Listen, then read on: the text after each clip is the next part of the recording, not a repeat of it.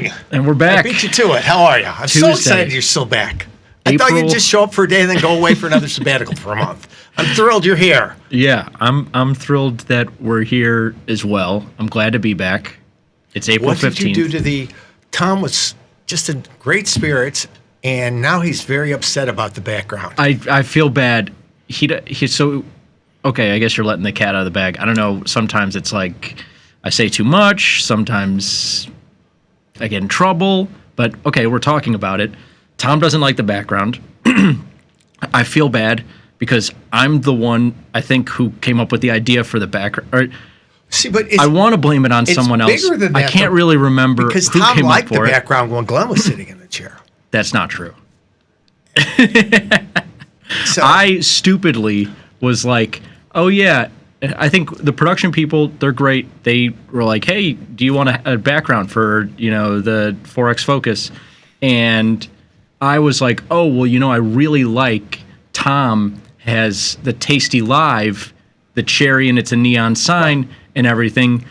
Can we just do that? Thinking like, that's simple enough. I'm not asking for too much because, of course, you can go down the road of like, well, let's get all the creative people at the business in a room and come up with a creative background. This is a you and me problem. Let's just do this. Because, well, that looks good and you love his neon sign. I thought I was paying homage. And he hates it. Well, no, what he wants is the neon sign. So you and I have to go back to glass blowing class. Wait, are you joking? Partially. Okay. Because I do have a neon. I do have a neon guy. Did I tell you I took a glass blowing class in college? I didn't know that. And glass blowing in college. Yeah, what were you like making bongs? What was the idea there? You had to have an art thing. So I went down there for like 2 days, and the second day, they got the long tube and the molten. It looks glass. crazy. Yeah, it looks crazy. These guys are all just stoned, and they're just coming out and they're blowing their thing, and I'm like, I'm going to end up with like a ball of molten glass stuck in my when you back. say college and glass blowing, I think stoner culture is the first thing on the Family Feud board. And that's what it never clicked with me on that. And I was just like, oh, that sounds interesting. You know me, I like to build stuff. Yes. This would be interesting to do.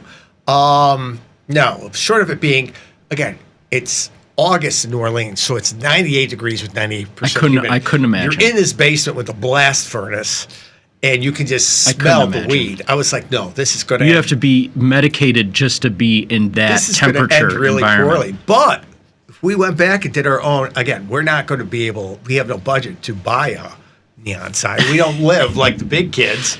We're the DIY guys, so we're going to have to figure out how we make our own neon sign. Okay. Or we can just get my conspiracy board from home as the background, because I've got a lot of pictures of... Biden and Clinton and Trump and everybody. I've got it all connected. Oh, and you got the string. Yeah, and we can put that up. People usually end up hanging themselves with that string. Do you have strong enough string? What is your problem?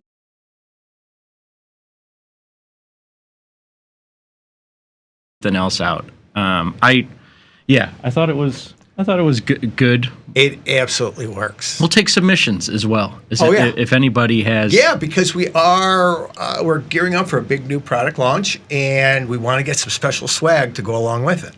Okay. Especially for the first few people through the door, so to speak. So... I have some ideas. I don't know how PG... I don't know where we are on the spectrum of how edgy we can get. You lost your swag privileges when you ordered... Okay. High school gym shorts for... First of all, that was a great idea.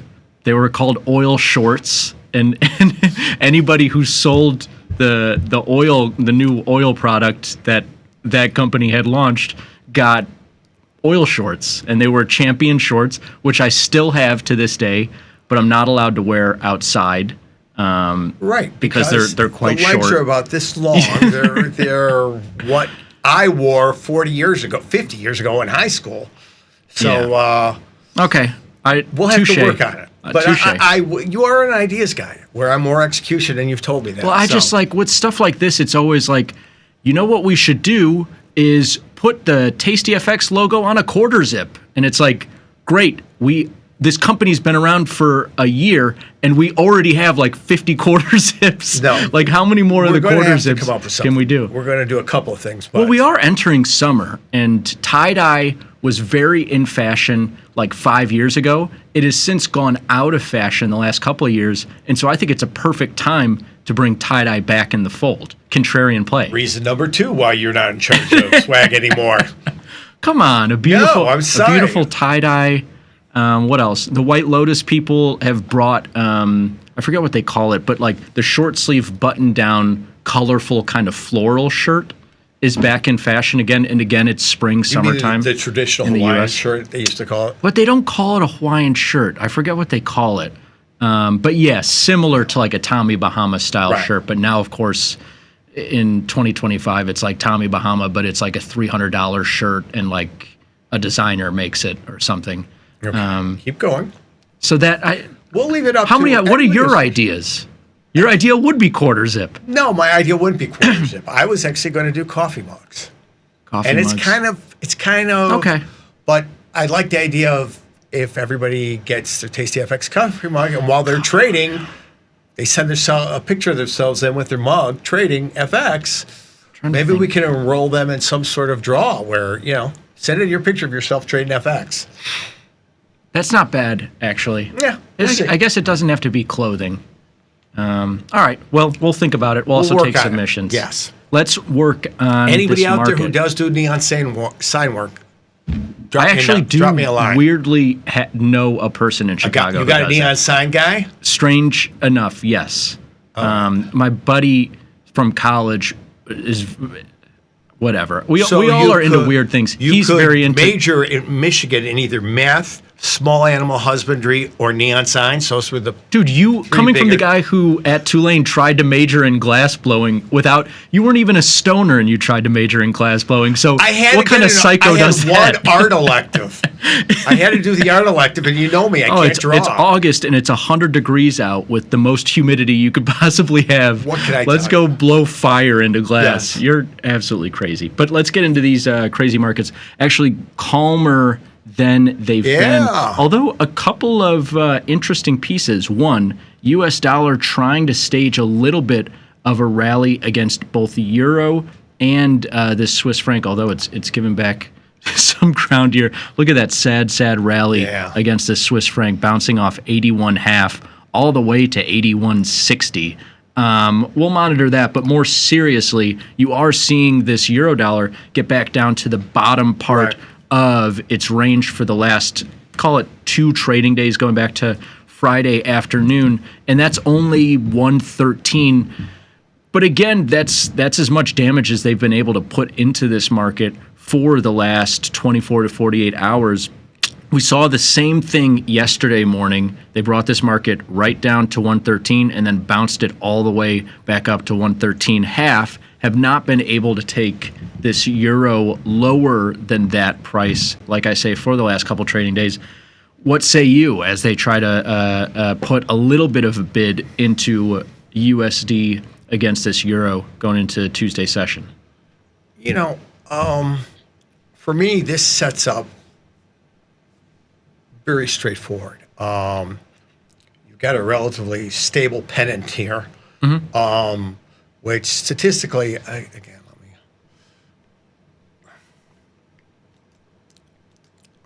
It doesn't work. So, I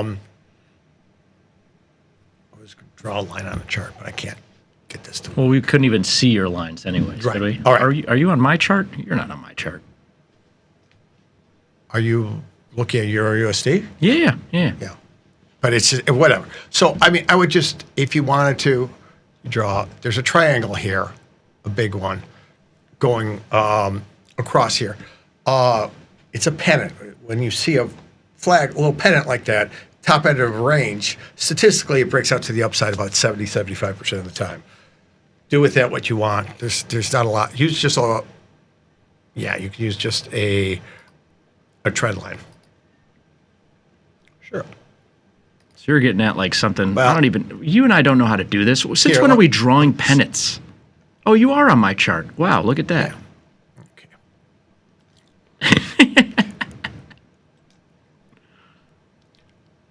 So you're saying, yeah, So, we've again, we've got about essentially 3 points a focused into touch. this range. Yeah. Here, same thing. Holy we'll smokes. do this again.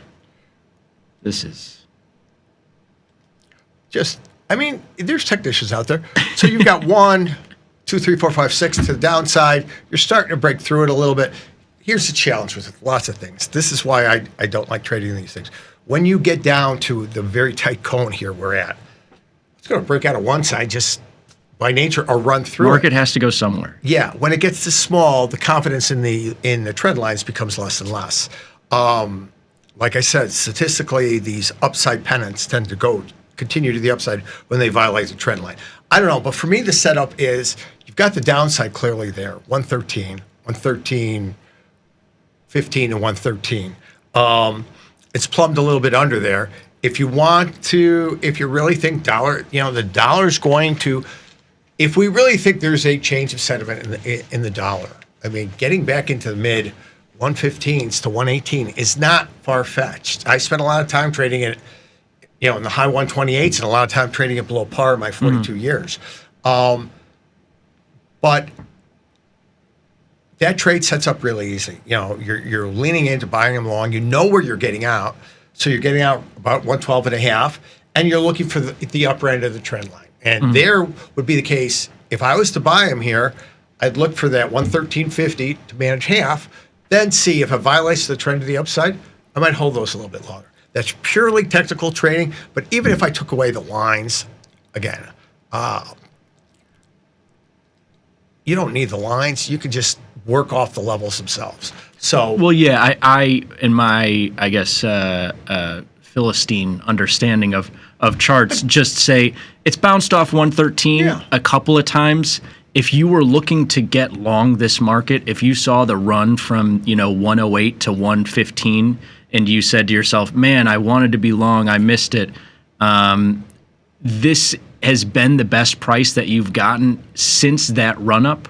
Really, has been this 113. They haven't been able to take it any lower. But that being said, at some point, you would think there's two sides in this trade. And the other side of this is the momentum guy who is looking for that. Traditionally now when markets trade to new territory, they haven't been in a couple of years. That was the first trade to 111, then the next trade to 115. We've done that. They don't just roll over and go back to 110. They sit for a while, and they kind of exhaust you trying to be short at the extreme. Because remember, if we move this over, this looks like just a one-way freight trade. Oh, this has to roll over. Well, it's given back a little bit, tried higher, given back, but it doesn't. They don't technically roll over. They don't roll over as quickly anymore. But if you're looking that long-term, you think this whole move is overdone, a violation the first part of the day, anywhere up to the U.S. Open in equities, and I'm just picking a random time, 8:30, if we start to trade below 113, there's a decent short in there for that reversion back into the middle of that 111 to 113 range. Somewhere, you could look for 60, 70 pips on that easily, or even down to 112, if you think the market's going to roll over. And the harder part of that trade is if you sell it, you're going to have to be really disciplined about if you're wrong, because if it goes back into the congestion, you've got a lot of noise you've got to sit through. Sure. So this is either it trades through, and this is one of the few times I use time as a decision maker. It trades through. If it keeps going, I'm with it. I'm trading the momentum. If not, I'm going to scratch it and move on. The only other interesting, both sides of the trade on this one. The only other interesting piece here is, and it's so funny how these things. Less interested in selling this one. Again, it's so funny how the dynamics change so quickly in these major USD pairs, because this has been the pig for Aussie and Kiwi have been the worst trades. Really, if you want to go as far back as the last couple of years, but definitely the last couple of months, they got pounded. With no relief. April. Even the fake rallies in November and December that were so short-lived in currencies were sold into dramatic. Well, yeah, they had some of the least upside when the dollar was starting to give ground to start this year. They get pounded on, the volatility here in early April, the ties to China and everything else. Liberation Day. Yeah, risk, kind of considered a risk-on trade. But now, not only have they regained everything that they lost, but they're continuing to put in some strength here. This Kiwi to start this week is up a full percentage point here from where we were trading going back to last week here. This is Friday afternoon where we were below 58. Now we're above 59. And yeah, the only market that this week now is continuing to trend in one direction. You're seeing a little bit, I know it's not a lot, but a little bit of both sides in that dollar Swissy. You're seeing a little bit of both sides in that euro dollar. Yes. Sterling, whatever, I'll put that aside. Dollar yen, it's not like it traded down to 45 and then 40 and it's continuing to break here. This piece here with some of these commodity currencies are trend. They're not the strongest. Of course, they're not the strongest any time frame. You want to go back the last 2 weeks, the last month, the last several months. They are not the strongest. But the last 48 hours, they're the strongest. We'll see if it continues. By far. And short-term action, this is one I'm not inclined to. You look at that V down and up in the Aussie and you think, it's crazy. Wow, that's 400 points. Who wouldn't be interested in leaning against that 64-cent level? Not me. Yeah. For the same thing is, if you're wrong, you're just going to have to pick some number to get out on.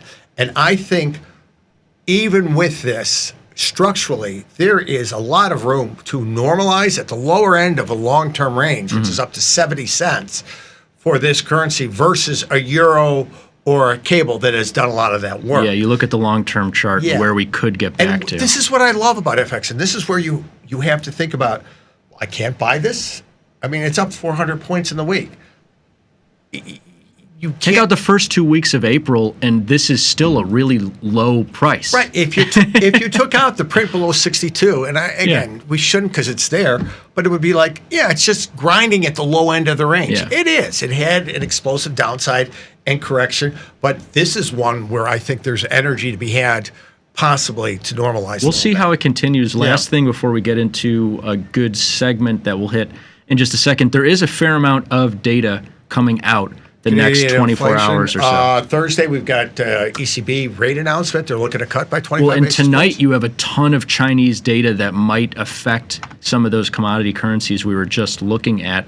Going into tomorrow, you have U.S. Retail sales. You have Bank of Canada meeting tomorrow, which we'll be able to talk about in the morning, as well as a Fed Chair Powell speech tomorrow afternoon, and then you have the ECB stuff all on Thursday. So I know in markets like this, and then Friday is Good Friday, so we'll see how much data matters in a market like this that's already organically so volatile.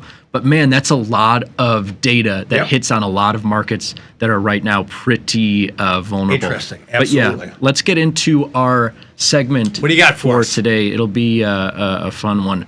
I'll just bring up the slides here in a second. The background looks fantastic.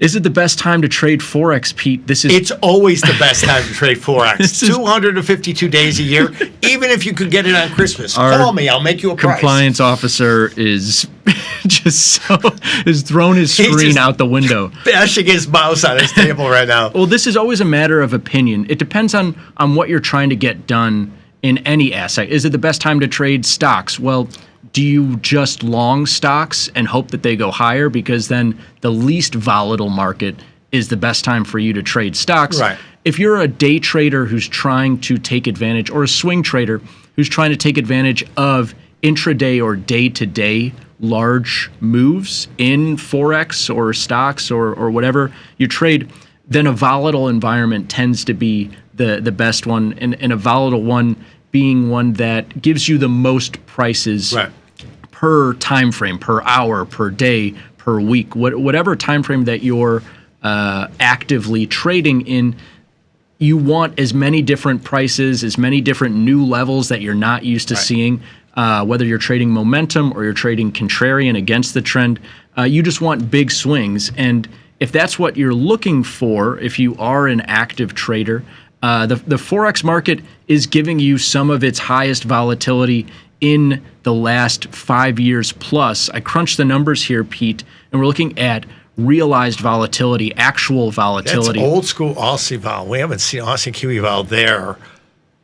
Traditionally, it sits 2 to 3. It used to sit 2 to 3% above Euro vol. Okay, so probably in the 6, 7, 8% range. maybe getting up to 10. And then we had that weird time where it was actually below euro vol, which was really something. But this is outsized vol. The numbers themselves, if you're looking at the today column, are pretty high. We tend to see single-digit volatility pretty much across the U.S. dollar major pair board. Now that Aussie and Kiwi and some of these commodity currencies can get up to 10 or 11 or 12% volatility, even if we're not in a crazy market environment. But we haven't seen that in a long time. And now we're talking about 20% volatility in Aussie, which is, I mean, if you crunch the numbers on S&P 500 vol, they're not usually at 20%. Of course, recently, they're well over 20%. If you're looking at VIX, we've seen 30% plus prints the last couple of weeks.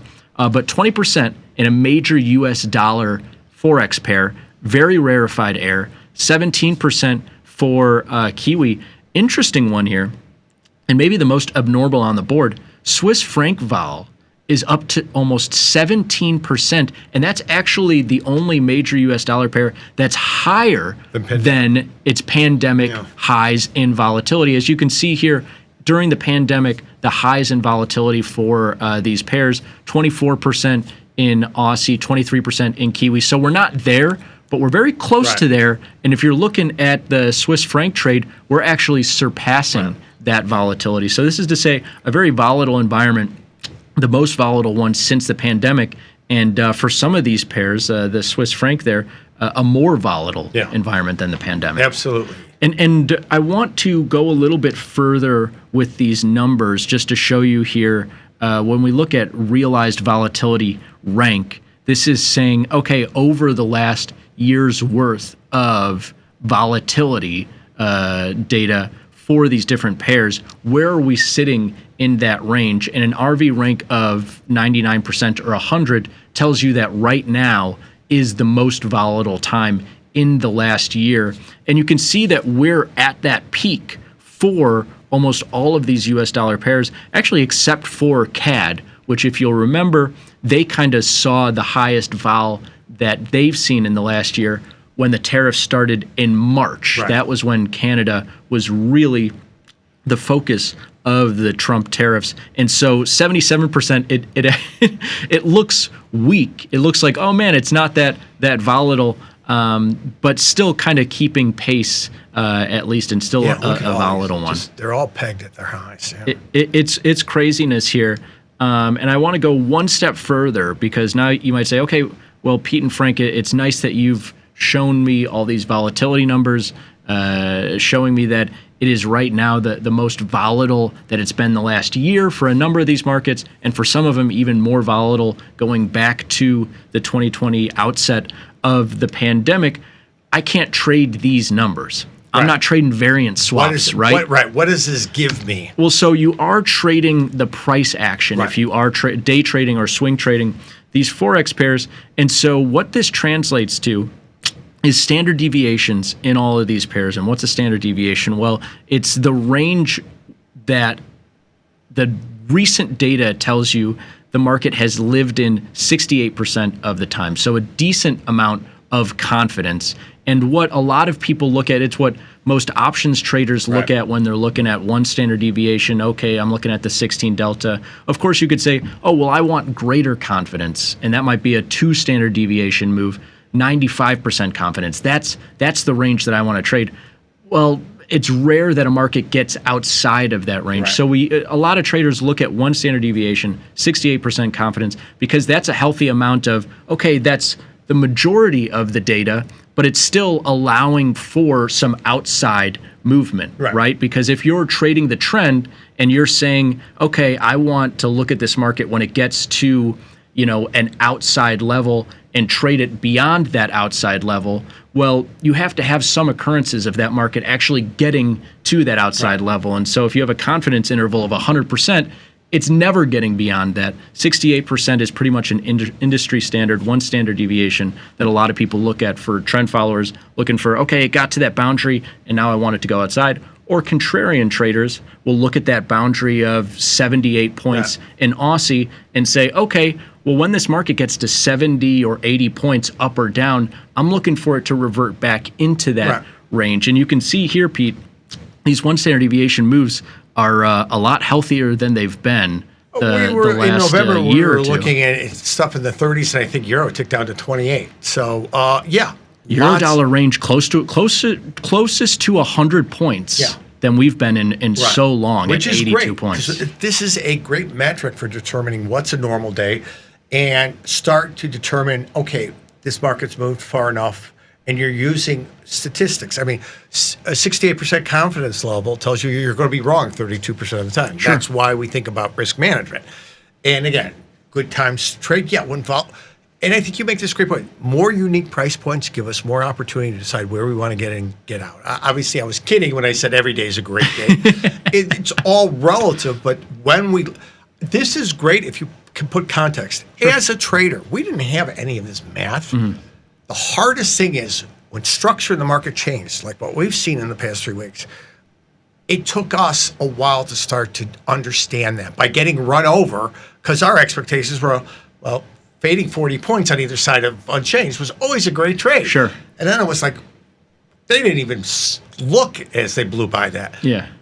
Looking at these are great tools to let us start to make better decisions with the fact that the market's dynamic. Sometimes it gives you more, sometimes it gives you less. And we'll be updating these constantly and coming to the show with them. But just as a last piece here, our friend Glenn put together a great graphic of what you can do on your charts to kind of look at, and this is dollar yen here, when this market has moved, in a given day or in a given number of a couple of hours, this 1 standard deviation move. You have all the numbers from our last slide. Now you can go to your charts and take a look. And this really is a interesting. Nice tie-in the last couple of days here in this dollar yen, we've seen the 125 point moves, but haven't really broken outside of that range. So great trade for contrarians. On either side of it. Yeah. But that'll do it for today's episode. Take us out, my friend. Coming up next, you've got Tom, Tony, and Vanetta. Stay tuned for them. Peace.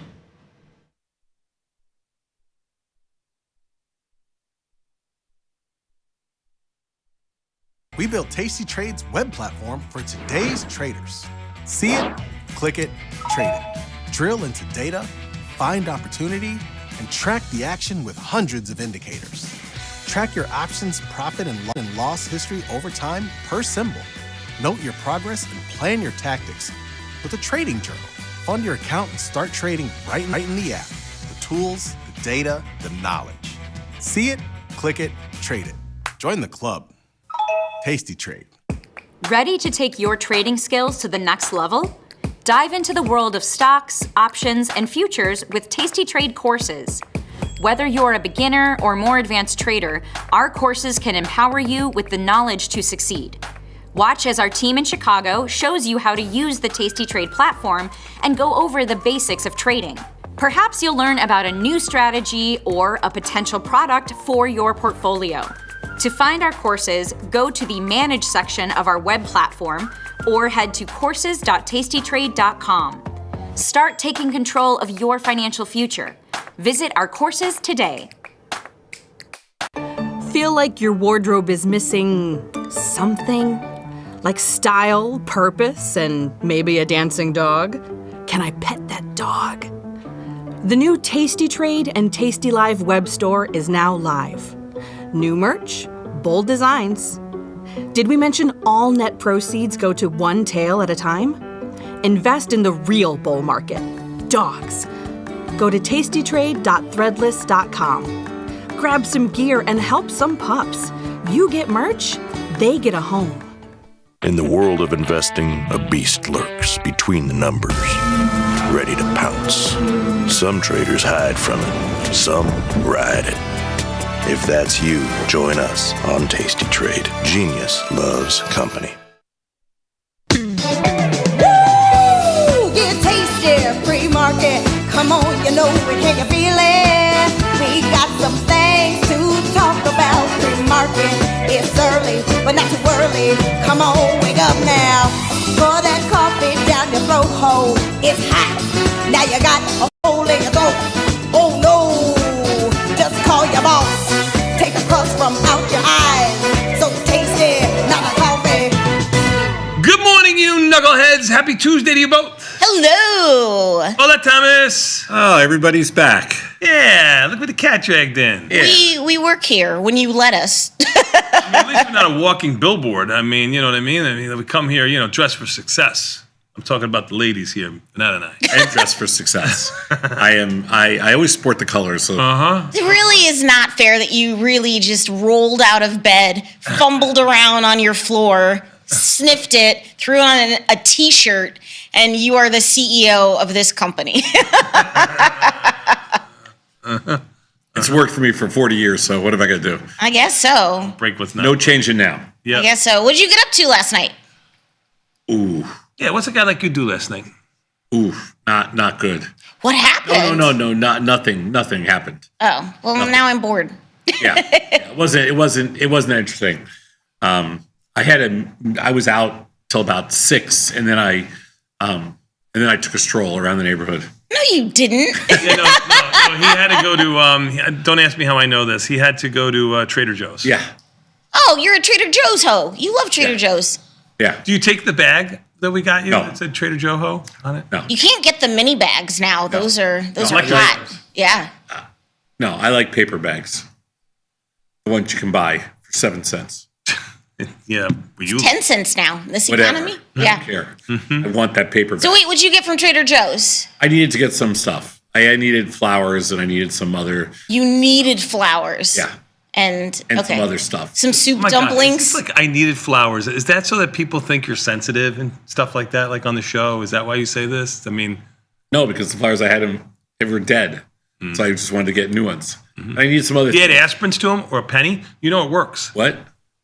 Did you add aspirins or a penny Why to would I the add- water? It works. Why would I add aspirins or a penny? Because To they've help done it- scientific studies. to help the flowers and the penny, be especially longer. an older penny, works very well.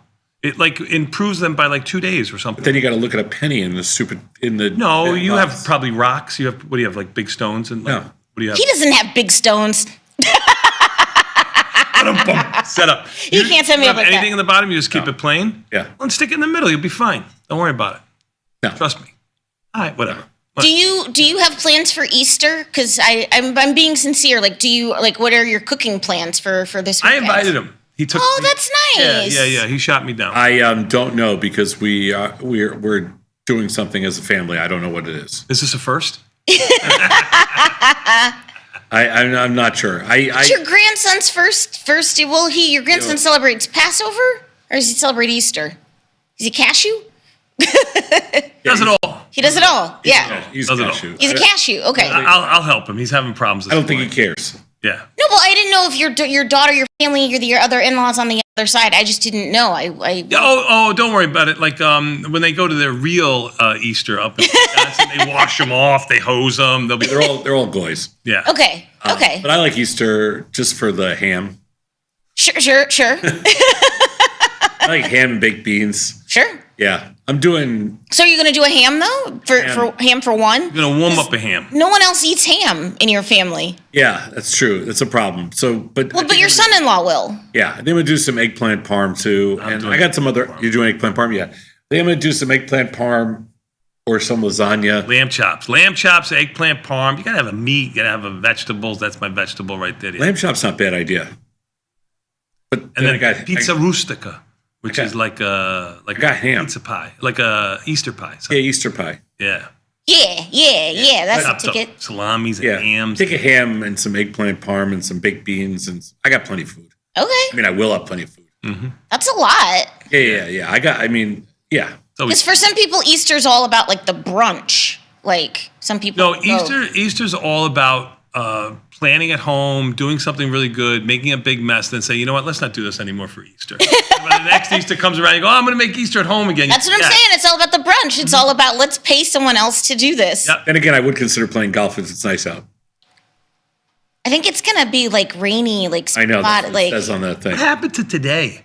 Like yesterday afternoon, got into the 60s, 65 or something like that. yeah, it was out nice. playing Yeah.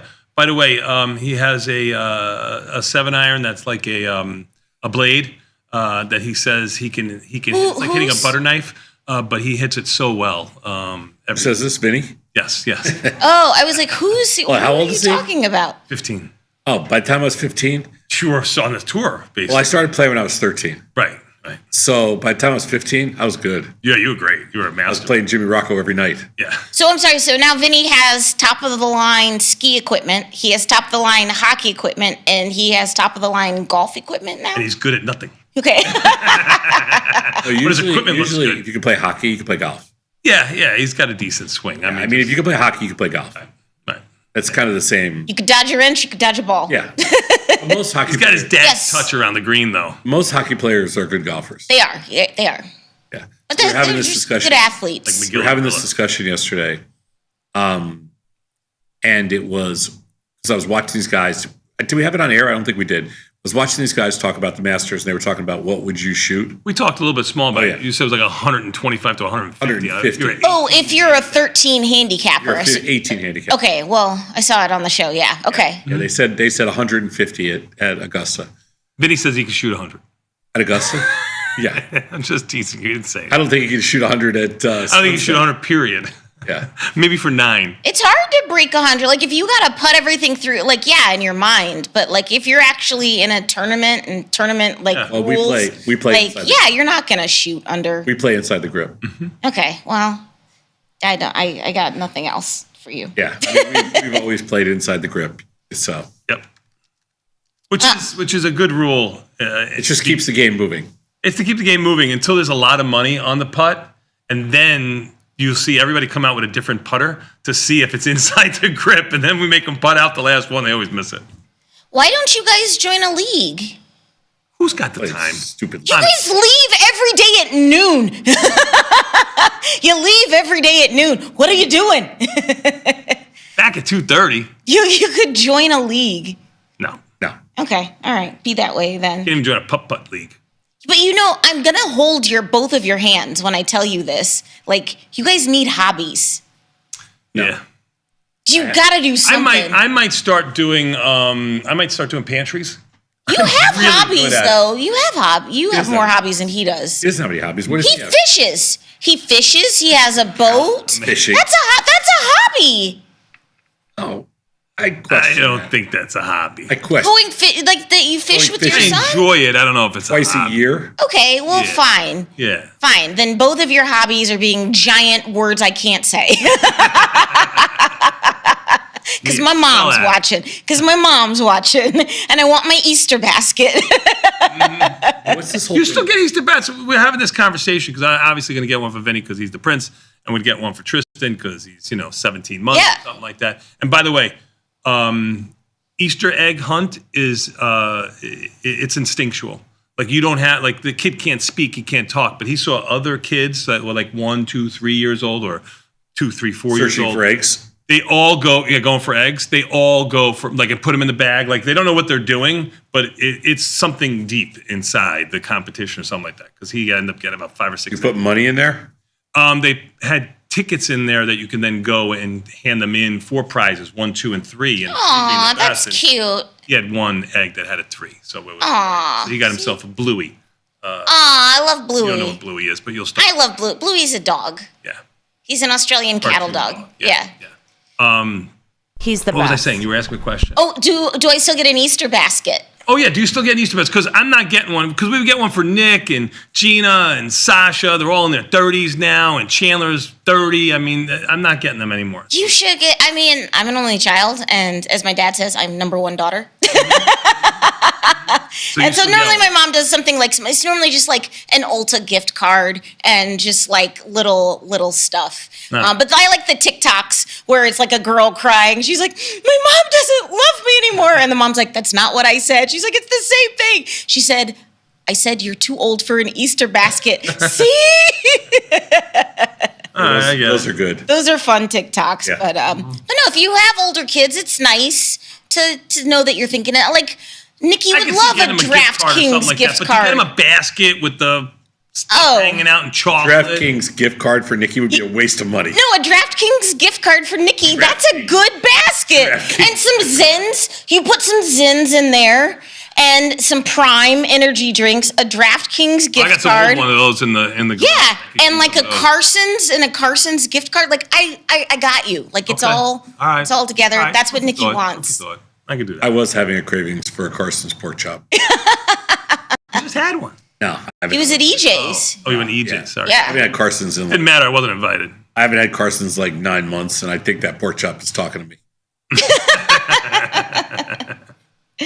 I like how you remember. When's your grandson's birthday? I don't know, but But you remember but you remember to the date the last time that you had a pork chop? next time I play golf up there, I'm having pork chops. Okay. You know what's not good for you though, sweetie? Pork chop? It's not good for the You know, gout. if you gotta go down, you gotta go down with the Carson's pork chop. I mean, it's the. You got to come up. You got to come up to the suburbs. I mean, it's the way. It's the way. If you're gonna, it's kind of last meal quality.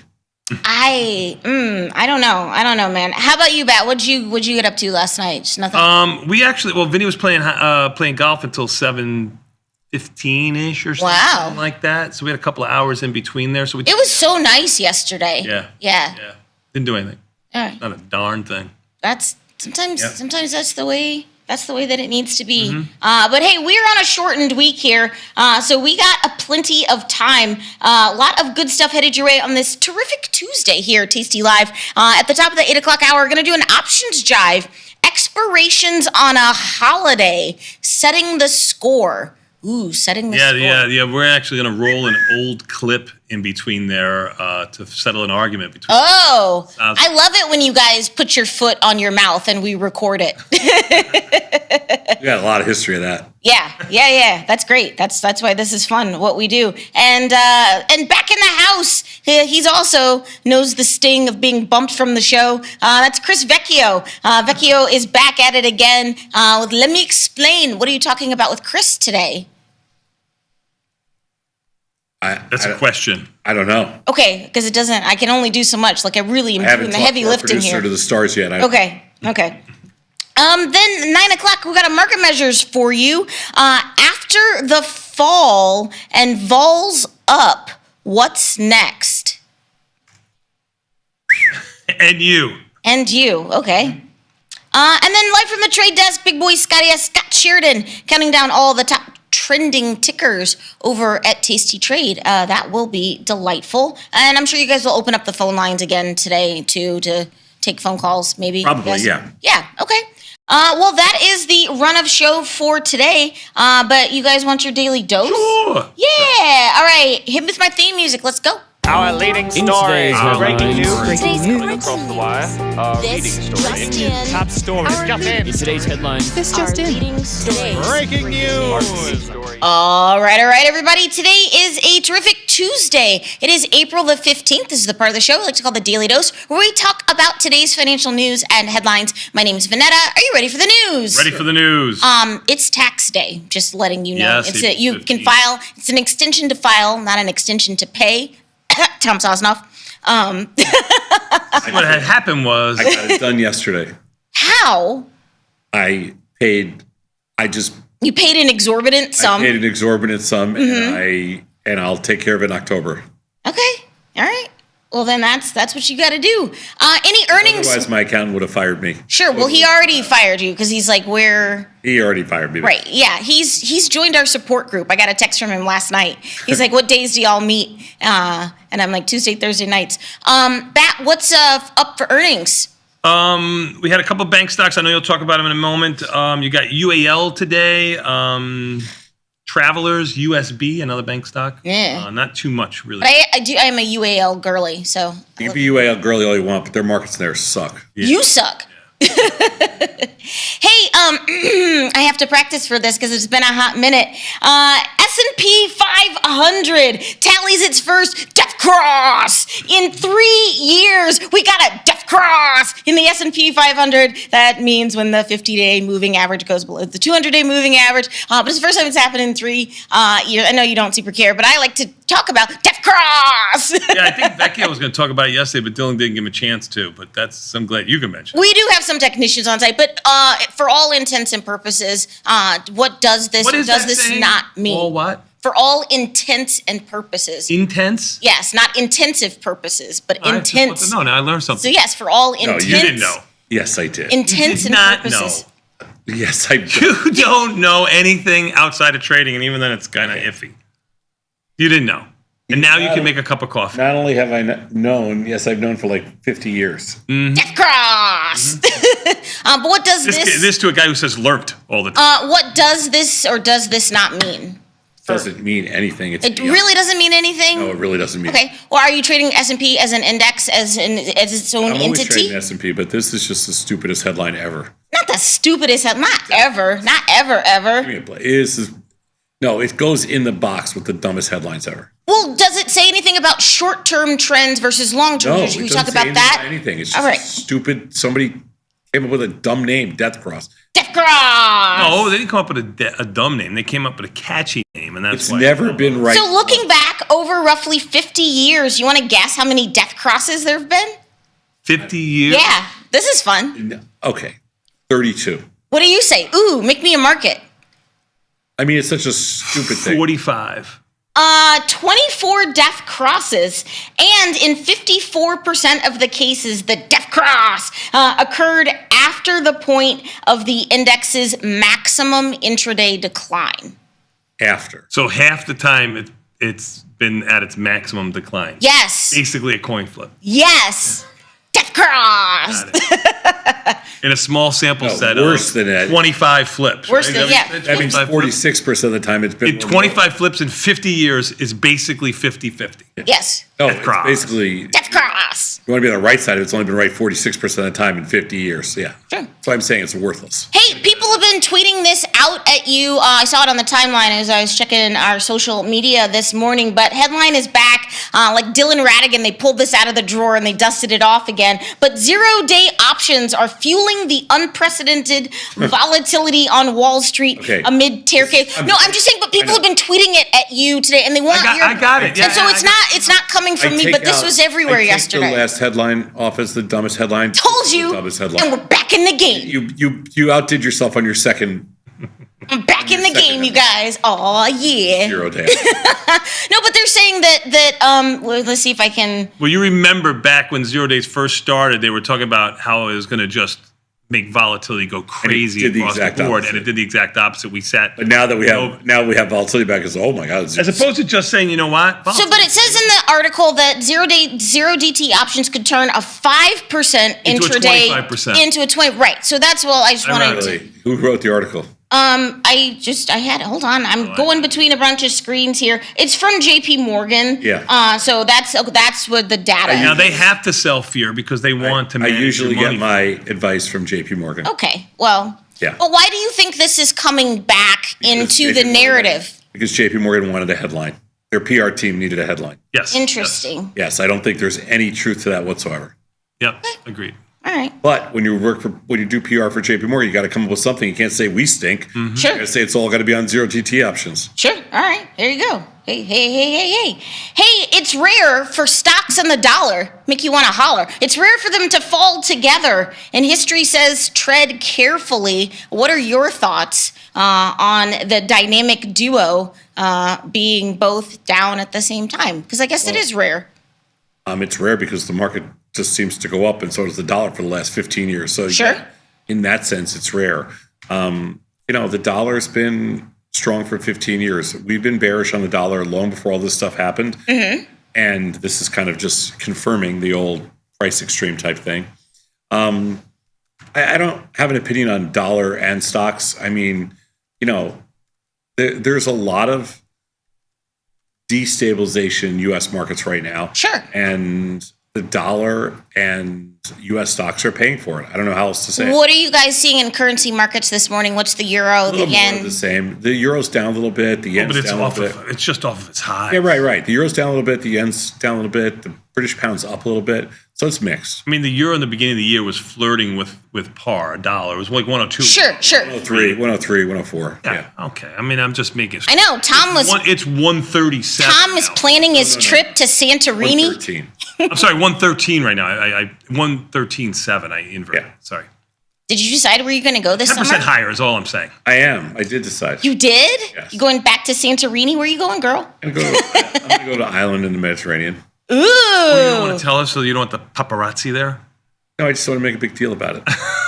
Ooh. Hey, in other other news, Treasury yields fall as tariff-driven volatility continues to permeate through the bond market. Treasury yields did pull back sharply yesterday, continuing its recent streak of wild swings. Let's talk about those sweet, sweet bonds. Sweet bonds are down 13, 14. They were up at 106 yesterday. Yeah. So the yields fell a little bit, and They were up to 106. no, they were up 106 yesterday. Gotcha. They're down 13 this morning. I mean, they are killing premium in there. Okay, so what are you doing in there? Short premium, All right, that's it. all good. Okay. Still a good Ivy rank in there of 72, Yep, right? all good in the neighborhood. Are you guys- It was 120. It's down to Yes. 70. Do you do anything in TLT or no? Yes, short premium in there too. Okay, you are. Okay, I wasn't sure. Yeah, we're short premium in gold. We're short premium in bonds. Okay, nice. That's pretty good. Hey, a group of small businesses has sued President Trump, seeking to block new tariffs that have been imposed on foreign imports. The lawsuit in the U.S. Court of International Trade alleges that the Trump administration has illegally usurped Congress's power to levy tariffs. Small businesses are getting hit by this chaos and indecision particularly hard because, again, they don't have, millions and millions of dollars to, pay for taxes, duties, stuff like that. And the cost of or to hold inventory. Like, it's a big old mess for a lot of America's small businesses. Yeah, I mean, I'll give you an example. Just like just in a coffee shop. Sure.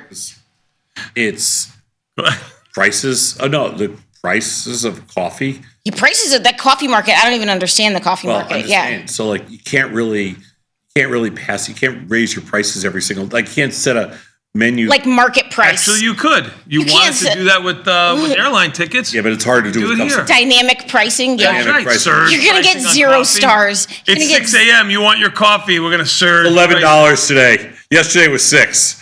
No, so I'm just. And it's like, how do you do like a little arbitrage? How do I arb my coffee So I'm just position? saying, it was a small business owner that owned the coffee shop that where it was that was their livelihood. Sure. I don't know how they make it. I mean, when the prices go up, you can't raise your prices, so you pretty much lose everything. Right. I don't know how they survive. I don't blame these people for these tariffs are killing small businesses here and abroad. It sucks. Sure, it does. It does. And, I mean, Trump does not care that he hurts small businesses. That's a fact. Well, we should all support small That's business. a fact. Hey, one little reprieve. Auto stocks rose yesterday as President Trump says he wants to help some car companies. Automakers jumped during midday trading following Trump's announcement saying he's looking to help some of the car companies push stocks from Ford, GM, and Chrysler parent Stellantis higher. The car companies are hoping they receive the same exemptions as laptops, cell phones, and maybe semiconductors. I don't know. Every day's different. But what are you doing in a GM and Ford? Exchange. Right, just GM Ford. Ford, we have. They were up like 6%. Yeah, respectively. Ford, we have no position. Ford's basically unchained, down a few pennies. Where is it? Is it over $10? Ford, no, it's flirting with 10. I mean, I guess it closed at 970. It's off at 960. And General Motors, we are definitely long General Motors. We're short the 43 puts. I don't know where General Motors down around 60 cents to 44. And a half. it was up yesterday nicely. Okay. But we're definitely as low as 41 on this move up to around 46. It's going to be 44. Yeah, we're long General Motors. We're short the 43 puts. What are you doing? I'll throw this in there because I don't have a specific story for it. What are you doing in Tesla? Tesla. Short premium, it came in really nice yesterday. Oh, good. I'd be rank of 59 now. It too was over 100, 110. Yeah, it was, yeah. When are their earnings? Tesla's down around $2 to change. Mark $2 today. The market's a little bit weak. I mean, the S&P's down 20 right now. It's been flirting with unchanged overall day. April 22nd, to answer your question. They took about, I want to say they took $2 out of the Australian there yesterday. It was huge. Whoa. Maybe $3. It was a big number. So how did you readjust yesterday? I didn't do a thing because the stock was like unchanged. They just killed premium. Oh, okay. Yeah, Volatility's up a little bit this morning, 28 cents. I didn't even make a Tesla trade yesterday, and it was one of our biggest winners.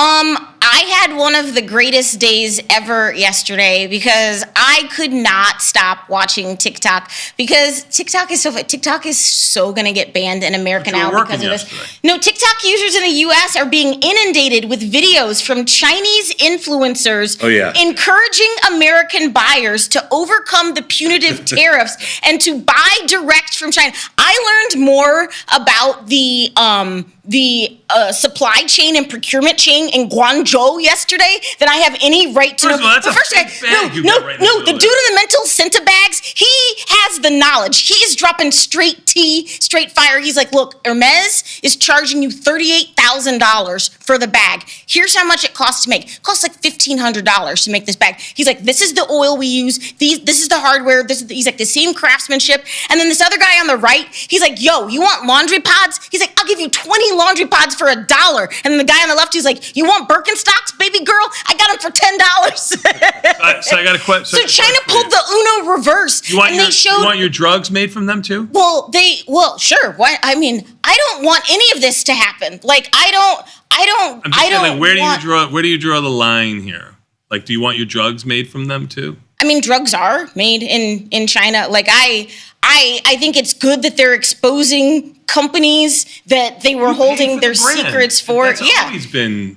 But the big ones taken down though were Nike and Lululemon. I mean, you can look like Sosnoff Sosnoff and go to Costco or China to get your clothes, or you could be a little bit more stylish like the two. Well, but that's the other thing is the whole illusion of that China doesn't make good products or China products are inferior. Like that's a myth that we've been sold. No, but that's a false equivalence. I'm not talking about like stuff like a lead barrette on Temu. I'm talking about like if you want like fine leather goods, good craftsmanship.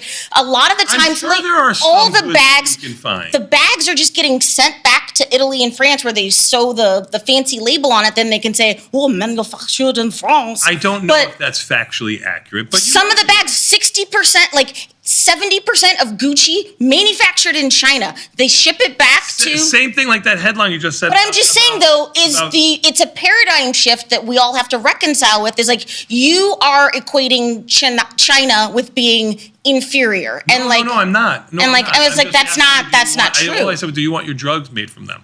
Like I'm just saying that I would rather not be in an escalating. Sweatshops, my drugs sweatshops that Sosnoff says they do not have. I want my drugs made in Mexico. That's all I'm telling you. I mean, you don't know where your drugs are made. Like I know where mine are made. You don't know where your drugs are Mexico. made? Okay. Anyway, this was very fun and entertaining, but I think it's going to get TikTok banned in the U.S. because it's not pro-American. But also, I need to figure out how to get 20 pods for $1. Suck it, Tide, Procter and Gamble. I do. I guess let's just talk China. What are you doing, China? Baba, Baidu, the other stuff. I mean, I think we're a tad long Baba and Baidu, but they've been pretty strong. I mean, our Chinese position is really small right now. Okay. Really small. We're a tad long. We will keep an eye. China. Yeah. Yeah, I mean, it has. You would think it was an entity to itself, but it's kind of pretty much going with the overall market. Like Baba was up, big the last couple of days. Just moving tick for tick with the S&Ps. Yeah, I don't know, but I am here for the drama. I love that China just pulled a Uno like reverse. The liquidity in there. I just don't. It's okay. It's nothing great. Mm-hmm. Hey, IPO to put on your radar. Webull, the online trading platform, soared 375% in its second day on the market after a SPAC merger. I think it's the ticker BULL. I haven't been able to really find it. Not our platform, at least. I think it's in like. Oh no, there it is. 60. Yeah, no. Yeah, there it is. Yeah, $62. Well. It looks like it's trading 62, open to 52 or so. Yeah, the company says they have a market cap of $30 billion. Well, the market says the company has a market cap now of $30 billion. The company says they have 23 million registered users operating in 15 regions globally. So be very careful here if it came out as a SPAC. $30 billion? Is the market cap. Well, it came out at a $6 billion valuation at 10. The way I read it, the shares were up 375% though then. So it makes sense. The number makes sense. Oh my God! I thought that was like a $6 or $7 billion company. It was. It was. I think that's how they priced it on the SPAC. Now, SPAC should come out around $10. It's trading at 60, 50, 60, whatever you think it's trading. I don't know where it's trading right now. Last was 62. Looks like it's down about $7, $8 this morning. Again, just in pre-market with 450,000 shares traded. Looks like it's offered at 55 and change. So be careful here. First of all, it's hard to borrow. You ain't going to be able to trade it. There's no options, right? No options. Just came out last 2 days. I didn't even hear about this. Okay. So I just want to put it on your radar. Yeah, and like Bat says, just It's going to be very volatile, and like I said, you can't short it. Sure. Hey, in other news, Kraken, the U.S. crypto exchange, has launched their own version of stock and ETF trading. They started rolling out the trading for 11,000 stocks and ETFs. What do you think is driving all of these crypto firms to want to become like brokerages, I guess? Makes sense. Like, yeah, I guess. Makes sense. I mean, they're in the unregulated side. Why do they want to be a one-trick pony? Sure. Yeah. Sure. That makes sense. What is Bitcoin doing this morning? Trading 85.7. Okay. It traded up to 86 and change. I'm talking about the Bitcoin futures, which is the high end of its most recent range, say like from the beginning of March. Yes. So Bitcoin rebounding as good or better than the market. Intel has agreed to sell a 51% stake in its Altera programmable chip business to buyout firm Silver Lake for $4.46 billion. The deal values Altera at $8.75 billion. Intel. Chip. I don't know if you were very keen on Intel for a while. What do you think higher? Now? Did this deal drive it higher? I don't know. $20.31 is where it closed. $20.15 is where it's offered. Basically unchanged at the lowerish end of its range, but it did get into the teens on that down move a couple of days ago. Yeah, I need it around 23. All right. Well, they're trying. Hey, in other chip news, NVIDIA says they are going to pledge $500 billion worth of commitment to build AI servers over the next 4 years with partners such as TSMC in Texas. That includes the production of their Blackwell AI chips, and they are going to be manufactured at factories in Phoenix, Arizona, and plants in Texas. Good. He said good. That's good. Good. I mean, I'm sure Jensen Hong, he went to Mar-a-Lago. He got that tariff exemption. He's like, yeah, I'm going to throw some $500 billion. No, he did. He had to, though. Like, whatever. I don't. He had, like, that's what he had to do what he had to do for his business. He felt dirty. What are you doing in NVIDIA? Hanging out at 110, down about 70 cents. Again, market's a little bit weaker this morning, down around. Yeah, I mean, we're wrapped around 110. Which is a good number. Right. In a long con, which I'm sure he was hoping had a different outcome, Jeff Bezos tried to send his fiancée to space. Sadly, she came back.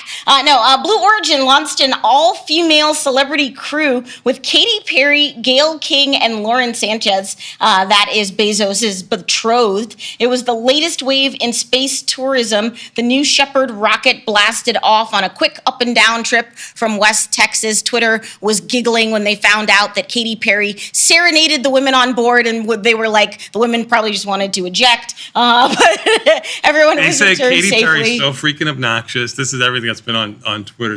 And the best thing was, Bezos spent like $50 million to get his fiancée to go away for 90 seconds. Right, yeah. He was trying to yeet her to the sun ahead of their... The funniest part is their nuptials. When they were coming back down to Earth. I mean, I would have been screaming too, but they were all... Did you hear it? No. Oh, it's great. No. I mean... Oh, it's great.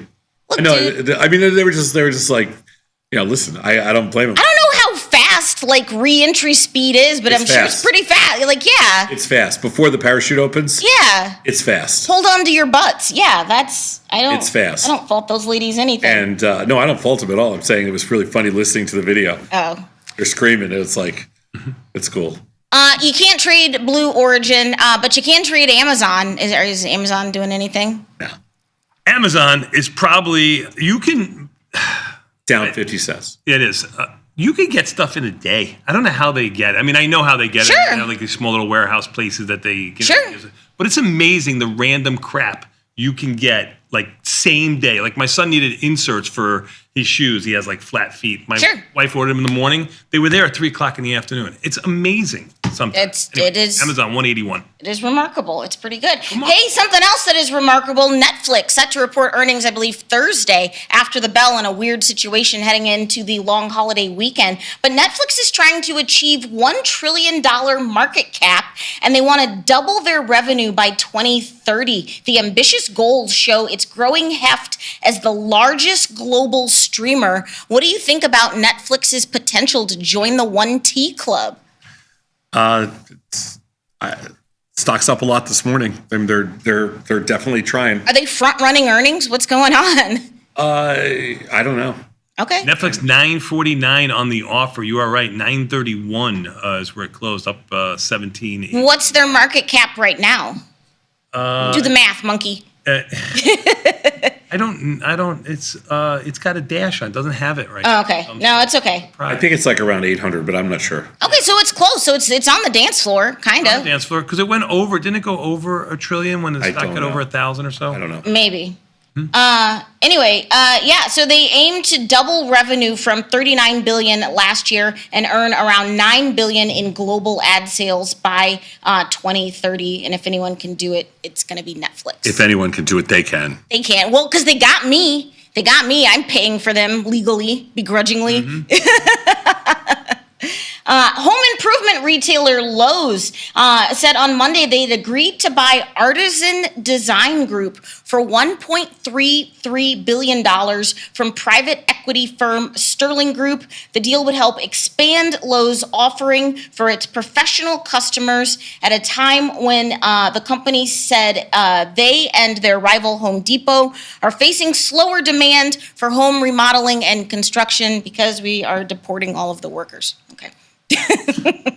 Lowe's. I know you don't talk about Lowe's. Don't have a position on there. Okay. Lowe's, that's like a home improvement store, Sosnoff, where Yeah, I'm big into home improvement. They also sell flowers, which he likes. They do. More potted plants, though, which he does not. I'm Sure. not a potted plant guy. You a are potted not. plant guy. 224 looks like it's basically unchanged.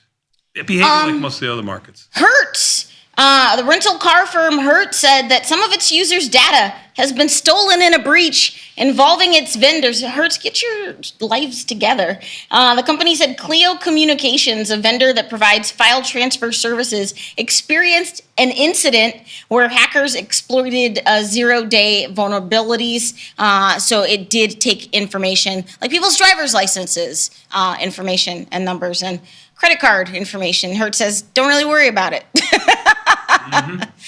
Hertz. Just top notch as a company overall. No Can't do notes. anything in Hertz. No notes. Hey, WNBA draft was last night. Did you watch? No. Paige Beckers goes #1 to the Dallas Wings. Didn't even know that was a team, but I like it. Dallas Wings. Are they Dallas or Detroit? Dallas Wing. I'm literally looking at it here. Do you want me to show you here? Do you think I can't read? No. He knows I can't, so he was just a So yeah, it's the You the can't. Dallas Wings. I like how you're gaslighting me live on air, though. What kind of name is the Dallas Wings? I think maybe like butterfly wings. I don't know. Is that a new team? I don't know. Again, I am there. There is a new team. I forget who they were, but they got in there. Good for her. But yeah, good for her. She's been in college for 30 I will give you this: the Dallas Wings were known as the Detroit Shock, but they're Dallas. Wait, so they moved. That's what I said. Okay. you didn't know that? I think you. Well, why did I say Detroit? And why did I say is there a new? I don't know because you're having a stroke. I have no idea. No, they used to be Detroit. And it, yeah. You don't know. Listen, it's good. It's good for her. Like I said, she's been in college for at least 12 years. You were such a shady queen. But she's good. She's good. First freshman to win the Naismith Trophy. So that's pretty good. Congratulations. And just keep watching women's sports. I guess keep supporting women's sports. I don't have any. Not just sports. If you like sports, you should watch. No, I'm saying support women's sports because it needs extra help. So I meant what I said. I meant what I said. We're not gonna both sides this. Support women's sports. For high school sports, they need it too. I don't know which is worse, high school sports or women's basketball. No.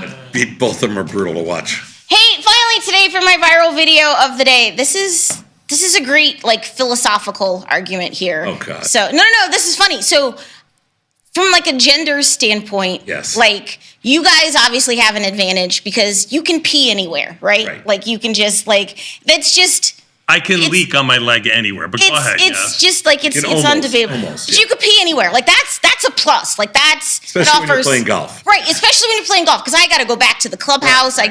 It's a whole thing, right? Yeah. But I as a lady, I can get scared. Like you said, you're coming in, re-entry, like I could scream my head off. The clip of me seeing a spider on my desk, I freak out. Like, it's fine. Like, I can get scared because I'm a girl. What's your point? But I think everyone should be able to be scared because obviously, as humans, we all... You want to squat? You should squat. No, but I think that this is funny. This is right. I'm 3 weeks ago in Texas. This scared everyone in the stadium, and these big pro MLBers, they got scared. Watch this. You can tell he's talking to the... Wow. Was it crack of thunder? You didn't hear it? The players are coming off the field whether they want them to or not. Yeah. Sound like a sonic boom. You can tell he's talking to the... I like how the catcher just yeeted out in the They're afraid they were going to melt? You don't think you hear that players are coming off the field. I don't know. It's like fire and brimstone. I don't know. That was pretty loud. It scared everyone. Well, but the announcer was complaining. No one's complaining. But the announcer was. The stands got up and ran away. Yeah, the announcer was like, the players are leaving the field whether they were told to or not. But I'm just saying, it's okay to be scared. That's the point of that. It's okay to be scared. Yeah. I mean, I've played golf in a thunderstorm before. Holding a metal rod. I'm sorry, do you want a purple heart? Like what what am I supposed to do with that information? We're gonna go on break. Bat, what's coming up next? Take a quick 90-second break, get set on those Purple Heart. We'll be back in 90 seconds with Tasty Live.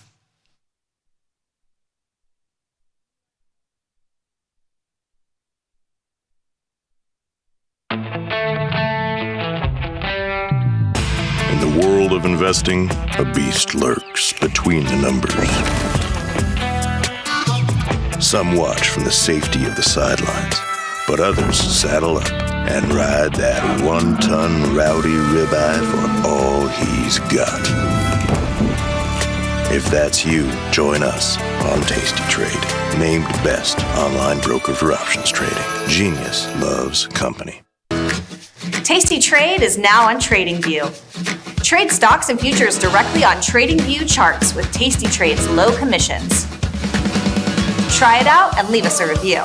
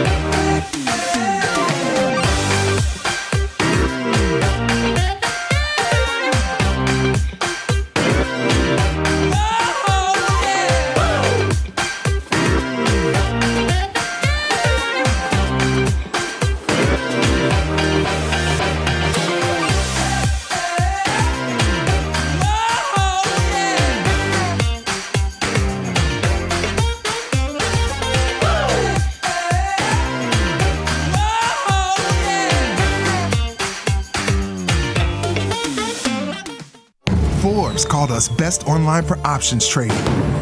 Investopedia, best for options trading, period.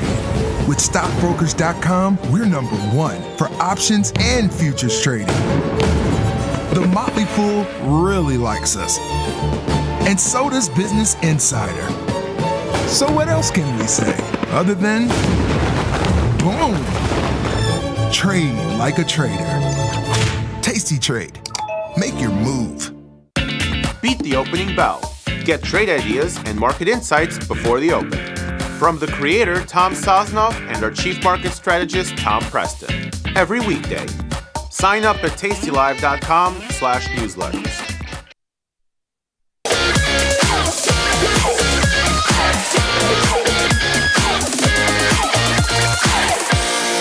Tomas, we are back, my friend. You know what that means? Time for a little bit more Tasty Live. That's right, with confirm and send, my friend. But you know what? Before we do, let's take a quick look at the market. Even the S&Ps down $10 and change, and NASDAQ down 21, Russell down 920, and the Dow down 100. Sadnov, if you consider these moves basically unchanged? Yeah.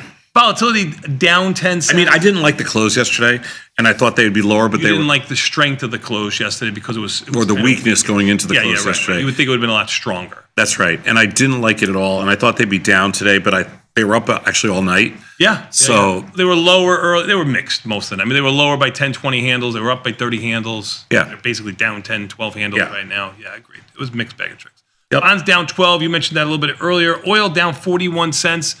Flirting with 60 and a half mid-range, but near the low end of its range for the day. Gold back up, sounding off $11 and change.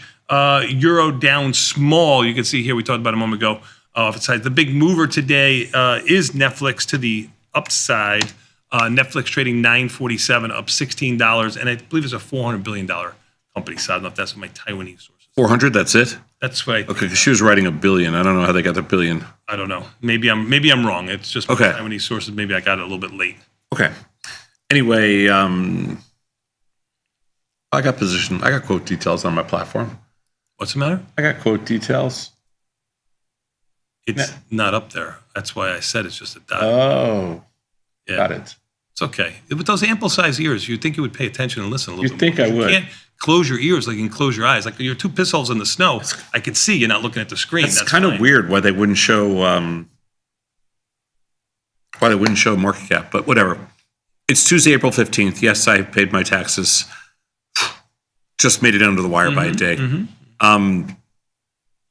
Let's see what we got, Beth. Lots of emails, lots of confirm and send stuff.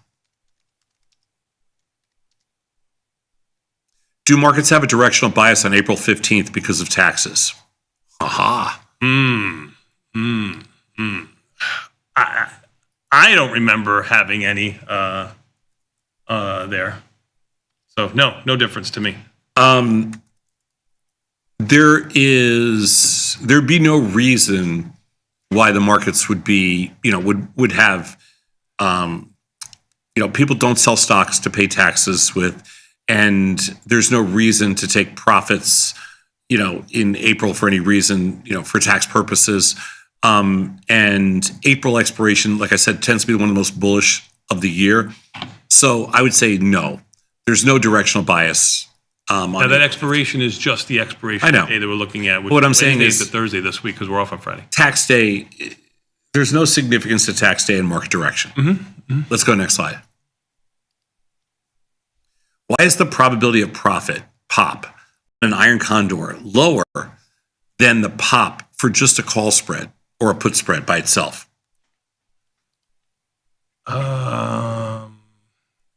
Why is the probability of profit? This is a great question on an iron condor lower than a pop for just a call spread or a put spread. Oh, because it's on one side or the other. You only have risk on one side on a call spread or a put spread. You only have risk on one side. So the range is a lot wider. It takes into consideration up and down. So you only have risk on one side.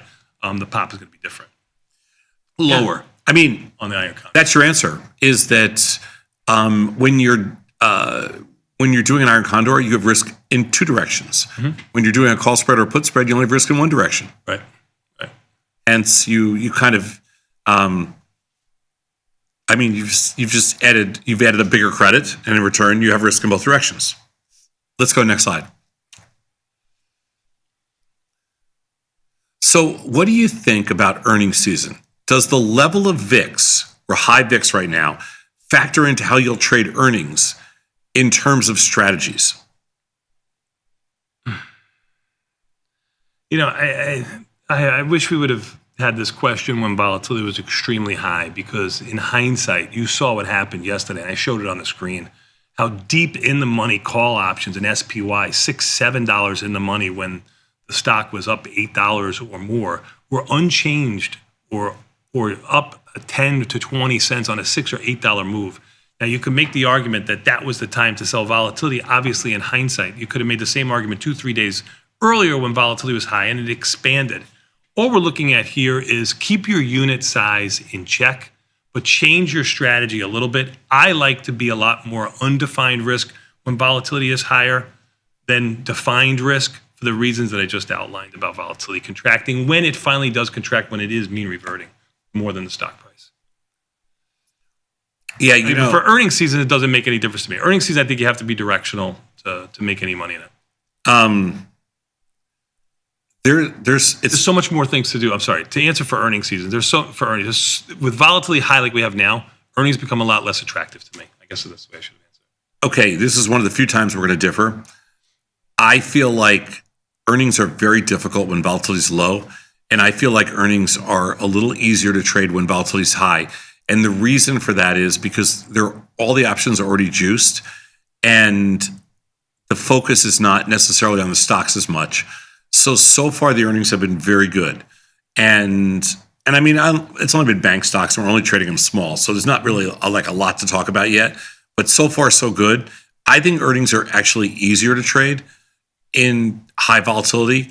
And I have a lot more trouble with earnings in low volatility because the stocks seem to have outlier moves in low volatility, just like normal. And in high volatility, they don't seem to have as many outlier moves. So I'm going to go here and say, I like this earnings season so far, and I think I'm going to like it as long as volatility stays high. And so the level of VIX does factor into how we trade earnings because I think it gives you a little bit of a jump start. So that's just my take on earnings. Yep. Let's go to the next slide. Do bonds or TLT have a theoretical floor? It's a good question. Is there a level at which selling puts is almost a guarantee? Almost. Over time, almost, maybe. Is there a floor? Yeah, it's probably lower than you think it is. Lower than where it says it is right now, because things always go to extreme, like you said in the video that we made. It always goes further than you think, so both sides. But yeah, at some point, and that's the pricing you'll see in TLT, at some point in a time frame, some of those puts have basically no bid to them. Yes. Like any other, it's a known. Like any other commodity, I mean, if you go back in history, you'd have to go into the late 70s to find, interest rates where the bonds got down into the, 70s and 80s, and I don't know if they ever made it into the 60s. I'm not sure, but a theoretical floor on bonds is a little different than a theoretical floor like on volatility and something. Volatility is not getting below 9%. I don't think ever. And there are certain things like, natural gas is not going to zero, crude oil is not going to zero, corn is not going to zero, that kind of thing, or below a certain level. Bonds, that's a good question because I don't know. I mean, I would say right now, I felt like there was a really good floor around that 5% level, and that's kind of where they stopped. But theoretically, could they go to 7%, which is 100 in the bonds? Yep. For sure, like about 80 or something, 75 or 80 in TLT. Yeah, I mean, wherever the 7% number is, man, it's hard.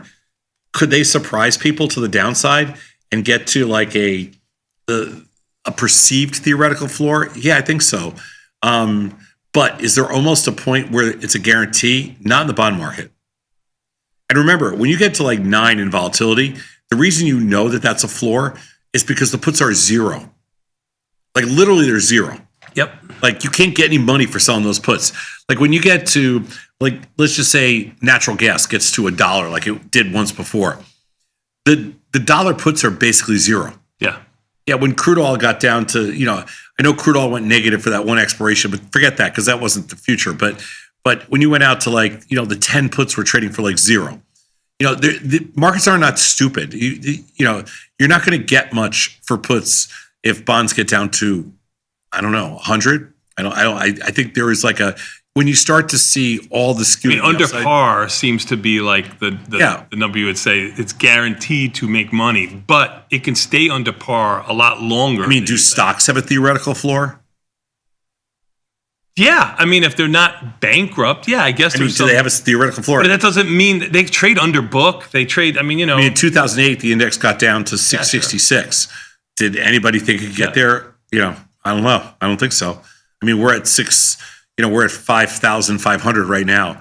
We got to 666. So we were basically 90%. It was down. It was 90% lower than where it is now. I mean, you wouldn't think you can get there. Yep. Let's go next slide. Floors are tough. Is it possible to trade too small? After the whipsaw action of late, I'm a little gun shy and want to reduce my size, but I'm wondering if there's a point where my trades are too small. It's a fair question. It is a fair question. Yeah, I guess you can get too small at some point. Yeah, I mean, unfortunately, I don't know how to define that for you. I mean, if we're looking for 1 to 3% on an undefined risk trade, just because that's the easiest thing to talk about, and you're under 1% of your net lick, maybe you're being a little bit too cautious. But it's so hard to say. I mean, at some point, there has to be a point of diminishing returns for the risk that you're taking. If you're just playing for participation, there's no such thing as being too small. But if you are seriously trying to do more than learn and participate, yeah, you can be too small because you can use a certain amount of capital where it's almost mathematically impossible to make the return that you want to make. Mm-hmm. You can stay small to prove concept, but at some point, if you want to turn this into something, you're going to have to take a little risk. I hate to say that there's a point where the trades are too small, but I think there is. How would you define it? Yeah, I think there is if you are serious about making a return on your money. I don't think there is if you're just in the process of learning and you want to experiment with lots of stuff. Enough. Let's go next slide. Last one. This person writes, I understand contango and backwardation. When I hear you guys talk about backwardation of the VIX, I kind of get the sense that it's a bad thing. It's not really. The May VIX is telling us that there will be less fear in the future. Or am I reading this wrong? And if not, what do you think about a diagonal of the VIX where I sell more expensive front month and buy the less expensive back month? You can't calendarize, and let me put this in bold letters and italicize it for you. You cannot calendarize anything in VIX. You have to stay all in the same month. If you want to trade the back month, trade the back month. Realize what its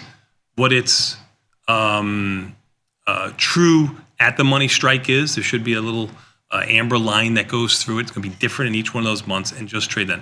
If you're trading one month against the other, you're trading two separate futures against each other, and they do not have to move in tandem with each other. So, not even going to answer this about diagonal or anything else. You cannot calendarize, diagonalize, do anything in the VIX like that. And if you restart your platform, Netflix will be fixed on the break. Beautiful. 393 billion. What is it? 393? That's what it says. And it's a long way away from $1 trillion. Yes. Yeah.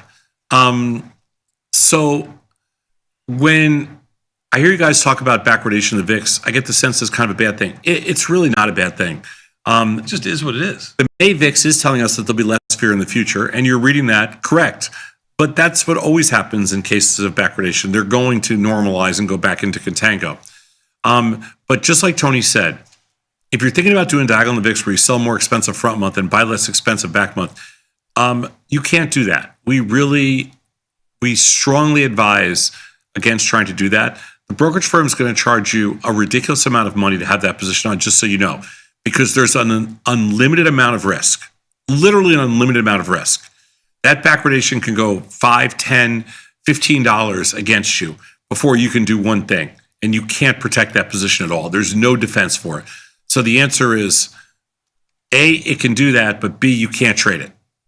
The single biggest losses we've ever seen in this business were in 2008, 2009, when everybody tried to take advantage of diagonal spreads in the VIX, doing exactly what you said, and it wiped out like an entire base of customers in the most brutal way I've ever seen.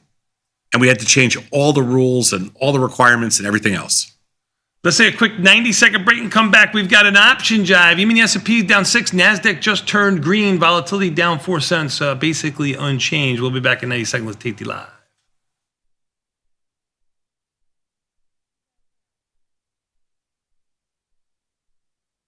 Dear Kaylee, hats off to you for being such a culinary genius. I don't think it has ever dawned on our kitchen staff to serve gazpacho hot. Sincerely, Bob. Sometimes it feels good to get smart. Get even smarter with live trading insights and some live taunting. I don't want to fact check you with my vagina, but I will. From the smart mouths at tastylive.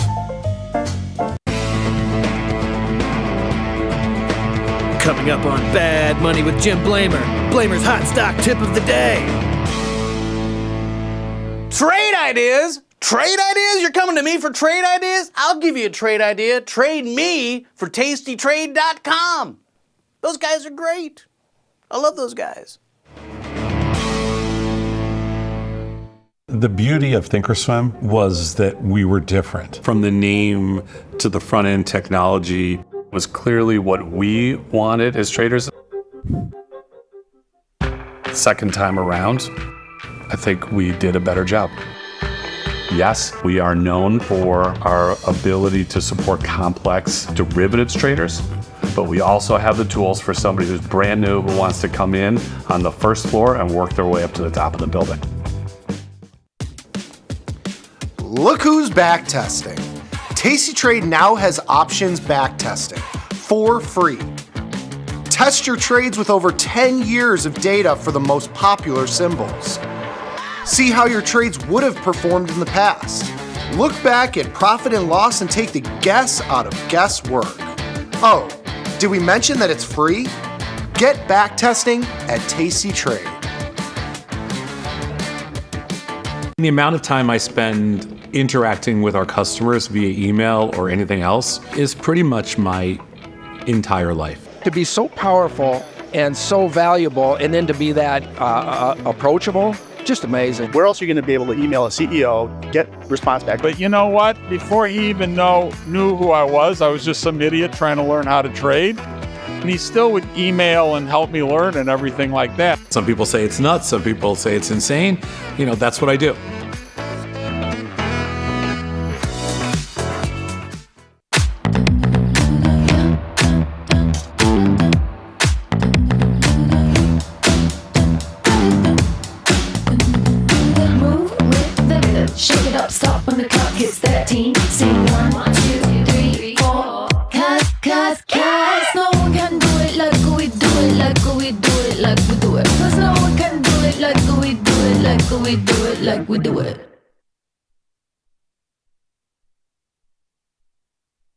So you're an active trader, looking to increase your return, decrease your risk, or quite possibly both. Sure, you've heard of the Greeks. Your deltas, your thetas, your vegas, your charms, your vamas, etc. And you're wondering, hey, how do I use these guys to improve my risk-return relationship? Well, join me for a 10-episode crash course, and I'll show you exactly how to do it with all the gimmies and gotchas, one Greek at a time. We'll see you there.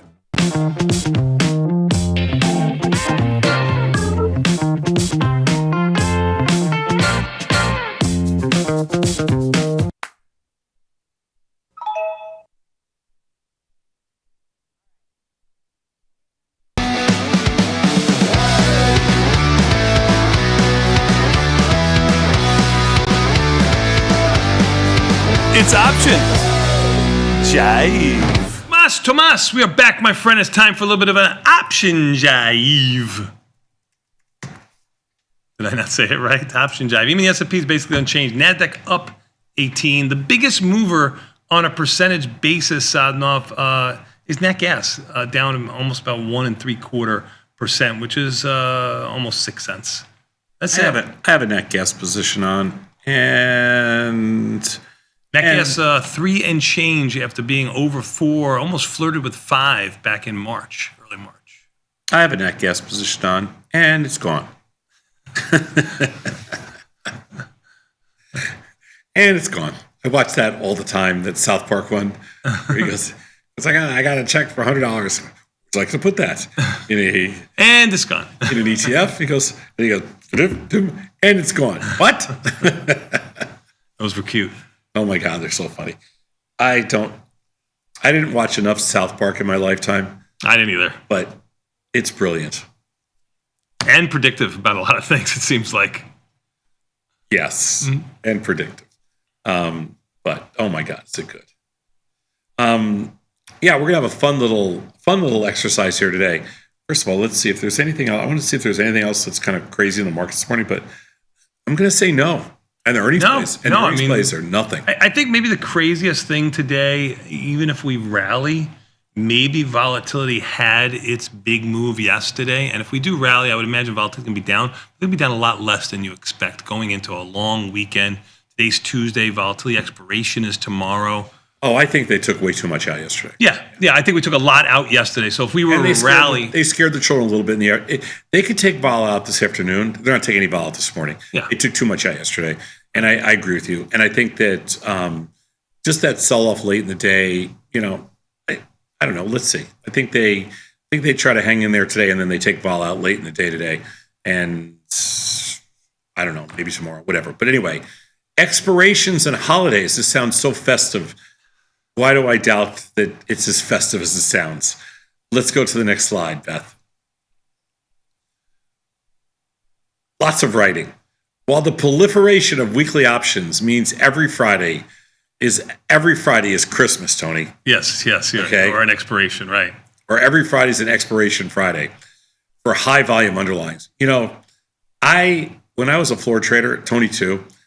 Every quarter was Christmas. We started off, every quarter was expiration. Right. And quarters. Imagine that. We're daily now. Quarters couldn't come fast enough. And then they went monthly. We're like, thank God for monthly expirations. I would try to make my monthly nut on expiration. I made 80% of my money on expiration week and expiration day, whatever. Mm-hmm. And now they have it every single day. I would have killed for this. Yep.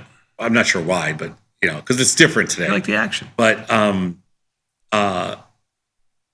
every day is expiration day. So experienced traders know some expirations are bigger than others. Monthly expirations, the third Friday, are the bread and butter for tasty option sellers. Quarterly expirations, the last trading day, are also key milestones. But traders might wish the markets were open every day, but pesky holidays sometimes leave us with nothing to do on a 3-day weekend. Mm-hmm. I hate 3-day weekends. Okay? I've always hated 3-day weekends. I have been adamant about if I've already cleaned out my garage, I hate a 3-day weekend. But if I haven't cleaned out my garage yet for the season, then I like the 3-day weekend. Like this 3-day weekend, I hope we have a little bit of break in the weather because I'm really going to clean my garage. So that I got to get the salt off the floor. You can clean my garage. Because my garage needs what do you got, like a leaf blower or something? I could use it in my garage. Me too. You come by my I have a big squeegee too. Beth, you could send your goy. You could bring, and he could bring Tony down, and you guys, those two guys can do my garage. It's very satisfying. Oh, they would take care of you, Tom. I'm sure it is satisfying, but see, it's satisfying for you because that's how you were raised. I didn't have a garage. Actually, my parents' bedroom was the garage at one point. No, I'm not saying that you had. I'm just saying that you were. Yeah, go ahead. Back out of this one. Let's not finish that. Back out of this one. Back out of this one. Go ahead. Just go back to the slides. Go ahead. Back out of this one. Change it and back it out. So, monthly expirations, the third Friday of each month. Go ahead.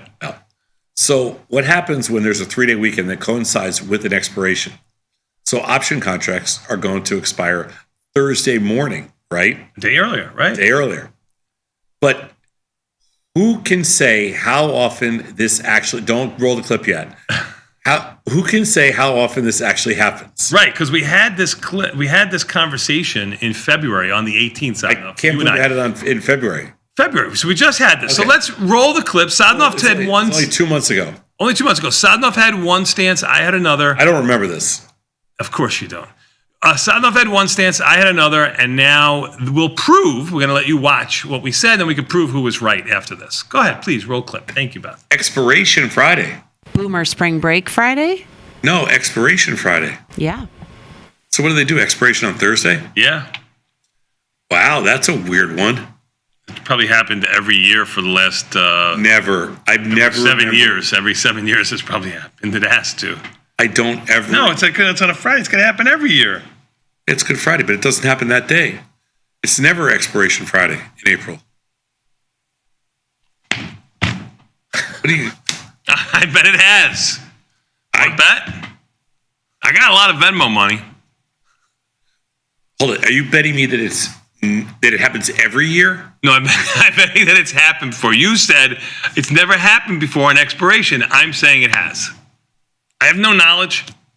Well, that's for sure. I would say that that was professional there too, right, Beth? I would say that. Oh yeah. Mm-hmm. I mean, if it's happened. Okay, now you're gonna say maybe once every 7 years. I don't know, but I doubt it. I doubt it. I don't think we've had a Good Friday on Expiration Day in forever. I don't know what Good Friday. I don't know what the significance of Good Friday is. Oh, I'm gonna try to find. There go your emails. And that's where they stop. It sounds off. What the world wants to know is, do we have a $100 bet? No, I didn't think so. So where's the answer, Beth? It's coming right now. We're doing the option jive to prove to you who is going to be right. I have not seen the option jive. I could be wrong. Good Friday is the Friday. But still make the bet if you would like to. Well, you're a goy. I mean, this is like Easter's your thing. You know, you were like raised to know what Easter is. I don't know what Easter is. So Good Friday is the Friday before Easter. That's right. I thought Easter was last weekend. I was wishing everybody a happy Easter when I don't know if you remember this, Beth. Do you remember the one year I made everybody come in on Good Friday? By the way, since we're talking about this, let's get this, Beth, let's get this out there right now. This Sunday is Easter. There's going to be no last call for Easter. It's one of the holiest days of the year for the Catholic religion. Sunday night, people are eating their Easter dinner. Oh, look at that face. You're out of your mind. We're doing the show. Sunday night, you don't have to do it. What do you care? I'm a man of the people. What? I'm a man of the people. I mean, I know my peeps have to work. I got all the juice. Don't worry, we got this. Well, if you can get Josh to do production, yeah, we got it. Don't and worry. you do it, fine. by yourself and whatever we're fine. else. Don't worry. Don't worry. We don't need your help. I would like to make a small wager that says you don't do it on Sunday. Can I finish this first? Oh my God! Easter is the first Sunday. I tried, guys. I'm First sorry. Full moon of the vernal equinox. What the hell? This combination of lunar and solar date computation results in Good Friday moving around. Where's Slimmy when you need him? The Georgian calendar in surprising ways, since the full moons and dates are not synced up at all. As a result, over the past 25 years, Good Friday has given us expiration Thursdays in April of 2014, 19, 22, and 25. Okay. Great. So in 25 years, it's happened 4 times. How's that a win? I said every 7 years. Okay, 7, and I 14, said 21 would be 3 times, and it happened 4 times. In 25 years, it's happened 4 times. Okay, well, I said every 7 years, so I would have said 3 times, and it happened 4 times. And I said it's almost never happened, so that's almost... It's not, you're not right. I said every 7 years, and as it turns out, it was 4 times. It was 4 times in 25 years. Okay, I would have said 3 times. Okay, I got you. And all I'm saying is I said it rarely ever. All I'm saying is din, din, din, din, din, din. And you say din, din, din. 4 din, times, din, din. And 4 times in 25 years is rarely ever happening. No, it's spot on, Bat. You were 100% correct. No. Let's go to the next slide. That's not even remotely true. Define rarely. If you have sex once every 4 times in 25 years, only when you go on vacation to an island in the Mediterranean, I would say yes. That's rarely. You would be right. That is right. That's right. That would be an uptick. The remaining standard market holidays, however, don't cause us this overlap. Martin Luther King, President's Day, Labor Day, always on Mondays, Thanksgiving's on a Thursday, New Year's Day, July 4th, whatever, Christmas Day. So very occasionally is not good there. I don't like that. Occasionally. Such as when Carter passed, there will be an atypical market holidays. These technically But Thursday, probably to avoid needing to amend any. This is written by an attorney right here. This whole thing, you can get rid of this page.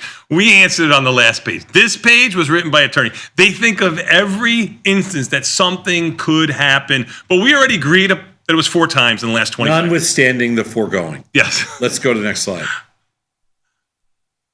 So takeaways, major underlyings. Every Friday is Expiration Friday, but monthly and quarterly expirations are still bigger deals. While Tom is correct that market holidays rarely get in the way of his somebody who wants a bonus. Go ahead. Standard I did not write this. Yeah.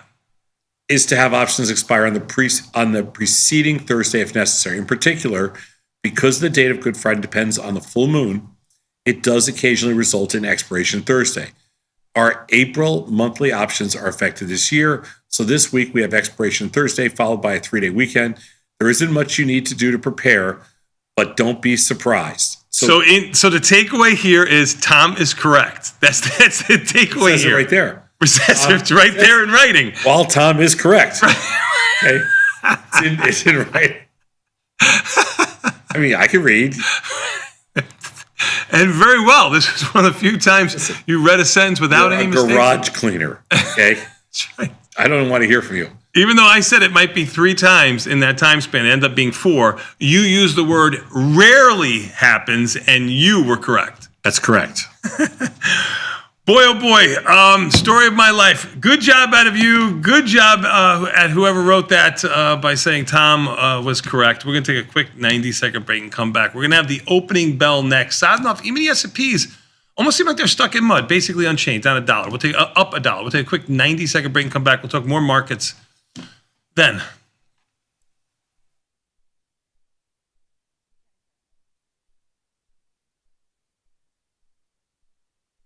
We're going to go to New Orleans. I got to be in New Orleans. What's up?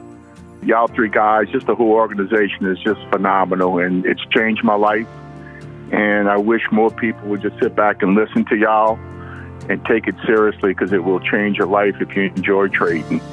I don't know if I could ever repay any of y'all for this free advice and free teaching y'all do. Is just remarkable. Tom, I got your hat on, and ever since I got it on, I've been blowing the market up. So make sure you don't give one to Tony or Scott, because I don't want them to benefit from us. That's okay. Good job out of you.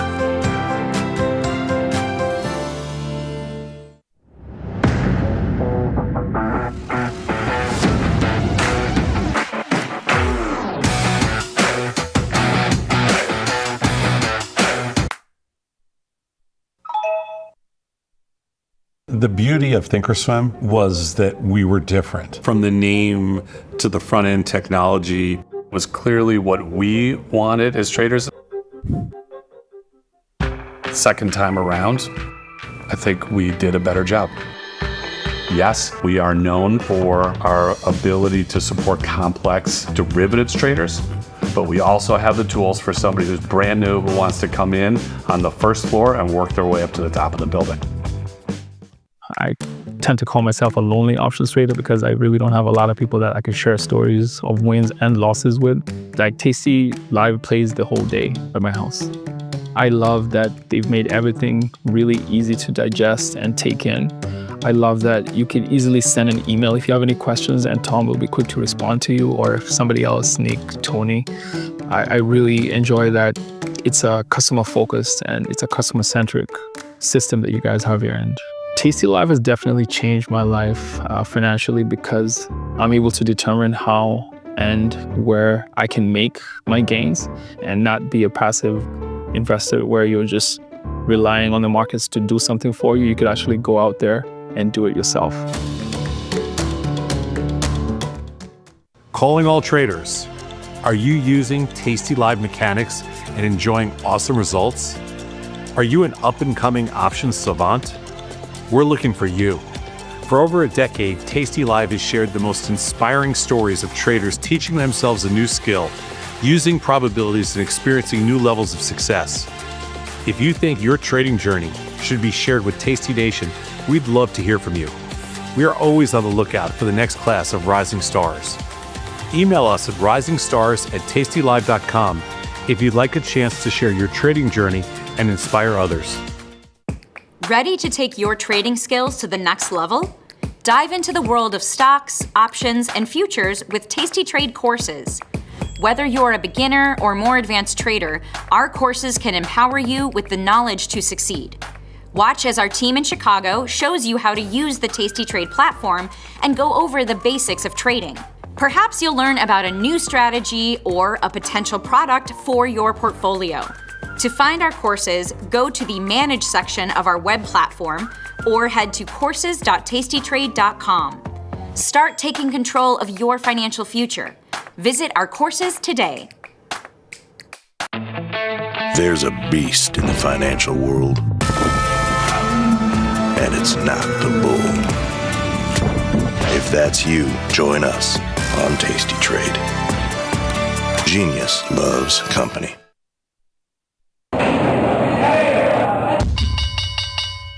Tomas, we are back, my friend. You know what that means. Time for a little bit more Tasty Live with the opening bell in about 9 minutes. Even the S&P starting off basically unchanged. Nothing to see here right now. Down $1.25. Place your bets. NASDAQ up 17. I'm going to call it basically unchanged also.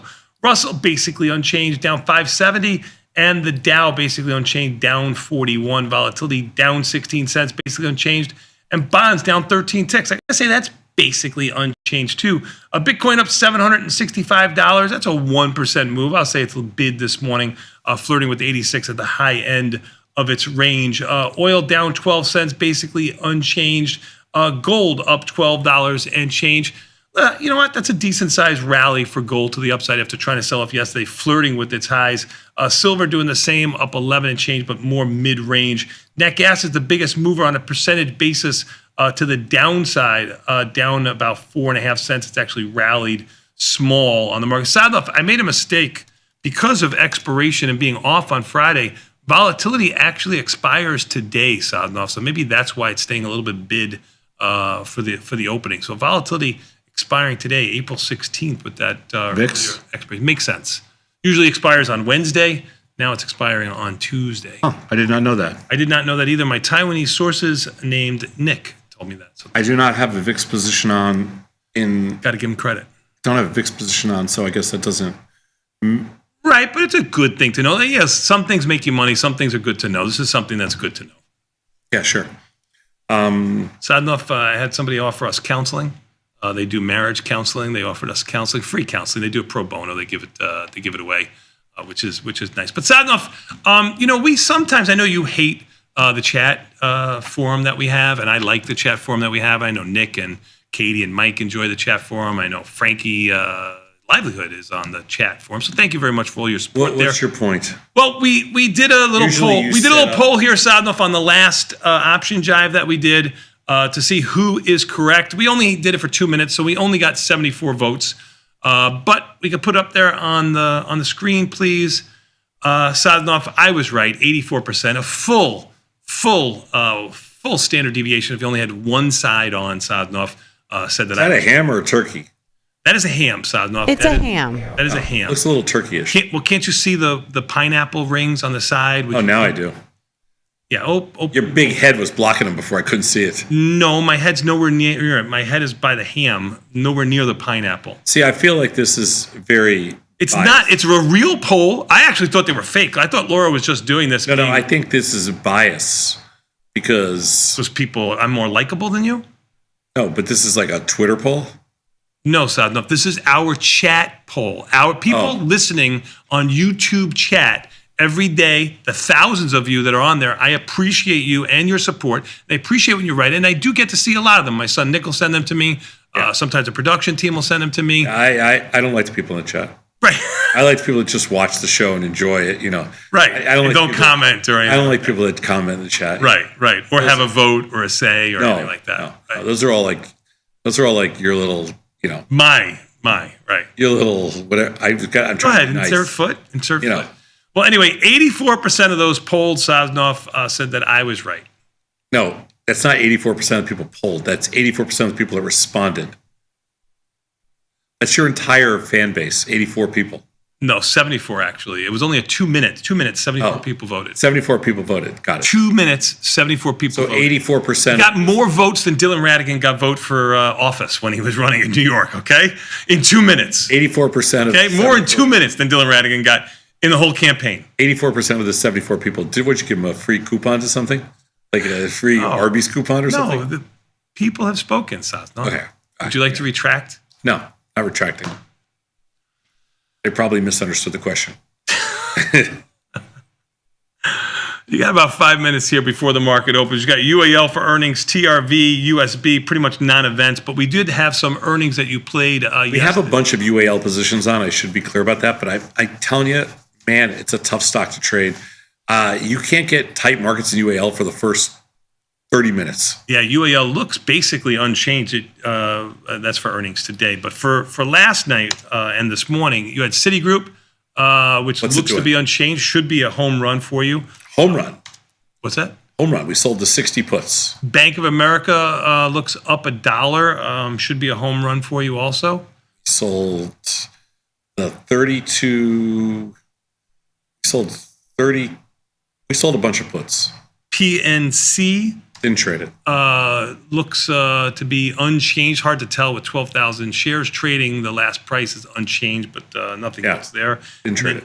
And then Johnson & Johnson, 153 and change, down around $1 or less. That should be a home run for anybody who played that. Yeah, I think this is very typical of an earnings cycle in this kind of a market with high implied volatility. Mm-hmm. I just think the volatility prices the earnings out of the game, unless it's an extraordinary number that nobody, like I think you'll get a pretty big number on Netflix. And don't be fooled by Netflix earnings again. We're gonna mention this every single day. You do not get a free pass on Netflix on Thursday afternoon, so just be careful. What do you mean you don't get a free pass? You don't get to sell calls and puts, and just when the stock expires at 3:00, you're done. Oh, a good point. You're talking about especially anybody who might have positions in April 17th that are out of the money, either on the call or the put side. Netflix can move after the earnings announcement at 3:30 or earlier than that, and then you have no recourse if you're short any options. If you're long options, you have recourse. You know what the worst part about this is too, is that we'll keep the stock open for, let's say, an hour afterwards. Yeah. But you have no idea what they're going to say like Thursday night, Friday, over the weekend.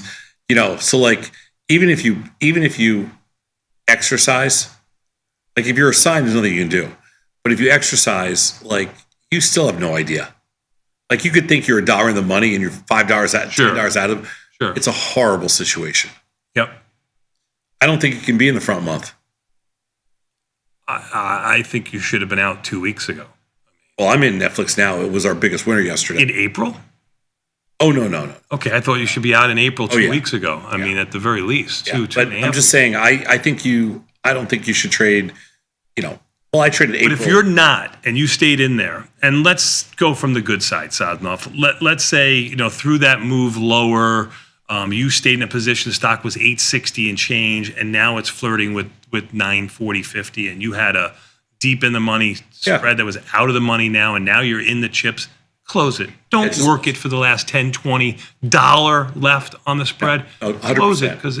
But you don't want to trade any April. Hopefully, our risk team will get people out of April options in Netflix before the earnings come, or they'll at least talk to people or warn people. One of the biggest problems we've had, retail customers have had recently was the SPY expiration, where we had a big move lower on expiration or just after expiration, and it was April expiration. People got assigned stock, even though they were $5, $6, $7. They had naked puts, $5, $6, $7 out of the money, or put spread. Like people had put spreads, dollar-wide put spreads that SPY in the after hour was well below, and they didn't see what was going on. Closed $50. And they never they could have exercised their puts, and they never did. Closed $50 underwater.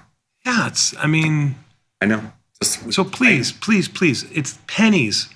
Close it. Can't preach it enough on this network. Yep. Can't preach Trying to it do enough. that. Trying to do that right now. One more time. Yeah, but we got some United Airlines making short puts. Let's take a look. UAL. Yeah, we got a bunch of short puts and some short calls. We got everything. Where's UAL? $65. I don't know what to do in there. I got to wait till things. We have a May position on. We got to wait till things slow down in there today, and the markets get tight, and then we'll widen out the strikes. What do you think in UAL? $65. I'm a little bullish in there. It got down to what, 50? Stuff down in the mid 50s on its lows when it was down there. Yeah. I don't think it gets back through the mid 50s. Ivy rank a 68 in This is a pretty good up opening for the market, up $10. Yeah, even the S&P's up 850, 875. NASDAQ up 40. Russell down 2, and the Dow up $55. Volatility only in by 8 cents. I am looking. Some of the movers or the early movers that we have here, Saj, you got low D over there, by the way. Netflix up $21. That's your big mover. The upside. Costco up 6. Goldman Sachs up $6. Carvana up. Bank of America is actually up more than people than $1.70. It was looking up $1 earlier. What's Citigroup? Citigroup's up $1.40. They're all a little bit stronger. Yes, you are correct. TSM up $1 and change. Palantir up $1. Small Microsoft up about 74 cents. Let's see what those buckers are, Sadnov. Tesla down $4.44. GE Aerospace down $2. Amazon down $2. Boeing down $2. Kind of a mixed bag of tricks here, Sadnov, between the bulls and the bears. Yep. And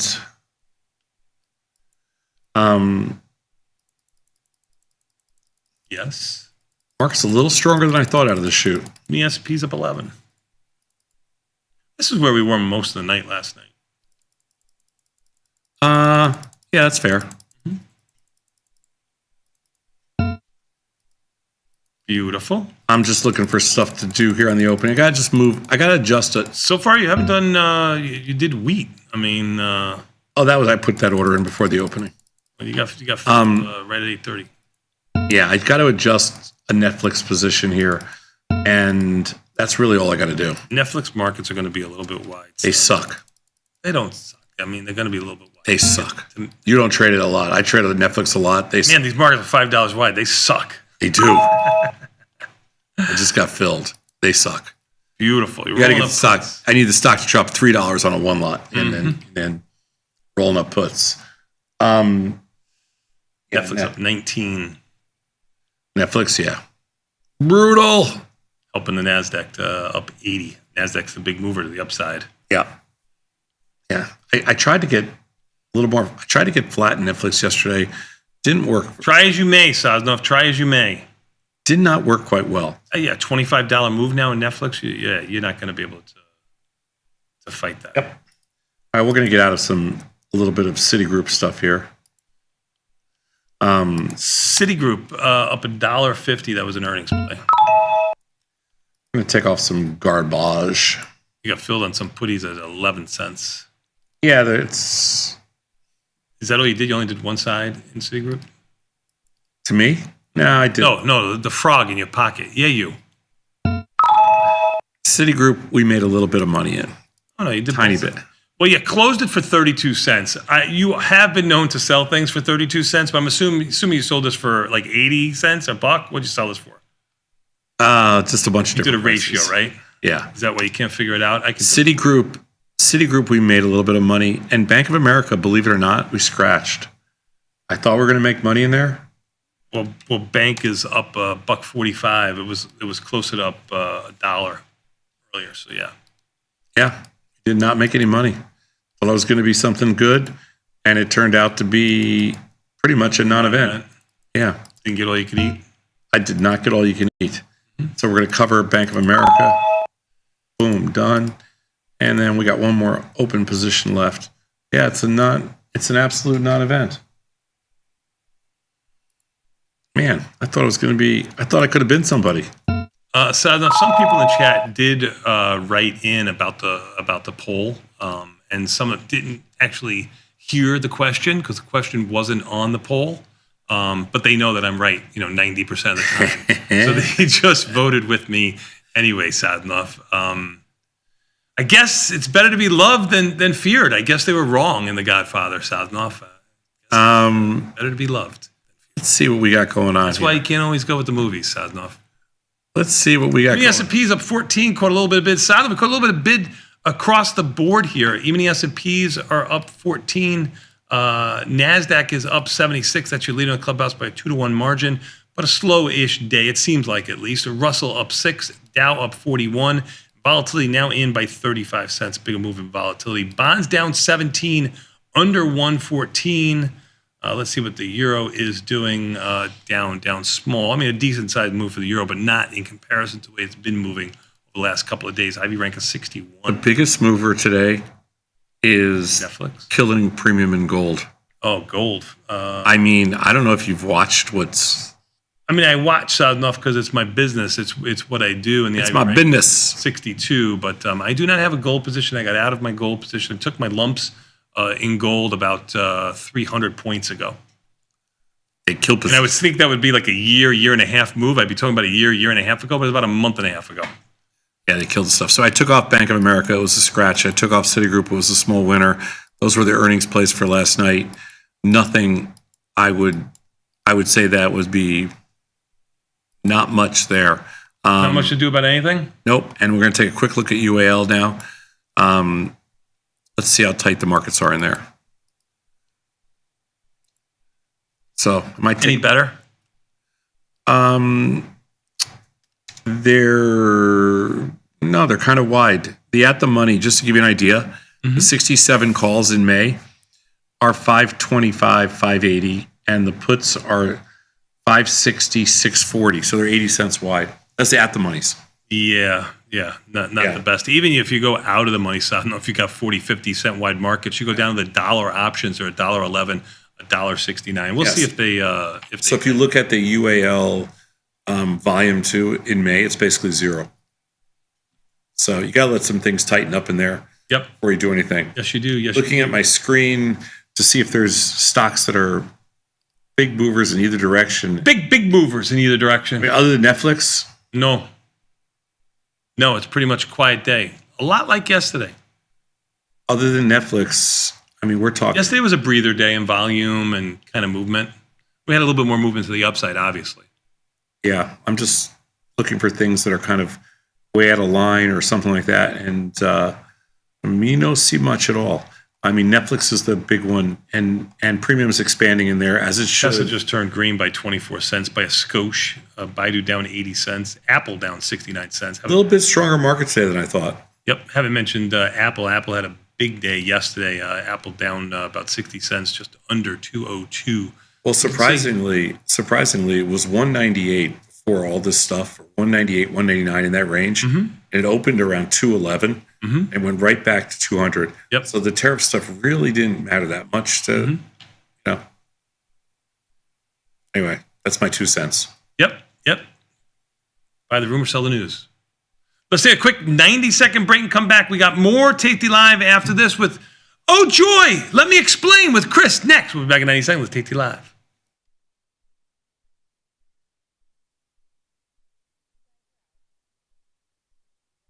In the world of investing, a beast lurks between the numbers. Some watch from the safety of the sidelines, but others saddle up and ride that 1-ton rowdy ribeye for all he's got. If that's you, join us on Tasty Trade, named best online broker for options trading. Genius loves company. If you missed the live show, here's our cherry on top weekly recap. Well, we got Nova Vanetta today. She's out on a secret mission. Is this correct? She's on a secret mission in New York City. But yeah, we're doing a funny little promotion, and we're going to see how it goes. And there's an outside chance, very small chance she gets arrested. Yeah.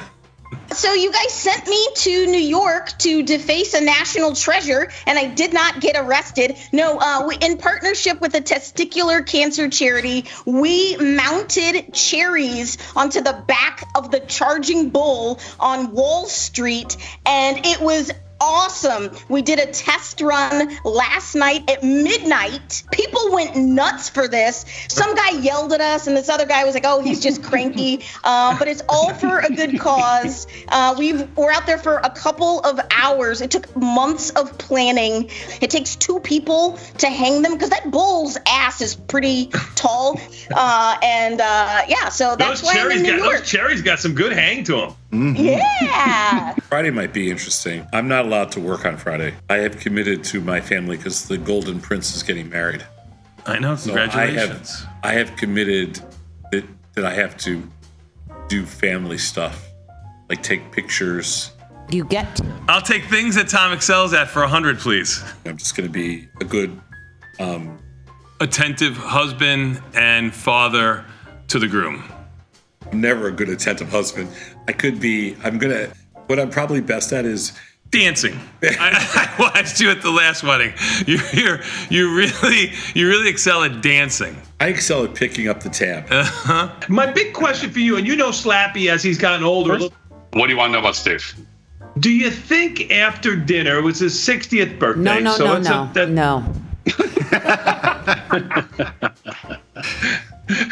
Don't do it. Beth knows Tony better than I know Steve. Do you think he... I have no idea what you're talking about, and I am just going to move on from this conversation. I'm with Beth. No. That was like Minority Report, like a pre-crime Omaha. You know, like she knew the Omaha was coming. Like she got the little ball that came down and was like, okay, Tony's gonna go there. Get the full scoop by checking out the archives at tastylive.com. Got the need for speed? No problem. At Tasty Trade, you can turn smart ideas into real trades with just a few clicks. Wow, that's fast. Tasty Trade, make your move. It was a great show, very inspirational and motivating. I feel like you got to know each of the traders a lot better on a personal level. It was awesome. This is my 10th or 11th live event. I thought the math would be really complicated and it wasn't, and then it just made sense. They've opened my eyes to many different strategies. And I realized there's a reasoning and strategic planning that you could do to be successful. I love all you guys. Tasty Trade is now on TradingView. Trade stocks and futures directly on TradingView charts with Tasty Trade's low commissions. Try it out and leave us a review.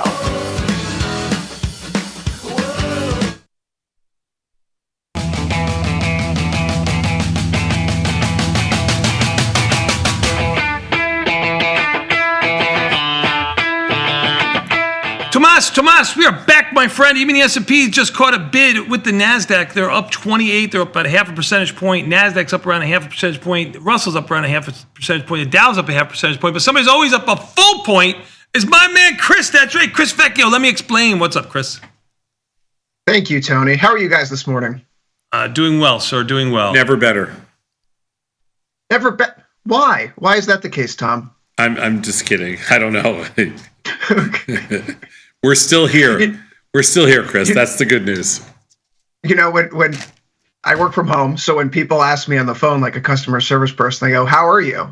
I'm like, honestly, pretty terrible. And then I unloaded them about the COVID and the burst pipe and this and that, the other thing. And they're like, okay, I'm sorry I asked. All right, okay. Don't ask people how they're actually doing. The market this morning in the last 2 days has actually been kind of calm. It finally gives us a chance to breathe here and assess where we are for the first time. Instead of react, we can kind of plan. One thing that I noticed, though, in these markets, there's a chart going around from Goldman Sachs about the bid-ask spread in the market being fairly wide right now, which, of course, is one thing that happens when market volatility spikes. I've seen a number of people pointing this as a sign that maybe there's not such great liquidity right now in the markets because of where the VIX is sitting. Of course, this is a VIX expiration week, so that's something to keep in mind. And the VIX right now sitting just flashed below 29, 28.75, suggests that this state of chaos in the market is calming down. And VIX futures are even lower than that, 25 down 70 cents. That's another 2.5% move lower in volatility on a daily basis. We're not quite out of backwardation yet. We're starting to normalize a little bit more. It's not as extreme as it was, at least last Monday for sure. But I suppose the question is, we think about the VIX and volatility and the market liquidity, lack of depth, suggesting that maybe we're in a new era. And historically speaking, the VIX trades around a 19. I was having this conversation with Nick yesterday, Tony. We were trying to posit where's the new floor for volatility, right? Last year, the year before, if you saw the VIX going down at 12 or 13, you're basically picking up pennies in front of a steamroller. It was hard to justify selling vol in the hole with an IVR of a 5. But is the new normal like a 24 VIX? Should we be anticipating more than a 1.5% move? No. Why would you even say that? Why would you even utter those words from your lips? I'm just curious. Like, I have my answer, but I just want to know why you even think that. It doesn't seem like the state of the news is going to change anytime soon where we're going on again, off again. So expecting a market driven with swings of 1% or 1.5% or more seems reasonable right now. And with VIX getting down into the mid-20s soon, I question myself whether or not it's worth continuing to take directional bets on a rebound moving forward, or moving just going into directionally neutral. Despite that, that you're going to have 3.5 more years of Trump and all the tweets and everything else, the reality is that fear is not something that ever goes up. The baseline of fear never goes up over time. Like, you get used to things. Yes. We have too much history in our markets, and there's too much history in markets around the world. Like, you could make that argument would never hold. Good argument, Tom. That argument would never hold water anywhere, because you can't even maintain a VIX of 20 something, a volatility level of 20 something in China or in anywhere else in the world. So the reality is, you can't use China as a bad example. I'm just saying, it doesn't matter. I don't mean China. Just any place, anywhere. You couldn't maintain levels of volatility. The overall market, the most you'll be able to do is a month. Yeah, I mean, really, or a couple of months, or like in the case of 2000, relatively speaking, right? In the case of 2008, you can maybe go 300 days, whatever it is. Yeah. But the reality of fear is that it is mean reverting to a long-term historical average, no matter what happens. Does it mean price has to go back to where it was? No matter who's in charge, no matter whatever, the level of fear that we get comfortable with, whether it's 1950 or 2025, is always going to be the exact same. It's going to level out at the exact same level. That's why that mean VIX at 18, or the actual, let's call it the median at 16, never going to change. Right. Never, ever going to change. It's going to get down to 12 or 13. Do you know, once I got a call from this is back in 2008, I think it is. And I got a call from, no, I'm sorry, not 2008, 2007, when the VIX was making lows at around 9. And I got a call from a Wall Street Journal reporter, and he's a really nice guy. He was new to the business, and he's like, they asked me to write an article on whether the new norm for volatility is now going to be 12. And I said the exact same thing I'm saying to you. Fear, the long-term averages never change. We're going to be, fear is not something that our tolerance for fear in whatever aspect of life it is, it's never going to change. So the VIX is, it's not going to be 24 forever. It's going to go right back down to 18. It's not going to be 12 forever. It's going to go right back up to 18 at some point. And it's going to sit there and it's going to average that. We've had years like 2017 where it was super low the whole year, and you can get that. We've had years like 2008, 2009 were super high for a year, and you can get that. But long term, never.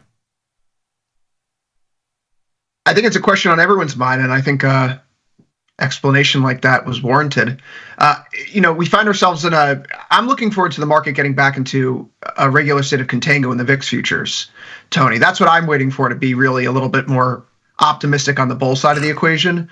When you're looking at the way you trade, I could see that as a logical thing to look for or wait for. I give you that. I mean, it's almost like when a batter's looking at a pitcher waiting for a curveball.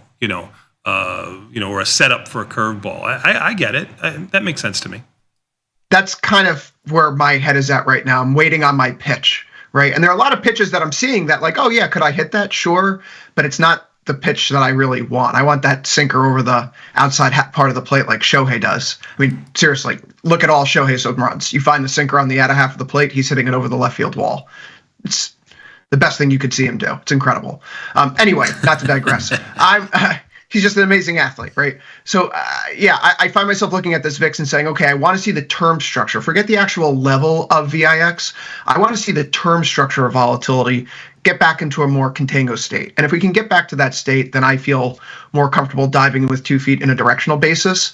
So right now, I think I'm rounding out to volatility still here, right? We have defined ranges in a lot of products right now. I'm thinking about copper. I'm thinking about bonds. I know that's not the equity trade, Tom, that you're so honed in on, but these are sitting effectively at the midpoint of their year ranges right now, thanks to the rise and then big collapse and rebound we've had.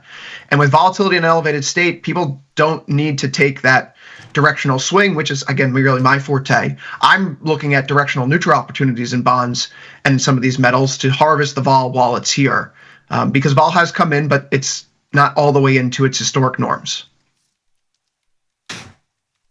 Oh, okay. So I'm not sure what's the ask there. What's the best way for traders to approach this now that volatility has been cut in half from the highs of 60? That's come a long way in. That's not a reasonable thing.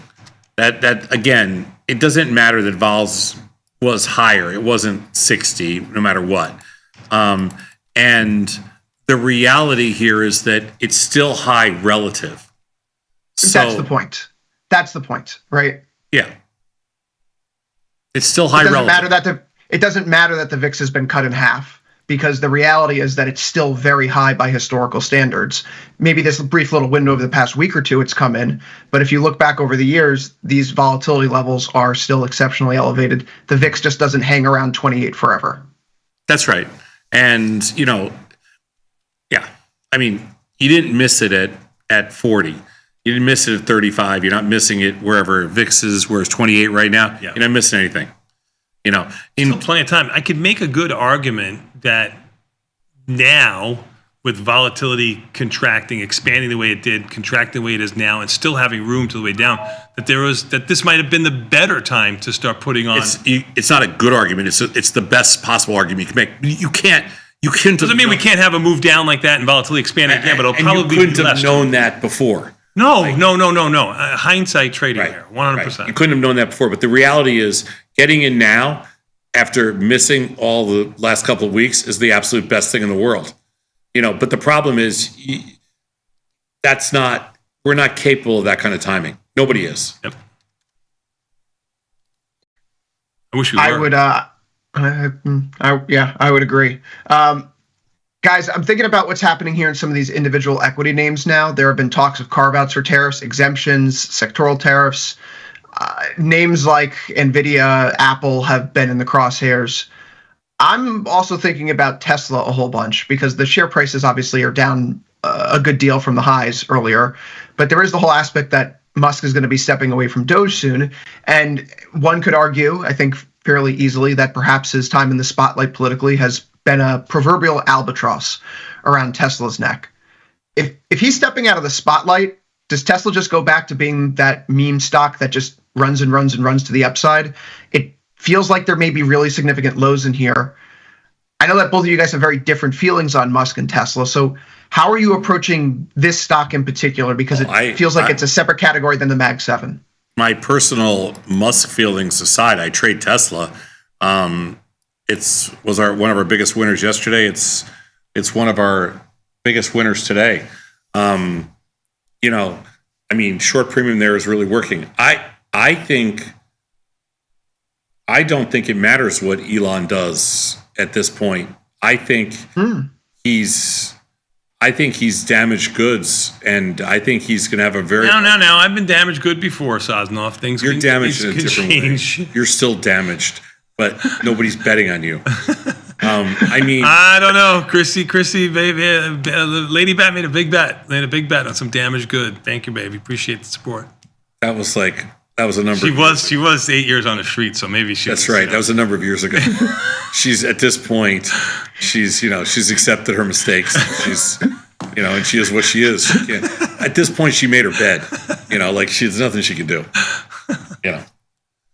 You're both damaged, and that's just the way it works. What's the expression, Tom? If you hold the trade long enough, it eventually becomes an investment. Yeah, right. That's exactly. Thanks, Chris. Thanks for the support. Really appreciate that, my man. That's exactly right. You're welcome. I mean, from my perspective, I think Elon needs to lay low for a couple of years, and I think I know the market will eventually forgive him, or probably will, but he's in no position now to say he should just shut up for a year, like literally disappear, run the companies from an office somewhere, and just shut the F up. Okay, 50% of the people think he's doing a good job. 50% of what people? Polled on chat. Please. Elon is a complete loser. Where are you getting your numbers from? He's a complete loser, and he's totally ruined an empire. And I mean, there's people like me that will. What empire are you talking about? Tesla? I don't know. Yeah, it was this big empire that made him the richest person in the world. And I don't know. It's back to where it was in December of last year. There's a lot of Tesla buyers that are never buying another Tesla. Let's put it that way. So he's alienated a big part of the marketplace. I know the people that think he's a great guy. I think there's an equal and opposite. No, the people that think he's a great guy don't buy Teslas. People that buy Teslas don't like Elon anymore. That's the problem. I'll give you that point, and I think for every action there's an equal and opposite reaction. I think you'll get those people that will buy because of it too. So really? They're not. According to people sales, it's Chris, you may know better than me because I don't look at sales. Sales are at record lows. But I don't believe so. Okay. I'm going to ask Chris because I know you just try to sell a Tesla right now. You just come up with things. I'm talking about try sales. To sell Chris, a Tesla. What are Tesla's sales the last quarter? Try to sell a Tesla. I don't know the information. I'm going to sell one. Chris has knowledge that you and I don't have. Both my kids are trying to sell Teslas. Say it, Chris, one more time. Yeah, Tesla sales were down about 13% last quarter. Say one. They were down 14% last quarter. What were GM sales down last quarter? They were up 14%. I mean, I'm just saying. I don't know the answer. That's why I'm trying to get the answer. So let me teach you a little lesson. Let me teach you a little lesson. I'm trying to get you an argument to fit your argument. Let me teach you a little lesson on just common sense. GM was plus 17% last quarter. We're what? GM was plus 17%. Tesla was down 14%. Do you want more numbers? Those are supporting in yours. Let me teach you a common sense lesson. Okay. If I may, Tesla sold 33.8%. I don't care what the actual number is. Okay. Here, listen. 70.3% teach drop you a lesson in Thank you, sense. People that buy Ford pickup trucks don't buy their second car as a Model 3 Tesla. Just as a little FYI. I don't see that. I don't believe that. Okay, this might make more sense to you because you have a Tundra. People that buy Tundra pickup trucks don't buy Teslas as their second car. I didn't buy an electric vehicle as my second car because my wife doesn't like them. She doesn't like the infrastructure. Nobody's talking about you. I'm talking about people. So I don't do things because my wife tells me I can't. You on the other hand, who have a wife who drives a Porsche. Now, I have a headache from listening to you. I mean, it's just factual. Doesn't drive, owns. Sorry, owns. Sure. Go ahead, Chris. I digress. I just don't like when he just spews things out for no reason. No, but I we're really at a sentiment extreme here, right? In Tesla. I mean, all these things are known to the market at this point in time. I think the ace up Elon's sleeve is probably combining XAI and Tesla at some point down the road so he can bootstrap that valuation into Tesla. And I think that's a really formidable ace up his sleeve. So thinking about the stock chart, that works fine unless you're an XAI shareholder. I mean, or a Tesla shareholder that doesn't want that deal at $200 billion or whatever it is.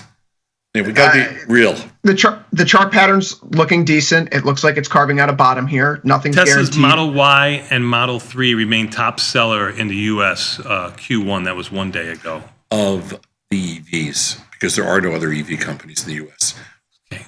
Though there are other EV, GM makes. Don't try to defend. I'm not defending anything. I'm just trying to put the other side because I don't know the answer. What is There's no inside? affordable. There's no Like, what affordable other- EVs what other in the car is market there? right now. There's the Rivian that you just bought. A Lucid. I'm sorry, a Lucid. There's a Rivian. Sorry, I didn't mean to downplay your Lucid purchase. There's a Lucid that you just bought. Very expensive, by the way. Very expensive. Beautiful and expensive. And there's a Rivian that you can get. There's the Leaf you can still buy, I believe. China, your favorite, is coming out with an electric car, possibly. Yeah, but they have the you get biggest a electric Prius? car in the world right now. You can't buy it here. Tesla's the cheapest. It's $299 a month to lease it right now. There are you're not other going to find companies- that for can't- other you EVs. can't- There are other sell. companies taking. Here's another article. There are other companies taking some sales. You from can't sell Tesla. a used Tesla right now. That's the bad thing. You got to give it away. Yeah, that is a bad thing. You got to give it away. 100%. Hey, And well, the best Tom, thing about I it need a is second car, not so if you- 50% of the Tesla buyers were probably Republicans. I mean, just by paying the numbers, Saznoff. No. Republicans buy sneakers. They don't buy Teslas. Get your freaking quotes right. Okay. Whatever. That Chicago School. Michael of You can't Economics- argue common sense with Michael Jordan never said. Hard to argue common Michael sense with you Jordan when you're never said blinded by the Republicans messenger. buy Teslas too. I'm not blinded by the messenger. I just try to see what's I'm there. just telling you. We're gonna get Michael Jordan quotes right. It's Republicans buy sneakers. He never said Republicans buy Teslas. Nikes. He said they buy Nikes. he Republicans did. buy Nikes too. No, he said they buy sneakers. Nobody says sneakers but us, old fakaktas from New York. Jordan's old. What's 60. What is he? 60 something? Yeah, but he didn't say sneakers. He Oh my God. said gym shoes or whatever. Yeah, Whatever. that's the famous Jordan quote. Republicans also buy gym shoes. Don't make me look up the quote. I'm looking it up right now. I'm looking it up right now. You better be honest about what you say, because I'm gonna Of course I'm honest. Why would I lie? Republicans buy sneakers too. Quote was a joke. That's what it says. What? You were right. Republicans buy sneakers too. Because back when we were growing up, sneakers was the word. Nobody said Yeah, I get it. I said only for cocktails like us. I know he's the same age as me, I believe. Yeah. You still say sneakers? Chris, you're from the East Coast. Shoes. Shoes? Nobody says shoes. Nobody says shoes. They're either sneakers, gym shoes, right.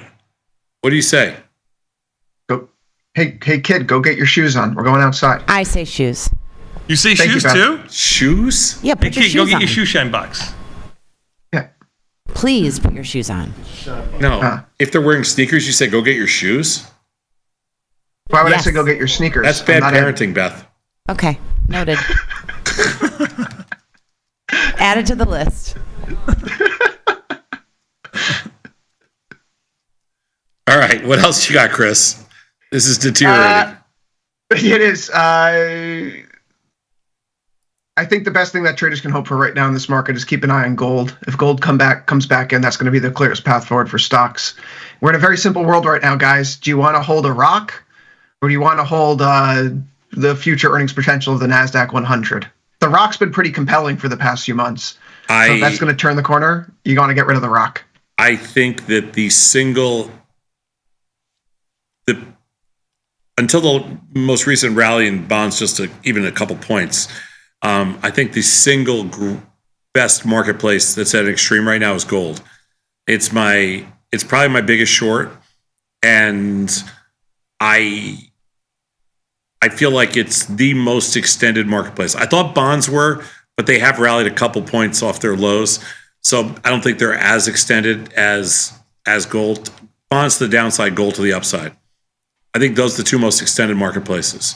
Just by price, I know you're looking at it a little bit differently. You're looking by at it price. like you look at volatility. I mean, that's what makes a market, right? I mean, I would be acting now on volatility. You would be waiting. Tom would be, getting directionally the opposite direction of you. I mean, that's what makes a market. Yeah. I'm thinking about jettisoning all my gold at these levels. If the market's stabilizing, we've now seen 2 days in a row where we've caught our breath. People may scale out of safe havens to get back into some riskier assets here. I think this 5,500 level in ES is critical. If we can bounce through there, then you basically have 250 points of clear space from a technical perspective where nothing gets in your way. So this is kind of the deciding line in the sand right now. The next day or two is going to be very interesting. Okay. All right, that's all we got. So thanks. Beautiful, my friend. Good job Thanks, out Chris. of you. We'll take a quick 90-second break and come back. We got more Tasty Live. Sound up the Russell's actually the strongest of the group by a scotch, up $20, a little over 1%. We'll be back in 90 seconds with Tasty Live.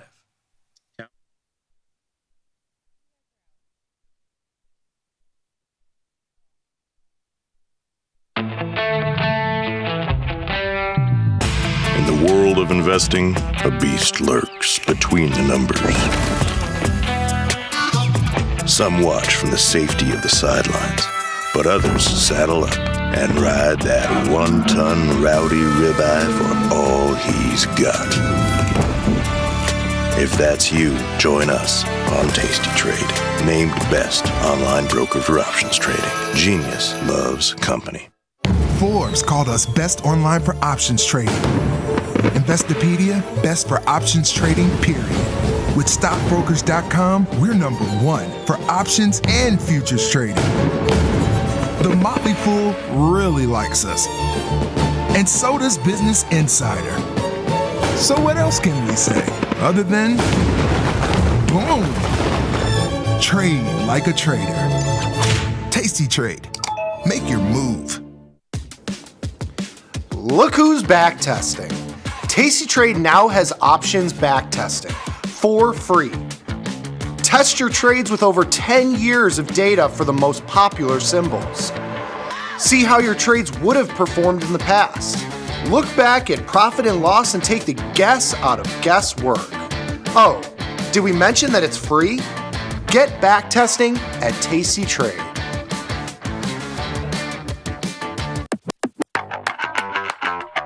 Tom, when you talk about the good guys, who are they? They are us. We are the good guys.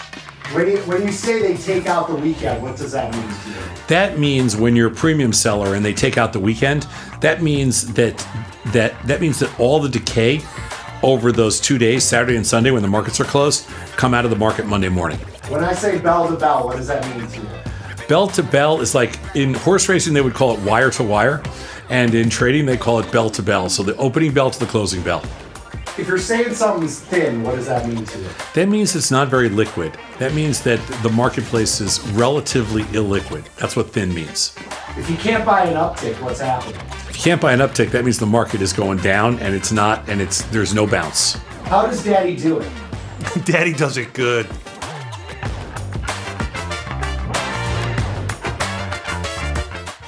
People are always asking, where can they find my podcast? There it is, son. Look at that. Option Trades Today. You can listen here. And everybody's waiting for my podcast tomorrow. Option Trades Today, every Tuesday and Thursday around noon. If you want to learn, sir, every Tuesdays and Thursday, Option Trades Today. You can find me on YouTube or wherever you find your podcast. Option Trades Today. You listening to me?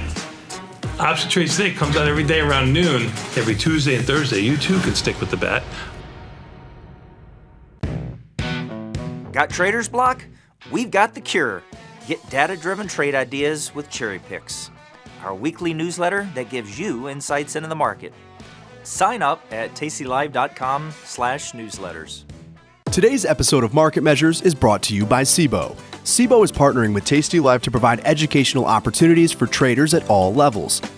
Did you know index options like these can provide opportunities for diversification, lower volatility, liquidity, and other benefits? To continue your education on some of the mechanics learned in today's Market Measures, check out SIBO's Retail Trader Suite at www.sibo.com/minis.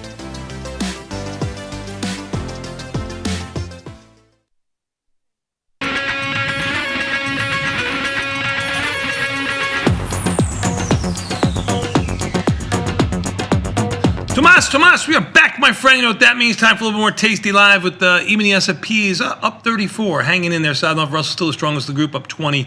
Dow still the weakest of the group, up 184. Volatility in by 85 cents. Does it surprise you how strong things have been today? Yeah. It did not look this good. On the close yesterday, you talked about that. They didn't look that good on the close. They didn't look good overnight. They didn't look good pre-market this morning. I think if you sold premium, it didn't matter if you were leaning a little bit long. Oh, no, yeah. Short, it's come in so nicely by almost 4%, 3.5%. No, premium's been an absolute monster. The only thing killing me today is freaking Netflix. It's up $50. Yeah, and I don't know why Netflix. I mean, I've been where are your haters there, Sosnoff? Where are your haters for? I don't know. Okay, I've been rolling. I guess that doesn't matter then. Netflix haters? Why would you have a Netflix hater? I don't know. I don't even watch Netflix. Stock is up $50 without a downtick, all because they said they're going to $1 trillion. I guess. I mean, is that all you have to do is say you're going to $1 trillion? Fine, and I want to make a public. I mean, isn't this about the time Reed Hastings come out and says something stupid? Doesn't he usually say something? I mean, what is the expected move in Netflix this week?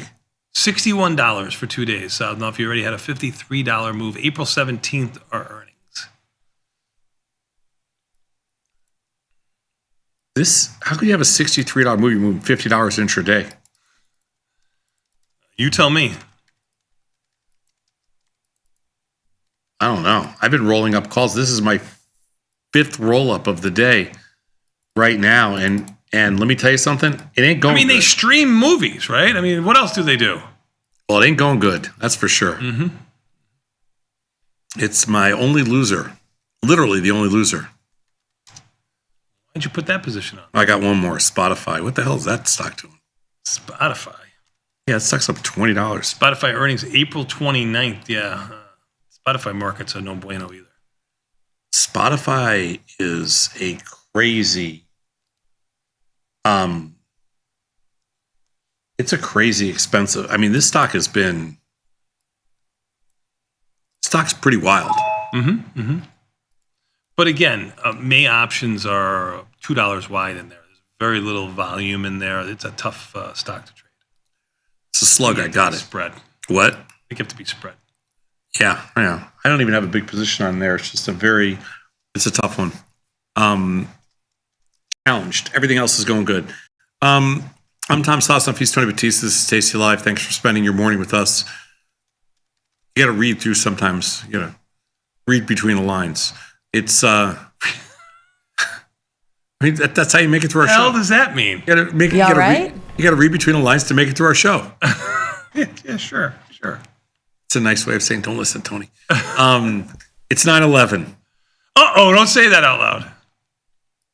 It is actually 9/11 in the morning. Wait a minute. Say it's 9:12. What? Nothing. Go ahead. It's 9/11 in the morning. It's Central Time. And quick little reminder, our tastylive.com/events. We just posted all of our 2025 events. They are all listed now. Well, I shouldn't say they're all posted. You can only sign up for, I think, the first 5. So at Work by 11, that's the Bat and I, will be in Atlanta, London, Milan, and those are the 3 you can sign up for right now. Oh, you said you can sign up for 5 right now? Yes, 5. Okay. So Atlanta, London, Milan, Denver, and Chicago. And then Mike and his whiteboard, he's going to be in Washington, D.C. in June, and then in August he'll be in Seattle. And then Options Crash Course, Dr. Jim, Boston. He's taking the pilgrimage July 13th, then October 19th, Detroit, Michigan, anniversary of the crash. So Jim's going back to his roots. I like it. Mike, Nick, Katie, and Ryan are going to be all over the place, 4 different cities, Washington, Seattle, Dallas, and San Diego. They're going to get some miles for those trips. And the Bat and I will be in Austin, Charlotte, Los Angeles, New York City, San Francisco, Chicago, Denver, Milan, Italy, London, England, and Atlanta, Georgia. So we've got a literal full Unfortunately, slate. I will not be in Milan with you, but you will be with Mr. Dylan Radigan. The only place Bat won't be is Milan. That's where you're taking your Gumata on the nice trip. Yes. Gumata always gets the good stuff. I got to make the gravy on Sunday. You can go to Milan. We're not stopping you. I'll be in Paris. Yeah. Nobody told you couldn't go. Okay. You did, actually. You did. Did I? Yeah. Oh, yeah. You can go to Milan if you want. No, too late now. Made plans. Actually, well, I don't want to tell you who didn't want you in Milan, but it was the people of Milan. That's not true. I've had some great webinars with them. We have a big trading community in Italy, especially in and around Milan, of option traders. So we're really looking forward to doing the first show ever there for us, at least. Should be a lot of fun, and We got a lot of hardcore tasty traders over in Milan. We have a lot of hardcore tasty traders in London. We have hardcore tasty traders in Australia, Singapore, in Indonesia, in Malaysia, just large trading groups. We just don't get a chance to get everywhere. Germany. Liz and Jenny will be making a German appearance, so they're going to be over there for an options event, and we're going to see if we can do something. Maybe it's awesome. Some of our German customers, so we're working on it. But I don't know, lots of stuff going on. Mm-hmm. All right, let me just do one thing here. Let me see how bad Netflix is. Yuck. Even the S&P's up 26. They're off of their highs by about 15 handles, obviously off of their lows by about 60. But they just sold off a little bit. Yeah, they're starting to pump some juice into Netflix right now. Ugh. Yeah, on the way up, you're definitely going to get that. No doubt about it. Netflix up $57, 6% move going into earnings April 17th. I mean, now the IB rank is of 60 in there becomes a little bit more interesting for it. It's going to have to be defined risk, and those spreads are going to trade cheap. Yeah, to the naked options. It's just I am watching this. They're buying every single tick in there. Netflix. Yep. I don't watch the tape very often, but oof, yucky. Yep. All right, let's take a look. We got a fun piece for today. It's pretty straightforward. I don't think there'll be any surprises, but after the market had its big fall and we kind of pulling ourselves back up a little bit, like we are today, right? And vol's still a lot higher. What's next? Let's take a look. So recent market volatility of the past 2 weeks raises the question, what historically happens in the 45 days following this kind of volatility? You want to take a guess? What? We've analyzed lots of different market periods. So it's on a bullish, bearish, or no. It's after a big market sell-off. What happens in the 45 days that come next? Like what happens now? Starting like probably retrace 65% of the move. Is that what you're asking me? What happens to calls, puts, and strangles? Oh, they all get annihilated. If we go lower, volatility's got to expand, and when we no, this is what happens in 45 days following such volatility. A pop. It has to normalize, is what I'm saying. Okay, so let's see. Go to the next slide, Beth. Slightly elevated to normal. So we looked at 16 delta calls, 16 delta puts, and 16 delta strangles. We compared the performance of each one when the S&Ps declined by 5% over 2 weeks in any given period from 2015 to 2025. All right? Okay. We held all the positions till expiration. Do you think you made money selling puts? From 15 to 18? Majority of the time. No, from 2015 to 2025. I said from 2000. I was thinking in my head 2018 is there. Sorry, yeah. 10 years. If we had a 5% sell-off and then you sell puts, do you make money? I'm going to say all of these strategies made money, yes. Which do you think is the best? Strangles are probably going to have a slight edge, but you're going to have more swings in them. How about if you sell calls? I know we've done the research on this before, and I believe calls actually perform quite well, to my surprise.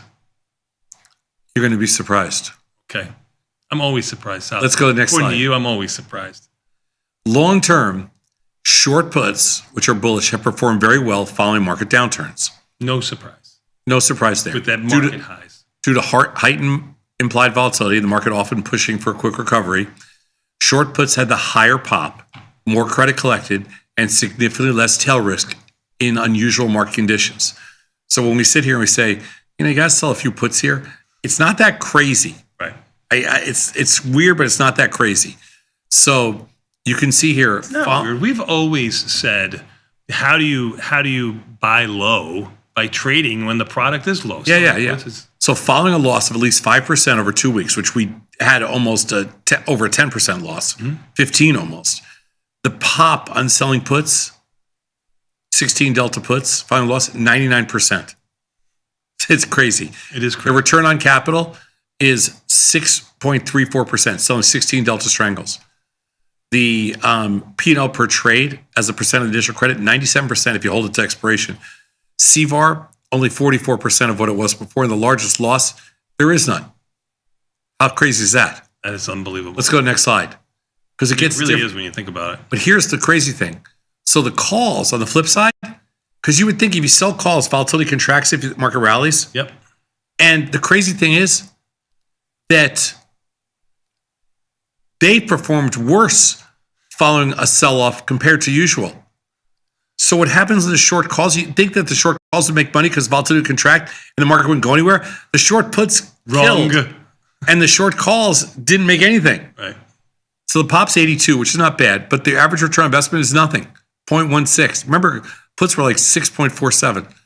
And the largest loss is huge. The CVAR is monster, and the average P&L per trade is only 13%. So it's tiny numbers.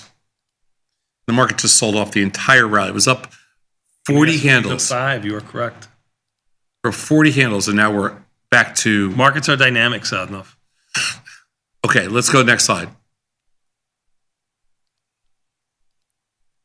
So Strangles did really well, like you said.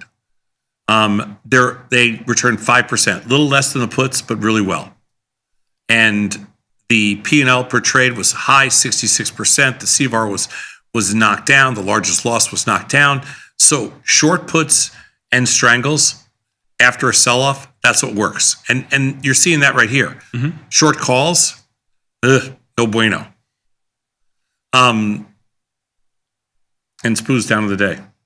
Down 50 cents. NASDAQ down 18. Russell up 6. I bet you didn't see that coming. I didn't, and volatility down 25 cents. Let's go next slide. 45 days after a drawdown period, short puts performed the best overall and showed the most improvement to normal market conditions.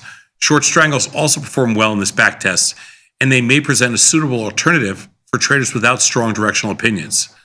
The only thing that didn't work was the short calls, but short Strangles worked and short puts worked. Both the short Strangles and short puts were huge compared to the calls. Calls basically paid nothing. Never sell calls, Sadnov. The P&L per trade was, all on the put side and the Strangle side, and the CVAR all on the short puts. I mean, you never lost on the short puts and the short Strangles. Pretty heavy, convincing stuff. Okay, there's nothing light about this after a big down move like we had. Let's go next slide. So the takeaways. Short puts, which are bullish, perform best. Short calls, which are bearish, performed poorly in these conditions. And Strangles, they performed well during the drawdown period and may be a good alternative for traders who do not have a strong directional opinion.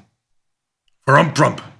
Even the S&P is back up 13 in that small period of time. So we're going to take a quick 90-second break and come back. You know what we have next? Your friend and mine from the Scott Sheridan Studios. He's got to be coming home soon, isn't he? Can't tell you. Let's find out immediately following these messages. We'll be back in 90 seconds with Tasty Live. Tasty Trade World Headquarters coming up next.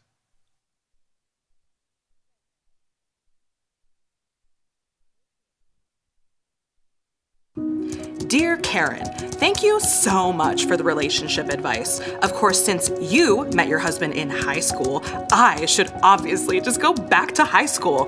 Can't wait to win the Nobel Prize for my development of a time machine. Signed, Regina. Sometimes it feels good to get smart. Get even smarter with live trading insights and some live taunting. You're mistaking me for someone who cares. From the smart mouths at Tasty Live. I'm like the Tupac of economists, going out on top. And will I ever really be gone? Say bye to Ben Bernanke. Cry your eyes out past the hanky. Gone from the Fed, but still looks swanky. Bye-bye, Chairman Ben Bernanke. Ben Bernanke, hardly knew ya. Ben Bernanke, glad we're through ya. Sayonara, Mr. Yankee. Closing bell tolls for Ben Bernanke. Now, say hello to Janet Yellen. New blood, maybe start some selling? All around the world like a market Magellan. Hello, Janet Yellen. Janet Yellen, Professor Shady. Janet Yellen, new chair lady. Welcome in the new Miss Yellen. Different from the old, there's no telling. And I'm out, like Tupac, in a peaceful transition.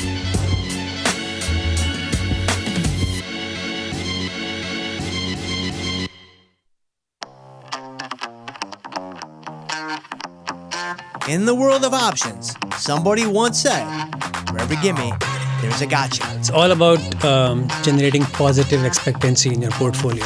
Welcome to Option Trades Today. I'm Tony the Bat Batiste, and I've got not one, but two trade ideas for you today. Exploring zero DTE. We promised you we would take a look, and here we go.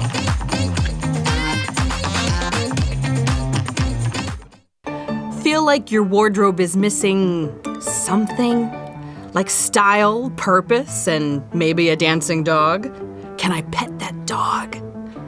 The new Tasty Trade and tastylive web store is now live. New merch, bold designs. Did we mention all net proceeds go to one tail at a time?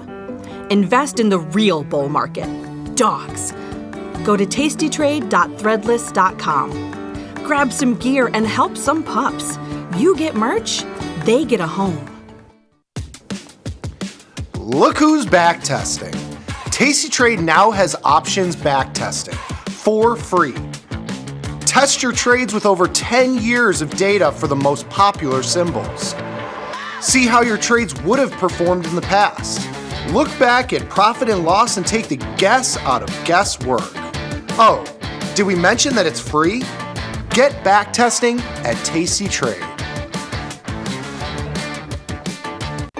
Feel like your wardrobe is missing something? Like style, purpose, and maybe a dancing dog? Can I pet that dog? The new Tasty Trade and tastylive web store is now live. New merch, bold designs. Did we mention all net proceeds go to one tail at a time? Invest in the real bull market, dogs. Go to tastytrade.threadless.com. Grab some gear and help some pups. You get merch, they get a home. Now, don't screw up. You're the weakest link here. You guys introduce yourselves. I'm Tony Batista. He's Tom Sosnoff. If you didn't know that, I don't have any idea why you're watching. I'm Tony Batista. He's Tom Sosnoff. 41, you got it! See that? We knew it. Pretty good. Baseball field. Baseball game. It was a wonderful evening. It was a warm summer day, 1982. It was around 82, 83. I don't know, sometime around there. Yeah, 83. 83, let's say. It was 83. I remember because I was dating somebody else at that time. 1983. Yes. It was a wonderful day. No, we were playing. We played softball on the same team. 16-inch? 12-inch. With gloves. Because we were hand models at the time. Yes. I played third base, Tony played right field. You've been dying to say that, haven't you? We took him to use a charity case. Here's what your buddies mean when they say to catch a falling knife. Ever seen a stock make a huge move lower? And maybe you had the thought, I'm gonna buy that stock. But then it just keeps going down. That's a falling knife. A falling knife is a stock that makes a big move lower and then continues to move lower. The contrarian trader has the idea to go long that stock in the hopes for a bounce, catching that falling knife. But you gotta be careful trying to catch those falling knives. In the world of investing, a beast lurks between the numbers, ready to pounce. Some traders hide from it, some ride it. If that's you, join us on Tasty Trade. Genius loves company.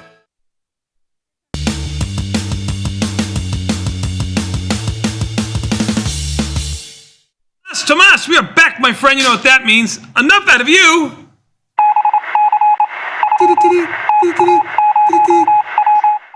That's right, the Tasty Trade World Headquarters. Your friend of mine, the very popular Mr. Scott Sheridan from the Scott Sheridan Studios. Take it away. Yeah, I'm not really sure about this whole popular thing, given what you just told me during the break. Beth, we weren't live, were we? Okay, so Funny, Scott. Every everybody ganged up on me, and then Tom was supposed to be my savior, which is what I said, quote unquote. If I'm relying on Tom to save me, I'm a dead man. That is true. That is true. That is true. Hey, and there's no better.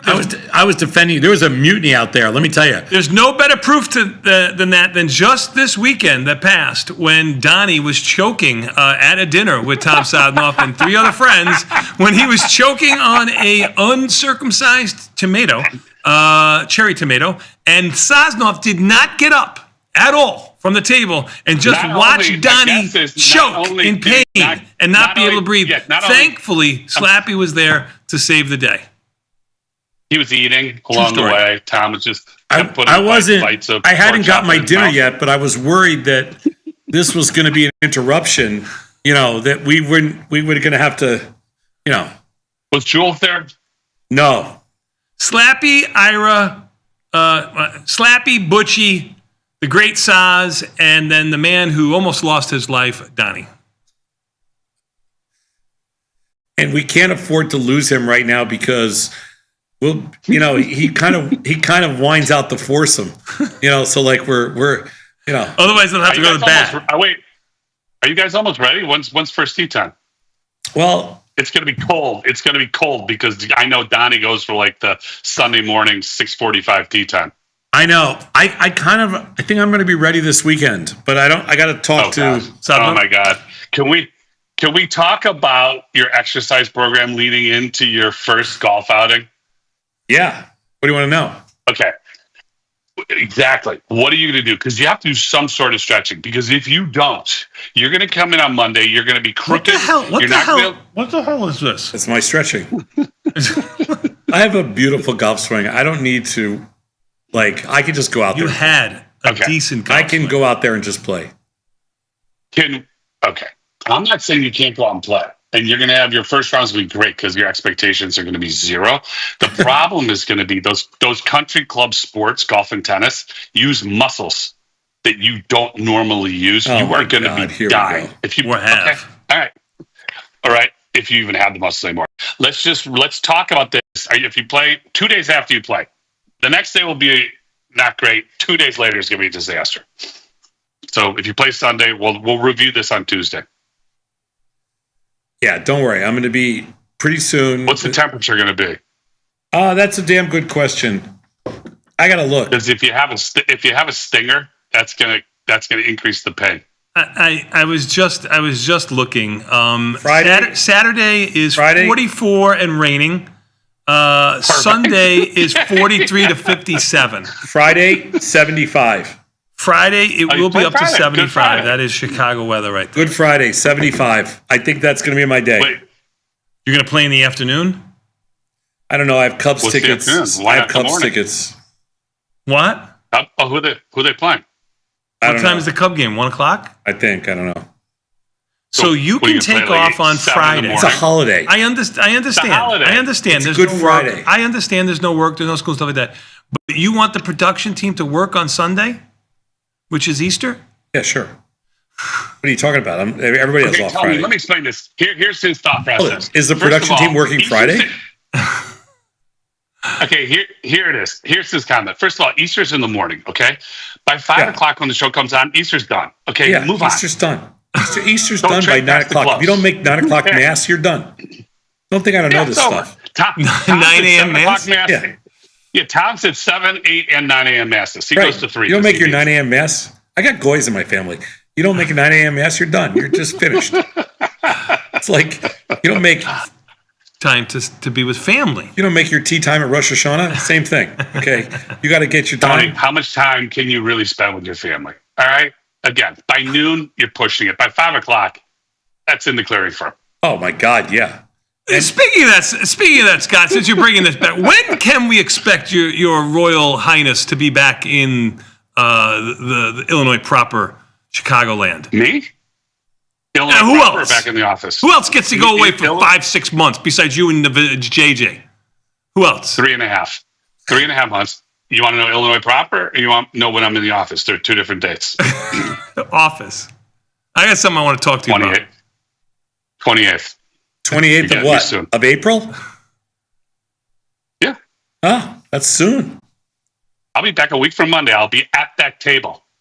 Oh, I have All Girl right. Scout All cookies. right. I'm looking forward to seeing you. What are you bringing me Girl Scout back? Cookies. Nothing. What do you want? I'll bring you whatever you want. Tell me what you want. I'll Bring me back our head.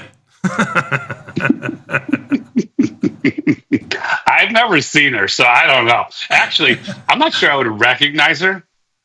Who are you talking about? I'm not saying. Who are you talking Tony, about? I got you, okay? What? Really? You really have to ask that question?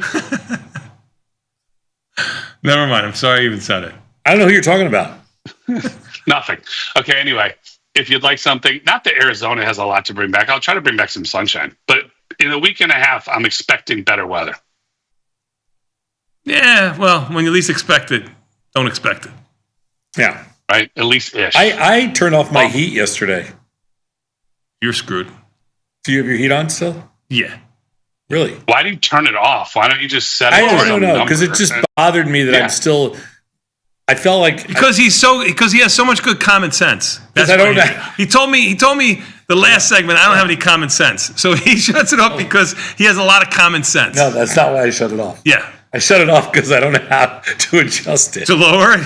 Because he has a lot of common sense. So I only have one switch on and off. I got this new software. Seriously, if I could slap a set on you, you'd be amazing. With your wallet, I could do it. I could close my eyes. I have new software now that I can manage my house on my phone, my heat. You have new software. working? You mean an app? Yeah. How's it working? I don't know how to use it. So all I could figure out was figure out was the on-off switch. Mm-hmm. Oh my He's God. amazing. You're seriously, you are a sad story when it comes. Thank you. Thank you. I How agree could with you that. How could you be so talented in so many areas and so helpless in so many? It's beguiling. I mean, it really is. All right, go find like a 10-year-old or a 12-year-old. Just go find one walking around the street. Say, how do I use this? They'll go, here you go. Boom, boom, boom. They'll push buttons. You go, your heat will be 68 like this. Boom, boom, boom, boom, boom, boom, boom, boom. These were Tony's guys. You know, they put this. Oh my God! Now it's somehow my fault. It's always Tony. You had nobody. You had nobody. They load up you my had phone. no heat. You had no heat. They load up my phone with technology. They load up my phone with an app, and then they go. They Google search you on Google. They realize that you're a They technology. load up my phone with this app, and they go. I go. How do you use it? They go. You'll figure it out. It's easy. For a guy like you, they're like this guy tells me, he goes, yeah, my mom figured it out. All right, that's never a good thing if they say that. That's never a good thing. That's not And good. I'm sure she did. That's not good. Right? Yeah. Because it's got to be like a little button and literally like a little roll dial. You just go 68, 69, 70, whatever temperature you want. If they say my mom can figure it out, they're so facing you right then. Totally. That's exactly what they're doing. They're facing you. Totally. They're like, all right, tough guy, my mom can do it. They're like, Yeah. so no, this is. No, this guy said his mom's mom could do it. Yeah, this is bad. Oof. Yeah, Well, that's worse. not good. That's not good. And she doesn't have a smartphone. Yeah. No, All right. no bueno. Hey, Tony. Yes. Tony or Beth, are either of you watching? I think it's called Friends and Neighbors. I started John watching. Hamm. I watched the first one. I like him. Yeah. Beth, have you seen it? Not yet. Jury's open. I've watched 2 episodes. I'm giving it the jury's open right now. It's worth watching a couple episodes. We'll see where it goes. It's got Yeah, potential. I watched the first one. I was like you. Let me see it evolve because I didn't like the second season of White Lotus until it was 2 or 3 episodes into it, and then I liked it. Are you watching Land Man? I love Rain Man. Oh, I'm sorry, I love Land Man. They're actually coming up with a second season. They just announced it. Isn't it more? Is it? But is he coming back? That's the question. John Hamm's a lot of I don't know. I follow There we Ali go. Lauder, and she told me that they're doing a second season. She didn't mention him. All right, She that's told all I you know. Directly, she DM'd you. Yeah, she DM'd me. She told me that they're doing a second season, and I don't know. I mean, I don't care about Billy. How old is Ali Lauder? Right in the wheelhouse, Sosnoff. How old is she? Who cares? We want to take a guess, Sosnoff? You want to put your foot in your mouth? I'm gonna say she's. I'm gonna say she's late 40s. Yeah, 49. Perfect. Yep. Yeah, right in the wheelhouse. That is right in your wheelhouse. Yep. Yeah, right in the wheelhouse. Everything's. Actually, my wife actually sent it to me, if truth be told. Hey, you've already almost got yourself in trouble once this show. Don't do it again. I'm not. But she told me it's going to be a second season, so we're good. There we go. Tom, you watching? I don't watch it. He doesn't know how. He doesn't know how to work the app. Wait a minute. Who are you going to the Cubs game with? Goy? Corinne's going to a game in April. No chance. Oh my God, you're going with the Goy. The Goy. You have to go with the Goy. He's a Cub fan. Yeah. It's going to be a beautiful day. You're going with the Goy. He gave you a grandson. I mean, you can't kill him now. Yeah. Right. I mean, that's the game plan. But do you have good tickets? No, they've got the good seats. Who's they? His companies. They got the 19. You're going on their arm? You cheap SOB. No, they had good. Honest to God, it just so happened. Oh, you know what? So you are going with the Goy. So that's nice. See, he invited you. You wouldn't have invited You know him. what? You made it sound like you had tickets and you were taking the wife and you were going to have to buy other tickets for the rest of the family because everybody's off from work. No, they and now you're going on somebody else's. They invited me. You're on the bitch program. They invited me. You present things so out of whack, and I don't have common sense. That really hurt me, by the way. I'm with Tony on this one. Thanks. I'm 100% with Tony on the this reason one. I didn't say anything is because it's supposed to be here it 75 degrees, and I'd rather play golf than go to the game. Okay, well, you So know how do you what? do that? That's What do you- just the what type ex- of what person you are. excuse- Yeah, what excuse do you The come next up with? branch. What'd you say? What excuse do you come up with? Oh, Like you can get out of golf to go to the game by saying, you know what, ow, my back, I did something I can't play. But what do you say to get out of? Because you can't now say, because this is recorded. Hopefully he doesn't watch. But you can't go say, you know what, I forgot I agreed to play golf. I can't go to the game. what do you mean I can't say that?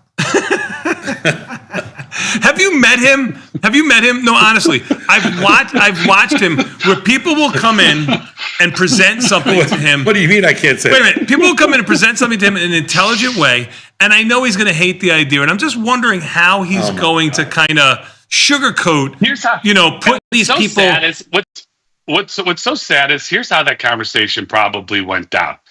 He came home, said to your daughter, you know what, I have 2 tickets. I hope you'd be okay. I'd like to spend time with Tom. Can I invite Tom? Would you be okay not going to the game? I'm sure she said, it'd be nice. You go spend time with my dad. It's nice, the 2 of you. Worst comes to worst, he'll buy the beers. Right. Little does he know. They're all included. Oh my God, those are great seats. Oh boy. Little does he know. Yeah, seriously. Why she would invite you is beyond me. Him. Yeah, you turned on him like that. Sad enough, I got you out. Better offer. Here's what you say.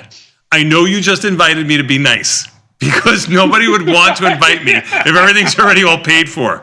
So I'll bow out so you can invite one of your girlfriends or one of his friends that he would really rather spend the 6 hours with. It's the perfect out. It's like you're not going so that they could have a better time. I was actually just going to wait and see what the weather was, because if it's nice, I want to play golf, and if it's lousy, I'm going to go to the game. I'm keeping all my options You're telling open. him. SMRT. So you're telling him he's at best he's a B-lister, because the reason I'm saying at best right now there's only 2 horses in the race, but if a 3rd horse came in the race, you'd consider that option too. He's the first one off the bench. We like to talk about it in positive, glass half full. Okay, he's next up. He's 6th man. Oh man, you are priceless, Sosnov. So he's right there. Priceless. You really are He's priceless. right there. By chance does he watch this show? I apologize hope if he not. does. I hope not too. Oh my God. All right. 2 things. 1, we're going to get to business, but 2, more importantly, what's for lunch today? Where are tacos from? Saborosa? Taco bar. Five Rabanitos? A new place, isn't it? Habernitos, Haberito, Huba Stink. 5 Rabanitos? No. Habanero, maybe? Yeah, habanero. That's it. Habanero All right, taco sorry. bar. Now, does that mean that it's in troughs and we have to make our own tacos? No, I'm going to make your taco for you. You just sit here and you just sit there and relax, and I'm going to make your taco plate for you. All right, don't worry about it. I got you. Tony doesn't like. No, I'm serious. Is it in like a trough? Because that's when everybody gets sick when they do Everybody gets sick. They're dropping like flies out there. Oh my God, that. They are. he doesn't like when he has to make his own tacos. Well, wait a minute. Do you not like making your own tacos? See, I don't. You're saying He doesn't like making his own taco. I don't make them good. He doesn't understand the concept. He puts the meat in his hand, and he just has to figure out where the tortilla goes. I don't make them good. The whole thing is messed up for him. If it's not in the right order, Tony, you can't do it. I think you do this. I think you do this as an accident. I don't know how to do it, so that you get the sympathy card, and then somebody always takes care of it and does it for you. No, nobody takes care of me. Not one. He has to do it. Here's what every person does. Whoever's taking care of me, this is it. Like Beth used to bring me coffee every day. Then she said, "Hey, Beth, they have these carafes you could take to the desk with you. Now I have to get my own coffee every day." She used to bring me water every day. She still brings pistachios for Saznoff every day, but she brought me now. She says, "Hey, Bat, they have these. I'm going to buy you a refrigerator. They have these. You can stick them in the refrigerator right underneath your desk. Now I have to get my own water." So no, nobody takes care of me. They only take care of Tom. Tom is the golden child still. Do you need something, Tony? No, I'm fine, Beth. That was very sweet of you, Beth. Thank you. And that was very genuine. Tom would have been like, "You're right." Very genuine. Tony, if I was there, I'd make you a plate. 2 weeks from today, I'll make you a plate. Thank you. All right. Do your thing so we can move on. Symbols. Do your thing so we can move on. Symbols. Top 15 symbols going through the system. First 40 minutes today, no broad-based indices or futures. Tom, for you, number 15, TSLL out of 46. For everybody else, Tesla to 52, NVIDIA to 39, Netflix at a 60, PLTR to 79, Apple at a 54, Meta at a 64, BAC at a 45, GLD at a 62, Amazon at a 60, TQQQ at a 54, MSTR at 26, IBET at an 81, TLT at a 67, AMD at a 54, and Tom, for you, number 15, TSLL at a 46. We're rounding out the next 10. Citi at a 45, Microsoft at a 49, Google with an L at a 55, a Hood at a 57, Walmart at a 57, RKLB at a 62, a PLD at a 55, Intel at a 74, and SOXL at a 59. Saznoff, since you rushed my friend, what do you have to say now? Since I rushed your friend. Yeah, you did. Thanks, Tony. You're welcome. Oh, I thought, what else did you have to do today? Were you going to talk about the... Oh, my God. He's going to get so mean right now, Scott. No, I thought you were... Sorry. Choke, you bastard. Go ahead. You're going at a fast pace because you wanted to show the new software or something. I didn't know what you wanted to do. Yeah, exactly. Isn't he wonderful? Would you love to be in a foxhole with him? What foxhole am I going to be? Have you ever shot a gun? A BB gun. Okay, whatever. Good enough for you. But in general, like, have you ever shot something with actually bullets in it? No, not real bullets. Well, you're hesitating. It's kind of like you have rubber bullets. What? Did you? Were you in a movie? No. Like, what do you? When we were kids, we shot like a shotgun. Guns? A shotgun, but it doesn't really count because it wasn't really real. I know, but it wasn't really real. I know, but it wasn't really like. Because the butler held it for you, or your mother shot it for you. What did she do? Like, you do it by proxy? No, it was like this clay pigeons. Not even clay pigeons, but it was something else. But you it's shot not, a shotgun at a. I killed 3 people. Okay. I mean, at a paper target.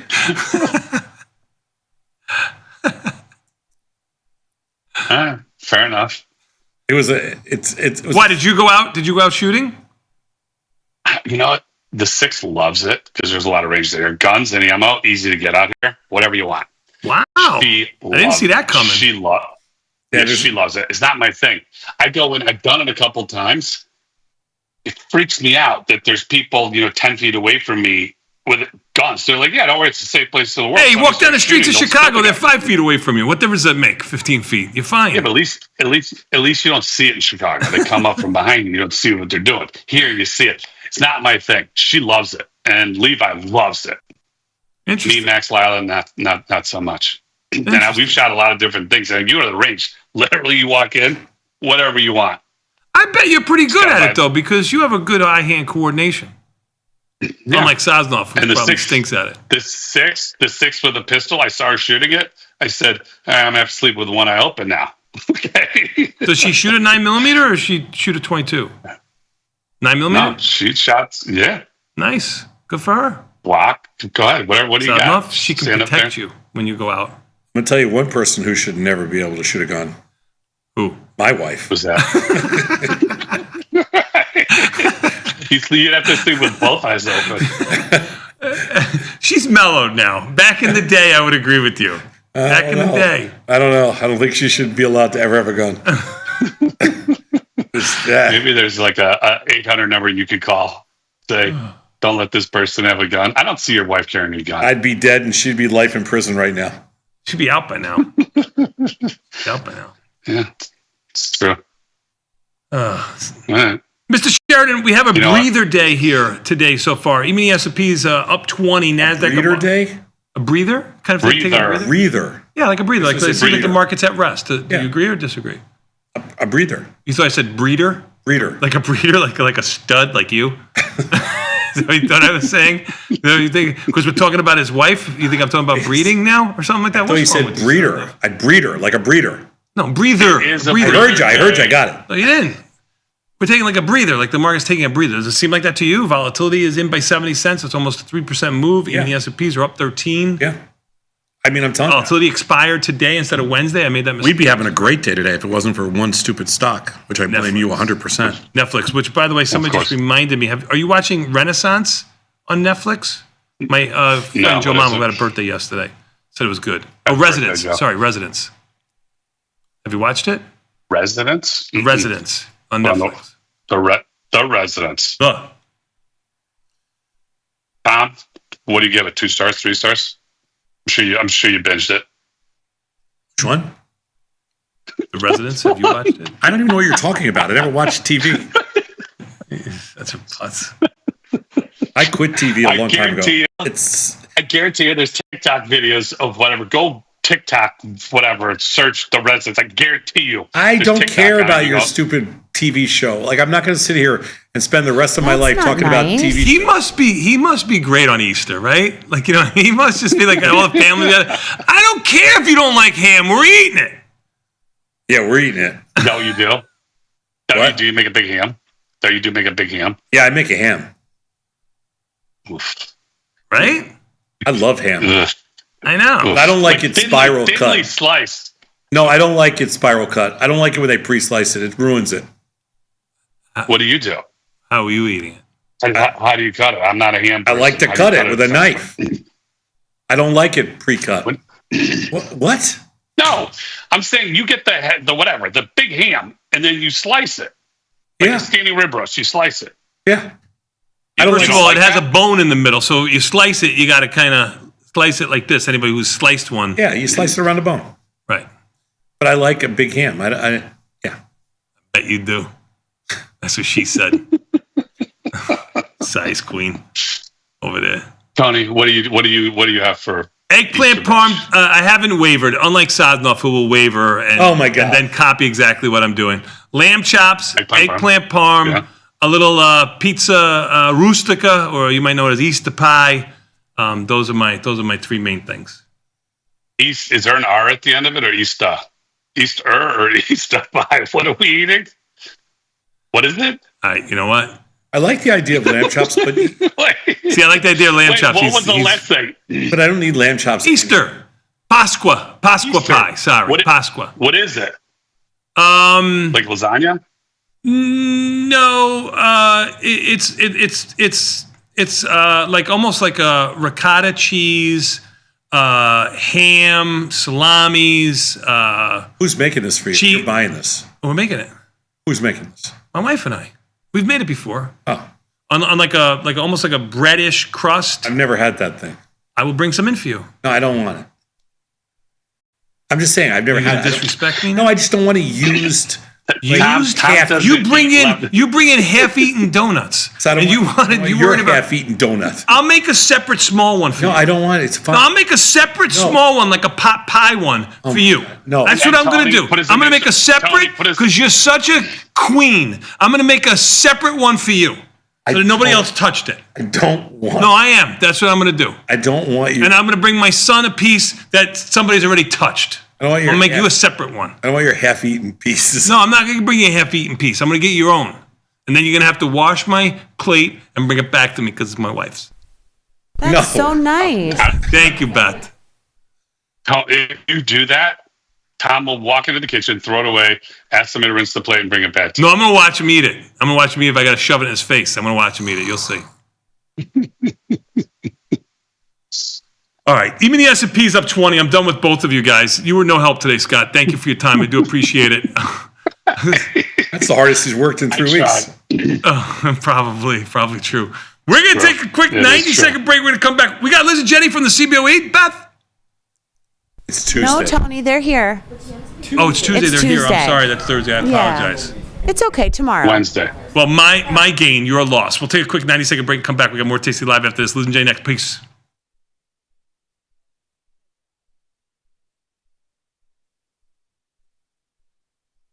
In the world of investing, a beast lurks between the numbers. Some watch from the safety of the sidelines, but others saddle up and ride that 1-ton rowdy ribeye for all he's got. If that's you, join us on Tasty Trade, named best online broker for options trading. Genius loves company. I want to play a game. It's a relationship game. So I'm going to ask you each a question. Who loves the hardest? Yes, yes, yes. So are you ready? TikTok. Who's more stubborn? Who's more public? Who's more patient? These are two of the least. These are the least patient people I've ever met. I'm going to say him just because he's a little older than me. Who calls or texts more? And who do you think takes longer to get ready in the morning? Who's a better driver? I drove a truck in New York City. I can fly an airplane. Who loves the Fed the most? Who's the bigger spender, do you think? Me. Yeah. Who's the alpha in this relationship? Who is more spoiled? Oh, him. Who do you think is funnier? Who is the better debater? I'm going to give it to him. Dylan, you think you're the better debater? Are you the master debater? No, he's he's good because he doesn't answer the questions, which is great for debating. Woof! The first half of this year's market has been giving the good guys the business. It's certainly been back and forth for sure, Pete, and I'm getting whiplash over here. With good mechanics, we can see Team Tasty stay strong in the second half. Absolutely. Let's check out our starting lineup. Liz Deerking, Eastern Illinois University. #1, because dedication and motivation equals success. Being able to make that one trade that builds on the next is the very first step. Matt Helmuth, Illinois State University. #30, because that's how many of Tom's credit card purchases I have to decline a week. Stop trying to buy a suckling pig online, Tom. Bobby Shepard, School of the Art Institute of Chicago. #6, because that's how many revisions every piece of copy goes through. Jenny Andrews, University of Illinois Urbana-Champaign. #18, because that's the average of the VIX over the last 10 years, and I cannot wait for it to get back there. I like the looks of that lineup. Well, be mechanical is always better than just trying to run plays and see what sticks, Pete. When you got skin in the game, you stay in the game. That's right. Now get off the couch and get into the game. Watch Tasty Trade.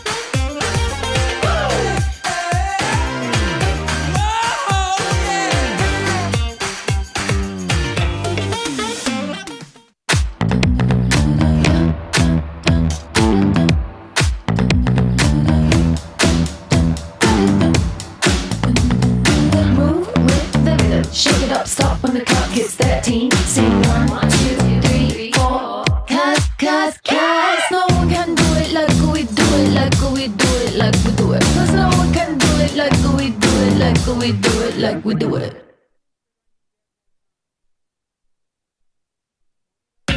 Beat the opening bell. Get trade ideas and market insights before the open. From the creator, Tom Sosnoff, and our chief market strategist, Tom Preston. Every weekday. Sign up at tastylive.com/newsletters.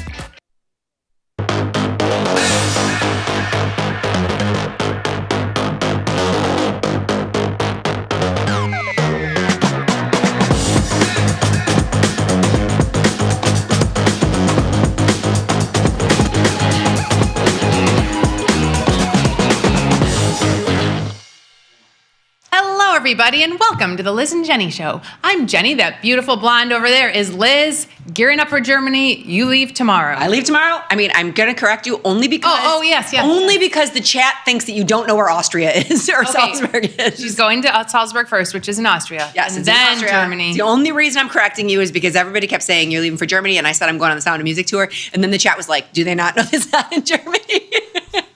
I'm sorry. First, you're going to Austria. Yes, that's the only reason I'm correcting you. I know they're transferable because they're so close. We're going to be in one, then the other, but I'm flying into. Here's what I want to say. The mood in the office here, everyone's in a good mood. Everyone I've talked to so far today is leaving this weekend and going out of town. I haven't talked to one person yet who's not. Well, I mean, I might have out there at Master Control. I'm not sure. But everyone I ran into at the water cooler, going out of town. Water cooler. Water cooler. To the water cooler. Got my orange vitamin water. I drink, oh my God. What do you have? What are you drinking? Diet Coke. I drink one Diet Coke a week. Here, I'm going to miss it. Miss it because starting not next week because we're gone. Following week, we are going to be live from the SPX pit Tuesdays and Wednesdays. Just like Chuck Woolery. 2 days a week. Although I might be fired because I didn't tell you this. What'd you do? And I know I'm going to find it, but guess what I lost? You lost your badge? You know what? Do you remember the first time we came here and we were walking in with Beth and we didn't have badges? She's like, just get real close to me and walk behind me. That's what we can do at the SIVO. Except there's security guards at every entrance. I'll wrap around you and we'll tap your badge and we'll walk in as one person. That's correct. Just get on my back. Or someone may have found it and they're going into SIVO like they're Jenny Andrews. Jenny Andrews. I don't know where it is. I have them clipped onto my backpack and so I got here today. I was like, geez, there's only one badge clipped to my backpack. Luckily, it was this badge. I've seen so many spy movies where people just walk by you and unclip your badge. Unclip your badge and take it. I don't know. I will have to see I'll find it. But we're there tomorrow. If I can't find my badge tonight. And you get on my back. Although the security guards might not like that. We know all of them. They'll let you. They're not going to just let me in. No, you just have to go get another badge from Nancy. I know. I might have to. We'll see. We'll talk. I might have to take the earlier train. They'll let you in within the 12 minutes. I can't take the earlier train because I'm going straight from there to Europe. My dog is coming with me. My husband's dropping me off, then the dog off at daycare. Busy. He's dropping me off, so I can't take the earlier train. Busy day. You might be able to. Now, I was thinking about this, and I'm almost positive. Yeah, I am positive. Like, when you go, you're going to be able... I know Prosecco is your drink of choice. It'll be everywhere. No, but my other favorite drink... Is warm beer? No, is the German beer that like, the one they serve in Disney World at that stand that's like orange. It's like an orange beer. I don't know. Oh, it's delicious. Hold on. I'm going to find it and I'll post it. It's amazing. They serve it in Disney World in Germany. Okay. And that is my favorite beer. And maybe that's someone texting you, letting you know what the beer is. If you know Jeff will let you on the floor. Frank's nephew thanks, will Frank. be waiting for you. I'm pretty sure. I'm hopeful that I'm going to find it. It's probably laying like in my car. Frank, we might alert you. We'll alert you on the train if we need Jeff waiting for us. Hey, maybe you should send us Jeff's number. Yeah, because we keep harassing him one of these days. We do. One of these days we're gonna get One of these days he's going to file harassment charges because every day we're like, Jeff, come on the show. What we want Jeff to do, and we don't say it on air, is to walk behind us as if he's walking downstairs, like the funny joke. See if he does it. All right. Want to pop in the platform? And we have the cool thing. Today's Tuesday. We have the cherry picks today. A portion of it. So you can. Yes. We're getting a good portion of it from Dr. Data. We want to give a big shout out to him. I also walked in and told Dr. Data those sheets, the futures cheat sheets that we printed out the other day. There's printouts on the counter. You should take one with you. I'm going to take one. I said he's saving teenagers one at a time. I sent my printout with JD to school to give to those kids that are scalping futures. That's good. Yeah. I loved it. I loved that one. I did too. And what I loved even more was comparing the prices to that one to. I found my other one too. Mine didn't have a date on it either. See, you thought I was lying. All right, so Spoo's up 25, and yesterday was kind of a weird day. We kind of dropped down. Didn't think we were going to hold the rally, but then rallied up at the end of the day. No, right? No. How high did we close? So we closed up 50, but we were up a lot more than that during the day. Oh, I know, but at least we didn't close. Correct. Close. Fair enough. But we were up. Then we were down. Then we closed up 50. But in the middle of the day, at like 1 o'clock, we were up like 90. But I was happy with the up 50 close because I thought we could have closed like down on the day. Oh, that's so too. So, and we're up 27. Oh, and it's April 15th. I did pay my taxes. It's done. She's not going to jail, ladies and gentlemen. It was 9 p.m. I think 9 p.m. when my accountant got me the DocuSigns on April 14th. And how does that make you feel? Not good. Not good. Well, that's what I said. I was like, you're not Tom. You gave me your documents so long ago. I know. Yeah. I thought about this. Before the last time I went out of town, I turned everything in. I was like, I want to get all of my taxes done, turn it all in before I go out of town. Now, it's months later, and I'm going out of town tomorrow, and it's like, it just got finished. Yeah. Last night. I won't be finished for a very long time. Extend. It's fine, and maybe I'll extend in the future. Not to put the pressure on him. He was on an 8:30 a.m. flight today to Merco Island, and I don't think he'll come back until October. Really? Yes. My accountant, he's like, get everything in and done because I'm on an 8:30 a.m. flight tomorrow. Yeah, well, he does it the last minute. He could have been on the flight a lot earlier if you would have done anything. Okay, so in the platform, as far as things to do you think with our TLT trade up $72, we should just take it off? I know it's a zebra. Should we take it off? We still also have this ZN trade, which has only 10 days to go, so maybe we should look at rolling that. We've got a put spread in ZN. We should take a look at rolling and maybe take the $72 out of our TLT. So what's crazy is take a look at that. Can we look at the ZN first? Do you mind? Because the TLT, we can do things. So they are kind of versions of the same trade, right? Yeah. Bullish and bullish. But our ZN, if you look at the chart, that thing it went under our long. Now we are just got back up. hitting. Do we want to roll it or do we want to roll the dice with this one? Let's roll it. Or do we? The right thing to do, and we're going to be gone. Let's roll it. Okay, or do we? So this was the second ZN trade in a very short amount of time. We put a ZN trade on, took it off for a win. Then put this on. It's a $100 loss. But if you look at all of our bond note position, then we're up in this TLT. So if you look at them all as a whole, probably not up that much, but because I don't. Honestly, I think maybe we took maybe it's a scratch. Maybe our ZN to ZN is. Let me take a look and see. I doubt we made $100.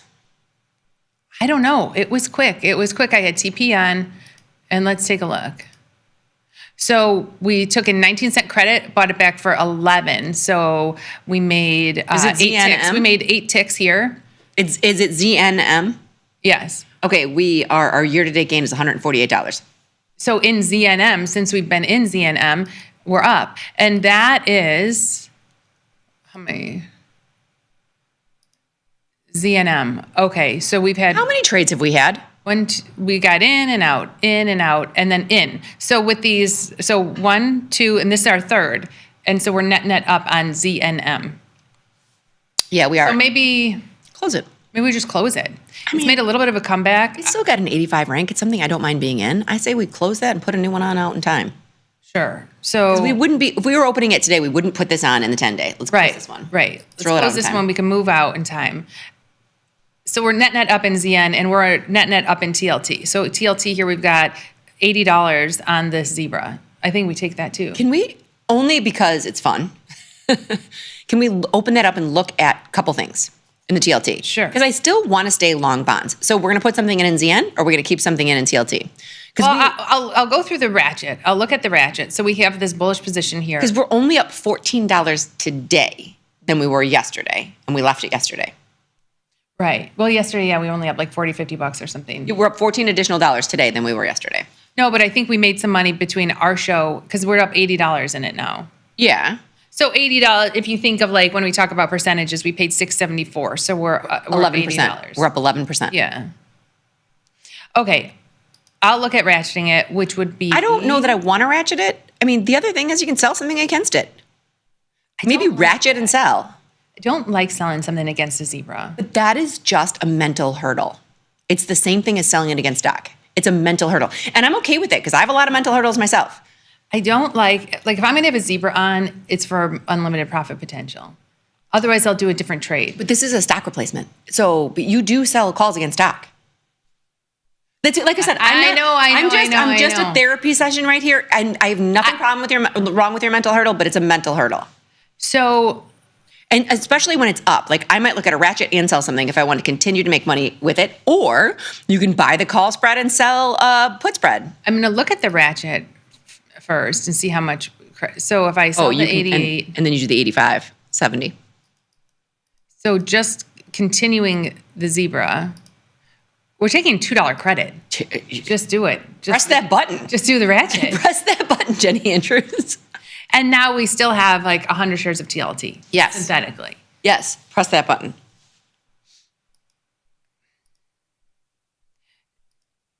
Now, when I will sell calls against the zebra, I will sell calls against the zebra if it's ratioed. If it's like 5 zebras to 3 calls. But I don't like I know. But I'm telling you, it is stock. If it's a stock replacement, if you would sell it against the stock, you can sell it against the And you know what? And to be fair, mostly when I sell calls against stock, it's not 1-to-1. It's not 1-to-1. It's not 1-to-1. If I have 1,000 shares of stock, maybe I sell 5 calls. Or like, so it's not 1-to-1. There you go. I'm not a big like 1-to-1. I'm going to have 100 shares of stock and sell 1 call. It's usually some ratio. There you go. So I'm working this ratchet. I mean, take it down. $2 is a lot. I know. I was take shocked. it down to like 190. I did not think we were going to get. Is it wide markets? No, just ship it. Ship it for like 180. Don't get crazy. There you go. $2. That's what I'm saying. That's $2. I want my $2. So now we have the long synthetic stack and TLT. Yeah, that's great. Yeah, because for me, it's like if you get a big move. It's not. I don't need 40 cents. It's not worth the 40 cents. Do you know what I'm saying? No, but it chips away. So if you only paid $6, now you only paid $4, and then you're taking another 10% off the table, and you still have from 88 to 94 another $4 to make. So in my mind, a zebra is like get out quick, right? A zebra is more of a get out quick. Like you get a move and you get out quick. And once you sell the call against it, you're not getting out quick anymore. No, but it's also got a 65 rank. All I'm saying is you just got to look at it. In my mind, it's a stock replacement. If I would do it to the stock, I'll do it to the zebra. I have zebras that I sell strangles around all the time. Right. Because I'm getting an extra premium. Like I might sell the 92 and the 83 and get an extra $1. And we can. So that stuff I'll do against my zebras because I look at it as stock replacement. But I get your point. I understand your point, meaning like you're tapped out because it's a 1-to-1.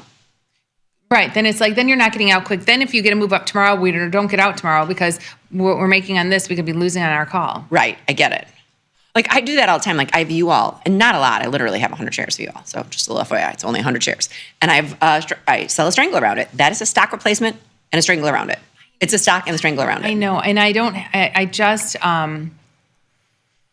I view the zebras as temporary, whereas I view my stock as more permanent, and the zebras is more temporary because you're always moving them. You're always having to move them. Yes, you should move. You should be moving them. Right. Yes. So I just if things are going in your direction, you should be moving them. Okay. MU, we just put that on yesterday. Right. We moved. That was our March put that was up 50%. And we moved out to June. Yep. I'll just put in a GTC for 50% on this. And that's in. And as far as other things to do. Okay. So we ratcheted up our TLT. We're out of ZN. If we were to put a new trade on, we would probably go, because we were in the 10-day, we'd probably go out to the 38-day. 38-day, and then it's the same price as the other one, right? So we 110, 109. Yeah. Let's look at TP's trick again. Let's see. Okay, 38-day, 8.6. And just show where you're looking. Can you circle it? Just Sure. because you're. Yes, 8.6. Here, this IV. So you're looking at the cycle that you're in. So the May 23rd with 38 days has an 8.6 IV. If I doubled this, we're looking at 17.2, right? If I doubled this, we're looking at 17.2. That's correct. Good job on your math. If ZB is less than 17.2, we're going to stick with ZN. And it will be. Ooh, no. Ooh. Now we switch. Now we move over to ZB. Because the odds are forever in your favor when you look at the volatilities like this. But did you expect that? I didn't. I didn't. I expected this to be lower. I did. Well, take a look at this. Lately it's been. And hey, take a look at this too. So ZB, okay, I'm just going to go a different method, which in my simple mind, I use this method. ZB's got a 65 rank. ZN, I think, had an 85. It did. I know. But this is like TP's trick. Let's go with it. He's the master. He's our volatility master. He's the master. So let's take a look. All right, in ZB, if I go down to all right, here's the 30 delta, here's the 25 delta. Let me see. 200, you get $203, risking $796 with the 26 delta. Okay. Or if I bring it to the 32 delta, I'm getting $265. I'd rather just get the 200. Yeah. Yeah, at the 111. Yeah. Ship it. And this is shipped. And it's crazy because, okay, max profit, $203. Max loss, $796. Buying power, $262. Max, yeah. Okay, so we've got, I'm looking at that is our premium selling, because our TLT is just long stock, or here's our like premium selling element. Yeah, for sure. I like it. Okay, so we've got that in. I'm going to push these out right now while we're talking. I know we have some tweets coming in, but let's not go to that. Let's go to the cherry picks. Is that okay? Sure. Unless there's something you want to manage first. No, I am looking forward to the cherry picks. The only other thing I would take a look at way at the bottom here, you could see you all. This was, we put on an earnings diagonal a day early. We put on yesterday. So this has happened many times to you. Mm-hmm. We put on a trade for earnings a day or two early, and it makes money before earnings. So do we take our $83 and not have the risk of the earnings announcement, or do we leave it? I say you take your $83. I mean, it's not small. If it was $3, I'd say leave it. Yeah, $90. Yeah. Paid $379 for this, and it's worth $90. Maybe we do take it. Maybe you do take it. Oh. What? I pulled up our futures cheat sheet. Okay. That's not the one that we're looking for, is it? That is... was last week's. Or we're looking for the Dow one, John. It's got all the Dow stocks on it. I'm almost positive it's the Dow one that he sent to us. Because that was the futures cheat sheet that was saving people. There we go. Okay, I talked to Dr. Data about this, and I love that he did this. So in times of volatilities, customers like to stick with ETFs and the big names. Below, we have the Dow Jones 30 along with a comparison of the market indexes, the S&P 500. We have them sorted from least to most volatile. Okay. These stocks are like my wardrobe. Not exciting, but reliable enough to last decades. Dr. Data's not giving himself enough credit. He's a handsome man with a good wardrobe. He's got a good wardrobe. You should see some of his ties. Some of his shirts. Yes. Doesn't he have, his song is Weird Science, isn't it, for Dr. Data? Oh, is it? I thought his was Sharp Dressed Man, but that's Gad. Oh, that's Gad. That's Gad. Okay, so I was talking to Dr. Data about this, and the crux of this, and I want to go through a little bit of these. He said when you have the volatility, it's kind of better to stick with around the ones that are like the ETFs. Okay. So the less volatile. No, so in that same realm. So the less volatile ones, and then you see the ones. That's where the SPY is. So I'm saying like SPY's in the less volatile isn't in the SPY. The SPY's in the one underneath. Oh, sorry. I was thinking that's all that same box. Okay, right. The one right. Mm-hmm. Because then there's no label for that box. So that's the one he wants you to stay in. Okay. That's the one. Well, I mean, these are just like loose-based guidelines, but you can go back and see this is all compared to the S&P 500, more volatile or less volatile versus that main box. Ooh, my nemesis is in there, McDonald's. But so McDonald's, that's right. McDonald's, Johnson & Johnson, Verizon, and Sherwin-Williams are in the same bucket as the S&P 500. All right. Now, Verizon Verizon is one of those like pays a high dividend. Thanks for zooming in a little bit. Pays a high dividend. I was like, what do you say about Verizon? Your face got so like serious when you said Verizon. I was like, what happened to you? Okay, here's Verizon. It comes and goes. There might be premium in there now, but there's usually not. That's the problem with Verizon. And Verizon didn't fall like the rest of the market. Verizon is the only one that kept its wings up. I think that's what they're saying. What I wanted to do in this segment is I want to look at those stocks. So Sherwin-Williams, Verizon, Johnson & Johnson, and McDonald's. So can we, John, if we can pop back and forth, that would be great. I'd like to jump in the platform and then come back to this if possible. Sure. And okay. So here's Verizon. It doesn't look like as much like most of the rest of the market because I don't know. I have a hard time getting back in Verizon. I used to sell, I was like, high dividend stock, sell puts, take the stock, and then try to sell calls against it. The volatility got sucked out of here, and there was zero premium in Verizon. But I think that's kind of I know that premium is different, but like from the volatility perspective, I think that's kind of what they're saying. If you stick with these, this is the same volatility as the S&P 500, which is a basket. So, but to your point, there isn't a lot of premium. There's not. So $44.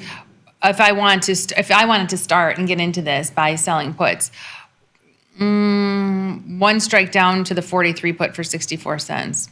But the return on capital is not bad. This is 31 days. I know. But so we're just looking at it from a volatility perspective. Let's look at your nemesis, McDonald's. Johnson & Johnson was on there too, wasn't it? Well, I'm not saying McDonald's is just something I'm traditionally short. I'm usually more short McDonald's than long. And that hasn't been working out so well for you because the market is tanked and McDonald's is near all-time highs. Yeah. Mm-hmm. What does that mean? People are eating at McDonald's more? Probably. It's the only thing they can afford. You can't afford eggs anymore, but you can afford a cheeseburger. Do they still have the dollar menu? They probably do. I love McDonald's. I know you don't like it. I love it. Hey, ever since what was it? The norovirus. Ever since we had the norovirus and someone said, drink a Coke from McDonald's, like it had to be a McDonald's Coke. And then I got emails. Don't send me emails. I got emails about how many calories was in a McDonald's Coke. I am a little bit obsessed with every once in a while getting a McDonald's Coke.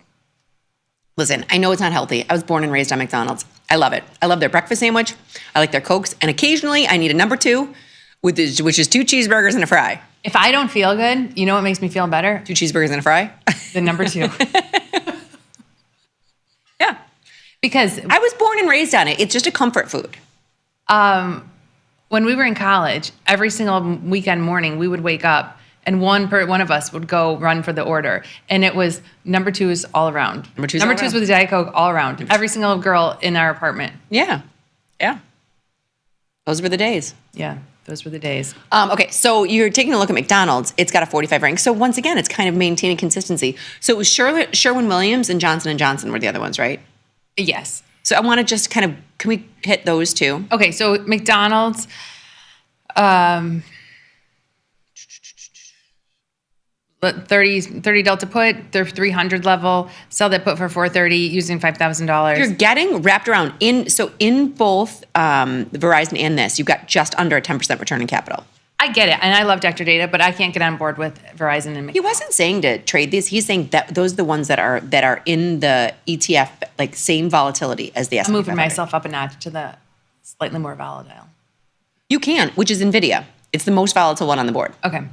Okay, so there's McDonald's. So if you're trying to build a portfolio, here's Verizon, McDonald's, Sherwin-Williams. I think the point when you but let's talk about this from the volatility perspective. They maintain some type of level of around where the S&P 500 is. That's all we're saying. Okay, he's not saying trade these, and that was not the crux of it. He's just saying that's the volatility level of. I was surprised that McDonald's, your nemesis, is on there. And here's Sherwin-Williams, $341 product. And again, with all of these, if I wanted to get in, that's too wide of markets. Building a portfolio, I wouldn't touch this with the 10-foot pole. Yeah, the markets. But you know what's crazy? This is a staple in a lot of my friends' kids' portfolios. Sherwin-Williams? Mm-hmm. Look at the chart. So my friends, Ken told all of his kids to buy this every chance they get. Sherwin-Williams. Because everyone's always going to paint their house? Well, and yeah, it's just go, like if you take a walk down memory lane with this, it just consistently rises. Consistent. I mean, it's pretty consistent. And so that's what he said. It's a staple in a lot of his kids' portfolios. And I get it. And it reacts like the S&P 500. So it's either Sherwin Williams or the S&P 500. But if you're an options trader, the markets are a little bit wide. The options are a little bit wide, yes. And it only gets 2 stars. And we know Scott is generous with the stars. Oh, he gives them away like And if it's only getting 2 stars, it must really be so. Okay, let's go back to the list because I got to find something else. Johnson & Johnson, we looked at it yesterday because they were on the earnings list. We can leave this up for a second. So then you go slightly more volatile? I'm going to go in this category. I'm going to go into the slightly... Well, I actually lean towards the bottom. I mean, I'm in. Let me just tell you about my portfolio right now. I have Amazon. I have Disney. I have Apple. I have Goldman Sachs. I have IBM. I have Caterpillar. And I have NVIDIA. I mean, I'm in that. I am a risk taker, apparently. I guess so. And so are you, because you don't have any of that other stuff in yours either. Let's see. Let me look at these columns. Boeing took a hit today. Did you hear that? No. Let's see how much it's down. Oh, this is why the news is amazing. We heard Boeing took a huge hit. Was it down $3? Down $2? $2.34. 1.44%. I've got a mix. I've got a mix of both. I've got a mix of both. I don't have anything in that slightly more volatile. Don't you have Microsoft? Oh, I have one share in there to remind me to buy it when it gets back down. Sometimes I make these. Everything else I have in the more volatile column. You know how sometimes I change my passwords and use stock symbols. And is your password Microsoft? I just changed it to that. Because that reminds me then, every time I type it in, it reminds me, I better have a position in there. In Microsoft. Why do you want a position in Microsoft so bad? I think I dreamt it. I think one day I dreamt it. One day I woke up and I was like, Microsoft's going to be one of my big winners this year. Get in now, Liz. Get in now. Okay. Which is not a trade recommendation. But I'm in it. So that's in the slightly more volatile category. Higher than expected. I am mostly in this category, probably. Right. I mean, and it's hard not to be because as premium sellers, I want that extra premium. Right. And that's what I'm looking for. Like what Verizon was giving us 50 cents in May, I'm looking for 50 cents a week. You know what I'm saying? She's huge, ladies and gentlemen. Like 50 cents in May, you don't want to go out to May for 50 cents. No, but that is the slow and steady wins the race. And I think my portfolio is built, and I'm just trying to be... But we are younger. I'm just trying to be devil's advocate, though. We are younger. Like if I was 80, maybe I would be in the top category. Yeah. Maybe I'd even take it a notch higher and be in Coke and Procter & Gamble. Yeah, I think you are in Procter & Gamble. I think I am. You are in Procter & Gamble. I'm not. But so I will say there are certain things that I will go farther out in time with that I don't mind. I mean, I pepper it in. So there's some that are near term. Yeah. There's some that are far term. Don't put too much money into one thing. Don't have too much risk in the near term. But keep it tight, Jenny. When I'm going through my positions in every rolling, so I already, I think the 0 DTEs have made us more greedy. I will tell you that. Definitely. But today's only Tuesday and already I rolled this week's to next week. So I did roll this week's to next week. So it's not like Monday I'm putting on Friday. I rolled this week's to next week already. Oh, you give it so much time. but when I get to a position and it's May, I get annoyed with myself. Like, why did I put this on in May? Or when you get the pop up that you're looking, you're like, I made $20. Great. Thanks for nothing. I do like this. I like this. Let's pick one from each category and put it on in our account. If we can afford it. We can't afford it. I'm sorry. I regret to inform you. We can't afford it right now. All right, then you pick one and I'll pick one. Of things that we don't have? Mm-hmm. The price is here, so we can use that too. I'm going to go... Now, Nike is in the top one. This may change, but because it's down 41% this month, that's why it's in this top category. So, but those are the ones that are getting hit. Like China just canceled China canceled all orders from Boeing. That's what it was. Thank you very much in the chat. Oh. So China canceled so this is all topical. That's why it's so volatile, right? But I know Boeing just won some other real big contract that everyone was surprised they won. So that just happened a week ago or 2 weeks ago or something. So give it then, take it away. Okay, so but Nike's in this category because it's down 41% because it's been taken. Are you surprised that Disney's in the volatile category? You know what I'm surprised about with Disney? China canceled all their movies from there. They're not letting movies in China anymore. Are they going to stop going to the parks or close down the parks. Is there Disney? Tokyo? I don't know. I don't know where they all are. Maybe. I think so. So I mean, I don't know where all the parks are, but they're not going to play the Disney movies. Yeah.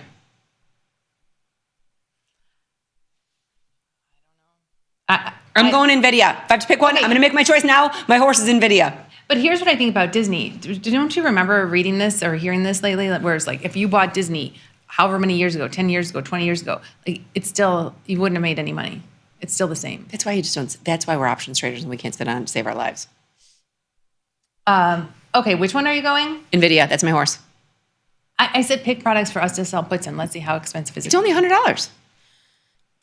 I mean, any of those other ones are $300. I went with the lowest price that wasn't Disney and wasn't. That's the lowest price up there that isn't Walmart or Disney. Fine, I'll choose Walmart. It's $15 cheaper. We'll compare them. We'll compare them. And I'm gonna get a little. I'm gonna look at Cisco. I'm gonna look at Cisco. Oh, we have to look at our earnings trades from yesterday too. Okay, all right, we'll take a look. Okay, first up, NVIDIA. Can we afford to sell puts in there? And what do we have something in there? Oh, that baby calendar. We have the baby calendar. If we went to May and sold a put, and I'm going to get really conservative here, 20 delta put, 100 put for 250. See, this is the problem with NVIDIA. It is not priced. Why is that not priced right? Check Walmart. Walmart's $92. Or Walmart's a $94 stock. Go to May. 28 delta, $1.86 on the 90 put, $1,300. See, versus a third. 3,000. That's crazy. Right. So then let me pull a TP. So Liz, take a look at this. When you look at your theta per day, $5.06 versus your buying power versus going to NVIDIA. You can't with $3,000. I agree with you there. I didn't know it was that expensive. It is. I looked at the price of the product. I know I sell puts in NVIDIA, but and here you're getting $860 a day, but using almost three times as much. That's not right because I mean it's the $94 product. That's not normal margin. It's a high margin. Yeah, it's a high margin. So your choice is going to be Walmart puts. No, I just said look. I was just trying to pick a price that was under $350, like 3M. Everything on that list was $300. We can't afford. We'll look at a few and we'll just pick one. We don't need to do them all. So anyway, this isn't bad. You know, $5 a day in theta, $189 using $1,300. That's not bad. No, that's not bad. Or I wanted to just see how. I haven't looked at Cisco honestly, but it was on the list, so I'm looking at it. Cisco. No, doesn't look great. No, you're not getting enough premium. But it's cheap. But it's so $3 a day, and you're using almost $1,000. I liked Walmart better. Yeah, me too. Walmart's up 58% on the year. And I'll tell you, Nike. I know Nike's fallen, but it doesn't look. It might not look bad. $121, $4 a day in theta, and using only $600. That's not bad. That's not bad. That's more our speed. Do you ever do ratio spreads down here? So that's like my go-to move would be buy the 52, sell the 50. Now you're not going to get as much, but it gives me like a weird false, only 50 cents. If I was getting closer to $1. So, you know, if I look at the 50 and it's 120, if I can do a ratio spread, a lot of times with dollar wides you can, and still get close to $1, I'll do that. Right. Right.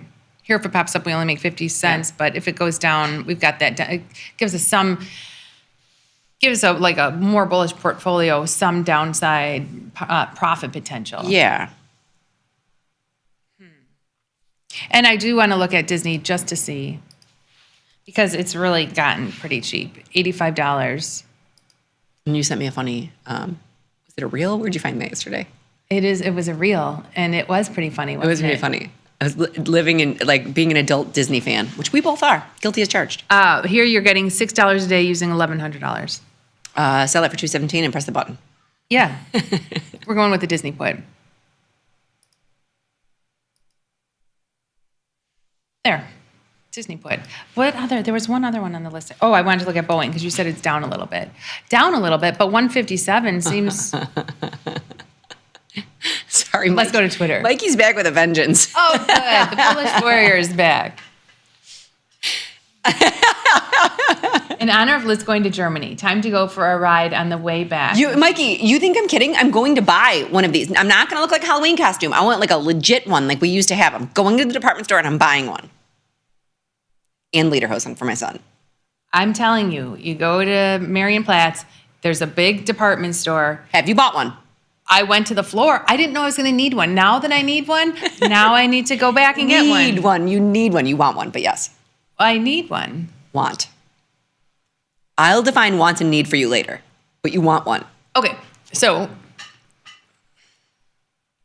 I don't know. I don't know that we could say anything on air yet. I know. You just want one. It would it's not a need. Like you're not going to die. No one's going to shoot you. But if we're doing something together and if we're doing one has a dirndl and one doesn't. If we're doing something together and it happens to be in Germany and one has a dirndl and one doesn't, then what? I'm going to be wearing it everywhere. Then does it change from a want to a need? It's still a want because nobody's going to shoot you if you're not in it. All right, I'm going to let you wear the dirndl and I'm going to wear my regular street clothes.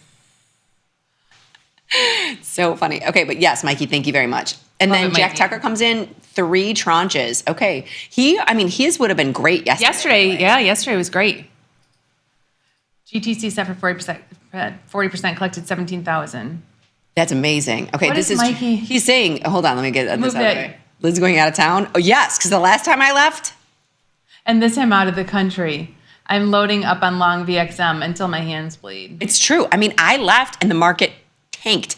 And the funny thing is I was giving Jenny the business about how the market was down when she was gone. Yes. But it was what was weird about that was it was assignment city, where the crash move that we had when I was gone, you didn't get assigned on anything. Because we really didn't have anything to be assigned on. True. Okay, so I went out of town, the market went down. You went out of town, the market went down. We're going out of town again. What are the chances that every single time we're out of town, the market goes down? I don't think so. 68%. Can lightning strike 3 times? Sure. I'm going to say we're up.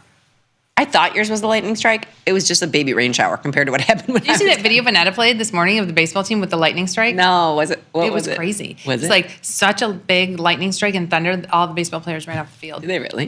I didn't see it. Okay, but beginner trader comes in. Do you adjust your trade profit target based on the market conditions?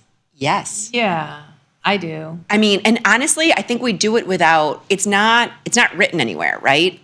It's not written. But we'll take profits quicker. Oh. Make adjustments sooner. Make adjustments way sooner. I will take profits a lot quicker, or I will cut my losses in market conditions too.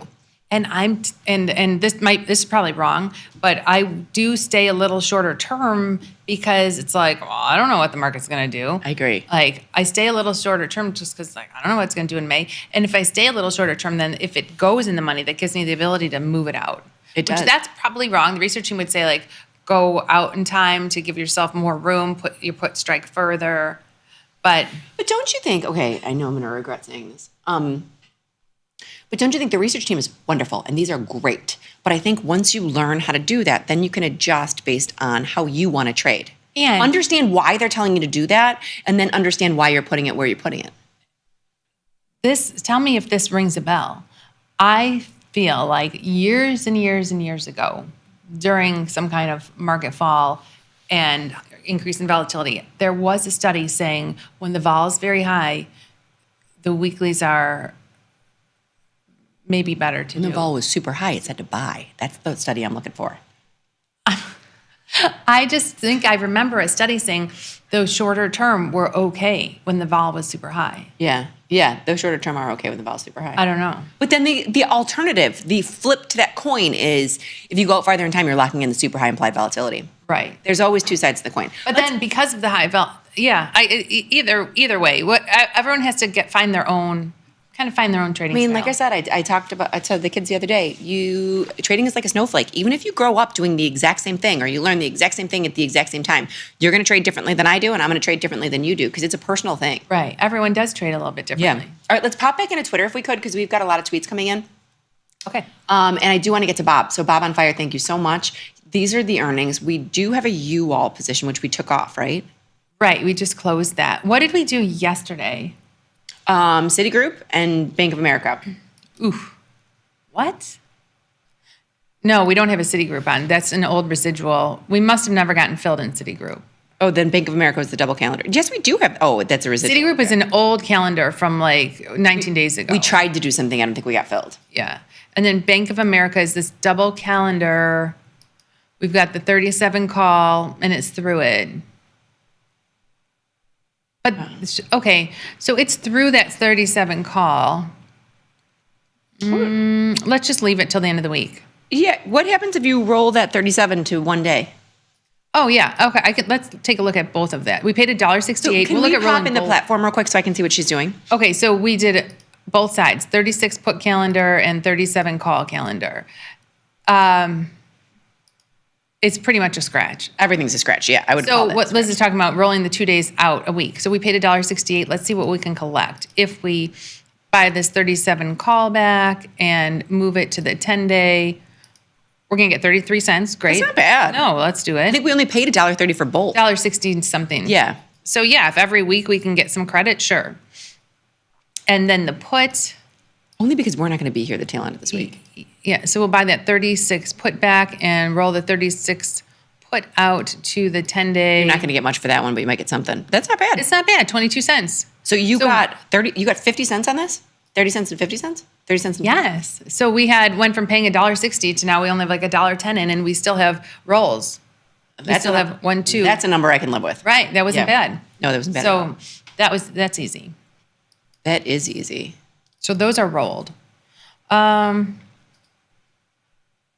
Yeah, you all. Oh, I'm trying to close it. Okay. But if we don't get filled, I put in to take $80 out of it. If we don't get filled, we could leave it on for earnings, or we could look at. So you can do the ratchet with this. We paid $3.79.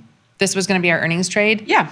If we ratchet it, we would buy this at the money here and sell the 2-day expected move. You're going to take in what you would have, close to what you would have taken off.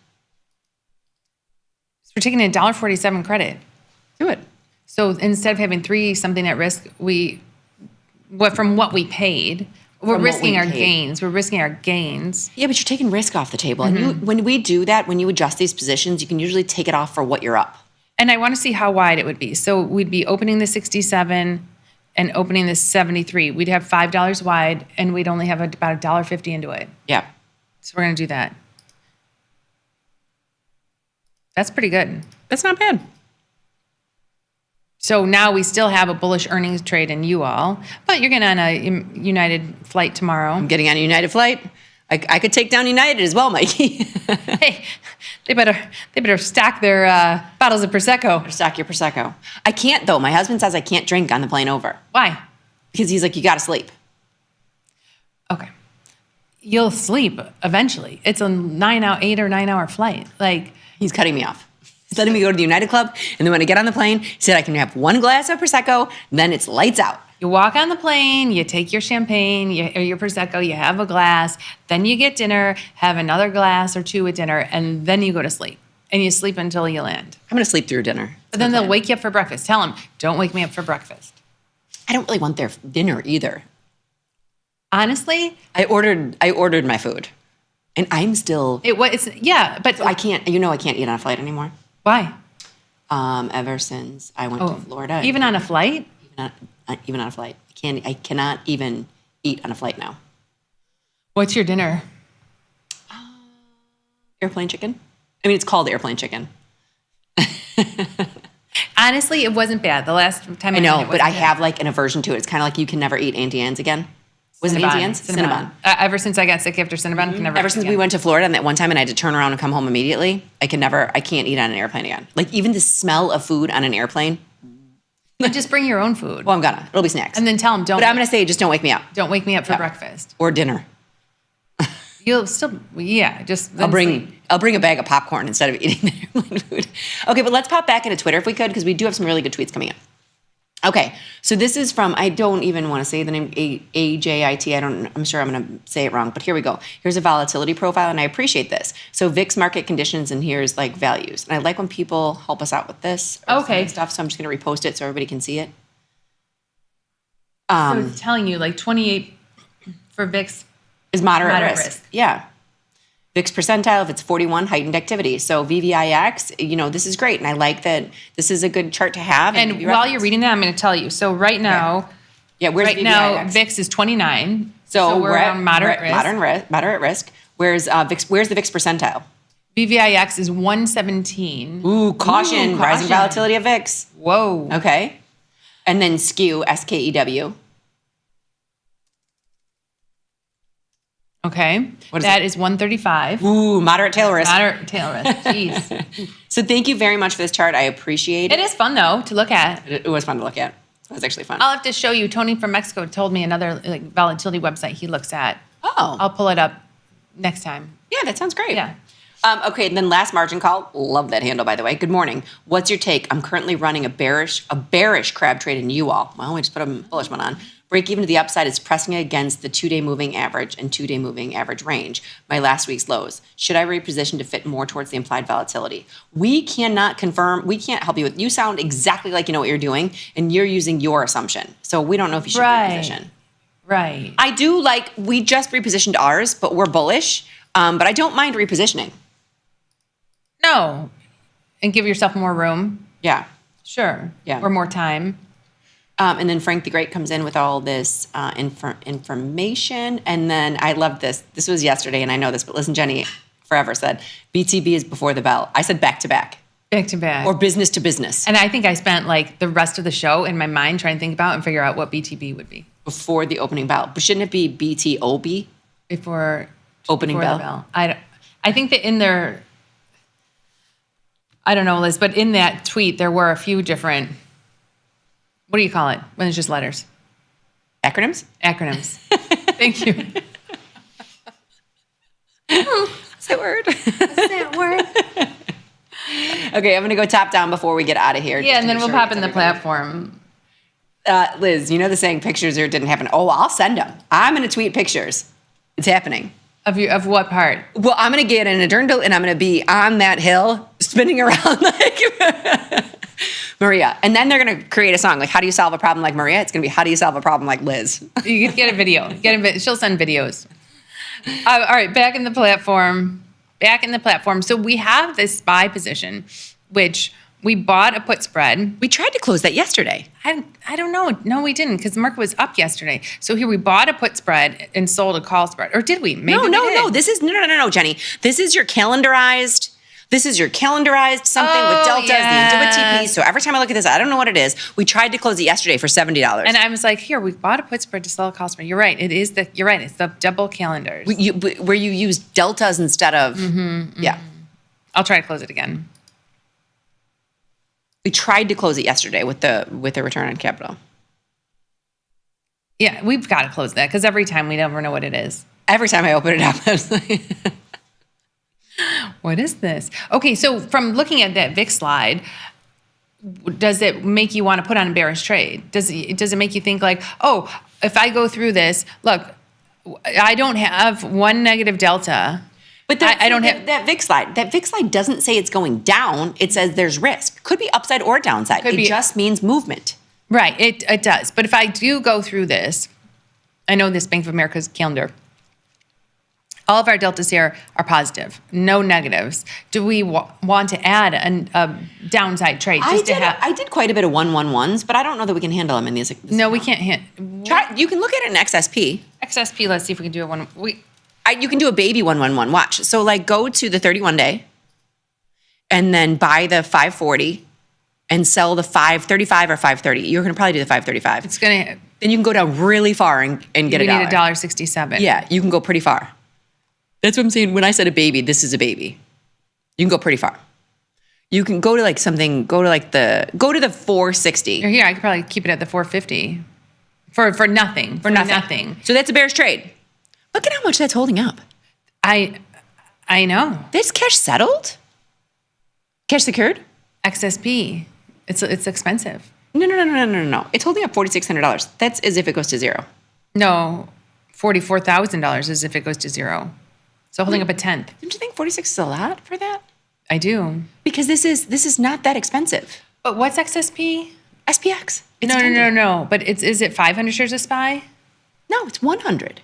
XSP is 100 shares of SPY. It's only one. It's 100. 100. That it's SPY 1-to-1. It's a tenth of SPX. Okay, so that makes sense because if I try to sell put in SPY, it's going to use that much too. It seems excessive to me for such a. It would be less if you're an for baby product. Well, I think it was less in my account. What? I think it was less in mine. Yeah. That's why. Yeah, that's too expensive for us. There. So what's something smaller? What's a smaller? It's the smallest that I know of.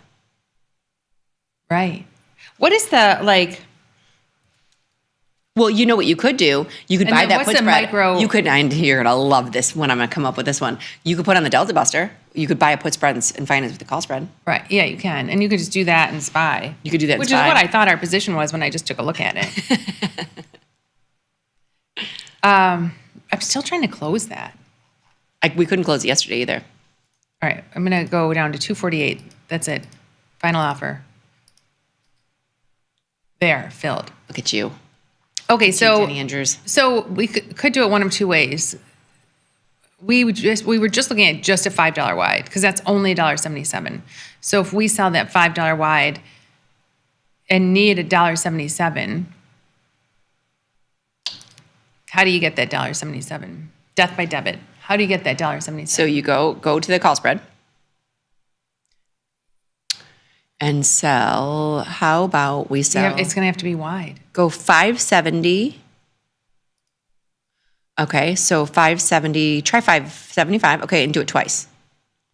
Here's 570, 577, 570, 576, 570, 577. $7 wide. I don't like that at all. You got a 50% chance hitting that 570. All I know is every time we put on a Delta Buster, it becomes a full loss. We rally through the calls and it becomes a full loss. What was the Delta Buster? The reverse buffer. Okay, so let's take a look at this. So they were talking about them again this morning, and I would like to say I am true to Tasty. I do not listen to other networks while we're on. I even listen to Pete in the mornings when he goes on, but I get up really early. So I do turn on Bloomberg when I wake up in the morning, and they were talking about, they keep talking about how the buffers are gaining so much traction. And I was like, it's just a spread. So I'm going to go to this curve view. Do you want to do downside calendars? Wait, I just want to take a look. I'm going to compare this to the buffer. So, and here we are. Here it is, where we bought a put. Here's where the stock's trading. We bought a $5 right put spread and sold a $7 right call spread to pay for it. So we can make $500 to the downside. We don't lose until. So wait, where is it trading? 570, and our break even is 540. That gives us like a. Well, we're trading 540. Oh, I'm sorry, to the upside. Yeah, yes. we're trading right here. So the buffer is. This is a reverse. 300 SPU points. This is a reverse buffer. So you have yes. Yeah. So this is 300 SPU points. Okay. So then, so just look at this here, the way it looks, and the buffer is the same thing. Is set up like you're doing a reverse buffer. Yeah, reverse buffer, a reverse buffer where instead of buying the put spread, you're buying the call spread. You're buying the call spread. I'm going to make it $5. I don't like doing the reverse. I got to think about this for a minute. You're buying the call spread and however much it is, 309. 309. You're selling an in the money call that has 309 extrinsic value. But once you make it a spread, yeah, selling in the money call is 309. I got to look at this. Just sell the 480. Yeah, there you go. What? Yeah, that's right. Look at how much farther it goes down. You're doing the 111. I don't think we're setting this buffer up right. It's the 111. You just did the 111. And you're supposed to be doing an in the money call spread, by the way. It gave us some room. Not much room. You bought the out of the money call spread. You're supposed to be buying the in the money call spread. I can't even, I get so turned around when we're setting it up backwards. I can't set it up backwards either. Because it's really easy, the regular buffer, right? We buy a put spread. And it's wider. We buy a put spread. So then we'd be buying the call spread, but it would have to be wider. It's like you buy that call spread, 552, 560. Here's a really wide call spread, 986 debit. So then you need a put with 986 extrinsic value, and you sell that call. And here's the reverse buffer. It's the reverse buffer. I mean, it makes sense for the buffer is protecting yourself to the downside. They said there's 5%, 10%, or 100% buffers that you give up on the upside. They said you're making very, very, very, very little to the upside if you are putting the 100% buffer on. I was like, why wouldn't you just close your positions? Yeah, so it's similar to the Delta Buster, though, where you've got this profit potential here, you've got room before your risk. Yeah. And if you buy something to define your risk. Define your risk. Correct. Then you have a spread, and then it should look very similar. Oh, yeah, then it looks very similar to the Delta Yes, Buster. yes. Uh-huh. It was something we established the other day. Interesting.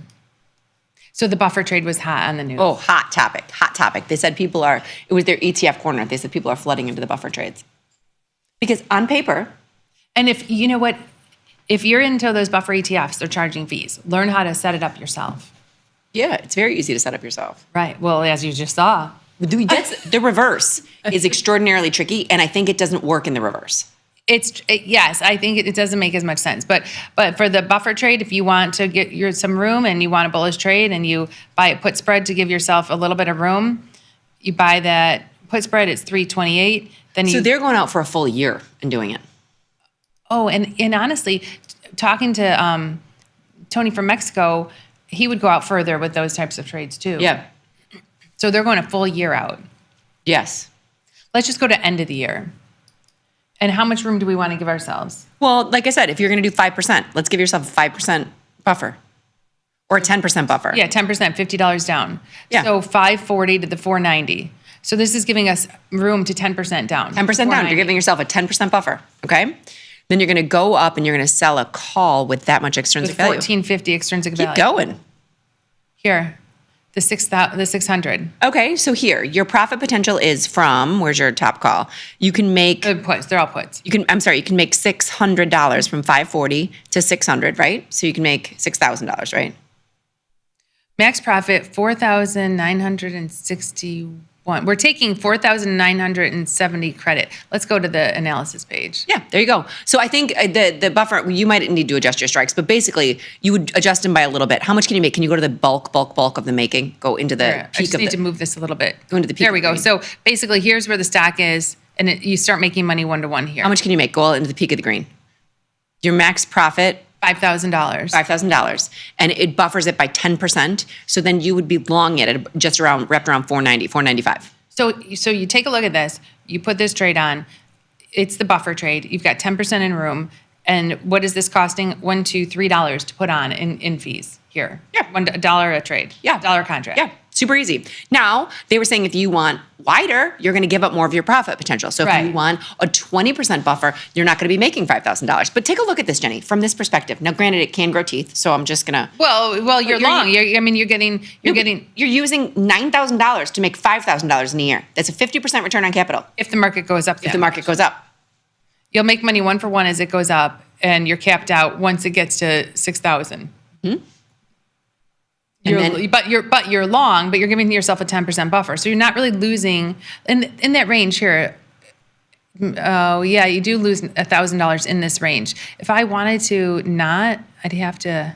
What do I have to do? I can't do it from here. I have to do it from the other page. There we go.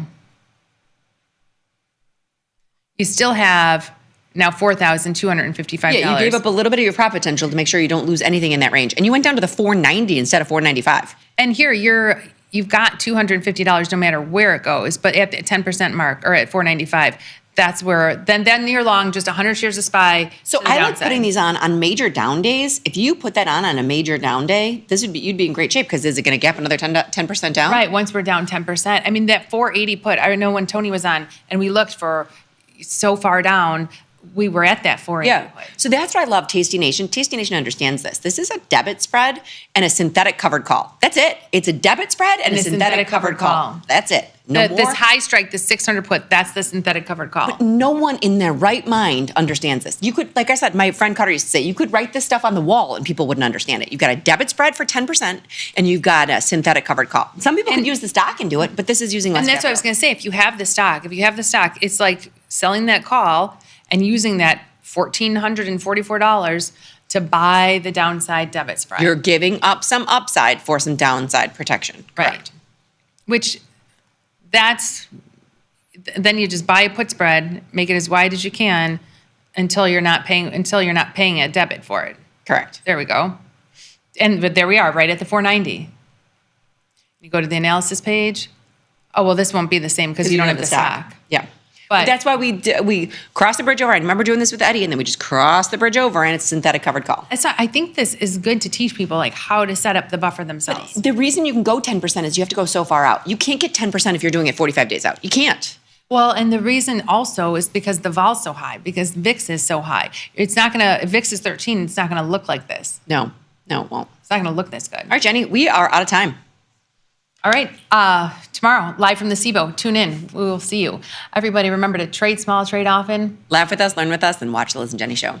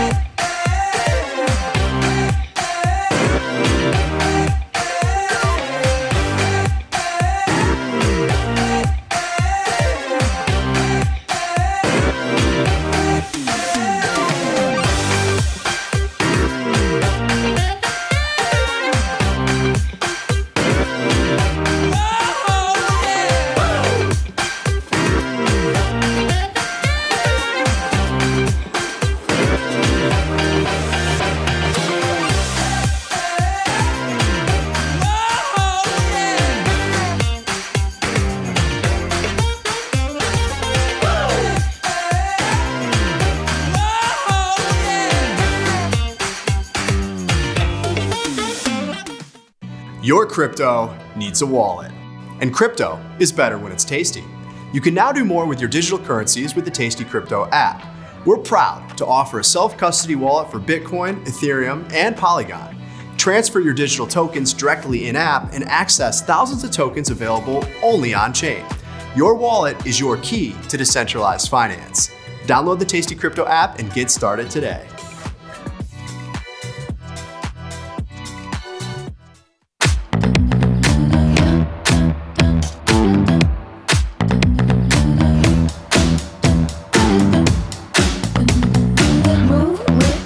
Shake it up, stop when the clock hits 13. Sing 1, 2, 3, 4. Cause no one can do it like we do it, like we do it, like we do it. Cause no one can do it like we do it, like we do it, like we do it.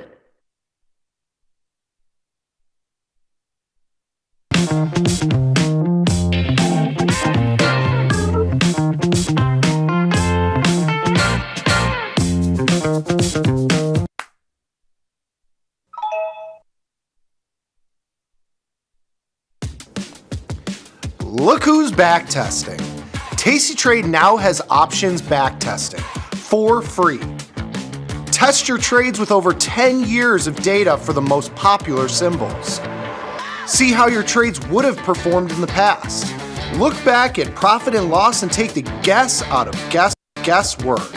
Oh, did we mention that it's free? Get back testing at tastytrade.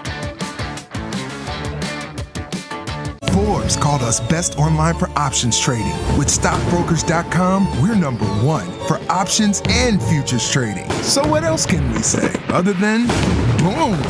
Trade like a trader. Tasty Trade. Make your move.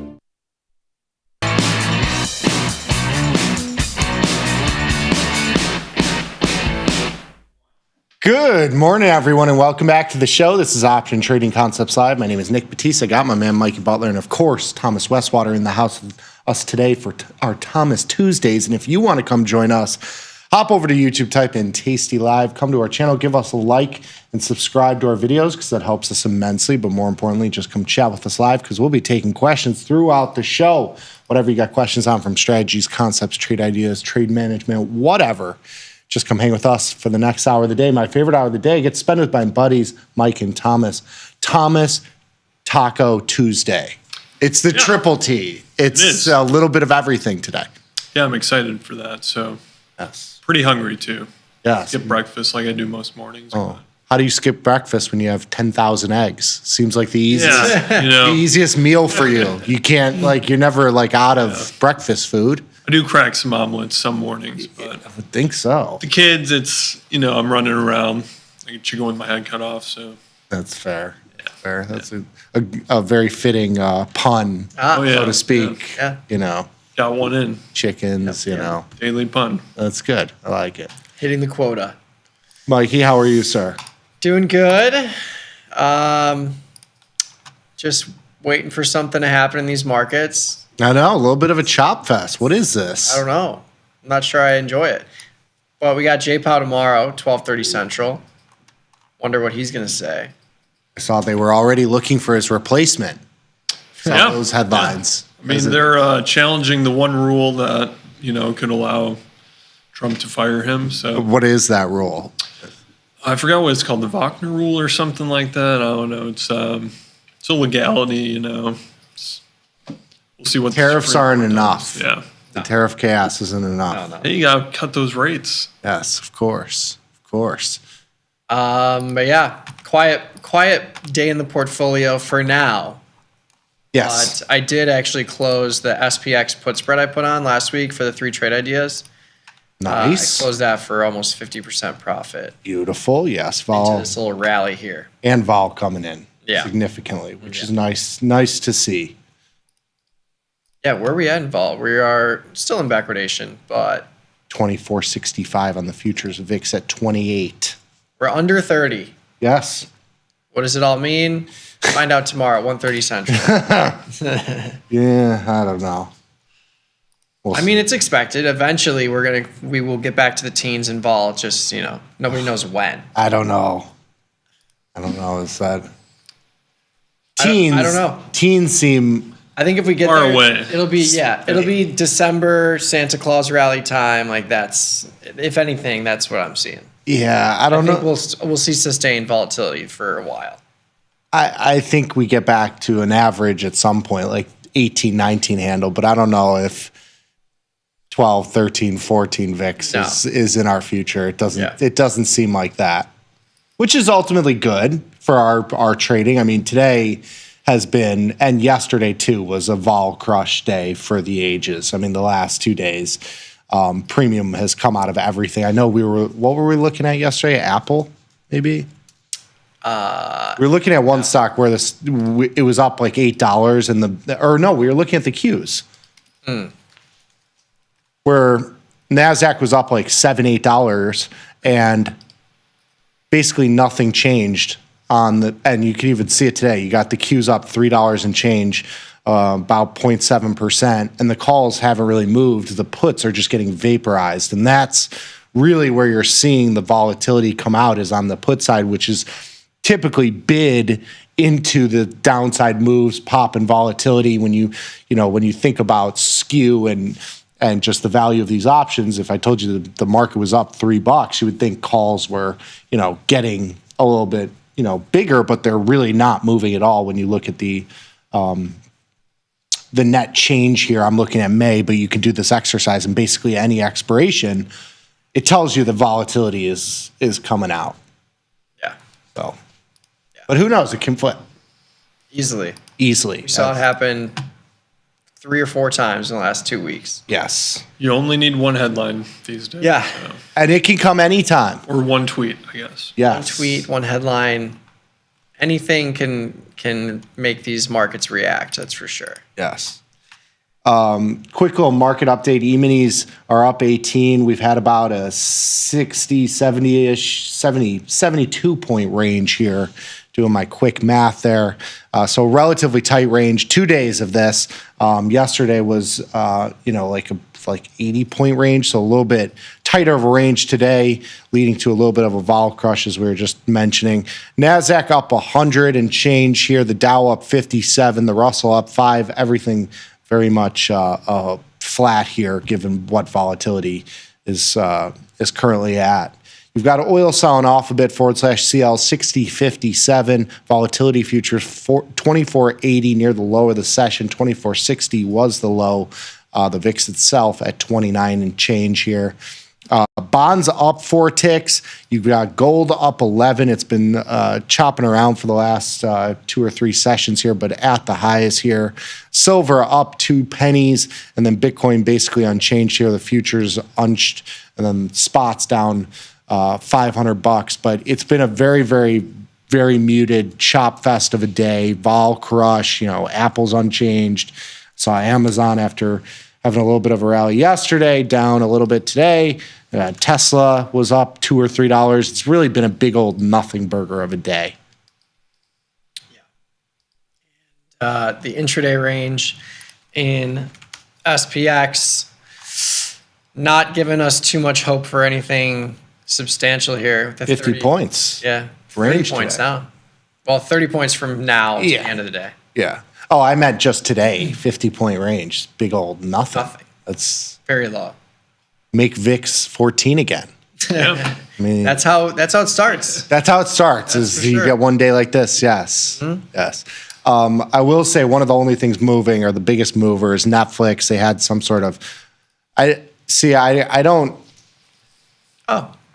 Yeah, it's up 50 and change. They had a release yesterday, which was sort of a pre-earnings release, but they didn't actually release any actual numbers. They were just saying, we want to be a $1 trillion company. It's the pre-earnings pump. But it was nothing substantial. I know that they talked about ad revenues being strong, but stock is up 50 and change. Earnings after the close on Thursday, which is expiration day. So be very, very careful. I know we've mentioned it a couple times. The options expire at 3 p.m. on Thursday. You're going to have at 3 p.m. Central. You're going to have the earnings come out afterwards, which is why this implied volatility is so high. And if there is a big move in either direction, you have risk, expiration risk, because the options can be exercised or assigned in the after-hour session. So if there is a big move and you're short a $5 wide put spread, you might get assigned on or call spread if it's to the upside, doesn't matter. You might get assigned on that short option without really even knowing it, because it doesn't settle until the overnight session and into Monday. So if you're trading this for earnings, I would highly suggest moving it out a week or even going into like May and just not even having to deal with any of that issue. Yeah. A rare occurrence of Good Friday expiration. Yeah. 60-point expected move. Very interesting. 50 today. 50 today, yeah. Yes. I think this is the first quarter they're not going to report subscriber numbers. Ooh. They said they were going to do that like a year ago, but just so happens to come about now. Think that's good or bad? I mean, it kind good. of signals they might be topping out on subscribers, or they think they are. They're going to like hours viewed and other metrics for that. So Okay. I mean, they've made some very smart moves in creating reality series around major sports and then getting live sports on the platform that have done really well. And I would expect that to just continue. They're definitely the leader in terms of the apps you can have on your whatever you're streaming from and having the ability to watch live sports that are like big live sports things like NFL games and then whatnot. Very nice. Yeah. So we'll see. We will see. Couple little trades I did this morning quickly. GDX. Somebody in the chat gave us that trade. I closed out of the call and bought a put to turn my put ratio into a very cheap butterfly on the downside. I also closed out of an Amazon Iron Condor that I had from last week's cherry picks. This week's cherry picks coming out shortly, if not right this very second. We'll have an interesting look at some of the Dow stocks, relative volatility to the S&P 500 as well as themselves. So nice little handout there. We're going to put the futures cheat sheet back in there too. So if you didn't get that last week, you'll have that this time around. And then a quick breakdown of the earnings that are coming up through the end of this week and into next week. We do have some big names coming. You have obviously Netflix, which we just mentioned. You have Tesla next week. You have like some others like UNH is in there. There's definitely some notable names coming up on the docket. I don't know if earnings are really the focus right now, but the couple that we've had already, a lot of the bank stocks have been very much inside the expected move. So hopefully that continues. But playing into the Dow stocks, I got long a little Nike here with a short put and did a little diagonal spread in Disney. Very interesting vol skew in Disney going into earnings early May, almost a 9-point differential between May and June. So you're selling, a lot of vol relative to what you're buying. $2 call diagonal spread to play the upside. You never fade the mouse. No. Can't fade the mouse. Been around forever, Who's going to stop them now? Maybe Netflix. I agree with you. I don't think you can fade the mouse. You can. You can. Technically. At lows. Yeah, technically you can fade the mouse. Yes. But yeah, I mean, it's just one of those stocks. Like, if you ask yourself a broader question, would you be surprised to see Disney go back to 100 at some point? No. It's just a matter of when. Yeah. Would I be surprised to see Disney go from 85 to 50? Yeah. Because this is the low. Like, this level here of 80 is the low of the last 5 years. More actually. Well, be careful because Nike's at a 7-year low, 8-year low. So, when you look at 4 or 5 years, it can certainly go lower. Yeah. The last time it went substantially below 80 was like 78. That was back in 2014.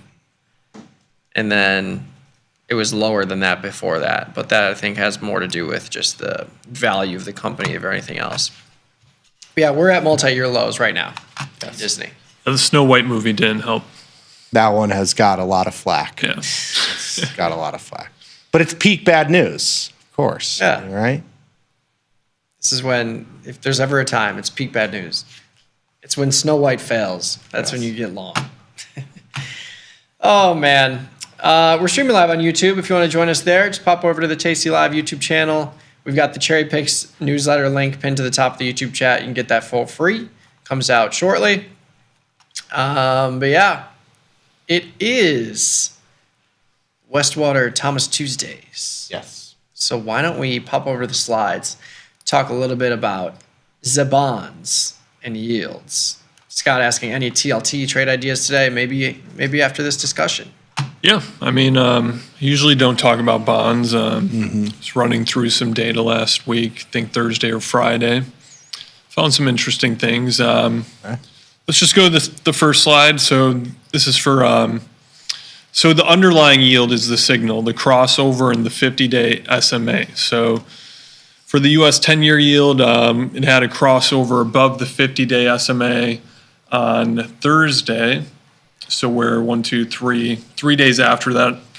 And then I did the 30-day, the same signal. I looked at everything, the 50-day, the 100-day, 200-day. The 50-day was the most, reliable signal for this. And the 10-day, or the 10-year has the best reaction over 45 to 60 days. The 30-year has, more smooth path, but 21 and 30 days is where you get most of your gains. So for this, let's assume we're trading the 10-year. I put the delayed entry days. So, this, the second lightest or the second darkest blue bar right there on the right is if you take the trade long ZN 3 days after the underlying yield crosses above the 50-day. Got it. And there you get, a 2.5% return 30 days after. 45 days after, you get like a 4.6% return. That's strong. Yeah, and we saw this back in February. The 10-year yield crossed above its 50-day after dropping below it, and then we had a big rally in bonds through the end of February. So this data goes back, I believe it's to 1996, I want to say. I did it too. So you got like a good 30 years in here. So yeah, like I said, the 10-day, we see the strongest gains there after for going long ZN. So we're 3 days after right now. So this would kind of align with if you put the trade on today, historically those returns are what you see on the second to right bar. And the low kind of today in the notes was right at the 50-day. Yeah. It was like right there. I just put it on my chart, and we'll show that once we get through these slides, but it's right there. So yeah. a little bounce off that. And you know, the inverse prices, the bonds rise, yields fall. So they go across their 50 days at similar points. Yeah. Not exactly, because you have things affecting, the contracts and everything. But yeah, the 50-day was the strongest. I ran in the data. Let's go to the next slide. We'll look at the win rates.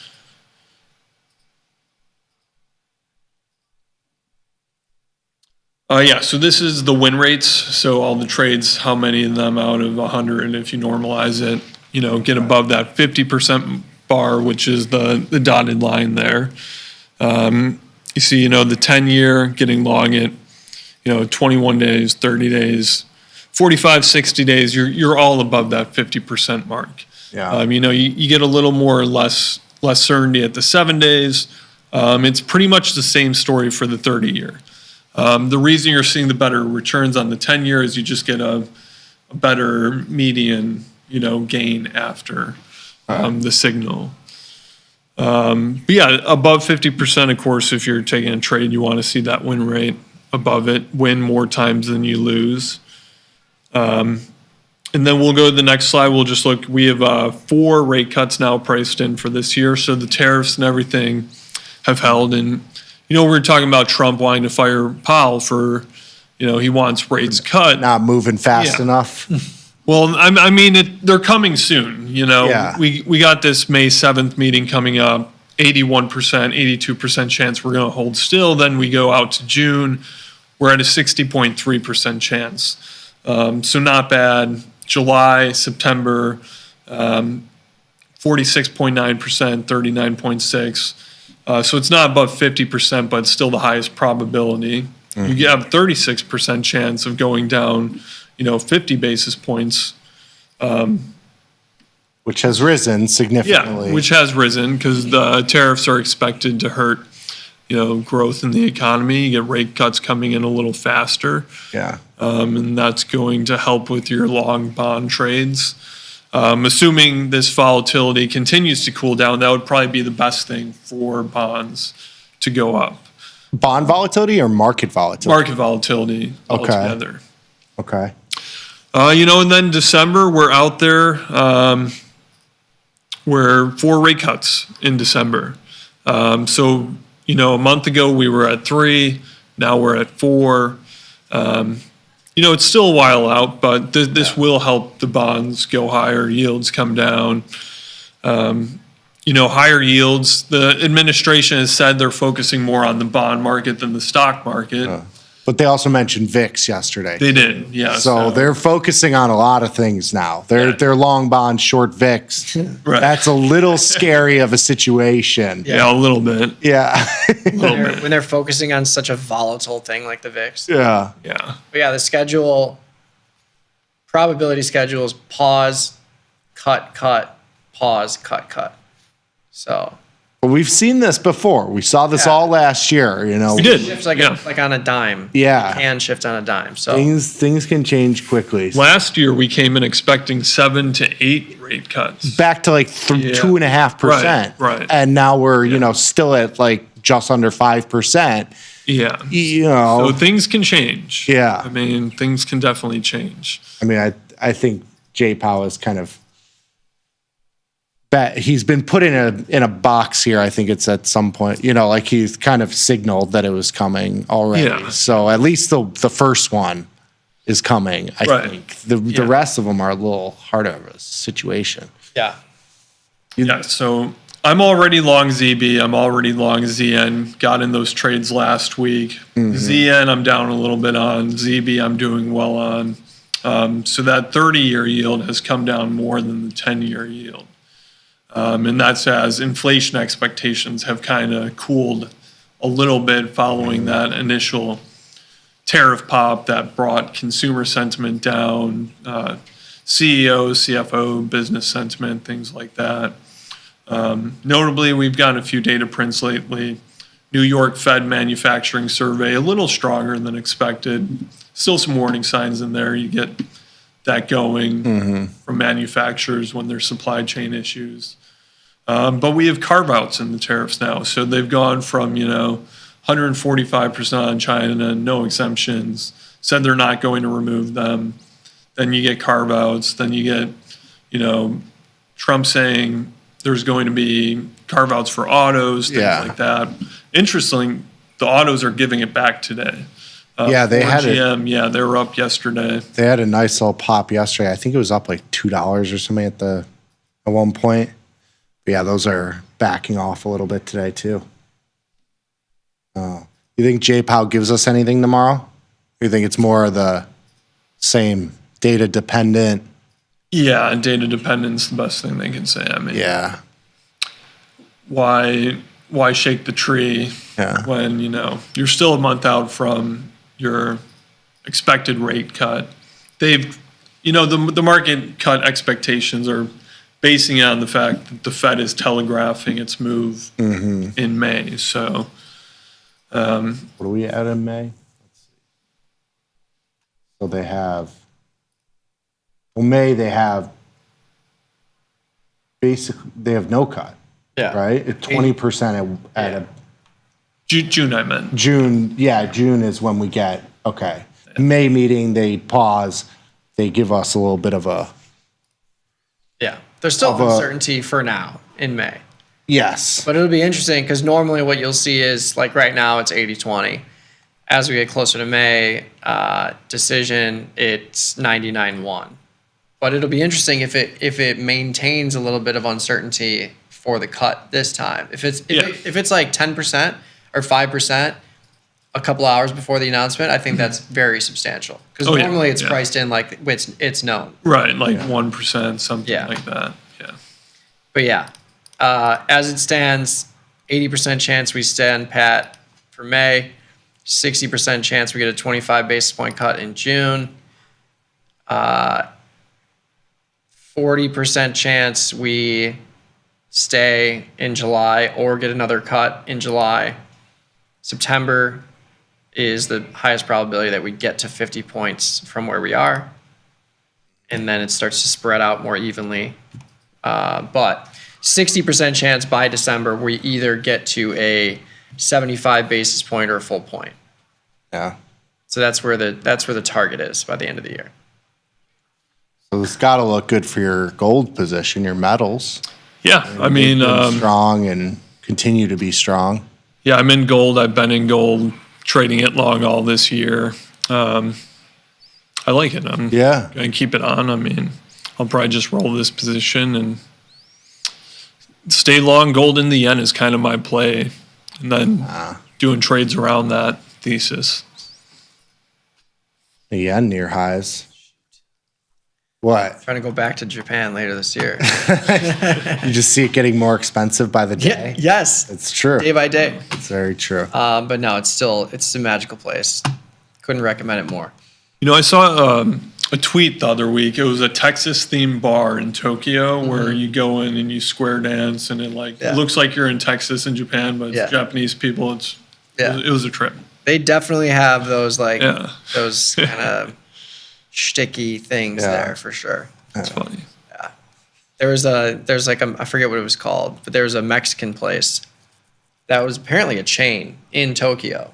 And one of the people we were with was like, I'm going there. I'm like, okay, go have fun. Like I've never it's probably great. Yeah, right. Given the fact that the culture is to create good food for everyone, but I just couldn't bring myself to do it. All right, beautiful. Thank you for the analysis. So let's see here. I got some notes. I just did a little put spread in the 38-day end of this contract. Just sold a little 1.5 point wide put spread here. Beautiful. Play the upside. Yeah. And this was the 50-day that we were talking about. Crossed over a couple days ago. And, just going with the data. Yeah. Following the data, not trying to overthink it. Yeah. You know, turn the brain off a little bit. Sometimes it's the best. Yes. How would you play this in TLT, this position? 22% IV. You could kind of do it the same way. I mean, Yeah. TLT is more to the longer duration bonds, so ZB would be your more of a proxy. Yeah. I actually already have on the 85-92 call diagonal in TLT. Long June, short May. But if you were to enter in a position today, would it be something similar? You do like a poor man's cover call or something like that. Yeah. It's basically what I have on right now. Yeah. I mean, that's the way, even though volatility is high in the bonds, it's still relatively low in terms of like comparing it to anything else. It's still relatively low volatility, but that it's helpful in that the poor man's cover call, it's still relatively cheap to get that sort of delta. I mean, you could do June, you buy like a 70, 80-ish delta, somewhere, in this range, 82 to 80-ish, and then you sell something in May against it, and you'll do it basically at parity to the stock or to the ETF, let's say the 90 strike. Your basis on this is 87.49 with it trading at 87.98, so it gives you 2 points of upside here, 2.5 with the extra extrinsic value there. So that sort of trade is definitely on the table too.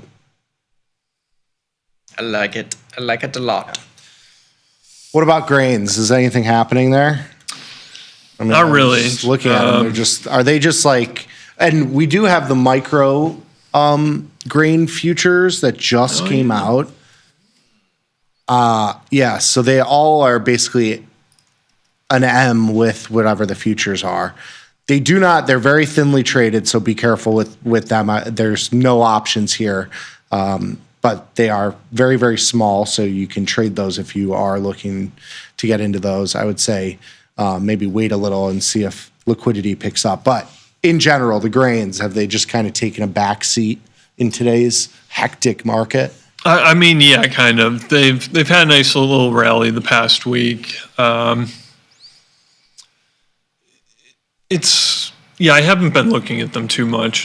There's so much other stuff to focus on. Yeah, I hear you there. I mean, for nat gas, I'd say if you've been short nat gas, probably get out of that pretty soon. Oh, there you go. We finally got that big move. Yeah, we're down 3.2, 3.3, right around there. It's a big move. Wish I held on to that long put spread. Scratch that one. That'd be a nice one right now. But it was I took heat on it for 5-6 days as we bounced back up to like the 4.2. These things are moving. Yeah, moving and a shaking. Are you still on the short side of oil or thinking the short side? I'm not. I got out kind of right before that big move down. Okay. Yeah, watch that happen. So the market always knows. Yeah, right. Yeah, they know exactly what your positions are. They torture you as much as possible. Right. Yeah, that was a big move. I mean, I think it's a little oversold maybe right now at this level. Back to 64, 66. Yeah. In between there, I think. You said the production kind of halts, or at least has potential to halt at at around these prices, 57. Right. Yeah. I mean, according to the Dallas Fed's energy survey, to drill new wells, not exactly your existing wells, those prices are lower in the 40s. Yeah. But to drill new wells, you need mid 50s to lower 60s, depending on where in the U.S. you are. Mm-hmm. So, it's if you get lower prices, it's kind of self-correcting eventually in the long term. But trading that in the short term, you're more on demand side forces right there. So yeah, I have some slightly long delta. So yeah, I mean, if the tariffs come off, if there's positive news flows around that, oil prices will probably drift a little higher. At the same time, now we're talking with Iran indirectly. Things are happening, the negotiations still with Ukraine, Russia. So geopolitical tensions are have cooled at the same time that a demand drop off happened. That's why we get this big move lower. But that was screaming to the market, the economy is not great. Yeah. And that's the same thing you saw with copper too, like a barometer of economic growth. It did bounce back a little bit though. It's bouncing back. Yeah. And I actually think China will start buying more copper in the coming months because, before the tariffs went on, everyone was sending copper into the U.S. because that price premium was there. The COMEX prices were at a premium to Shanghai, to LME. So all that copper was moving into the U.S. China doesn't want to buy it at really high prices. They might come in now and, and get some because now that spread has decreased because we've had more clarity on how these tariffs are going to go with copper. So there too. Yeah, everything does. Everything. Yes. I do like the fact that you can trade micro corn now. I want to see some more liquidity there. Yeah. But it just gives you that ability to just trade the outright as opposed to spreads. What is the notional on these things? What is it? MZC. ZC. $200 buying power for a contract. So 1/10 the size of the major. It's a micro. I'll have to. Wish I had my futures cheat sheet up. Well, you just sell a put. So it'll it's be in the 23 grand. So it's $2,000 a contract. In notional. Yeah. Roughly. So yeah. That's why I need my futures cheat sheet coming in the cherry picks today. There you go. It won't have these micros in there because we just had them launched, but you can do the math. Just 1/10 of the corn. Just move that decimal. Yes. Yeah. Couple. Yeah. 1/10. Yeah. Yeah. Yeah. I'm all confused. One decimal. It's one decimal. Yeah. One decimal. Yeah. Trying to get my head over there. Yeah. Beautiful. So yeah, micro crude is 6K contract. Micro corn is a 2K contract. So yeah, hopefully we get some liquidity there. I would love to just trade the outrights. Yeah. But I would love to see corn continue this rally. I've got the 490, 510 vertical spread in the 10-day. So it's right there if we see a little bounce, but need the bounce. One more for you, Thomas, because I was talking to Vecchio about currencies yesterday. Yeah. What are you looking at there? What are your thoughts? I'm long the yen. I've been long the yen. I think I'm going to get long the euro. I would like a little more bit of pullback, but I keep seeing this thing go up. I think it's going to. It does go up a lot. Yeah, I mean, there's so much liquidity in the euro contract, and so much money has come in over the past couple months. I think that's going to be a sustained move after it. I don't think we're going to see the velocity that we've really seen. This has been unusual for FX markets. Yes. These kind of moves, you don't see this really. I haven't seen a move in the euro like this, I don't think ever. No. But yeah, I'm waiting for a pullback, maybe down where that early April swing high is, 112 maybe. If we get down there, I'll get long. See, my thinking is you got to think the velocity of risk is in dollar strength. Yeah. Like if the tariff situation kind of comes to a head and it's a kind of a nothing burger, you would think I would think that the dollar would be much stronger in that situation. Yeah, it would strengthen, but there's like a lot of theories out there now. Like, is this really? People have been calling for de-dollarization for decades. Yes. Never materialized. So it's been the people that have been saying it are like crying wolf, and it's is also, this the this one time though? is different. Is it? Oh no, I mean, countries are going to be maybe more hesitant going forward if they expect that a U.S. administration can just all of a sudden go willy-nilly on tariffs and stuff. Yeah. I think there will be a pullback if tariffs are done, but I think this is going to be at least a few months process. Okay. Where you're negotiating with countries. They say there's like 160 countries saying, You got to get through the big ones first. Yeah. It takes time. I mean, I haven't seen the 160. I've seen like 90, I think. It's up there. Yeah, it's up there. It's up there. They're negotiating. Right. They're at the table. Yeah, these currencies flying around. Yeah. For sure. But that's the beauty, like you say, that's the beauty of markets. You can take either side. Yeah.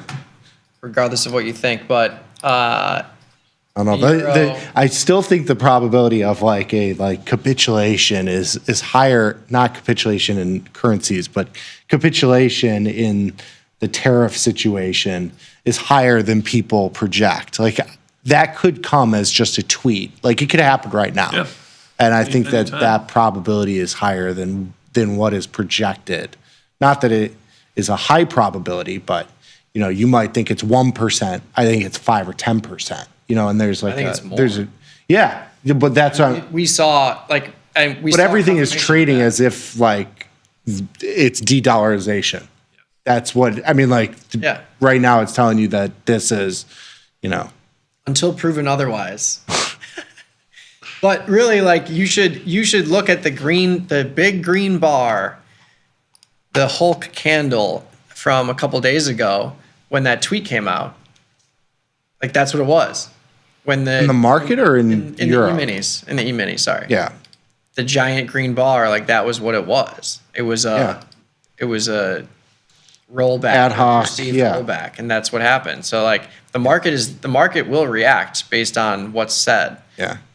If the market believes it to be true. So we're just in wild times. Yeah. You just gotta. This is again. It just always comes down to trading small to where you can withstand variance because we are in volatile times and we should not expect it to end. Even though volatility is getting crushed today, we saw it. We saw that huge volatility crush into that big green bar in the E-minis, and then the next day it just reverted right back to big backwardation, high 30s VIX. Like it was. We're not out of the woods yet. No. But yeah, we are long a lot of stuff. TLT, bonds, notes. Gotten a little more flat here. Yeah. Been taken off some. I mean, the volatility contraction has helped significantly, like that wide Amazon iron condor. It's been over the last, 3 or 4 sessions, it's been you've been given an opportunity to lighten long deltas. Yeah, I mean, I see tariffs lasting only a couple of months. Anytime a country has done tariffs on a broad scale, it's hasn't led to good things. I mean, you have the Smoot Hawley of the 1930s. You have, if you go back further, when Britain tried to tariff, we just sugar and seceded stuff. from them. Right. Yeah, we just that's way back. It's way back. Yeah. Way back when they had the cool costumes that they wore all day. When you had to send a smoke signal to sell your stock. Yeah. There you go. Wild times indeed. But yeah, stay small out there. And if you're looking at IV rank, also look at implied volatility. I think that's especially true in products like gold, the currencies. Like even in the currencies that have high IV rank, I'm still defining risk in there. Like there's still low implied volatility. They're moving aggressively, but the IV is still low. So just keep that in mind when you're structuring new positions. All right, popping over to the YouTube chat. Let's kick it off with David. With a debit put calendar, what's the biggest risk? An overnight gap up in price with a volatility crush? Therefore, the long put loses more extrinsic value than the short put has to offset the cost? Yes. Yes. Yeah, that's your worst case scenario. But if you place it into a high IV environment, you're reducing cost basis on the long option with the initial sale of the short. So you could convert that. You could close the short. You could convert it to a diagonal spread. Like you can manipulate it however you want.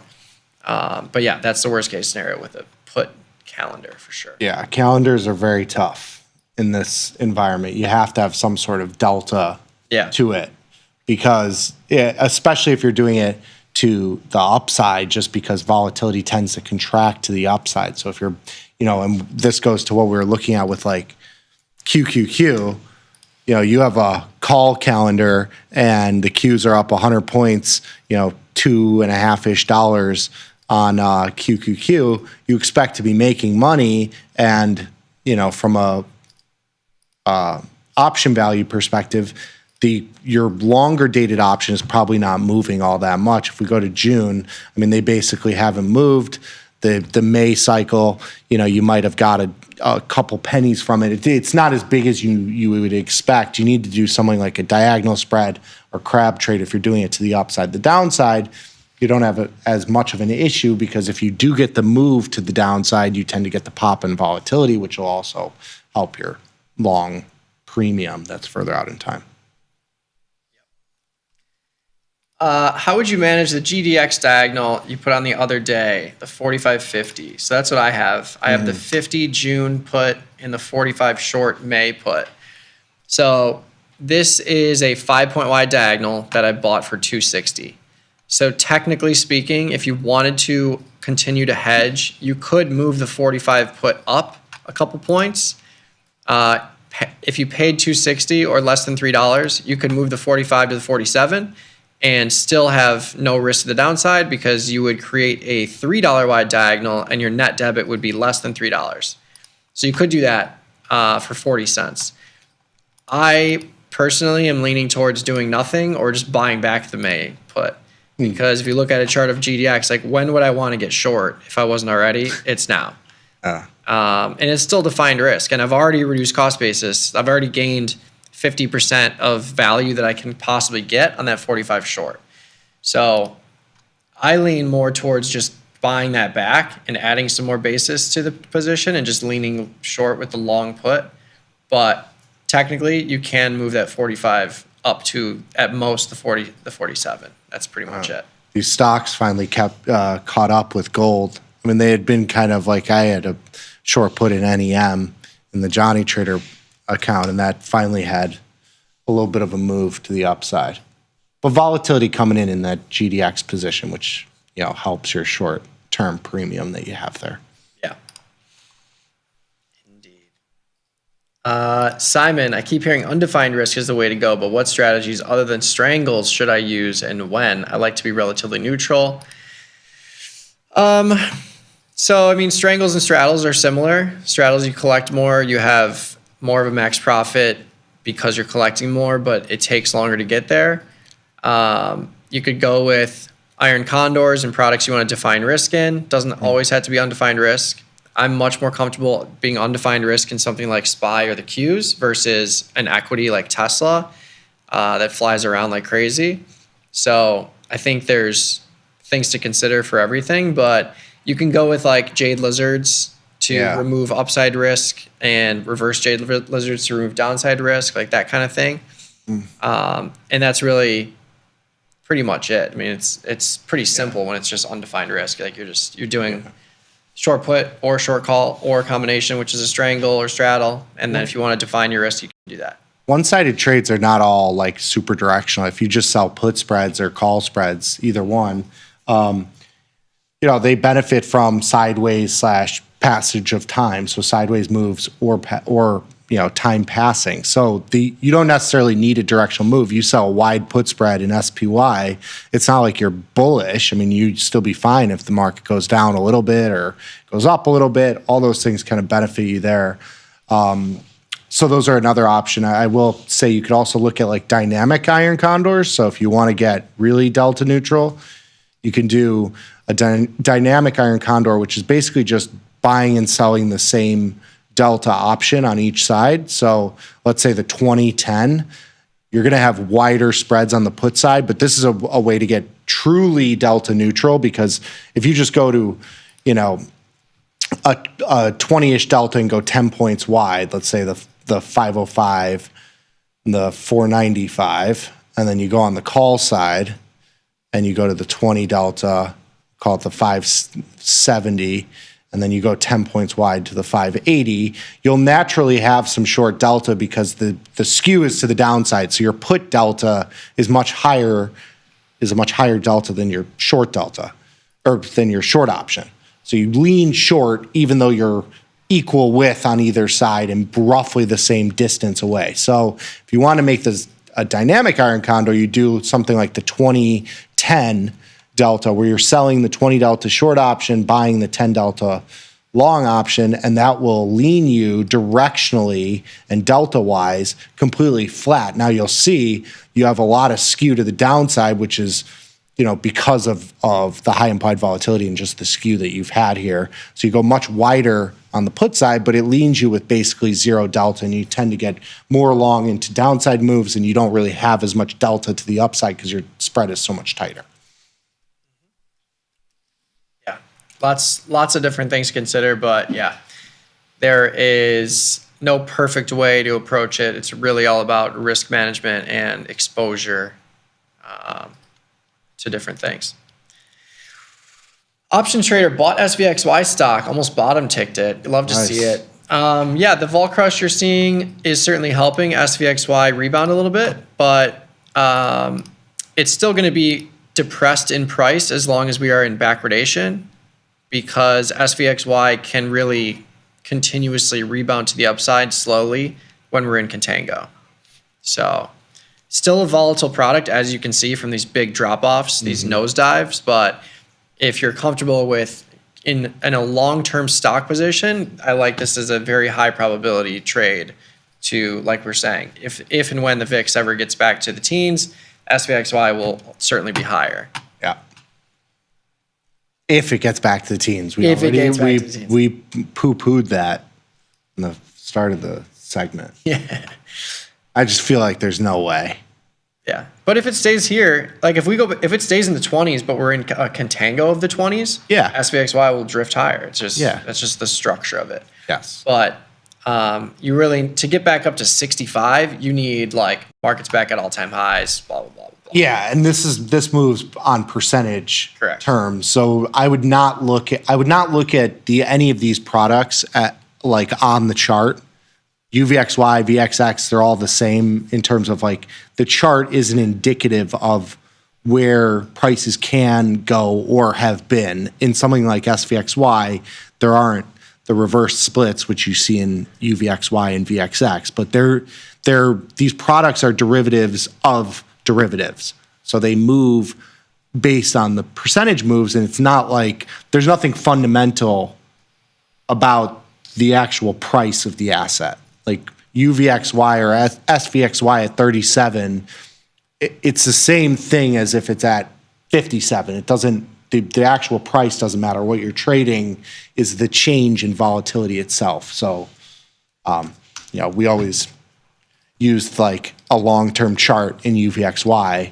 These have never been to these prices of, 6.47 million. It's never been there in actual trade. Can't even zoom in on it. It's so big now. Look at these numbers. Just like it's trying so hard to go to zero, but it does go to zero. That's why it splits. It would be zero. It would go to zero. Yeah. Yes. And that's due to contango. Yes. And so that's why SVXY drifts higher. The opposite. Yes, exactly. You made it sound so much easier than what I did. I went with that long-winded answer, and you're like, backwardation, contango. Thank you for simplifying my long-winded. Not tasty mechanics, but 45 days seems like a long time for a strangle when markets can move so aggressively. Does doing strangles with shorter duration seem like a good idea? Well, as you're seeing today and like the last couple days, it's not about placing a 45-day trade and holding it all the way to expiration. Mm-hmm. If you placed a 45-day strangle 2 days ago, you're at 50% now. Like you're pretty close. I would assume. Got paid because the volatility collapse is offsetting your theta decay in this sense. So 45 days, to Brandon's point in the chat, is about giving yourself time to adjust the position or be wrong. It's not about holding it to 45 days. And 45 days is a nice blend of time premium and extrinsic value and implied volatility premium and extrinsic value. Time and implied volatility is what makes up your total extrinsic value. So 45 days out, SPY positions, like you can look at the net change today on any position. Like everything is red in SPY. Yeah. Which tells you that this move of 9 points to the upside or 70 cents to the upside in SPY does not matter. It's all about the volatility crush. And yeah, there's positions you can have on that you can close a couple days later just based on the vol crush. Yeah. I mean, I just pulled up this random put on the Qs. I mean, yesterday it was trading $10, $11. It's $8 today. And the Qs are only up $1. That's, that's vol. But it always comes down to a risk reward. Sure, if you want to get the instant pain or instant gain, you can go to a weekly expiration or daily in some of these products. But you've got to balance that risk reward. And I think that's especially the case in markets like this, where, I want a little bit extra time to manage positions. So May or June is really where I'm leaning. Yeah. And you can do near term stuff. It's just more volatile and you're closer to the stock price. Yep. That's pretty much it. Let's see here. ES chart looks like a good point to short, no? This market feels like it's going to drop a little bit. I think it's going to go red today. These rallies heavy yesterday too. All these rallies are just getting compressed. Yeah. No, and you're not getting the big dogs, the Apples, Amazons, Googles, like none of those are really participating here. So it gives me pause, but I don't know. We'll have to see. It's an option expiration. It's a short week. It might be kind of a wait till next week type thing. Yeah, it feels wishy-washy right now. For sure. Yeah. I think yesterday was like super low volume too, at least relative to what we've been used to.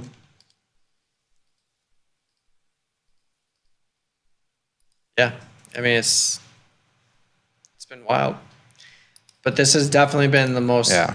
This has been a reversion to an inside move for sure. Yes. Doesn't mean it can't change, but I mean look at even the full range, the 70, 80. Yeah.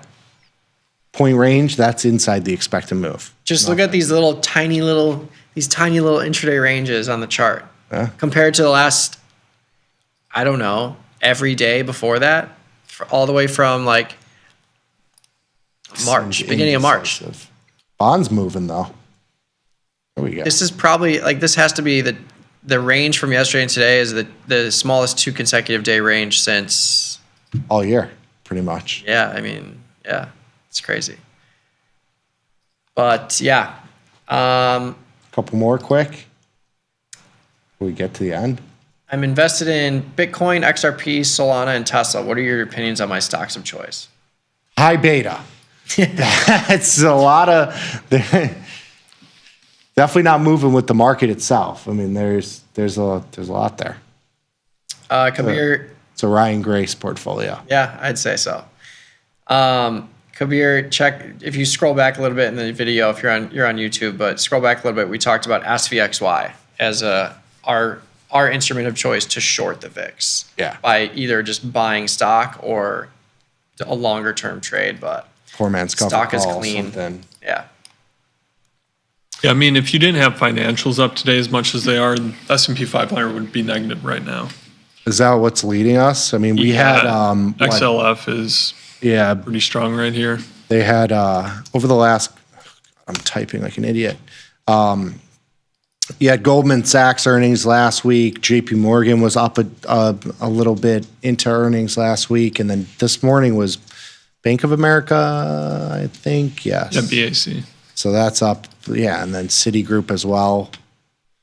Yeah. So all these things are kind of leading the charge. That and Netflix, those are the ones. And then everything else is just kind of a mixed bag. Last question here. So an inside day forces the VIX to drop. And if that happens, it's more likely to be bullish. You're more likely to see a larger VIX drop on a bullish move, but you can see, like if the market's projecting a 100-point range and we get a 20-point range 2 days in a row, you're going to see the vol crush, even if you get 2 20-point sell-off days. Like just the fact that we're well inside the expected range is what's creating the vol crush today and yesterday. We have a special episode coming up next. Gus and E. The young guns are going to be taking over. Love to see it. Mr. Vecchio and Ilya Spivak. So just wanted to give everybody a shout out to stick around and see what they're up to because they got some spicy stuff. Gus comes, we sit next to each other. I don't want to say he's like my guma because you're my work wife. So Gus is like my little side piece now. So, but we bounce around ideas. So he's got some good stuff. You got to stick around for him. He's a saint. He jumped my car last week. Did he? Yeah. See? You did. I think Tom walked by you guys doing it too, right? He drove by in his Yeah. Tesla. He's like, "What are you guys doing?" Oh, of course. He's. Yeah. You need some electricity? Uh-huh. I don't know if a Tesla can jump a regular car. Yeah, we talked about that. They have different they probably have like special batteries, right? I mean, it's not. And maybe I feel like a Tesla trying to jump a regular car might blow that thing up. No, they can't. They can't? Yeah, no. Look at that. Was it his Tesla or his new Lucid? I think it was his Tesla. Oh. Not sure. I didn't get a good look. All right. Yeah. See. That's funny. That's a funny thought of Tom, like Yeah. driving Need some by electricity? while Yeah, they're have just it. like banging around on the car. He threw some dollar bills out. Oh, here.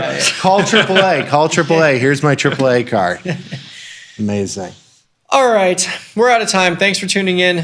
Like Nick said, stay tuned. We got plenty more content coming your way on the YouTube channel, as well as tastylive.com. I've got the Cherry Picks link pinned to the top of the YouTube chat, so click on that, get that for free. But you can reach out to us on the Twitters. I'm at Trader Mikey B, Nick's at Trader Nicky Bat, and Thomas is at FX Westwater. But yeah, stay tuned. We'll be back same time, same place, 11 a.m. Central tomorrow. Peace.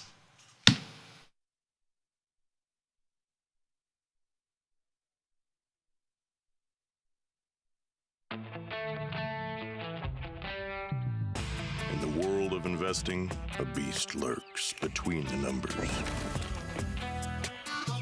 Some watch from the safety of the sidelines, but others saddle up and ride that one-ton rowdy ribeye for all he's got.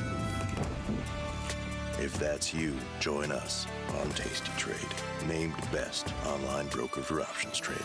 Genius loves company. The amount of time I spend interacting with our customers via email or anything else is pretty much my entire life. To be so powerful and so valuable, and then to be that approachable, just amazing. Where else are you going to be able to email a CEO, get response back? But you know what? Before he even knew who I was just some idiot trying to learn how to trade. And he still would email and help me learn and everything like that. Some people say it's nuts, some people say it's insane. You know, that's what I do.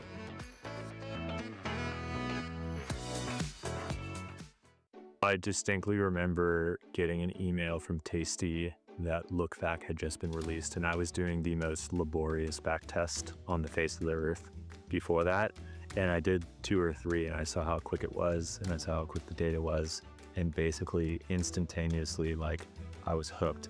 I'd always seen all the stuff on Tasty Live with all the data and all the value I thought that bring, and then it was all of a sudden I could control that and basically make my own segment for myself of what fit. And that democratization technology, I think, drastically changed not only the landscape of what's out there, but drastically changed my ability to learn at such an insane rate. And that's kind of when I developed a little bit more of my own path. I was like, this is the type of trade I exactly want to see, or I'd get some type of inspiration from Tasty Live to look at that. And that's when my consistency went from like 1 to 30, and I haven't had an unprofitable quarter since. Calling all traders. Are you using Tasty Live mechanics and enjoying awesome results? Are you an up-and-coming options savant? We're looking for you. For over a decade, Tasty Live has shared the most inspiring stories of traders teaching themselves a new skill, using probabilities and experiencing new levels of success. If you think your trading journey should be shared with Tasty Nation, we'd love to hear from you. We are always on the lookout for the next class of rising stars. Email us at risingstars@tastylive.com if you'd like a chance to share your trading journey and inspire others. Ready to take your trading skills to the next level? Dive into the world of stocks, options, and futures with Tasty Trade courses. Whether you're a beginner or more advanced trader, our courses can empower you with the knowledge to succeed. Watch as our team in Chicago shows you how to use the Tasty Trade platform and go over the basics of trading.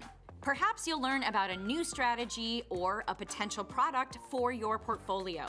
To find our courses, go to the Manage section of our web platform or head to courses.tastytrade.com. Start taking control of your financial future. Visit our courses today. Feel like your wardrobe is missing something? Like style, purpose, and maybe a dancing dog? Can I pet that dog? The new Tasty Trade and tastylive web store is now live. New merch, bold designs. Did we mention all net proceeds go to one tail at a time? Invest in the real bull market, dogs. Go to tastytrade.threadless.com. Grab some gear and help some pups. You get merch, they get a home. Tasty Trade has crypto, and you can trade with zero commissions. Bitcoin, Ethereum, Litecoin, and more.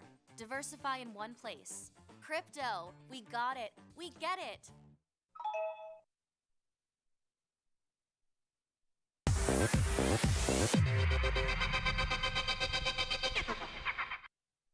What is going on, everybody, and welcome back to Risk and Reward. A little different timing on the day, middle of the day, but we're back with Gus and E. Going to put on some risk on the market today, get a little updates on some of the market news. But before we get into that, Gus, my brother, how we doing today? Doing great. Yeah, happy to be here. Happy to be here during market hours. We can get have a little fun today, placing some trades, throwing some things on. Yeah. I do really apologize to those of you who are waiting on our dear friend Christopher Vecchio, but he will be back with us this afternoon, 4:30 to 5 p.m. as a guest on our usual time slot for Risk and Reward.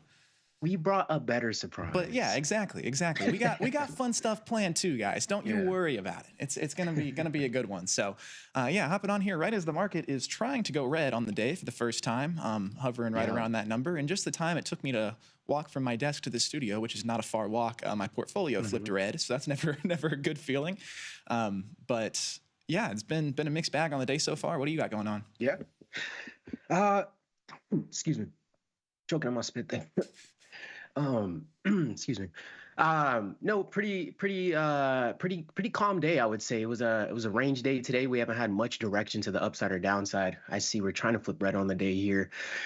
Took a couple of scalps. I'm in one right now. Got into one right before this, just looking for a smaller scalp. So we'll see how that plays out. Maybe I gotta take a loss here or a green trade. We'll see, but we'll manage it. Other than that, no, things have been going pretty well, to be honest, bro. I know the last couple weeks we were talking about some of our other positions we had on. I know my index positions were kind of down in the dumps because I had a lot of long delta on and we kept selling off. But volatility's coming in a little bit more. Those are starting to pay out very slowly.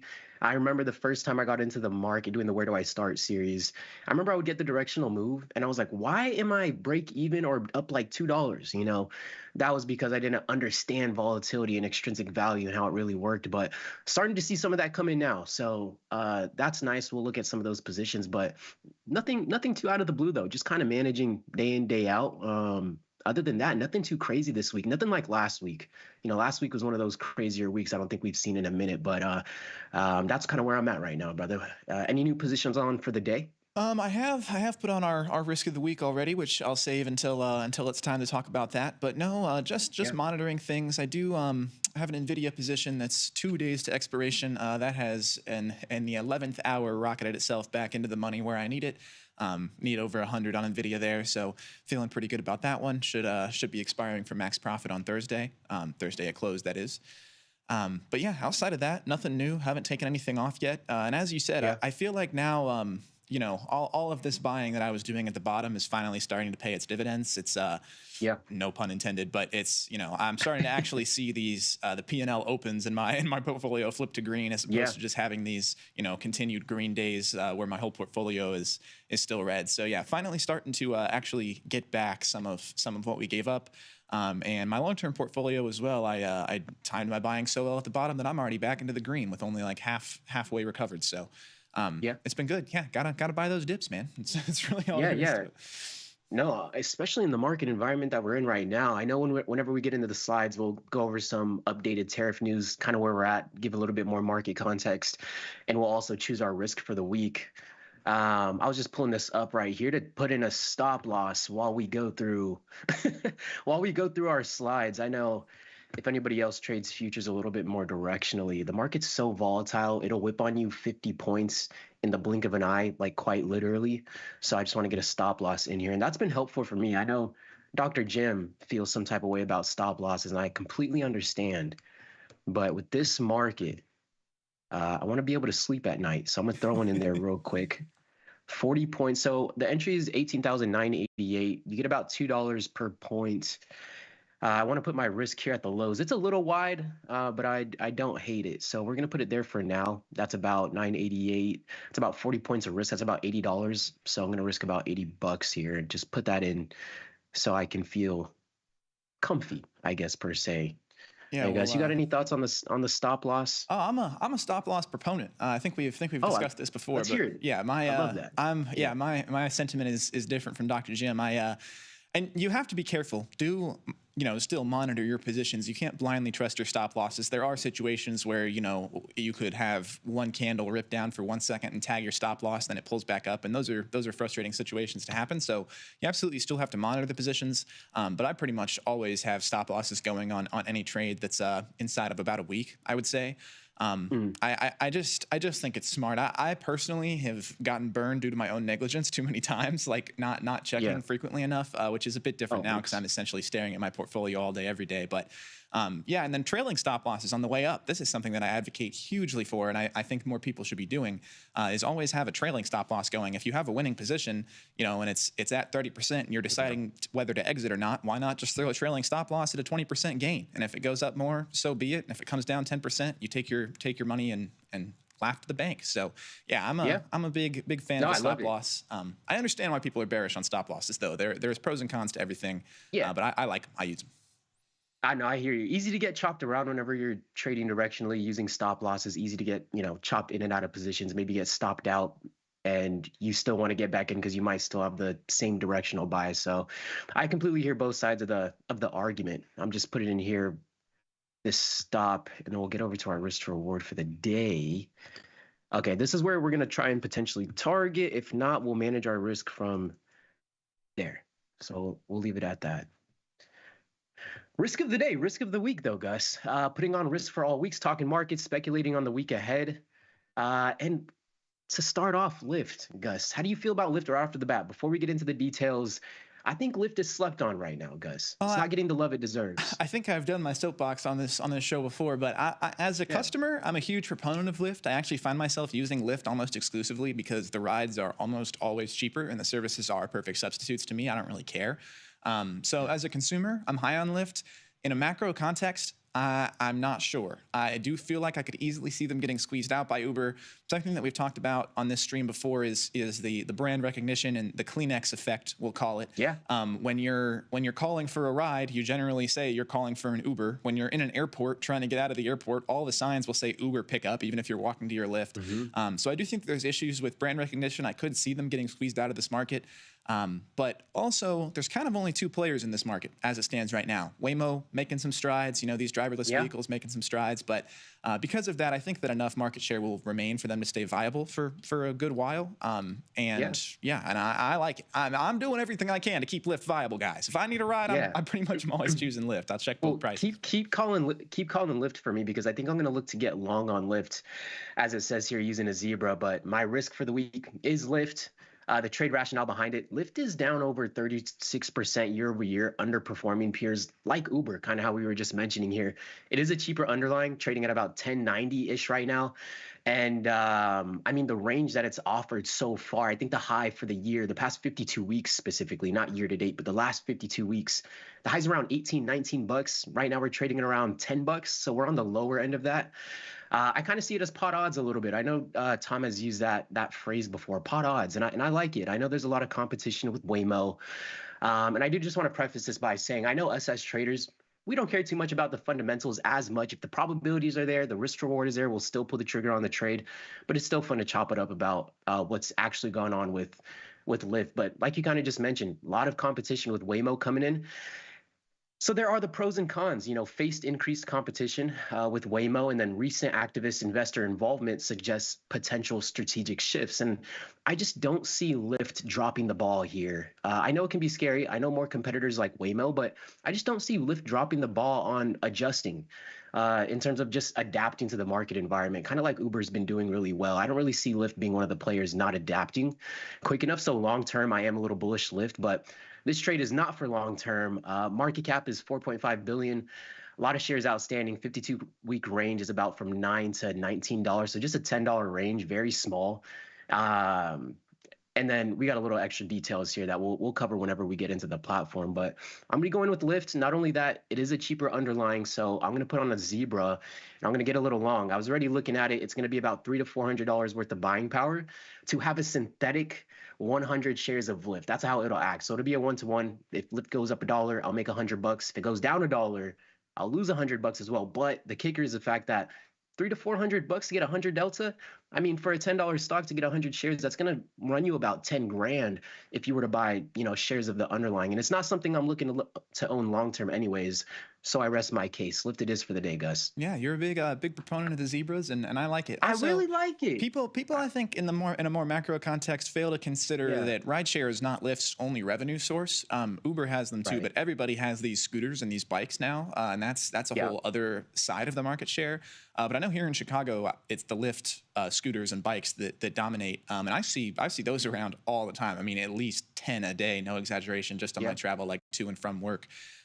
So yeah, I mean, they have multiple income streams. It's not just pure competition with which rider you call them when you need to get home from the bar.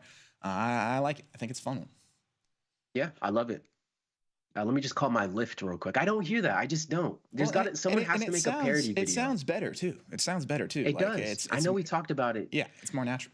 Yeah, absolutely. What do we got here, Gus? What was on your mind? Yeah, TNA is what I'm jumping in on here. This is my risk of the week, and I also have two longer term, shorter risk or lower risk plays on this that we'll talk about in the next slide. But for this risk of the week trade specifically, I have taken a naked 22.50 call expiring April 25th. Yeah, totally naked. 10 days. Risk of the week. 10 days to expiration. Yeah, man, gotta have a little bit of risk. It was just ever so slightly in the money when I put it on. It looks like, we're still just barely in the money, currently trading at 22.77. But so slightly lower than my spot. I am down on the position a little bit right now. But it's inherently risky, obviously. It's a 3x leverage ETF. Always going to be inherent risks that go along with that. But I have a lot of reasoning for this one. TNA, it's the small cap 3x leverage ETF. Small caps do tend to lag behind the rest of the market during recovery. This is a well-documented phenomenon, and it makes sense. The market is crashing, everybody panics, and then when we think we finally found a bottom, people are much more confident putting their money into large cap established companies first, and then there's a trickle-down effect to the mid cap and the small caps as well. It was hit harder hit harder than the rest of the market during the crash as well. This is something that we've talked about with Tesla, how it ran up so much after the election that it almost had a head start on the crash, and deep into that crash, it's just now returning to its original levels. I feel like we're seeing an inverse of that here with TNA. We have a stock that has crashed just as hard as the rest of the market, but now you're afforded an opportunity to get a head start on the market recovery if you so choose. However, it's obviously inherently risky. There are risks to this. And with small caps, you're really trying to time the market. It's not, this is not a broader recovery play. Obviously, it's very aggressive, 10 days. But you're really trying to time the market with these small caps, because should any more tariff news come out, these small caps are going to get hit the hardest first. So there is a lot of risk on here. If stability holds, though, like I said before, rotation into these small caps is likely. It's what happens. It trickles down. And then, lags in times of fear, but rips in times of greed. I think that's the ultimate thesis here, and I'm hoping that we are headed into a time of greed right now with the recovery that we're seeing. So that's my risk of the week, is the one naked. Moving beyond that, I have a broader play on TNA. You guys know how I love to throw a congressman up on this screen. I took two bull call spreads and a ladder. So I have one where, let me make sure I don't misspeak. I have one where I sold the 25, bought the 24. That's 94 DTE, July 18th. And then I have one where I sold the 30, bought the 29. That's 185 DTE, October 17th. This would need 155.2% gain to return to all-time highs, which it just hit in late December, less than 4 months ago. So we're right there. There's really strong historical resistance at this level that we're at right now, last 3 to 5 years. There's been bounces off this level. And then, most notably, and what drew my attention to this trade in the first place is that North Carolina House Rep Tim Moore is loading this thing. I've added all of his transactions here. He just disclosed all these yesterday or this morning. You have 45 days to disclose. But from March 3rd to March 31st, he bought somewhere between $300,000 and $750,000 of this TNA. And I don't even know that this is necessarily an insider trading sort of angle that I'm taking. I think that he's probably just thinking the same way as everybody else. These small caps lag behind, and he has this opportunity to get in late. But he was also buying pre-crash a little bit, so this is sort of a nebulous thing. But it never hurts when you see a congressperson load six figures of whatever company that you're going to buy. So I do have those two longer term plays as well. And like I said, just hoping on a delayed recovery for these small caps and return to those all-time highs we saw in December with the rest of the market. Yeah, was this being a cheaper underlying? Did it nudge you towards going naked a little bit since you have the opportunity to do that? Did that influence that decision? Absolutely, and I'm happy that you brought it up. I love the way that these smaller underlyings, I by no means only trade small caps or low float stocks, but it is nice when you get them sometimes because you have the freedom to take strikes at $half amounts, which allows you to get even more refined with what you're doing. And beyond that, yes, it did make me a little bit more comfortable going naked with it. I bought it in the money, so my sentiment is just that if we can just continue working upward, I don't need some crazy parabolic recovery like we've seen in previous days or anything like that. If the market can just add 1% even or 2% in the next 10 days, I'll wind up profitable on this one. So yeah, I just need no chaos. That is all I need. Right. I need this pseudo certainty that we have going to continue for 10 more days. This is not the market environment for no chaos. I mean, we might have things in. I know it's the risk of the week for a reason. It's the risk of the week for a reason. But yeah, it's a little sketchy. In the longer term, I'm less concerned. I do think we will see broader recovery. But yeah, the 10-day one, that's risky, but it's the risk of the week. It's what we do. 100% risk of the week. I mean, speaking of chaos, what is causing a lot of this uncertainty and volatility in the market? Just a quick update on the U.S.-China tariff escalation. April 14th, if you haven't been keeping up, Trump raised tariffs on China's goods to 145%. April 15th, the next day later, China retaliated on 125% tariffs and restricted rare earths imports or exports. Just reading that second line, too, I wonder if they had in mind that China was going to take that route to just restrict some of the earth exports first. Something that's been going through my mind. And then exporters at China's trade fair described the U.S. market as frozen. So there's just a lot of uncertainty, a lot of tariffs going back and forth. And really, we got to see if we come to an agreement. The way I kind of stand on this is I know we had the pause on tariffs. And if China and the U.S. doesn't come to an agreement, I'm going to be a little bit more bearish on the market. So some of my positions reflect that right now. I'm leaning a lot of long delta in this window of uncertainty until that decision is made and to see if we come to a deal. But if not, then I'll probably be a little bit bearish. But the U.S. motive, the Trump administration is pushing for a trade leverage, aiming to bring jobs to the U.S. trade and lower that trade deficit.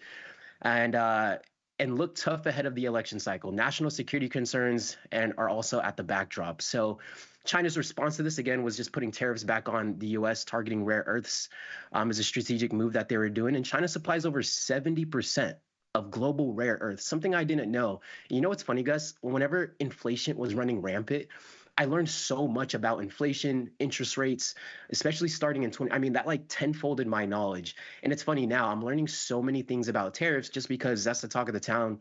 That's what's relevant right now in the market. And I can just see how you just accumulate all this knowledge as time goes on. So it's kind of fun to just see, the topic of discussion and how much we're paying attention to tariffs now. And tariffs have always been a thing. Interest rates and raising interest rates have always been a thing, but they are even more popular, I feel, over the last few years too. But just a quick update on the U.S.-China tariff war. You got any thoughts on that before we shift gears here into the platform? Yeah, no, I mean, I would just say that I agree with you. I think the market is the best teacher. You don't have to know everything headed in. The market will teach you the things that you need to know. Yeah. And I've mentioned before that I started trading like right at peak COVID. And yeah, I had the impression that Fed decisions were always going to be this cataclysmic thing that would move the market 8% in either direction, no matter what happens. And it's not really the case. But like you said, that was a very important lesson on the importance of Fed decisions and how it relates to the markets. And even just as simple as what does hawkish and dovish mean? Those things, those are my first lessons in the market. Maybe those should be lessons that are taught a little bit later. But yeah, the market is the greatest teacher. You will learn. Did you like econ? I'm an econ major. Did you? That wasn't the question. Oh, well, yeah, I liked it.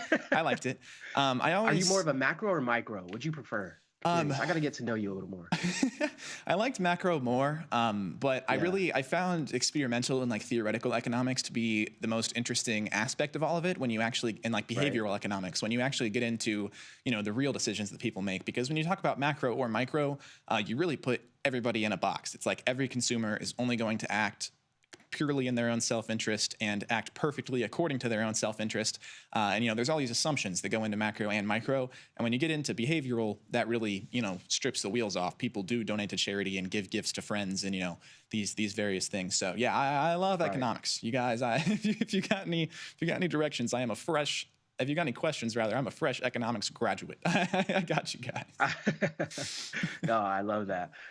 Just a couple of the positions, brother. Number one on the no trade list for Gus, we got Tesla. It's working out decently well so far.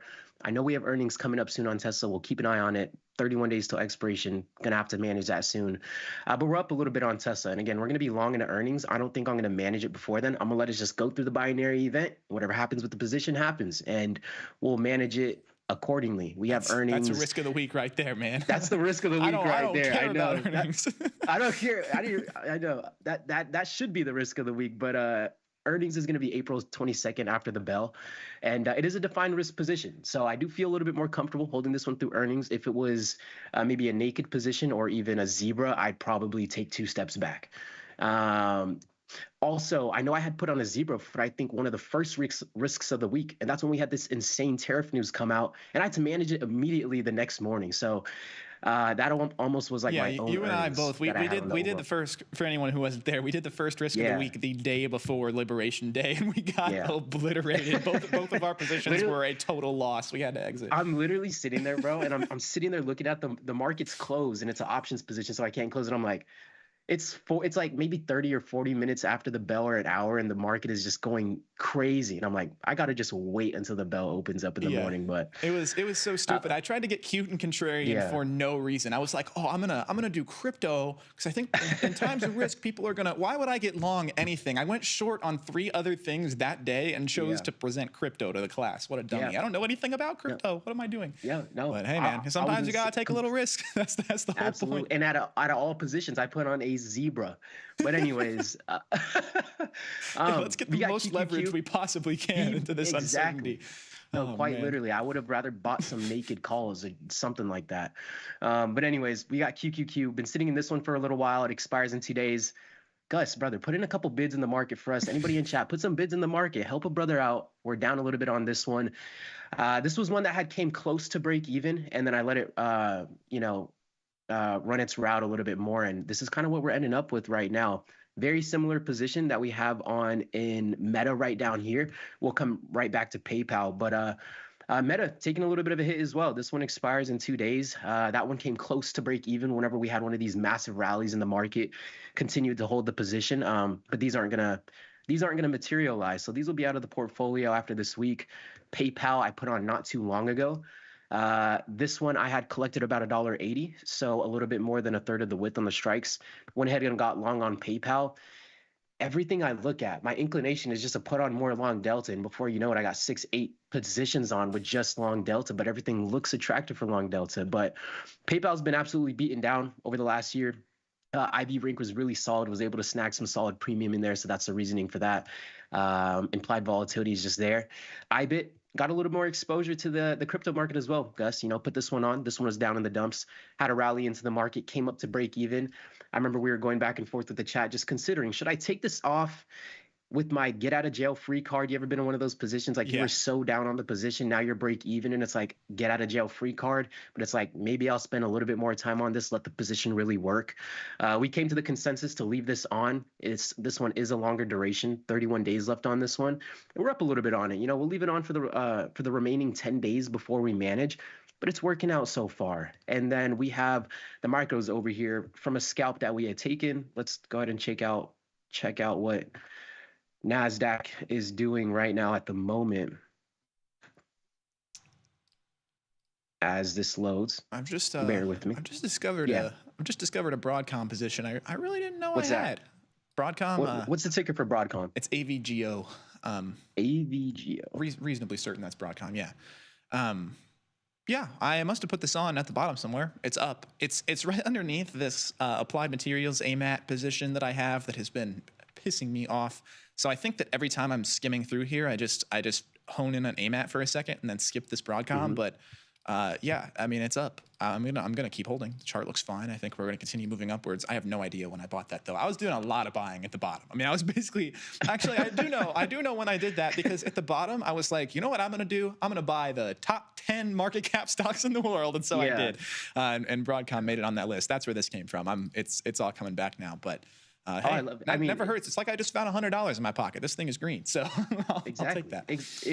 Hey, green is green, and the implied volatility on Broadcom looks really solid. I know sometimes we can pull up the options chain and just look at where the expected move is on the chart, and you can kind of tell if it's looking attractive or not.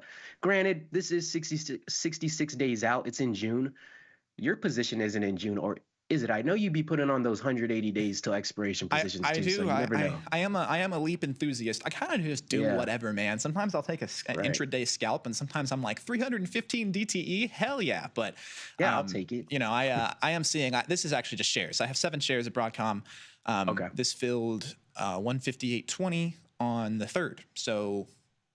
Yeah, that's fine. Like I said, I'm not displeased by any stretch of the imagination. I don't know how that snuck under the radar on me for 12 days. No, I got you. But there was so many things. I was like, it was like just set and forget. You know, at the bottom. I mean, as we were starting to see confirmation on the bottom, it was like just.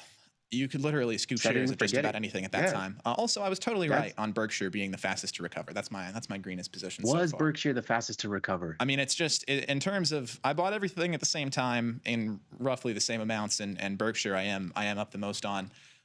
Like I said, man, just hand Warren Buffett your money in STFU. You don't have to, you don't gotta get cute out here. The greatest financial mind in the world will take care of that for you. So. That's pretty for me also. Anyway, sorry, go on. I've derailed you. No, great point. No, I was just taking a look at AVGO. I think you had unintentionally had given me an underlying that looks pretty attractive. Volume is decent, nothing too crazy, but I just want to look at the premium in this May expiration. Mike, you're spot on with your. It would be fun to teach econ. He said, I thought it would be fun to teach econ. All theory, some math, doesn't change much. Just lecture and go out drinking with the kids. That is true. I actually had a professor my sophomore year who would come out drinking with us. I won't mention him by name to preserve his job security, but he was a really cool guy. But that's what it was for real. I was actually that was like macro 202, like the first econ class you take. He was like, "You guys going to the bar after this?" Yes. So I was about to ask you the same thing. No, 100%. I really did enjoy econ. I think I enjoyed econ. I really enjoyed micro economics as well. Surprisingly, macro was the first one that I'd taken, but I did enjoy a little bit of micro too. And the professor that I had, he was awesome. And I think the professor that you have can make a huge impact on your experience with the class overall. I loved my professor. The same is true with coaches and sports and everything. Yeah, I mean, I honestly think a lot of kids that like really hate math, and I mean like kids like middle school age kids, it's probably just because they had one really crappy math teacher in elementary school, like for real. I mean, it can make or break things so much at all levels of education. 100%. Outside of AVG, I'm gonna put that one on the back burner. I'm still gonna look to put on some more positions on. What's going on, Big Deal? And we can go ahead and pull up our risk to reward watches. We haven't got to add to this in a little while. I don't know if you have anything else top of mind that we can actually throw in there, but I'm definitely going to look to put on more positions here too. So if anybody has any other trade suggestions, let us know. Yeah, risk and reward watch list. We got to build this a little bit more. Some of you were around when we originally built this. We have waste management in here already, right? We do. I believe so. I know you had brought that up. WM. Yeah, I'll give a pointed shout out to Waste Management. My goat, this thing is pretty much completely recovered. It's only 3%. It's only 3% from new all-time highs, bro. Look at this. Find me another chart in the market that looks like this. What headlines came out about Waste Management? Why is Waste Management moving like this right Nothing. now? I think that they just fell on broader sentiment with tariffs, but they're a completely domestic business. I mean, I don't know. Maybe they get their trucks and stuff. Maybe there's a little bit of tariff effect, but I think that they're just recovering. I think it fell with the market, and then everyone was like, "Why'd this fall?" And so it's been getting bought back up. But Waste Management, man, I can't say it enough. Waste Management's the biggest sleeper build in the market. We are only producing more trash. Great point when you put it that way. Waste Management's absolutely killing it. It also looks like whenever Waste Management goes on a tear, I mean, it looks like it really goes on a tear. When it moves. So we'll keep that in mind. I know Waste Management has earnings April 28th after the bell. and I won't be looking at it till after then. What's your position on in waste management right now? Are you going to be managing before earnings? Let me see. Right now, I just have shares. I did take something off last week. I actually should get a. You know what? I'll just do it. I pretty much constantly have a bull spread of some sort going on waste management. Let me poke around with this a little bit. Pfizer has been brought up so many times today. Taking a peek at it at the same time while you check out waste management earnings before the bell, April 29th. Yeah, I'll just take a little 60-day bull put spread. How about that? What are you doing over that in waste management? Yeah. Bull call spread, rather. I just misspoke. Let's go. I mean, these Pfizer stocks, Johnson & Johnson, I mean, those were some fun times to be trading too. I feel like we haven't had this volatility since last time Pfizer, Johnson & Johnson, and those other ones were really popping off in the market. There's a lot of premium. Go over here, and we'll go ahead and add. I'm going to go ahead and add Lyft to the risk to reward. And I'm going to go ahead and put on that Lyft position right now, actually. So let's go ahead and do that. Lyft, good old Lyft. L-E-F-T, L-Y-F-T. We'll go ahead and put on this zebra. I'm going to go over here. I'm going to choose the May 16th expiration. As you can see, I was already looking at it earlier today. $354 worth of buying power. And I'm selling the at the money calls, which is the 11. That again would have been about $1,100. I'm sorry, $11,000 if I were to buy 100 shares of this. And this is going to give me 102 positive delta. So a little bit above that 100 mark, but I'm comfortable with this. And I know we were talking about this earlier, but just to give a visual for where Lyft has been over the last year, you can see Lyft has been absolutely beaten down. At its highs, we're trading around 18, 19 price range, and at its lows, we're trading at about $9 to $10. Long term, a lot more bullish on Uber. They're just a little bit more solidified in the space of the leader in that space. So long term, I'd be feeling Uber, but Lyft, I want to take advantage of these beaten down prices. Yeah, I saw Michael Anthony said I bought Lyft. Good looking balance sheet. Upgrades to $14. Okay. So we got agreement. Pretty wide markets in Lyft. We got moderate consensus. I'm laying off this waste management. I can't find an angle that I like. No. That never hurts. It never hurts. I can't. I would have to put up a lot of premium with still relative uncertainty. And even though, like I said, waste management is largely a domestic company, I don't think that tariff news changing would tear them down too bad. At the same time, we saw how they fell on the initial tariff news, so I think the market doesn't care. If we get another broad sell-off, I would just be cooked, and so there's no reason to post up that much premium right now, I don't think. I hear you. I'm in agreement with that consensus. I just got that lift through. I had to pay a little bit more. Pretty wide markets. I know someone was also mentioning the wide markets right now too. I had to bring that up about 10 to 15 cents, but it was still pretty cheap, even though I paid an extra $15 on it just to get filled. So we got that on in Lyft. What was the other one? Shop. I wanted to take a look at Shop as well. I was juggling between Shop and Lyft, and I was looking at this is really risk of the week because when I was looking at Shop, thinking of selling something naked. Shop is getting really hurt by these tariffs, I think. Yeah. And I mean, it makes sense, like, holistically. I mean, to me, and I don't know if this is just because I've always been in the, make money spaces all throughout high school and everything, but to me, I hear Shopify and I think drop shipping immediately. That's like my first thought. That's how everybody does it. I'll tell you what, when I bought tickets for March Madness, one of the largest events in the world, I checked out on a Shopify site. I bought them through the official March Madness website, and they use Shopify. I was like, you guys, you are the NC freaking AA. You guys have the devs to build a payment processing website, but they use Shopify too. But yeah, I think drop shipping hurting on all this news, especially with all this China news. I mean, the standard drop shipping model is find Alibaba product, sell Alibaba product, ship product directly from China to consumer.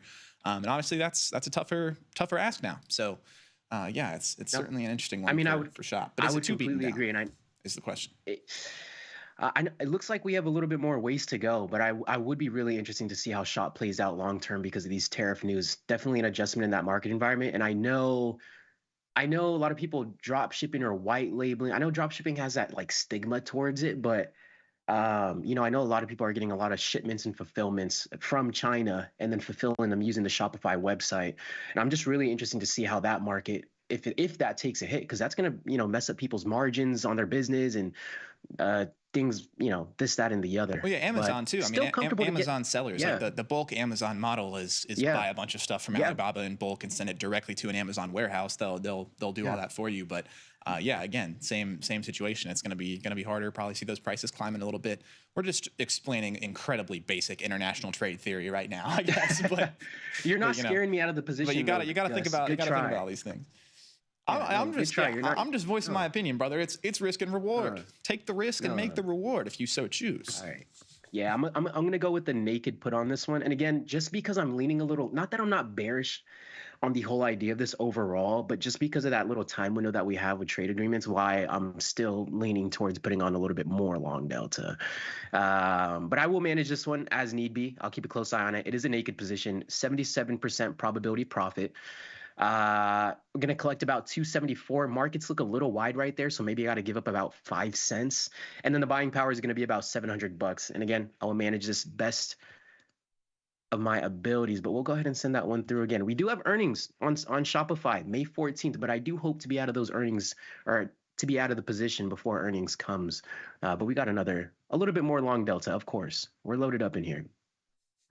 Nice. I mean, Spy. yeah, I have 17 positions, a lot of them being just shares, but everything that I have is long delta right now as well. It's sort of like, I was thinking this morning that my entire portfolio right now is kind of like this giant covered call situation. Like I have all these large stock positions that I'm very green on, and then a lot of the times I have options in the underlyings or different underlyings, but it's a nebulous thing. But my point is, long delta is the place to be right now, in my opinion. 100%. Which is not a hot take. In terms of putting on more long delta, guys, I'm gonna look to take off this SPY position. It is a long delta position. We're pretty near 50% of the potential profit. So because I just put on more long delta, I think I'm just gonna go ahead and close that out. And then if we keep heading up higher, then I'll probably flip and put on a short position on SPY. We'll see. But at least I can take that off of the table. It was leaning very long there. We can go ahead back to our watch list over here. I added Lyft. We got waste management in there.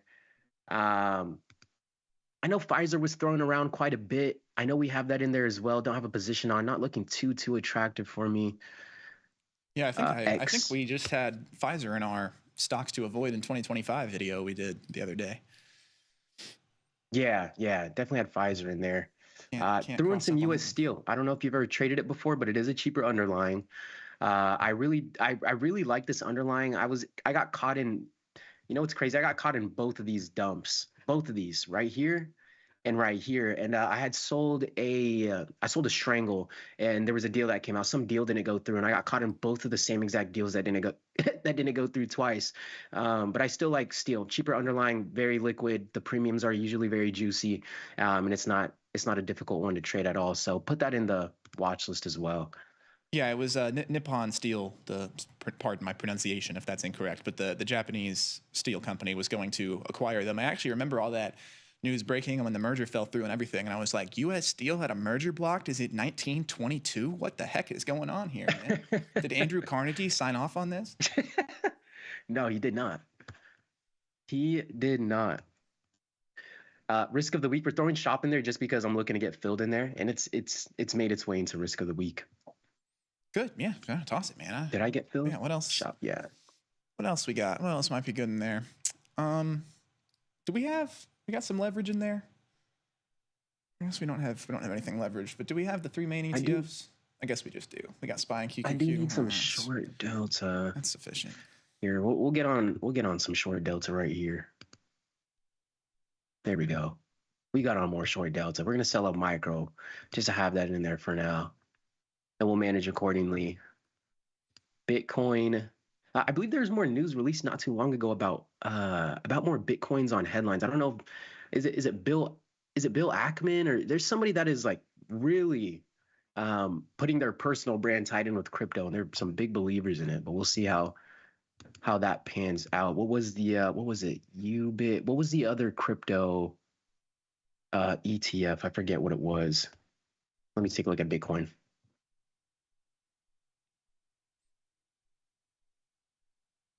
Huge correlations within Bitcoin and the broader market. It doesn't look like Bitcoin is going to be the new standard gold by just the performance of this. It looks like it's being too tied to the overall market environment for it to be like a hedge on market uncertainty. But it looks like gold is still standing strong. I know gold is ripping to year highs over the last few days. I don't know if you've seen these moves, but these are some massive moves in gold. I know Jamal was able to catch a large chunk of that move. We were on last Friday, and he's over here being humble about it. And I'm just looking at his screen. I'm like, you caught that entire move in gold? Goodness gracious.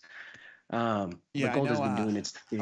I was talking Yeah. to Glenn, and he was on the opposite side of that gold move, much to his dismay. Really? Yeah, That was a tough one. It's a tough one to time up, and especially as the market is starting to recover, you would kind of expect to want to get a little shorter on gold, but we haven't really seen that be the case yet. Kind of lagging behind. Also, the uncertainty is still very much present. It's just a little bit better than it was.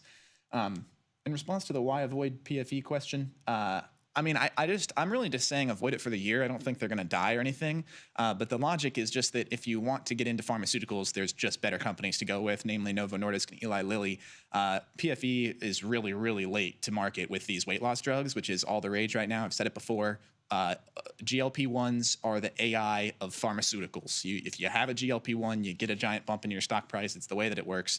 And Pfizer has just been really, really far behind the 8 ball on getting these GLP-1s and semaglutide weight loss drugs to market. And they do have one that looks really good in testing right now. It's an oral one, which would be cool. Think that's coming out soon. You on the pre-order for that, Gus, or what? I'm not. I need to put the pounds on myself. But I just think that there's better places that you could go. If you want exposure to the pharmaceutical sector, Novo Nordisk and Eli Lilly have these drugs to market, and they are killing it, and they are still in incredibly high demand, a demand that they're having trouble meeting, which means that there is room for Pfizer. But I just think in the calendar year 2025, there's no reason to be rolling with Pfizer. Let them establish themselves in that market, and then maybe go attack it later. Yeah, I know Eli Lilly was brought up a couple times. Premium is really solid in there. We got earnings May 1st before the bell, something we got to keep in mind. But I mean, even in the May 16th cycle, the premium is looking pretty decent. Only $10 wide strikes, so that's something to keep in mind too. And let me just see. Let me check this out. This actually might not be a terrible one. I like this. Only thing is earnings right over here. But after earnings passes, Eli Lilly might be on the radar a little bit more. I do like Eli Lilly better than Pfizer. That's another great point. So I think we'll also add that to the risk to reward watch list so we can keep an eye on it whenever earnings pass. Yeah, I'm here for it. There we go. There we go. Yeah, I just just better places to be if you want some big pharma, which never hurts to have some big pharma in your portfolio.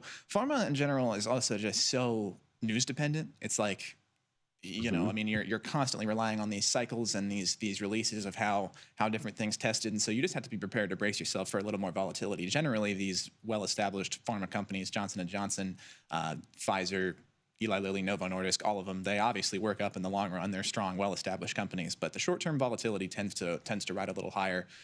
So I always will I will just Google company name news if I'm about to put on a trade in any sort of pharmaceutical, because if they have test results coming out the next day, you're taking an earnings trade. You don't even realize it. Have you seen those, those smaller cap stocks that'll be popping off during the day? Like you'll wake up on the Gap scanner, it'll be up like 100%. Like 9 times out of 10, those are like pharmaceutical stocks. Oh, Release some type of, you know what I'm saying? The small pharmaceutical companies, because you can go from literally worthless 2-3 cents a share to like $1 all of a sudden if you have one good set of test results. I would argue some of those, especially those very smaller cap companies, I'm talking like small as in has a float from 0 to like 50 or 100, like very small float, smaller market cap, like underneath the 100 million market, like very small. But a lot of those companies release so much news, and they're a little sus to me, just because a lot of times they'll file for offerings, and it's like they'll put out a piece of news that will get their stock hyped up a little bit, get a lot of maybe even retail or anybody just buying news headlines, and then sometimes I notice those pharmaceutical companies will file a shelf offering and unload their shares after they put out that PR headline to get their stock price up. File the offering because their stock price is at a level that it probably hasn't been in a long time, and then they dump it on a lot of the investors. So playing around down there, a lot of sus shenanigans going on, very volatile, very, like Gus mentioned, very affected by headlines that can drop at any moment. Oh yeah, and especially those really, the super low flow pharmaceuticals. I mean, you might as well be buying Aerotine International, man. Like it's it's pretty crazy how some of those will move and how hard it is to keep up with what's going on in a lot of cases. And maybe it's just one news source reporting something. Also, when you're that small, like not really facing the giant regulatory hurdles, we don't even know who certified your lab results or anything. Like things get reversed. It gets crazy playing around on the pink sheets for sure. Oh yeah. Shout out to the devs for the drag and drop on the limit orders and the stop market orders. I mean, that's clutch. Yeah, no kidding. Yeah. Emmett, Ari, the Dr. Jim comment. Dr. Jim and I do talk bodybuilding a fair amount, and also I'm by no means a beginner. I've been at this for 3 years. I'm just in a bulking phase right now. Actively is the thing. I'm not gonna stand up and pose down on you guys. I wouldn't want to rip this shirt. But just gets us yeah, just like just straight up. the wings. Just... Yeah, bro. I'll do a lat spread in here, but. I've been bulking for like my whole life, pretty much. But yeah, I had to do like a crazy 2-year-long dirty bulk to like hit 200 for the first time, and since then it's very very contained, like 12-week bulk, 4-week maintenance, 12-week cut sort of cycle is. Yo, I can't wait. We gotta hit a workout. I can't wait. Yeah, bro. I love one thing I need to get up is the bench, the chest. I don't know why. I have a good chest, but I don't know why I can't get. Bro, the two plates. I'm the honest. opposite. I gotta admit it live. I can't get the 2 plates. I'm the opposite, and I envy you. My chest genetics are just horrible, but I'm very strong. Like I 255 for 6 is my top set right now. Like yes, I can move. It's an absolute beast. I can move weight, but the size is tougher on my chest, and it always has been my whole life. I got bad genetics, but I look good in shirts. I just don't look good with my shirt off. Is the deal. I hear you completely on that. I have very strong legs. Side note, I do have the squat record at my high school to this day. Hey. But Gus, I have some chicken legs, bro. But I don't know why they're so strong. And then it's the opposite for my chest. It's like solid, but not as strong as it looks, kind of thing. So awkward spot to be in. Oh man, it's funny. But yeah, we will get some lifts in up here for sure. Once absolutely. Once we get you moving. Taking a look at Snap here. Snap was one of those that was on my no trade list. I remember I had traded it for one of the earnings announcements, and it had caught me off guard. So I haven't really traded it since, but I do know Snap has been popping off a little bit more. I know a lot of the influencers and people that have followings, get paid a lot by Snap, because I was wondering how Snap makes money, right? A lot of applications have advertisements where they'll go ahead and make money, and Snap, puts those ads in the video of those story views. I don't even know if the older generation it's become unusable at this point, bro. Oh right. My gosh. Yeah. So it's kind of a weird spot to be for Snap, but I guess they're doing well. And I guess people from Snap are getting paid out really well, which is very surprising and had caught me off guard. But they've been taking an absolute hit. I know they have earnings after the bell, April 29th. So that's one I always pay attention to. Not that I get involved with it, but I think we grew up with Snapchat. So seeing how some of these underlyings perform, 10 years in, 20 years in is always fun to see. Flower Power Snap needs to start doing some more AI. Perhaps that's true, but man, I was mad when they rolled out that stupid AI friend thing and forced it to the top of your friends list every single time. That was not the way to do it. Oh, right. Oh, man. Which one was that for again? Say that again. Snapchat. Remember, it was like one of like the earlier AI things is all of a sudden Snapchat created like My AI, and it would be at the very top of your feed all the time, and it would message you and stuff. And also I'm sure it was deliberate. It was like delayed to where the My AI wouldn't pop up for like until 5 seconds after you open the app. So all the time you would open the app, go to click on your first conversation, and then it would pop up right under your finger, and you click on this. I do remember AI. that. Oh man, I do remember that. That was not the way. Do a show from the Tasty Gym. You get strong legs by lifting iron condors. I love that. That one made me laugh too. What else we got going on here in chat? Libra. We got some Libra shout outs. I'm a Libra myself. October gang. I'm an asparagus. I would say October's very own, but it's not cool to be OVO anymore. What else? What else we got? ASML earnings? I have no idea. PLTR was popping off. Talk about a sleeper build, Gus. PLTR is the opposite of a sleeper build. PLTR, this is the most hyped up in hindsight stock. In hindsight. In hindsight. I mean, all right, hindsight's always 20/20, but it was never a sleeper. Everybody's been shouting PLTR. That's valid.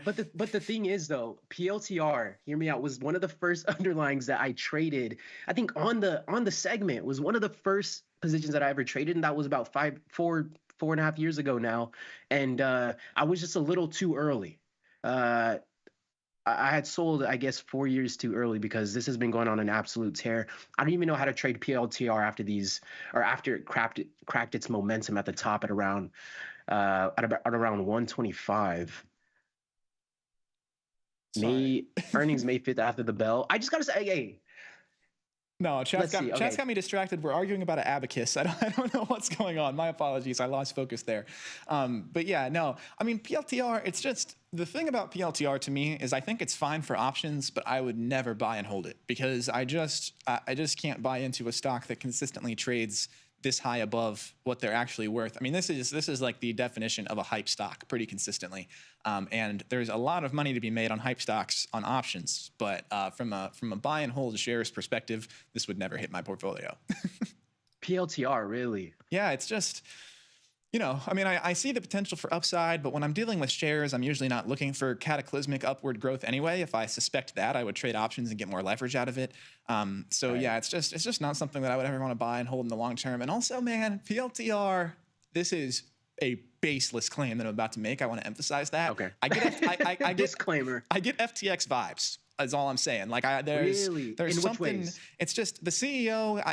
I get slight SBF. Vibes are off. I get slight SBF vibes from the CEO. He's a really funny guy to listen to. He's a very bubbly, energetic guy. But yeah, I don't know. It's just something smells a little fishy and always had. I can't really put my finger on it. And like I said, this is baseless. I don't even have the justification myself. But I just there's some off-putting about this stock to me. Always has been. No, absolutely. I see we had another comment here. Kind of crazy to see some of the music just circling back around where you'll start hearing on TikTok. It's so, and the only reason why I point that comment out is because I was scrolling the other day and I had seen a video pop up like, oh, let me put you on, like putting people onto the music. And I was like, bro, I was listening to this my freshman year of college. It's so crazy to see younger people like now discover music that was so fire, you know, back when we was coming up. Yeah, dude, I'll tell you a random thing like that. I saw a video of the Harambe incident the other day, and the entire comment section was like seeing These kids it for don't the first even know time. about Nobody knew about Really? Harambe, bro. Harambe Wow. is when the world went to shit. It's all fallen apart since Harambe. But yeah, everybody was like, "Oh man, this is so awful." Like, couldn't figure out if it was even a news story or what was going on. I was like, "What do you mean you people don't know about Harambe?" I guess it was 10 years ago. No, I know it. And sometimes I'll swipe over to the profile and I'll see like their graduation year for high school. I'm like, bro, you were born in 2000. You were born in 2009. Bro, there's nothing worse than getting beaten in a video game by a kid with 2013 in their gamer tag, bro. It's like the worst feeling. Oh man, happens far too often. Oh yeah. I know we're coming close to an end here. Just looking if there's any last minute positions that are looking attractive into tomorrow. I know the broader market for the day, at least, we really didn't do too much on the day. More of an inside day, I guess I would personally call it. More of an inside day on the day. But because of that, just lets me know maybe we get a directional move coming up here soon, but not too much volatility on the day like we've seen in the past. But no, any other positions you got an eye on, Gus, before we wrap up here, and anything else top of mind? Yeah, nothing else that I'm eyeing too specifically. Gonna be tracking the hell out of TNA. I actually see my naked call just fell out of the money as I was mid sentence there, so that's never a good sign. But I bought it right on the line. But yeah, TNA and these small caps in general. I've presented the TNA trade, but TNA is just a small cap ETF. Like there might be some small cap ETF names that I start to eye should this recovery continue, because like I said, it's the small caps lag behind, and if we can get anything even resembling confirmation or certainty that, you know, just around this tariff situation in general, if we can finally just get something final and move into a time of certainty, these small caps, I would never ever use the word free money, but it's like an opportunity. it's like an opportunity to get in on the dip after the dip has already started to recover, essentially because of the way that they lag.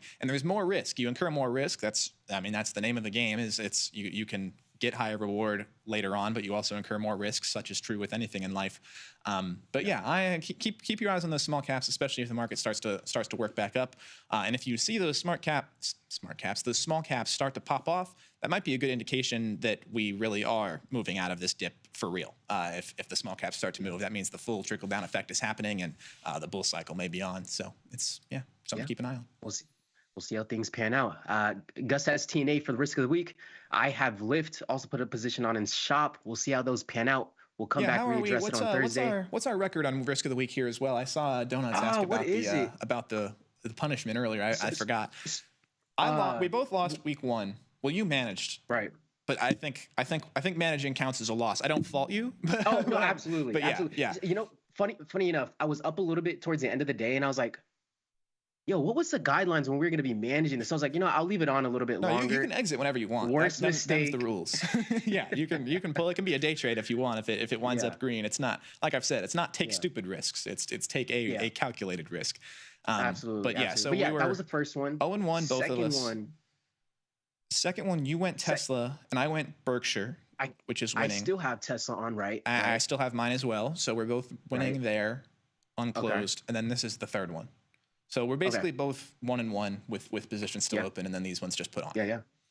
Awesome. Love it. We'll circle back around, give an update on Thursday, and see how these positions are panning out and how we're going to be managing it. I hope everybody else has a great day. Thanks for joining us today. Be sure to manage those positions. I know I have some contracts expiring in a couple days, so we're going to have to manage here soon. But other than that, be sure to stay on for Dr. Jim coming up on next, and we'll catch you guys next time. Peace.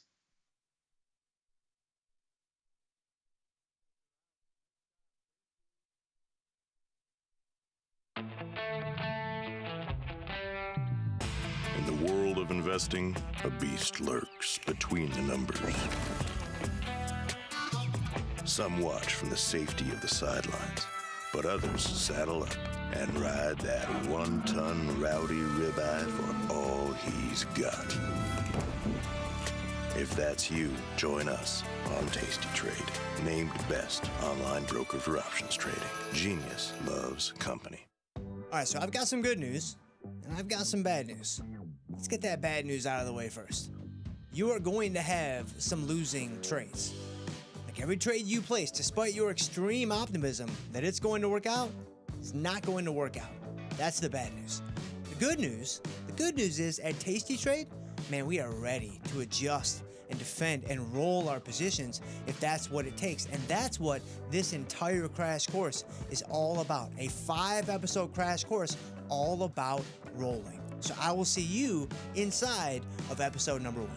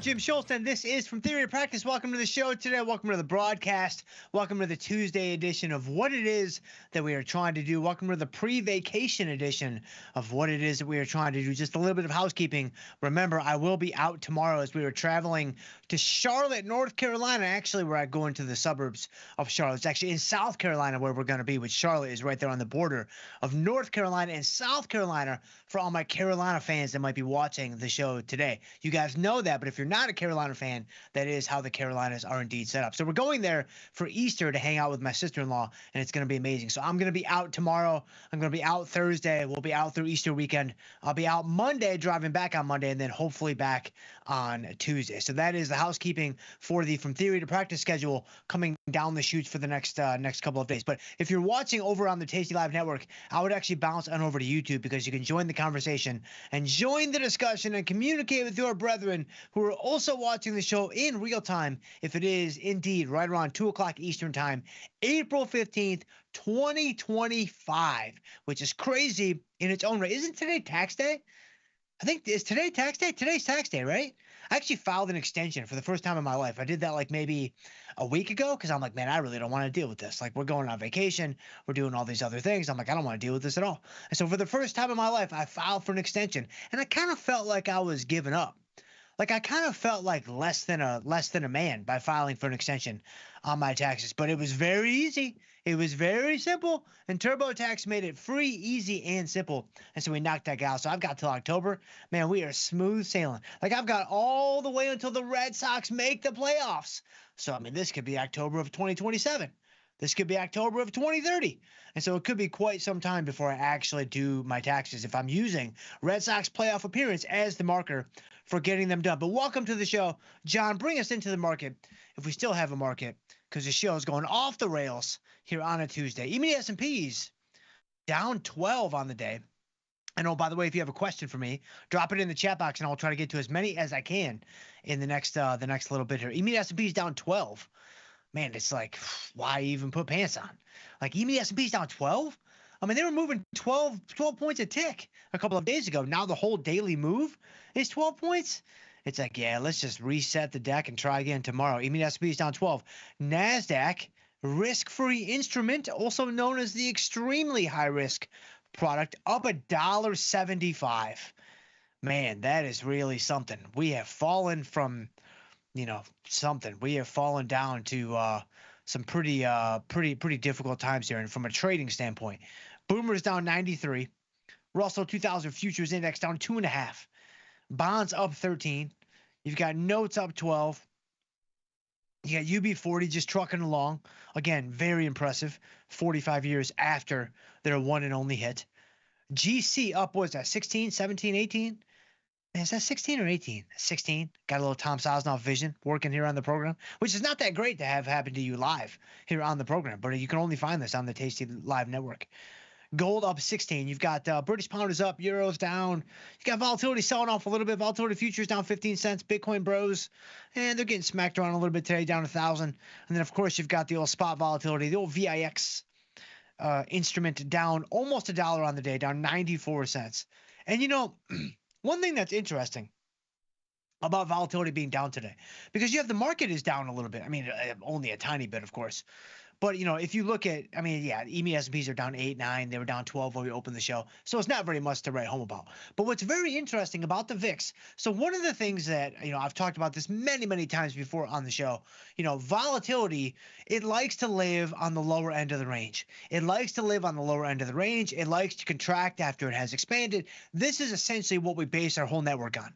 This is essentially what the whole Tasty universe, it's built upon, right? Selling premium when volatility spikes, selling premium in high volatility conditions. If you had to boil down what we do into one little phrase with maybe one or two semicolons baked in there, that's what it would be. Okay, let's explore that just a wee little bit further.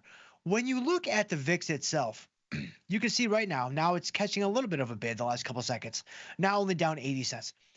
Remember that the VIX, I've actually done the VIX calculation several times before. I mean, we've been on air now for almost 10 years, which is crazy. I'm still waiting for the Willie Mays Hayes pink slip in my locker like I thought it was coming after the first week or two. And here we are, almost 10 years in. That's pretty crazy in its own right.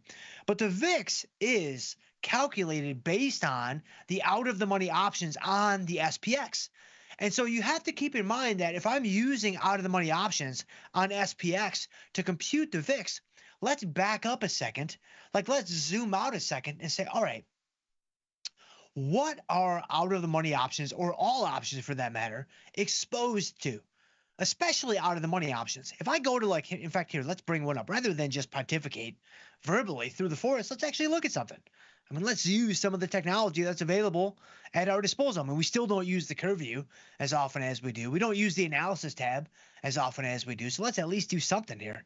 If I go into SPX and I go to, I know the VIX normally uses kind of a front month, back month deal. Like they're using multiple expirations to determine what the VIX value should be. So I'm not going to go that far into the forest with you all. But let's just we can pick any expiration to make the point that I want to make. If I bring up the May 16th AM options, let's say, and let's say I'm looking at, some SPX out of the money puts, right? Which I know that these, for example, they play a big role in determining what the VIX price should be. And again, you can Google, Tasty from theory to practice VIX calculation. Google Tasty skinny options abstract VIX calculation. Like that will bring you to the segments I've done before, working through all the inner workings of the VIX calculation.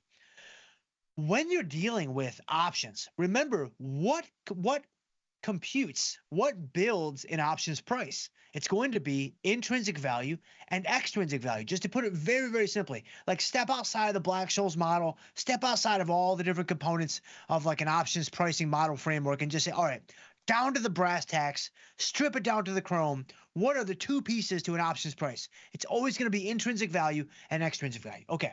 If I'm only talking about out of the money options, which is what I have here in the big yellow circle that's on the screen, there's no intrinsic value. There's only extrinsic value. That's literally the definition of an out of the money option. Okay, let's go one step further. When I have forget about the VIX for a second. When I have an out of the money option, like for example, let me just pick one, just at random here. Let's pick like the 5300. Like the 5300 put that I'm circling now in Diet Strawberry. It's selling for 115 bucks on the SPX. What do I know about that option? I know that that's all extrinsic value. I know that there's downward pressure on the extrinsic value as we get closer and closer to expiration. That is the literal definition of theta. That is what theta is doing. It is showing you the rate of extrinsic value burn as you get closer and closer to expiration. Okay, if the VIX, now let's bring the VIX back into the mix.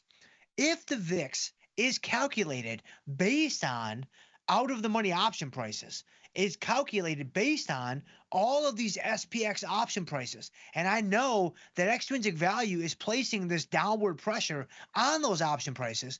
Then I also know that just from the simple passage of time, just from time ticking away, that's going to put downward pressure on option prices in the SPX, which is then going to put downward pressure on the VIX itself, because the VIX is pulling the inputs for its own calculation from those SPX option prices. So if there's downward pressure on the SPX option prices from time passing, from extrinsic value, dissipating, dissipating from positive theta, then that is going to in turn cause the VIX itself to just slowly drift lower. Now, sometimes it's not a slow drift. Sometimes it's a rapid contraction. Well, that's because there's a lot of other things happening in the market too. You have price movements, you get a rally in the market, and then all of a sudden volatility typically gets squashed. But this is a really, really helpful exercise to better understand like what is going in to compute the VIX, like what is going in to compute, kind of this market-wide volatility metric that is measured by the VIX, the VIX. Well, if I'm using out of the money option prices, and out of the money option prices are, subject to the extrinsic value dissipation over time, just simple time passing by without any craziness, a la today, essentially, not too much craziness, just a little bit back and forth, and we're just kind of chopping around unched, I guess, for most of the day, and you're seeing the VIX move lower, even with the market showing just a tiny little bit of weakness, right? Even with ES down 10, ES down 12, ES down 15, it's not it's not enough to keep that bid, strong in the VIX, because the option prices themselves are being decayed by moving closer to expiration. So hopefully that helps a little bit to better understand the whole idea of, when the VIX gets to 30, 35, 40, 45, 50, whatever, it has a really hard time staying at those levels. Because if there's any type of positive movement, obviously, that itself is going to send the market higher. It's going to send the out of the money SPX puts, even lower in terms of their option pricing. And so that's going to carry over into the VIX calculation. So you have a lot of things that are kind of working together to determine the value of the VIX. But I just wanted to kind of highlight one of those things. And it's just a simple passage of time. So time decay not only is affecting option prices, but it's also affecting, volatility metrics in the marketplace, not by directly kind of impacting the volatility metric, but by actually affecting the inputs to the volatility metrics calculation, which then in turn sends the output lower. And so hopefully that helps a little bit. It was kind of something that kind of dawned on me just recently. EMI S&P is down 13 now. And I was like, that would be a really, really interesting thing to talk about, I think on the show, because we talk about volatility so much. Again, it's the thing that our network kind of hinges upon. And so to kind of unpack and like address, I think, one of the key components to what might go into the VIX calculation, I think it's worthwhile. And you may disagree, but hey, that's okay. That was just 11 minutes of your life that you'll never get back. And now we go onward and upward from this point. So, all right. So speaking of onward and upward, there's actually not too much going on in the portfolio that needs my attention. I do want to maybe take off our Shopify strangle because we are going to be out for a few days here. And I'm thinking, hey, where are some opportunities to take off some risk? Like, where are some opportunities to maybe, take off a little unit risk around the edges? And then maybe we'll see where the wind blows us from there. Maybe it'll blow us into the YouTube chat, which is always a very, very, very dangerous place to be. I see Wanderaz in the house. I see Flower Powers in the house. Man, Big Deal Donuts in the house. Man, look at Sam L. Look at DK in the house. Look at YouTube Jim in the house. Man, I appreciate you guys so much. So very much. I'm going to get to as many of you guys as I can here in a second. Let's take a look at, MES strangle, I'm going to sit tight. MNQ strangle, I'm going to sit tight. We talked about these in more detail yesterday, so I'm actually not going to unpack these here today again because we just did that. Bank of America, man, look at Bank of America. Man, I never doubted Bank of America. Not for a second. Man, look at this thing. Rest of the market's getting crushed. MESP is down 14. Boomer's down a honey. Right, Bank of America up $1.67. And so I don't know what may have come out that was Bank of America related. Maybe they just came out and said, listen, I know there's been some rumors going around that we're going to be insolvent. Those rumors are not true. That will be enough to send the stock up $1.66, I think. So Bank of America looking pretty good. Looking pretty good indeed. And then Best Buy, this is going to be my long stock substitute. Best Buy, Nike, Starbucks. I mean, all of these things have been beaten down lately, so I'm not going to do anything. I'm just going to hold the clean delta to the upside.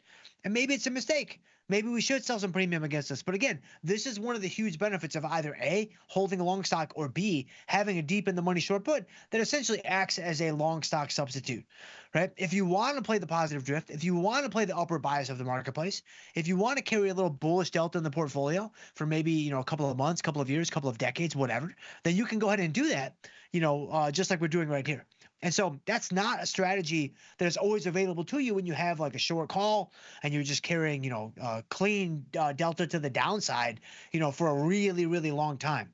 You guys have heard me say before, having static short delta is a great way to hedge against market drops. I still feel that way. I still feel very strongly that way. But you have to understand what you're signing up for. Another thing I say on the show, at least twice a day, sometimes thrice per day. You have to know what you're signing up for. If you're going to play the downside with clean delta, short futures, short stock, whatever, you have to understand that you are battling against the natural tendency of the market to go higher. So you are kind of playing an uphill battle. You're kind of like that kid in the whirlpool when y'all, the above ground pools, you're in there with all your friends, everybody's going one direction, you've got the whirlpool, everybody's having a good time, right? That's the market drift. That's the positive bias. Okay. You're like that kid that starts going the other direction. You're really kind of messing it up for everybody else. Like you're really kind of like the dude that walks up to the craps table and plays the don't pass line, which by the way is the statistically superior way to play craps. But still, that is kind of what you're doing when you play the market to the downside with, clean, short delta where you get one-for-one moves. You don't really want to stay too long. You don't really want this to be a long-term strategy that you're going to do forever in terms of like one singular position. And so just be aware of that. Just be aware of what you're signing up for and just understand it's more of a smash and grab. Like it's more of like an in and out type of deal. Now you can keep getting in and keep getting out, right? You can keep doing smash and grabs like the town. Like they knocked up 4, 5, 6 banks, I think, in that movie. Pretty impressive stuff. So you can do that, but I wouldn't necessarily hang around forever like you might with a short put or long stock or something like that. So I think hopefully that was helpful, at least a little bit. And so, all right, those are the things with the long stock that I wanted to bring up. But then, yeah, I think, so 2 things. So Shopify and Walmart. Let's talk about Shopify. Let's talk about Walmart. And then I'm going to get to you all, man. I'm going to get to you guys in the chat, and I'm going to surprise and delight somebody right in the middle, maybe even near the end of the chat. And I will address your question, comment, story, or joke first before everyone else. So if I go into Shopify, so you can see that I'm actually up a little bit on the trade, which is kind of amazing, actually. I'm up about $116, a little over $1 on the trade. Again, an option dollar is 100 actual dollars. And so when I think about this, I'm like, all right, this trade has already worked pretty well. I don't know if I want to keep this trade on. I'm not sure I would keep this trade on if I wasn't going on vacation. So because I am going on vacation and I'm going to be out of the office for a few days, it really just makes a lot of sense. It's really just, pretty straightforward here to close this trade down, take that unit risk off. This is an undefined risk position, so I'm not worried about it, or I can't treat it like I might like a vertical spread or like an iron condor or something like that has defined risk where, there's a very clear line in the sand of how bad it could get if things do indeed go awry. Which, like last night in the Red Sox game, I thought 8-1, 9-1, it can't get much worse. Oh, it get a whole lot worse. Oh, it only got started, right? That's kind of like an undefined risk position when the market moves against you. So let's go ahead and let's close out of this Shopify strangle. And that will be a nice little bit of risk reduction heading into vacation. So I'll go 1065. I'll probably get it filled. All right, so I got filled at 1065. Beautiful. All right, so we're out of Shopify. The only other one that I really want to take a look at here is Walmart, because Walmart has actually tested our strike to the upside. So Walmart's at 94 and some change, and we have a 92.5 call as part of the 80, 92.5 strangle.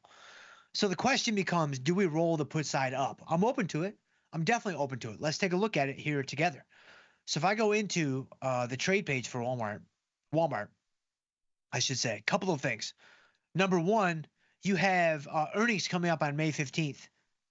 So that's something to be aware of. I'm probably not going to be rolling this guy into June because there are earnings coming up on May 15th. I'm probably going to be done with this trade. You can see I have my cycle right now is May 16th. So I've got, literally 1 day between earnings and expiration. This trade is going to meet its maker one way or another in this cycle. I'm not going to roll it. I'm not going to carry it forward through earnings. I'm going to be done. Like this thing is going to be done and dusted, before earnings are an issue for us to contend with. The other thing is the dividend that's coming up on May 9th. Now, dividends are only really an issue when you're in a position if you have an in-the-money call. Now, right now, I do have an in-the-money call, right? Because the 92.5 is in the money by a couple of points. I don't think this is going to be, well, it's not going to be an issue at any point before May 9th necessarily. And so remember, when you're short an option, there's always some risk that you're assigned. That risk is always there. It's not related to dividends. It's not related to expiration. It's just related to the simple fact that you were on the short side of the option contract, and the other side of that contract, he or she may choose to exercise the contract for whatever reasons he or she may have. And so this will happen to you, like will. Not a question of if, it's a question of when. If you trade for long enough, you will be assigned at times when you'll be like, why was I assigned? That doesn't even really make any sense. It doesn't make practical sense. It doesn't make economic sense, but it just happens because the person on the other side of the contract may want to exercise that option for reasons that maybe don't make economic sense. Right. And so that will happen to you at various times in your career. It's not going to be a likely thing. It's not going to happen all the time, but it can happen, here and there. Now, there are other times when it's more likely that we are assigned. Dividends are one of those. And so since this is on May 9th, I'm not going to worry about it now because it's only April 15th? Yeah, we've still got almost a month until this day. So I'm not worried about this. We can deal with this when I get back from Easter. We'll just deal with it on the other side of Easter. So I'm not worried about the dividend situation. EMA S&P is down 20 now. Look at that. Got a little something cooking. What's volatility doing? Is it still down? You got volatility futures up a dime, but what's the VIX doing? I'm assuming it's still down a little bit. Maybe not too much. Okay, it's down 70 cents. So it's still pretty significantly red in my opinion. And I think a big reason why is that downward pressure from the extrinsic value on the options on SPX. But okay, so for Walmart, I'm not worried about earnings and I'm not worried about dividends. I wanted to address both of those because they're kind of staring us right in the face here on this trade page. But if I go into the cycle I'm in, so the question becomes, do I want to roll the put strike up as a result of, you can see the stock's at 94.35. My strike is 92.5. So I'm almost $2 in the money on the call side. Do I want to roll the put side up? Well, if I was going to roll the put side up, that would be buying back my 80 put, and maybe I sell like an 87.5 put. Right? So that would tighten up my strangle significantly. So now I would only have an 87.5, 92.5 strangle, which is significantly tighter than an 80, 92.5. And for doing this, I would be able to pick up about 92 cents on the roll. You know, it's not that bad. It's not that bad. You could certainly do this. I'm not going to do it because I want to exercise a wee little bit more patience. And I'm also, you know, you want to apply a bit of market awareness to the situation, a bit of contextual awareness. We're not talking about Tesla. We're not talking about Nvidia, right? It's Nvidia, by the way. We're not talking about Snowflake even. I'm not even sure they're still in business, but the artist formerly known as Snowflake. We're talking about Walmart, right? Like we're talking about practice. This thing is likely not going to move that much over the course of the next 7-8 days. Now, could it move? Of course, right? I mean, you get some more craziness coming off of the tariff front with the U.S. and with China and with this and with that. I mean, it could be 105, it could be 110. That could absolutely happen. But the reality is, this is not really a high beta play, right? In fact, here, let me look at what is the beta of Walmart. Is that on the overview tab? I know it's on the watch list. Let me see here. Is the beta over here? No, it's not. Okay, I got a little price to earnings, 38. Wow, that's pretty high, I think, right? Wow, that's really high for Walmart. Man, that's crazy. Hold on, now I'm sidetracked. What is Nvidia's price to earnings? Is it like $1 million? 37? Wait. Hold on. So for all my fundamental bros out there, right? For all my discounted cash flow bros out there, you're telling me that Nvidia is cheaper than Walmart on a PE ratio standpoint. That's pretty crazy.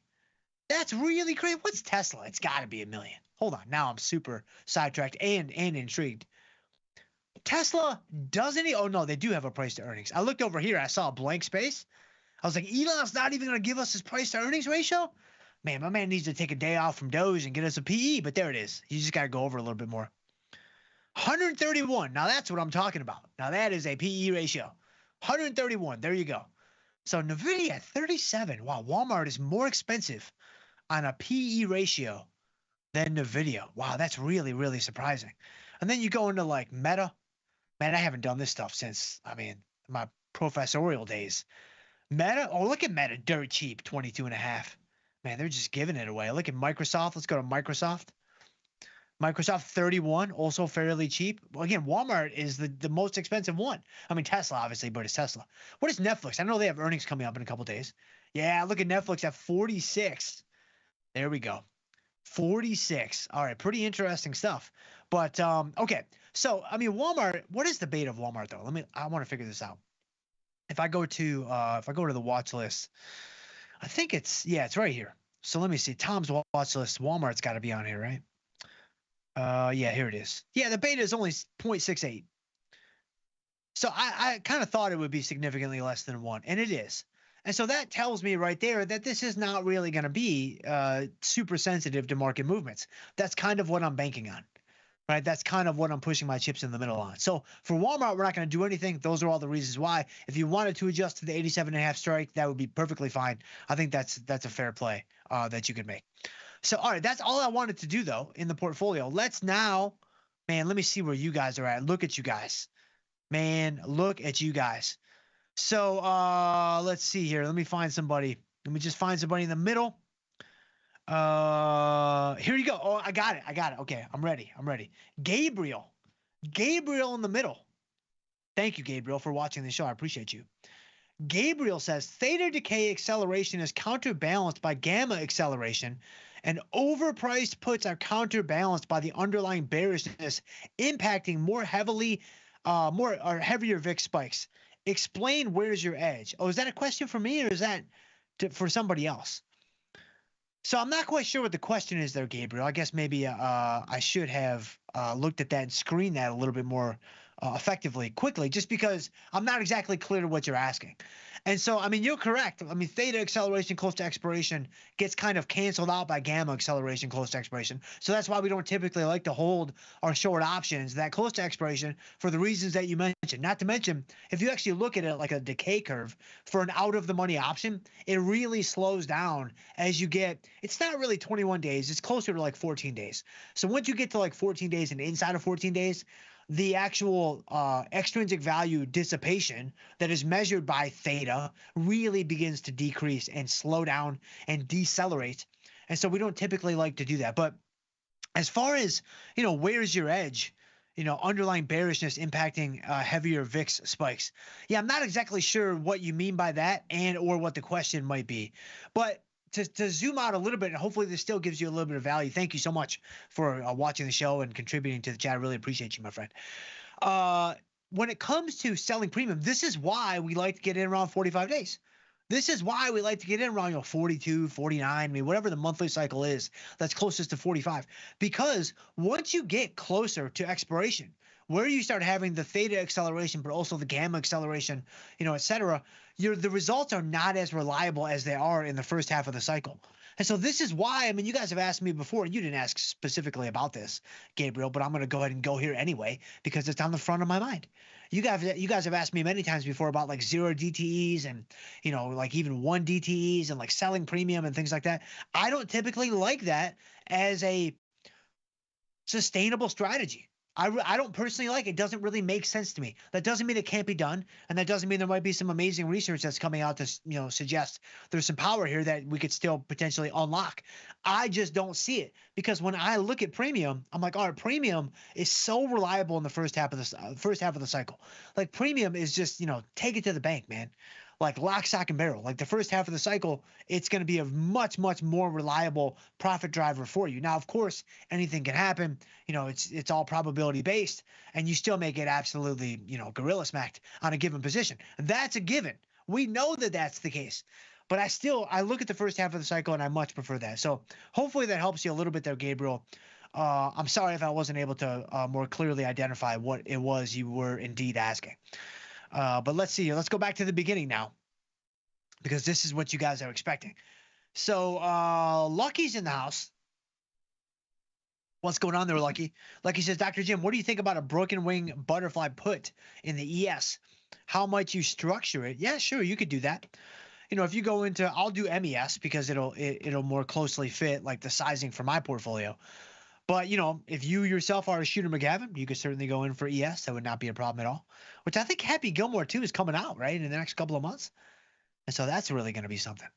But if I was going to do a broken wing butterfly, you might go all the way out to June at this point. Since it's defined risk, maybe you stay in the May cycle. So I'll open up the May cycle. A broken wing butterfly on the put side. So you're going to, you've got 25-point wide strikes in MES. And so this is going to be a fairly, again, it depends on the product. I mean, MES is a micro, ES is a mini. So that's going to factor in significantly to the sizing of the position. But if I go in here and I did like let's just say I buy a 53.25, I sell a 5300, and then I buy a 52.75. So this would be a standard butterfly. This would be, it's symmetric, it's balanced. This is your typical run-of-the-mill Betty Crocker butterfly. This is not what you're asking, but this is what I typically like to do whenever I'm building, your broken wing butterflies, your broken heart butterflies, your broken toe butterflies, which we, by the way, copyrighted on this very program. Which, if you're wondering what a broken toe butterfly is, it's whatever you need it to be in that moment. It's math 2025. Like mathematics in 2025, it's whatever you need them to be. 2 + 2 is 4, 2 + 2 is 5, it doesn't even matter. Fill in the blank with whatever you need in that moment. That's your broken toe butterfly. So 53.25, 5300, 52.75. Now, if I break the wing on the downside, so I'd go from 52.75 to 52.50, this would be the broken wing butterfly using puts in ES or MES to be more specific in my instance right here. I'm collecting a 6-point credit, and my maximum profit here is going to be, 155. My maximum loss is going to be 93. Now, where is my profit and loss? Let's actually go to, guys, it's crazy. We're going to use the curve view for this. Let's go to the curve view. Let's punch up the analysis tab. So if you look at MES, let me see here. If I let's try to zoom it. There you go. So for MES, wait a second. Oh, it's got, hold on. I was like, that does not look right. It's because I've got, My strangle is also ticked on this. Let's uncheck the strangle. I just want to see the butterfly. Yeah, that looks right. So the maximum profit is going to be if I can pin the short strike. So you can see that my short strike here is 5,300, which is right there. And then I've got a peak, which that looks a little off to me. It could be, is this my Sosnoff vision that's getting me again? That looks like that's not exactly 5,300. But as I think about this intuitively, it should be 5,300. But either way, you're going to make the most profit on this strategy around the short strike, let's say, because I think the curve view and my own intuition here are they're not exactly lining up. So you should probably side with the curve view when you have that discrepancy. But if the market rallies, like if all the options expire out of the money, then you're going to be in a good spot there, Lucky, right? Because you're just going to keep the credit that you collect. Like you're just going to be able to keep, it's going to be about what, $30 or so. So, you've got right here, you've got, a P&L of about $30. You're going to get your 6-point credit, $5 per point. Everybody goes home happy. Nobody gets hurt. The risk in the trade is obviously going to be below. Let me delete those circles now. It's going to be below the bottom strike of the 5250. And so here you can see that you've got, your risk is going to be down here, which is essentially where your 5250 strike is. And so what are you, how do you manage this position? Well, it's helpful sometimes to remember that a broken wing butterfly is a defined risk version of a ratio spread. And so when it comes to a ratio spread, like when I think about a ratio spread, it's a long put vertical. If we're talking about a put ratio spread, it's a long put vertical with an extra short put tacked on top of it. So when I'm thinking about managing that, I'm looking to take off the long put vertical when it gets near max value and then deal with the extra short put. Okay. You can apply something similar in this context as well, from the standpoint of if the market does go down, which is where your risk is, you could look to take off, the 5325, 5300 put spread and then leave on the 5300, 5250 put spread, the wider put spread. You could potentially do that. It's going to be a little bit trickier. It's going to be clunkier because of the defined risk nature of the spread. But that's where I would be looking to go if I wanted to manage it. Also, never forget, with a defined risk strategy, and this is every defined risk strategy, short vertical spreads, broken wing butterflies, iron condors, etc., you always have the do nothing strategy.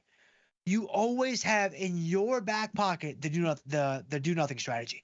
So don't ever forget that you can do nothing and you can just sit tight and just let the probabilities play out. And usually with defined risk, that's typically how I like to approach it, at least in terms of my default setting. And so that's what I would be looking to do there, Lucky. Hopefully that helps a little bit. So Don 721's in the house, says, have a safe and fun trip to Charlotte, Dr. J. Man, I appreciate you, my friend. We're very much looking forward to it. We got the Chrysler Pacifica. Guys, I'm going to pick it up after the market closes today. I am so pumped, and my kids are going to be so pumped. I am going to be looking like a straight baller rolling down the freeway in my Chrysler Pacifica. It's going to be amazing. So Sam L in the house. Dr. Jim is in the house. What's going on there, Sam L? Sam L goes on to say, Doc, are the wild move days really over? I'm not so sure that they are, but VIX under 30 and the risk-free instrument is crawling by inches, which is what you would expect it to do. Am I crazy for missing those 1,000-point fireworks in 5 minutes? No, not at all. Not at all, my friend, because you got to remember, for every gimme, there's a gotcha, right? And there was a whole lot of gotchas these last couple of weeks. And so, sure, like if you were in there and you were mixing it up and you were cashing in some checks and you were getting some profits and whatever, those profits did not come without some significant blows that you had to take. I don't think anybody went wire to wire. I don't think anybody just got in there and got out of there smash and grab style, just unscathed. Like, I'd be very surprised if that's the case. So now that, cooler heads apparently have prevailed, at least for, this minute, the calmer markets are welcomed by many. And so this might be a great environment for you yourself to step back in. You're doing your short premium, you're doing your scalps, you're doing whatever you would normally do. And I mean, I personally think VIX between 20 and 30 is kind of the sweet spot. That's kind of the sweet spot for us as premium sellers, where it's really nice. The premiums are high, everything's looking good, but it's not totally crazy and totally just complete chaos like it was when, the VIX was 50, 54, 60. I think it got up to 60 on the high. Big Deal Donuts in the house says, I second that, Lucky. Oh, you were asking about the broken wing butterfly too. So hopefully that helps. Hopefully that my discussion helped a couple people out there. That's great. So DK says XYZ 65 put for May 16 expiry, $3 in premium. The stock has been at 55 levels. So I managed it by selling a call at 60 for the same month. How would you manage it, Dr. J? Thank you. And then DK says, I got another $2 in premium. XYZ, is that a real stock? Because that's what you always use. Wow, that's a real stock. Wow, that's really crazy. XYZ is a real company. I had no idea. This was always this was the fictitious ticker that we would use in the classroom all the time. And I used it back in my professor's days constantly. XYZ and ABC, those were my two go-tos, obviously. That's every finance professor's go-to. That's the playbook. Like that, they show you that on day number 1.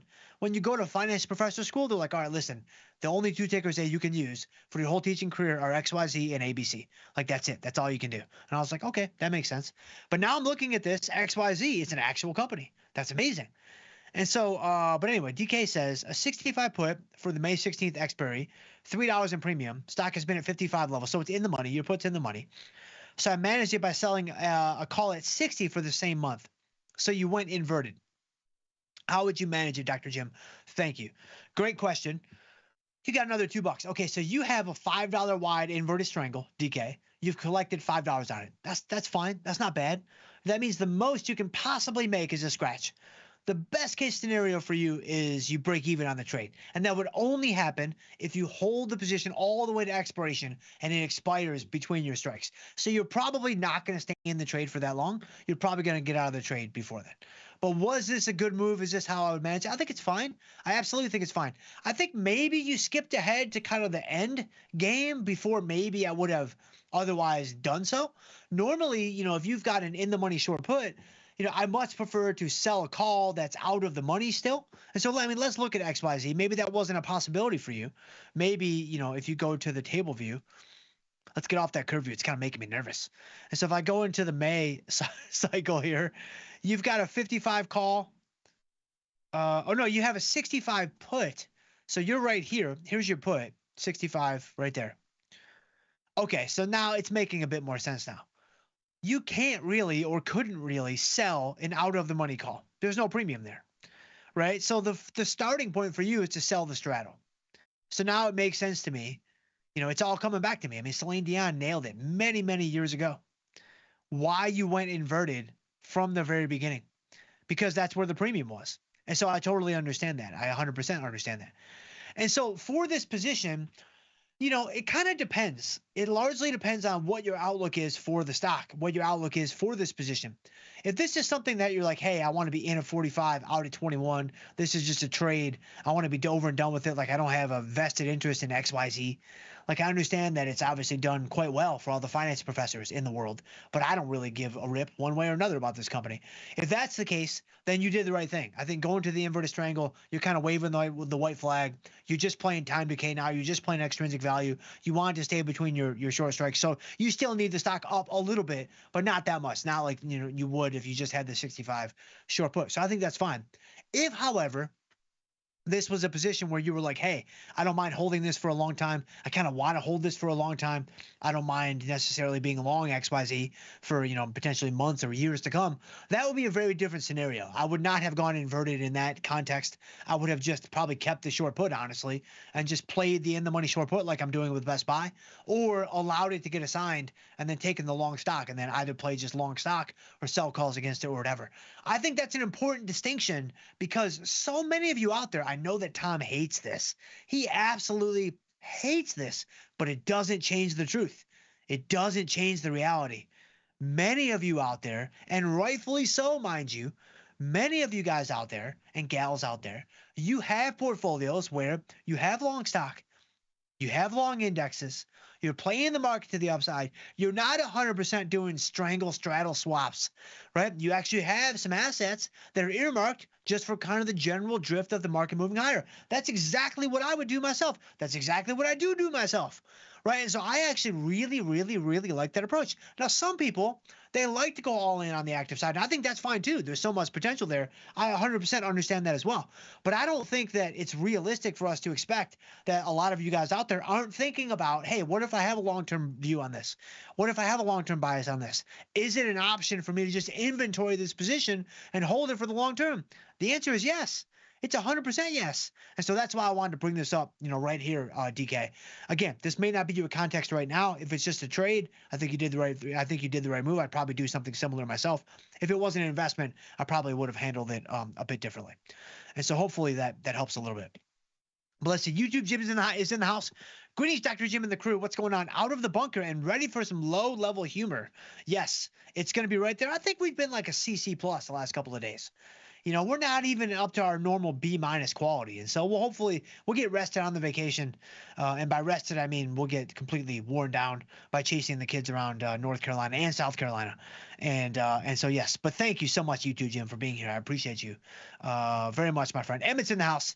Hey there, Dr. Jim. I'm here for my daily lesson. I don't know if I can give you that. But we gave you something for the last 40 minutes. Hopefully it was worthwhile to some degree or another. But thank you so much there, Emmett. I appreciate you, my friend. Sergio. Hey, Dr. Jim. What's up there, Sergio? Thanks for being here, being a part of what we do. Man, it's really only because of you and Emmett and YouTube Jim and Samuel and DK and everybody else. Grumpy Mike, everybody else. You guys are amazing. Big Deal Donuts.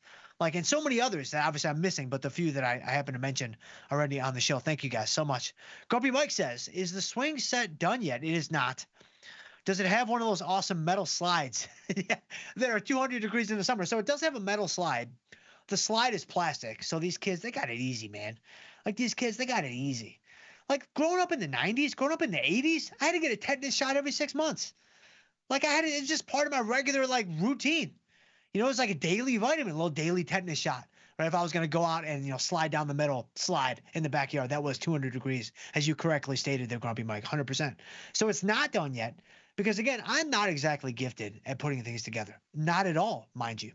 And so I'm having to elicit, the help from my friends that are very handy. And this thing is a beast. This thing is an absolute beast. And we are on step 2. We're not even done with step 2. We're midway through step 2 of 9. So just to give you some context, step 2 of 9 is where we're at right now. And so I'm kind of hoping that while we're gone, my boys will sneak over and finish it for me because I got some really, really good friends. And so I don't know, though. That may not happen. But O's in the house. What's going on there, O? O says, ready for Dr. J after 30 hours of flight across the Pacific. Man, what are you doing, that lost flight? I think that's how they got in the predicament they were in Lost, a 30-hour flight across the Pacific. And so hopefully the same doesn't happen to you. But it looks like you're on the other side of the flight, so that's good. Let's see. Grumpy Mike says, what event is in Charlotte this weekend? Nothing that I know of. Nothing at all that I know of. Let's see. AI, or it could be AI. It could be Al Sports Picks. I've been in that area. Nice trees. Yes, Charlotte has amazing trees. Very, very nice vegetation. And so, man, I'm done. I can't believe the show's over. I really can't. I got to 4 questions today. It's so bad. It's so bad. But, man, I see you guys, and I appreciate you guys. I see Wanderer's in the house, Dan's in the house, Mr. Premium's in the house, man, Michael Anthony's in the house. Dre's in the house, man. I appreciate you guys so much. If I missed you, come back on the other side of Easter, on the other side of vacation. I'll try to get to as many of you guys as I possibly can, but I appreciate you guys. If I can ever help you guys in any way, please shoot me an email. I'm jschultz@tastylive.com, or we can connect on Twitter. I'm at jschultzf3. I would love to hear from you guys on there as well. But stay tuned. We do have Jamal come up next with Engineering the Trade. In the meantime, guys, trade them small, trade them heavy, and stay generous. We'll see you guys when I get back, which I think is going to be next Tuesday. So we'll see you guys then.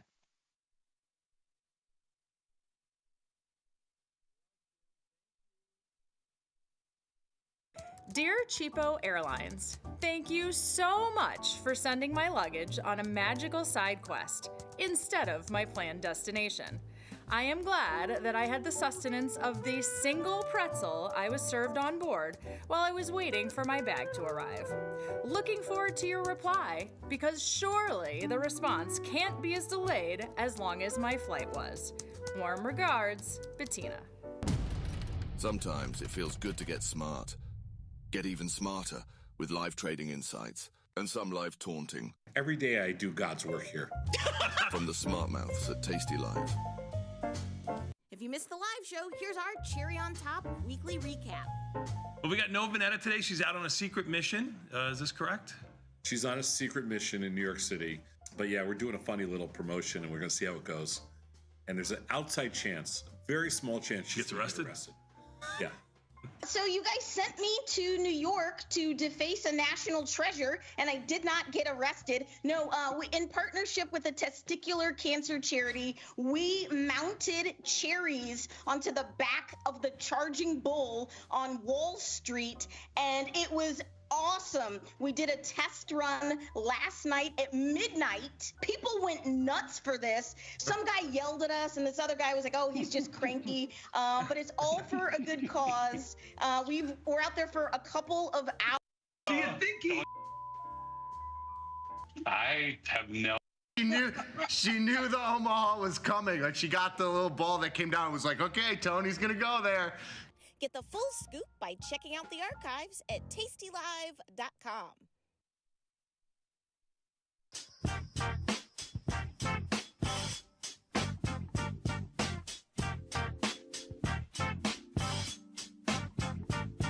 What's going on, everybody? Banks are propping up the market at least a little bit. I mean, market might be currently flat, but banks have done well on earnings, and so far they're keeping things going. We'll talk about that. China is retaliating once again, but in a different way. Specifically to one company, Boeing, that is. We'll talk about what's happening there. And then finally, Canada has realized that there's a certain industry that really helps them out, and so they're going to try and also retaliate, but in a different form. You know, Canadians are so nice. They're finding a different way to retaliate against all these tariffs. So we'll talk about those three things and more. Take a look around at some of the earnings that are out here and just generally discuss what we're seeing in markets, which I think might be leading to a trend for the rest of the week. But first, welcome to the most dangerous show on the Tasty Live Network. Folks, it's Engineering the Trade. I am your host, Jamal Chandler.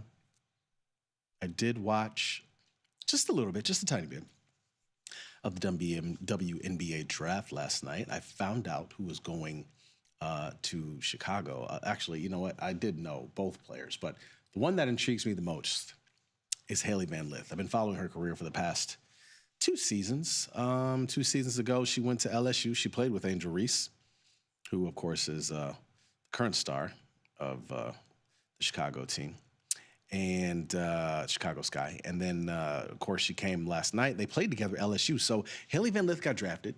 And now you got a situation where they drafted some girl from, where is she from? Can't remember if she was from like Lithuania or something like that. Their first pick, taller, 6'4" young lady who could shoot.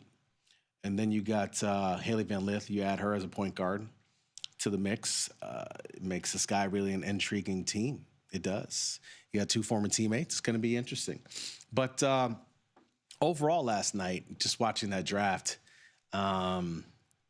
it's interesting how things are changing in that sport and in sports in general. You know, like when you watch just the coverage of it, just the money that they're getting. If you watched the show yesterday, I was talking with Josh and I was discussing this scenario whereby Paige Beckers is actually going to make more money playing in the 3-on-3 league, Unrivaled, which plays in the winter, than she will playing with her team in the WNBA this season. So that's kind of fascinating to me. And just watching this landscape of money. Another thing I've watched, landscape of money-wise, everybody's worried about NIL. I've been saying for a while, just like most things, it'll sort itself out. Just like everybody's worried about tariffs.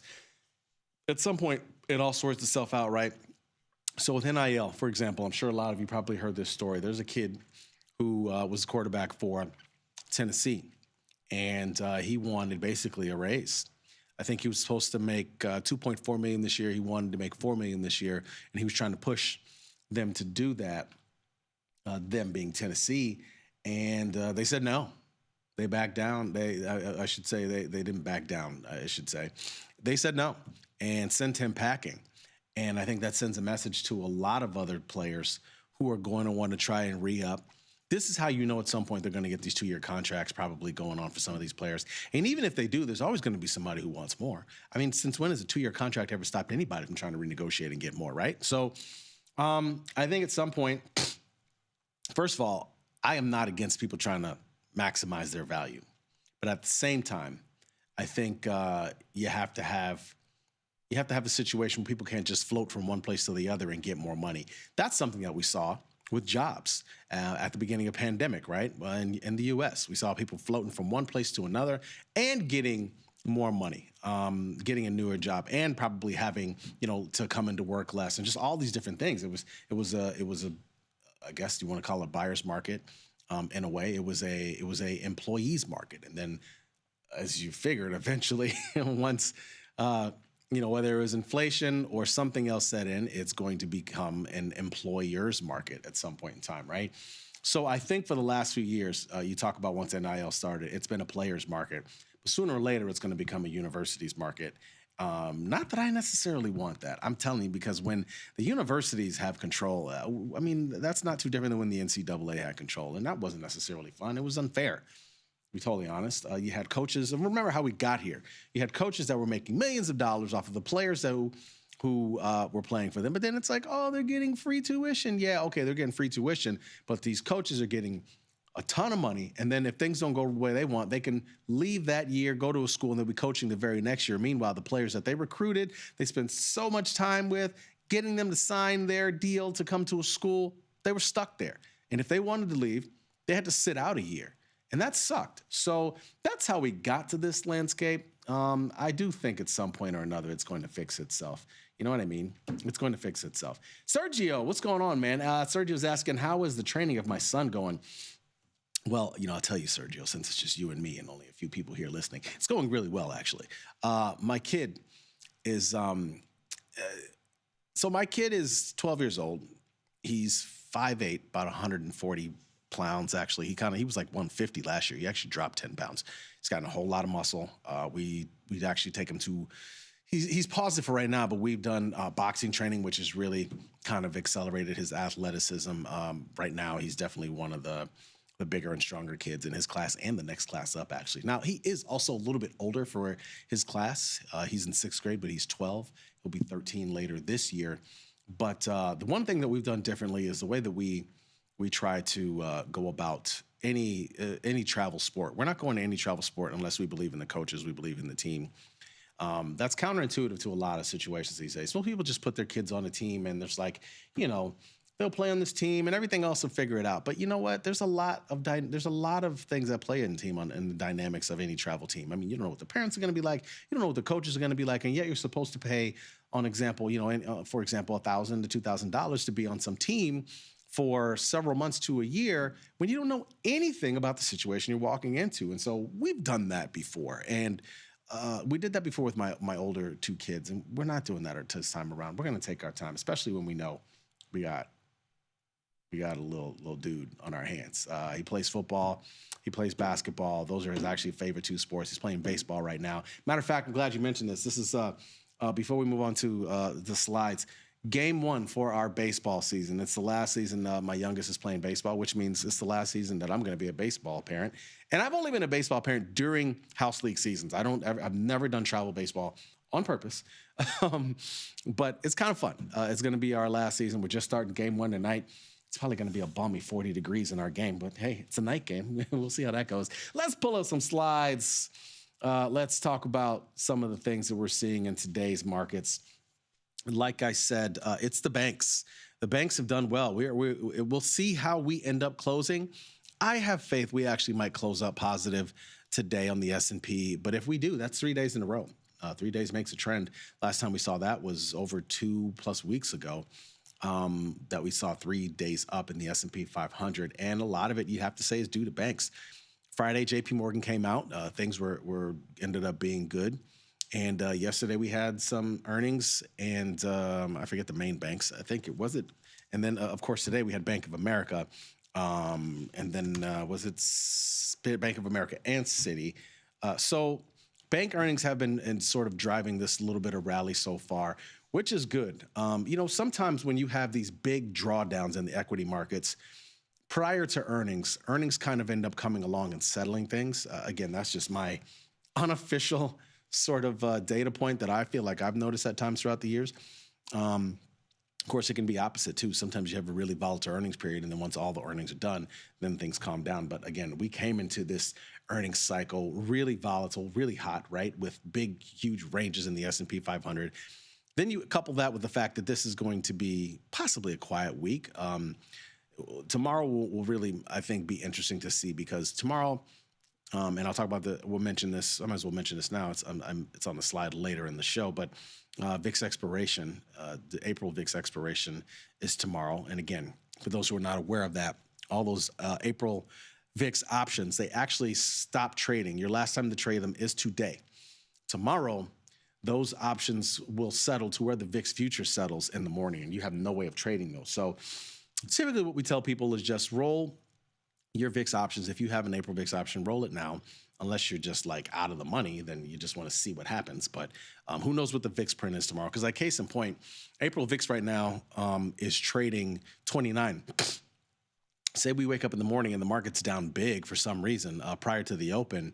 Well, that thing could sway 3 points, right? Or say where it's up big, it could sway down 3 points, VIX. So I always tell people, just get out of your April VIX or your near-term VIX options right before expiration. Just move to the next month, even though there is almost a solid 4-point difference between April and May VIX. But long story short, banks have really been propping up the market more recently. Their earnings have been good, and so the market, I think, has had a reason to kind of settle down. China today, news came out that they're ordering their airlines not to take further delivery of Boeing planes. Probably makes sense. Wouldn't, it's kind of a retaliation in a way.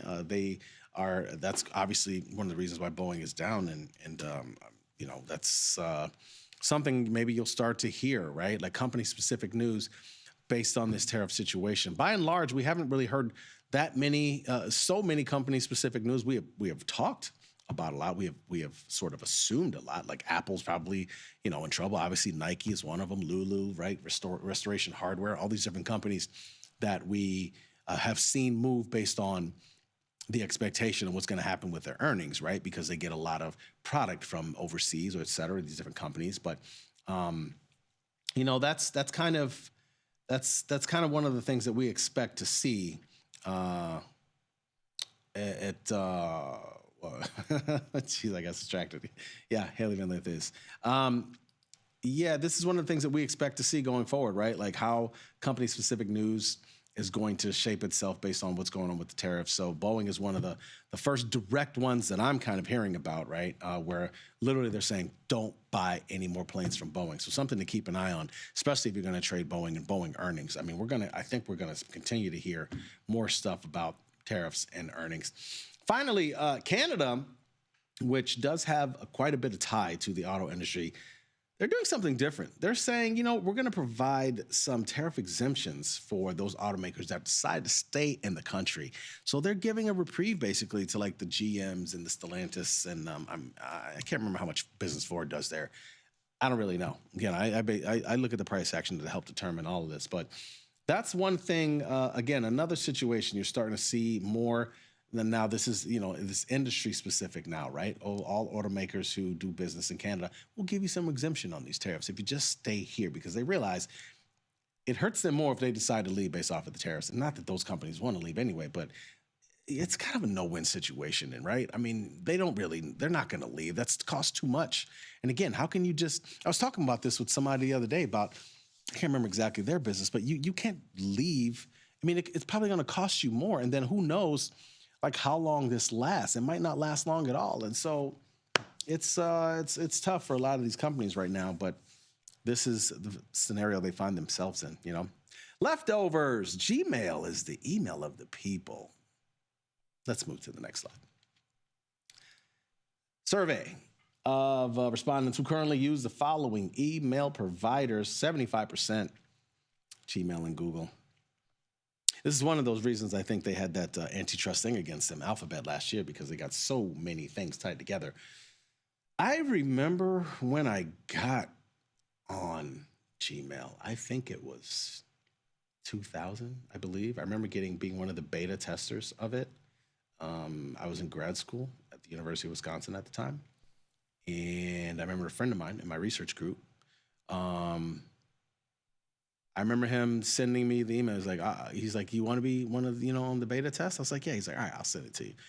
And that was the only way you could get in back then. You know, you couldn't just sign up for one. Like initially, you had to be on that beta test, and I got it, and I immediately liked it. Which, you know, it's rare, right?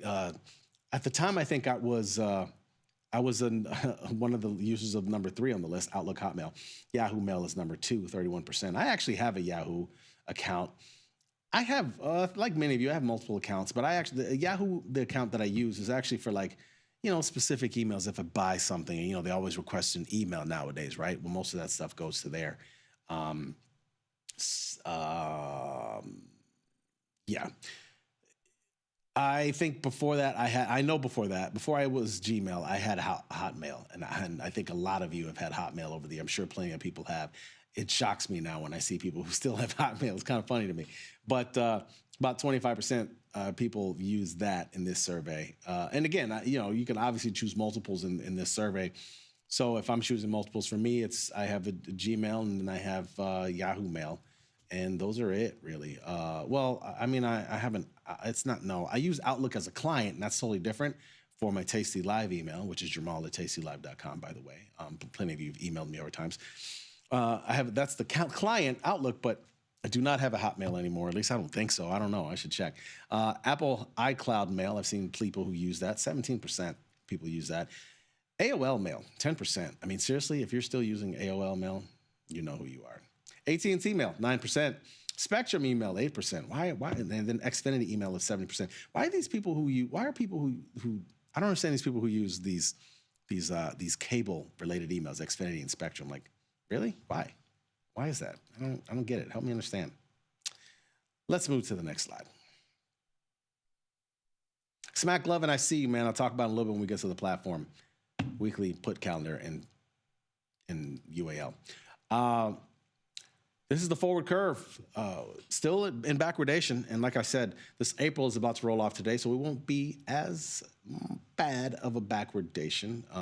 But you're seeing this, there's more of a spread right now. VIX front month is almost 4 points higher than the next month, April being 4 points higher than May. Big spread there, but after that, it's still in backwardation, but it seems to be a little bit closer. And if things really calm down, the end of this week and through next week, we could almost see, dare I say, contango once again. Let's move to the next slide.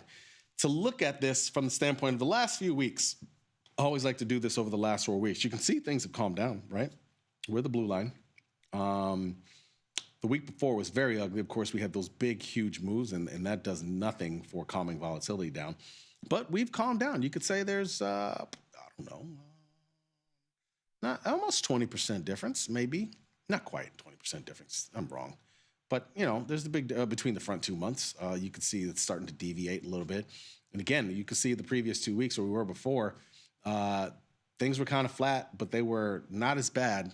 And so we're in between right now. We really are. I think these next 2 weeks are very pivotal based on what happens on earnings and how things potentially calm down and just the tariff talk, right? Like, we'll see how it goes. But things are calming down. Just a little bit. We'll see. Let's move to the next slide. Just so you know, it was a very fascinating week. In fact, this comes from our friends at the SIBO. This is a chart of SPX 1 month intraday high-low volatility. And, you know, we talked about these big ranges that we had in S&P 500. These were the biggest that we had seen when you look at intraday volatility. Biggest we had seen since the global financial crisis, even bigger than COVID. So, yeah, these were huge moves that we saw in the equity market, and you could see what the high-low intraday volatility went to. I mean, it was just swinging around like crazy. I mean, you guys saw it. You witnessed it. Wild. Let's move to the last slide here. So earnings, UAL. I saw Smack Levin ask me a question. And I'll get to that in a second. Interactive Brokers, JBHT, which is always been a transportation stock. AMSL, tech stock. Should be interesting to see what they say with regard to earnings tomorrow and how, you know, again, there was some talk of some easing at least over the tech tariffs, but, you know, we'll see. Abbott, UBS, and a couple of insurers in PGR and Travelers. Like I said, April VIX futures expire on Wednesday morning. So if you have April VIX options, you might want to just push those out to the next month. You will There will be a roll penalty. It just depends on if you have the calls or puts. We'll see. Retail sales are on Wednesday. I don't really know how much market's going to move on that, but it's a thing. And then you got, like we said, April options expiration on Thursday this week, not Friday, because markets are closed for Good Friday. Number of S&P 500 stocks above the 50-day moving average has kind of jumped back up to 140, about 26%, just a little bit. We'll see if we close positive. Let's move to the platform. UAL. So Smack Lovin is targeting the 60 strike, you said, huh? 60 strike. I think I already like it. A 10% move is nothing for UAL. I like it. I do like it, especially considering the stock obviously was down there. Now, again, this was more tariff related, but what if they come out and say something ugly? The only thing I wonder is, it's very interesting. I'm trying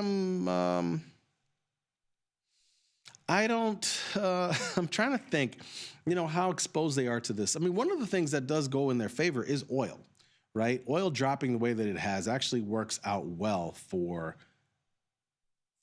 travel companies and obviously for airlines. So that's one thing. But I do like the idea. I do like the idea. So I don't blame you for doing it at all, for sure. Oh, thanks, Dave. Thank you for using a chart that is easy to read, each different line and color. I really appreciate it, Jamal. Thanks, Dave. I appreciate it, man. I like doing that. I've always, that's one of the things. If you can read a chart easy and discern some information, you're ahead of the game, to be able to determine the red and green candles. And then I got my moving averages, which I always use simple moving averages. You can use other moving averages, EMAs, whatever. David Gallimore, you're funny, man. You're hilarious. Yeah, I like it, Smack Lovin'. I wouldn't blame you for putting it on. That's real cheap. 60 strike. 65 cents. You know what? I don't know if the stock's going to keep going up, but I'll try for 65 cents. Why not? Let's see if, oh, geez, I got filled immediately. Well, there you go. There you go. See how that goes for earnings. That's about the only earnings play that I'm trying to do. Let me make sure I put this in before I forget about it. Didn't do the trade. Let's see. Other than that, I'm certainly, I did ask a question. I was curious because I know a lot of you like me in the last couple of quarters have traded earnings. I've tried to find the cheap way to do it, which has usually been these different calendar spreads. I asked on the chat, how will you be trading earnings for this quarter? Well, 49% of you say I will be selling volatility, which I think is usually the norm, especially for a lot of tasty traders, 49%. Still selling vol. 11% will be buying vol. I do wonder. I've always preferred to, and again, I do spreads. It's hard to even say I buy vol because it's always, for the large part of the past 2 years, I have been doing these calendar spreads, whether it's calls or puts. And so I've spread it off. A lot of you say 40% I will not be trading earnings this quarter. So while about 60% of you will be trading them in some way, 40% not. I wonder if that's a typical split. Might be. I feel like it might be. Other trades that I've done. I really haven't done too many trades. Yesterday I sold ZB. I sold a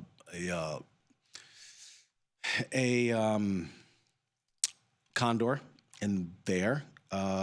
Where's my? Oh, this is VIX. Sorry, no, that's. You guys remember the VIX position, by the way, that I might, if you might remember that, talked about it about a week and change ago, maybe. When did I put this trade on? Let's see. I always try to guess, and then it's like, well, I don't even have to guess. I put it on a week ago. I put it on a week ago today. I bought the 28 put. At the time, VIX was trading. When I did it, VIX was trading 28. It ended up trading 30 that day. Now, VIX is trading 25. And if you're confused by everything I was talking about, well, just take a look at the show from a week ago in 4.8, but I can also explain it again. Just remember, VIX options are priced off of the VIX future that they correspond to. So in this case, May VIX is responding to this VXK25, which is the May VIX futures, which right now is trading 25.35. So that's actually at the money, $25 and change. The options, usually the delta is like a little bit weird, a little bit off. But what you know for sure is that while the VIX is trading 29, just look at the 29 strike in this VIX May option. It's 43 delta. That should be, if it was really trading off of this would be in the money, right? That's how you know it's trading off of this VIX May future. So I did it. I bought it for 5 with the idea that maybe VIX eventually gets under 20, right? That would be, it would at least be worth 8 to 10 then. We'll see how it goes. So that's been working. But, oh, hey, what's up? What's up, dude? Aureus, what's up? How you doing, my man? Good to see you yesterday. Thanks for coming in. You did great. I've heard. Great job. You guys are going to see that soon on one of the Rising Stars was in yesterday. Should be a good one. Tom does it once again. Let's see. Yeah, so I was trying to show you guys this ZB spread that I put on yesterday. Look, vol is still high in the bonds. I decided to go. It was actually interesting because I was looking over the past week and I noticed that equity vol has come in, but what hadn't yet, as of yesterday, was gold, gold vol, oil vol, FX vol, and bond vol. They were still kind of elevated. I was trying to get spreads off in gold vol. Gold's up 20. I just don't think I'll be able to get it. Where's my cancel spread? I keep going back to my cancel spread and then updating from there. Let's go similar order here. This is 480 again. Is this the 3,000 strike? You wonder if I can bring this down. Is gold going to drop $30? Sure hope not. Let's go to 30.50, 30.40. I can get that for 5.30. Is this a dangerous trade? Trying to get an iron condor on gold. Essentially $200 wide, right? $200 wide, $200 to the upside. 34.50. Should I go with the 34.50? Let's see. I don't think so, but let's see. 34.50. Can I get it? $10? I don't like that as much. I don't. I'm gonna go back to the 3,400. I guess. Is gold gonna keep ripping? Maybe. I don't know. Am I gonna be upset about it if it gets beat? Whoa, hold on. I feel like something's changed in this trade. I was trying to initially get this thing off for. Oh, hold on. Let's redo this. My initial trade was. Oh, I was doing $20 wide. Is that what I was? Oh, I did $20 wide on the upside. I actually didn't realize that before. Hold on. Let's do that. Let's try 34.50, 34.70. And then let's try 30.50. And 30.30. That's 5.40. I do like this trade. I'm going to try it because, again, gold vol is still a little bit elevated. What if it starts to calm down? Maybe, oh, geez, immediate fill. God, it makes you so nervous when you get the immediate fills, man. You're just like, oh, God, what did I do now? Okay, all right, well, we're in. Gold iron condor, basically 200 points wide from where it is right now. We'll see how it goes. I went a little nuts and got that blue iris color instead of stock black. Jamal has made me more dangerous as time goes on. That's right, Theta Trader. You know it. Well, hey, folks, that's the show. Thanks for watching. Good, you have good times when you're having fun. Thanks for watching. As always, be smart, be patient, trade them small and trade them often. I'll see you.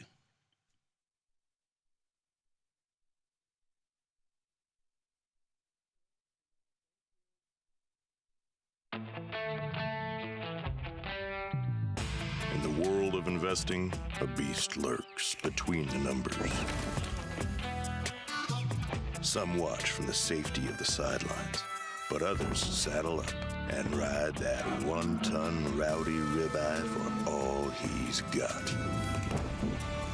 If that's you, join us on Tasty Trade, named best online broker for options trading. Genius loves company. We built Tasty Trade's web platform for today's traders. See it, click it, trade it. Drill into data, find opportunity, and track the action with hundreds of indicators. Track your options profit and loss history over time per symbol. Note your progress and plan your tactics with a trading journal. Fund your account and start trading right in the app. The tools, the data, the knowledge. See it, click it, trade it. Join the club. Tasty Trade.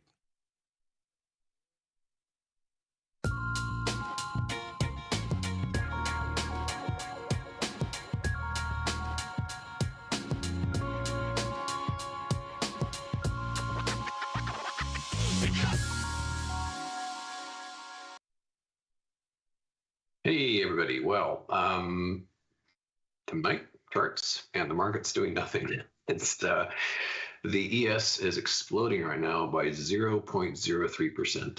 Although I'm not going to bellyache because I still love this market. It's as I've tried to articulate the past few days, it's become a real chart pickers market. A lot of opportunities out there, and hey, I'll happily take half a point up on the ES as opposed to like up 200 or something like that. This is I'm still having a ball. Hope you are too. I've got my charts preloaded and we can talk about them as I go. So let's hop in there and we'll begin as we always do with the spider. And Mr. Spider's hanging out under Mr. Top.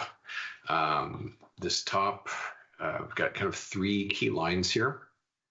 The lowest of which is anchored to last Wednesday's explosive move higher. And there it sits. That's important. If we should start falling again, the two objects to pay close attention to, the two levels, is one, the low from last Monday, way down here. And two, which is barely any different, this trend line. Day to day, those will converge. There will come a time before too long where the trend line level will be higher than that low. But my point is that that particular trend line represents multi-decade support. And of course, psychologically, people would freak out if we did slip below last Monday's low. Should that happen, I would be very inclined to cover a whole bunch of shorts myself. We ain't doing nothing like that now. It's just kind of sitting there. The market has been just grinding around pretty much since Sunday's open, doing a whole lot of nothing. Here's the diamonds, down just a little bit. We've also got a couple of levels on this to watch. One is anchored to recent highs, and then up here is that big old price gap. As I said yesterday, there's usually like two levels. The lower one, recent highs, and then the other one up at the gap that took place when just everything went berserk. Small caps, IWM up a little bit. See, it's just a mix. Some are down a little bit, some are up a little bit. There's nothing moving in anything in an exciting fashion this day.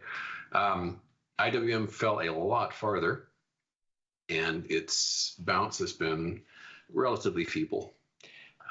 So we've got this peak, this gap, and way up here, which I have no illusions about it going to. This was the prior lower highs. We were bouncing down, boing, boing, boing, and all the way down. So at most, I would expect it to clamber back up to this level. Based on, I don't know how much more they can surrender, but bigger white flag, I guess. I'm not sure what else they could do. The cubes up a little bit more heartily. Zooming in here. And the levels on this, we've got this one here, 467.83, which is the peak from last Wednesday. And this, as with the small caps, was the prior lower high. So all in all, just very generally speaking, we are sitting below massive amounts of overhead supply at a price level that's pretty compelling, I think, for short setups. We're not in the mayhem we were last Monday, where everything was collapsing, and if you were shorting, you were getting horrible prices. We're benefiting right now from that omnipresent and ubiquitous optimism that people are injected with. It has perhaps opened up some new opportunities for us. Anyway, SMH deserves a look. That's the semiconductor index, since we're kind of on the topic of tech stocks.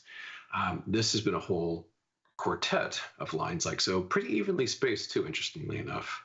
You'll notice, so we've got a gap, and here this peak, and then this peak, and then this peak, like so. So it's kind of a nice clean zigzag. Look at this, kind of cool. Zip, zip, zip, zip, zip, zip. Each zip more dramatic than the prior. And each recovery more dramatic as well. So, hence all this volatility. But this too seems under a lot of oversupply, added to which, not to get too deep in the weeds, but the kind of rare earth metals that China is saying you ain't getting none of these is crucial for the likes of NVIDIA to make their products.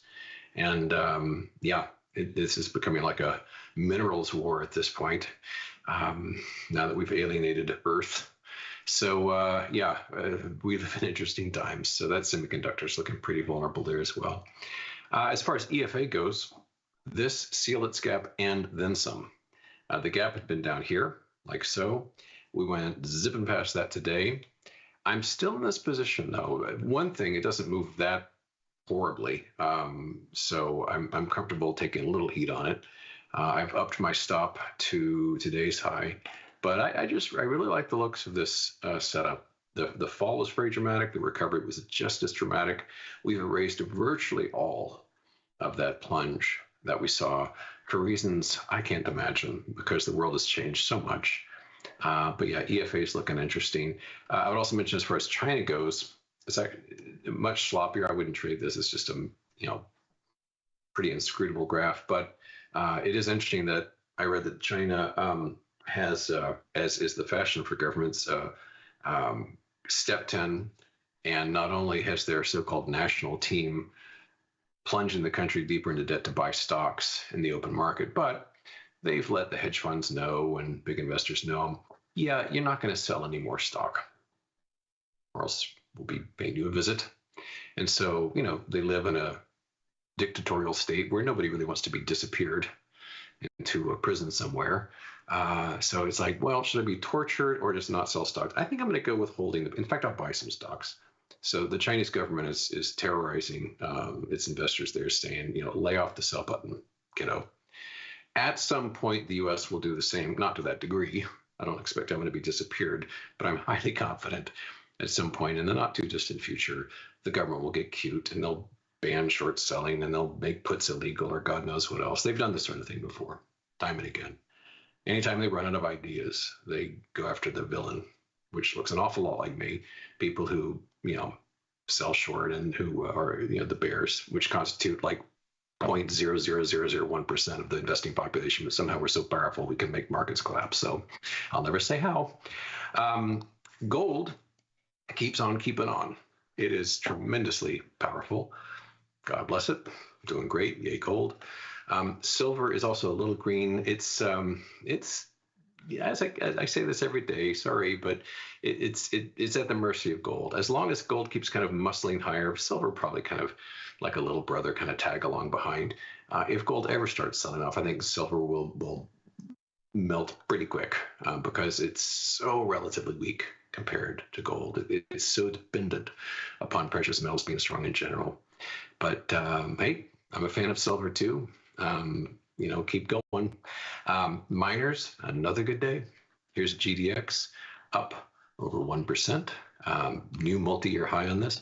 The juniors, even better. Another multi-year high on this one as well, up about 1.25%. So all precious metals are doing great. The one metal thing that I'm cheerfully short and massively short is XME right here, which is down. How about that? I don't know by heart the components of XME, but I know it's not, base metals or something. It's I think there's some precious in there here and there, but on the whole, it's things like FCX and non-precious metals are present there as well. At the risk of doing something I'm not limber enough to do and putting my foot in my mouth, this is my favorite ETF short. It's crisp, it's clean, no caffeine. I mean, it's got a nice clean gap there. It's a beautiful setup. So I have got an irresponsibly large short position and long puts. I have precious few options these days. I'm mostly just in straight up equity short positions, but XME, that's the exception. I've been gobbling that up. So yeah, that's XME, a real favorite. Within that, FCX, I'm also short. They have a very curious way of spelling their company. At Freeport McMoran, but it's got a pretty cool setup too. So yeah, all across the board, looking real good. What else am I up to? What other villainy am I committing? Oh, well, here's a few other short positions. Here's Amazon down, which is what we want to see. Stop losses like so. Meta down again, double digits. I guess the old Mark Zuckerberg makeover is probably finally done, thank God. But this is cutting lower, so that's good news. Caterpillar also down a little bit of a different creature than Amazon and Meta, but in each of these cases, just gaps, very, very clean gaps and big distance between present price levels and major support. Pepsi, PEP, I mentioned this one before, beautiful top on that, just this tremendous dome on that going back, how long? Years, 4 years on that. So that's the sort of thing where it's like, I could be short this a year or two, maybe, you know. Home Depot, down about 1%. This had bounced up to here, but you know what? Let's just tighten that sucker up. I think that'll do. We'll just tighten that up to today's high. So that's HD. And this is new. I didn't come into the day short this because it's up huge. But today I re-entered Netflix with a stop right up here. My stop is $1,001, real simple. It's not as amazing a setup as some of the others I showed you, but it's not bad. It's kind of a range bound sort of thing. You can see it's been kind of warbling between 1,000 and 850 or so. So it's getting on the high side of that. And weirdly, people years ago would think this is astonishing, but Netflix is just kind of a flight to quality. It really is. It's like Netflix is the safe haven now. And so it's been very strong as people are like, well, I got to buy something. Might as well go with a blue chip like Netflix, you know. So taking advantage of that. Show this from time to time. This is the percentage of stocks above the 200-day moving average. Naturally, it's been lifting quite a lot lately because of the recovery. We bottomed out 7 trading days ago. And so this is pushing higher. But as I pointed out, even though this is a very derived instrument, it behaves and has the personality of a stock chart. And so in this case, we're getting this nice series, lower lows and lower highs with increasing drama as well. Just to wrap up, here's the ES again with our Fibonacci tenths. And this whole green zone right here, this is the overhead supply. We're in, high-ish in this pink area, which is the next fib level down. And as I said yesterday, provided we do not cross above this dashed line, I think this is a terrific position to be in. And the NQ, very much the same story. There's those beautiful tenths right there. Zooming in, we've got our nice top right here. The top of the fib is like so. And that would be our limit. It would be helpful if we didn't even cross above last Wednesday's peak, but just above that is the fib zone, and that would be the hard stop on that one. Okay, well, we're halfway done with the week. Remember, Friday is a holiday, so I will see you here tomorrow. Thanks for coming by. Feel like your wardrobe is missing something? Like style, purpose?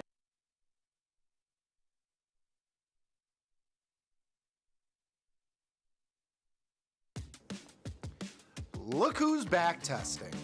tastytrade now has options back testing for free. Test your trades with over 10 years of data for the most popular symbols. See how your trades would have performed in the past. Look back at profit and loss and take the guess out of guesswork. Oh, did we mention that it's free? Get back testing at tastytrade. Feel like your wardrobe is missing something? Like style, purpose, and maybe a dancing dog? Can I pet that dog? The new tastytrade and tastylive web store is now live. New merch, bold designs. Did we mention all net proceeds go to one tail at a time? Invest in the real bull market, dogs. Go to tastytrade.threadless.com. Grab some gear and help some pups. You get merch, they get a home. If you missed the live show, here's our cherry on top weekly recap. I had the, what do you call the hot girls dinner? Oh, you had girl dinner. Cheese plate? No. Popcorn and wine? Crackers? I went snorkeling. You went snorkeling? But I said the last time I went snorkeling. And the fact that you've ever been snorkeling is pretty amazing. That it also implies a future time that you will be snorkeling, right? Not because you didn't say the only time I went snorkeling. You said the last. The last time. It kind of has the implication. What did you say? The fact that I've ever been snorkeling is amazing? Yeah. Why? Because she studies physics and it's not supposed to work. It just doesn't, yeah. Wait, you're going to Vegas? I am going to Vegas, yeah. Ooh, for what? For just funsies? For my birthday. Oh, wait, I didn't know it was your birthday this weekend? Yeah. Oh, happy birthday. Thank you. I didn't know you were an Aries. I am an Aries. Yeah, that kind of tracks. Something. What is your sign? I'm an Aquarius. Aquarius? I'm Aquarius, yeah. Tom's a Pisces. Pisces. Yeah. That makes a lot of sense. It does. Yeah. It really does. That kind of tracks.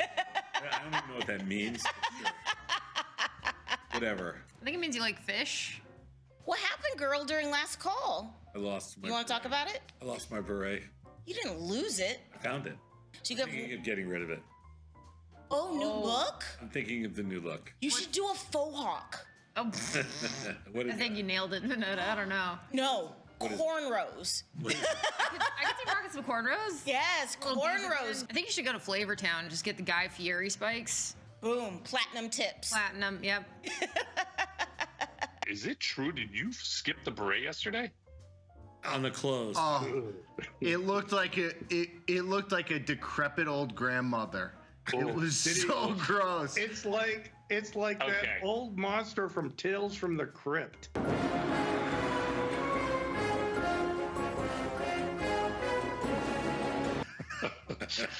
Get the full scoop by checking out the archives at tastylive.com. Got the need for speed? No problem! At Tasty Trade, you can turn smart ideas into real trades with just a few clicks. Wow, that's fast. Tasty Trade, make your move.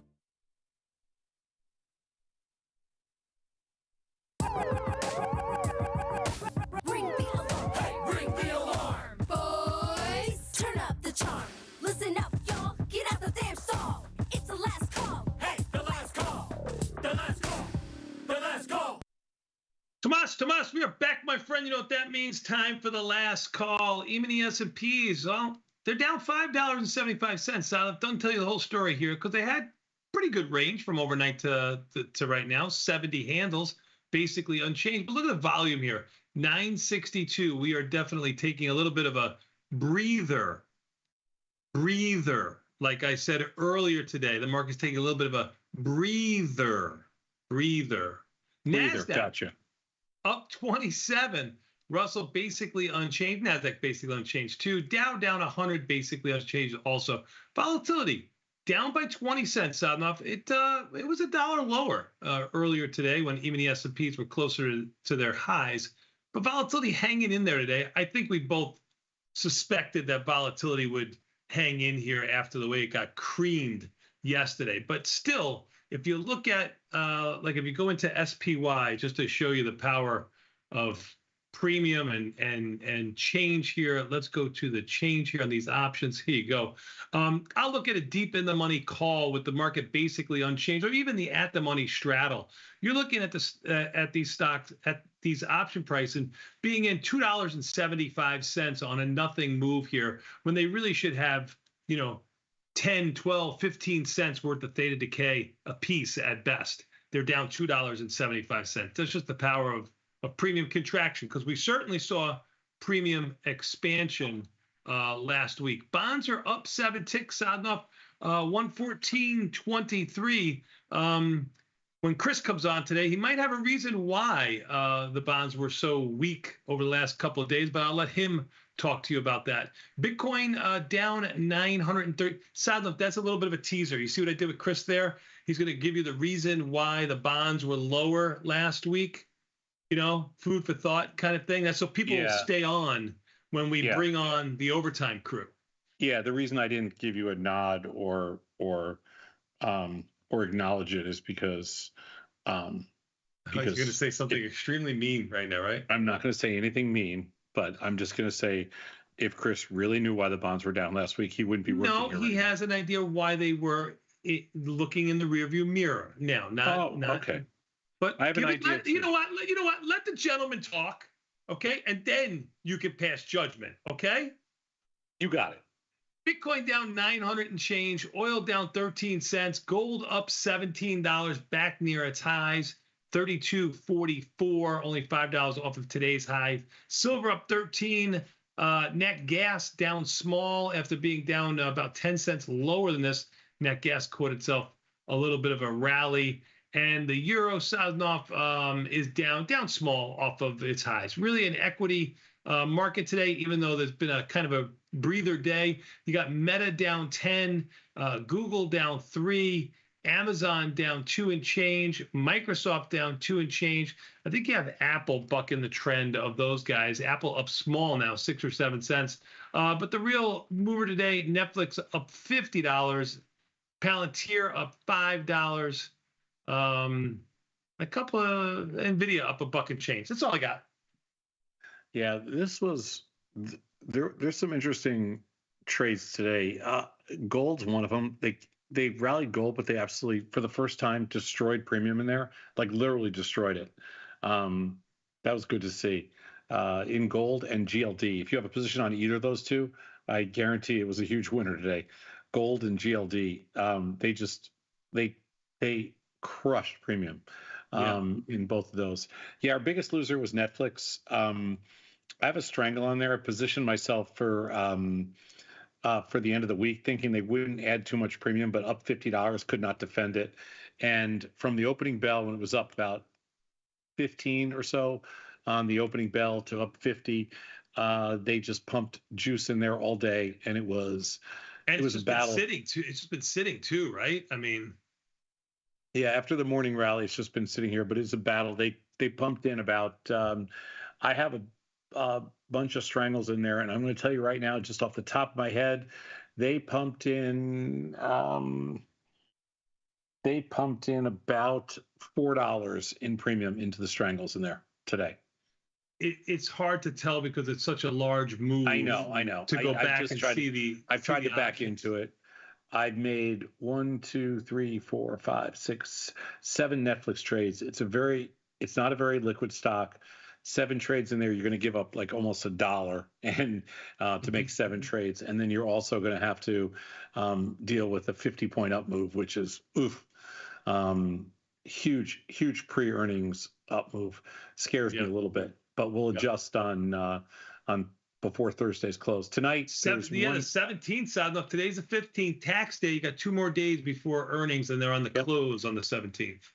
Yep. The other stock you mentioned too was Palantir. That also had a big move today. That stock's been very much underperforming, and it did.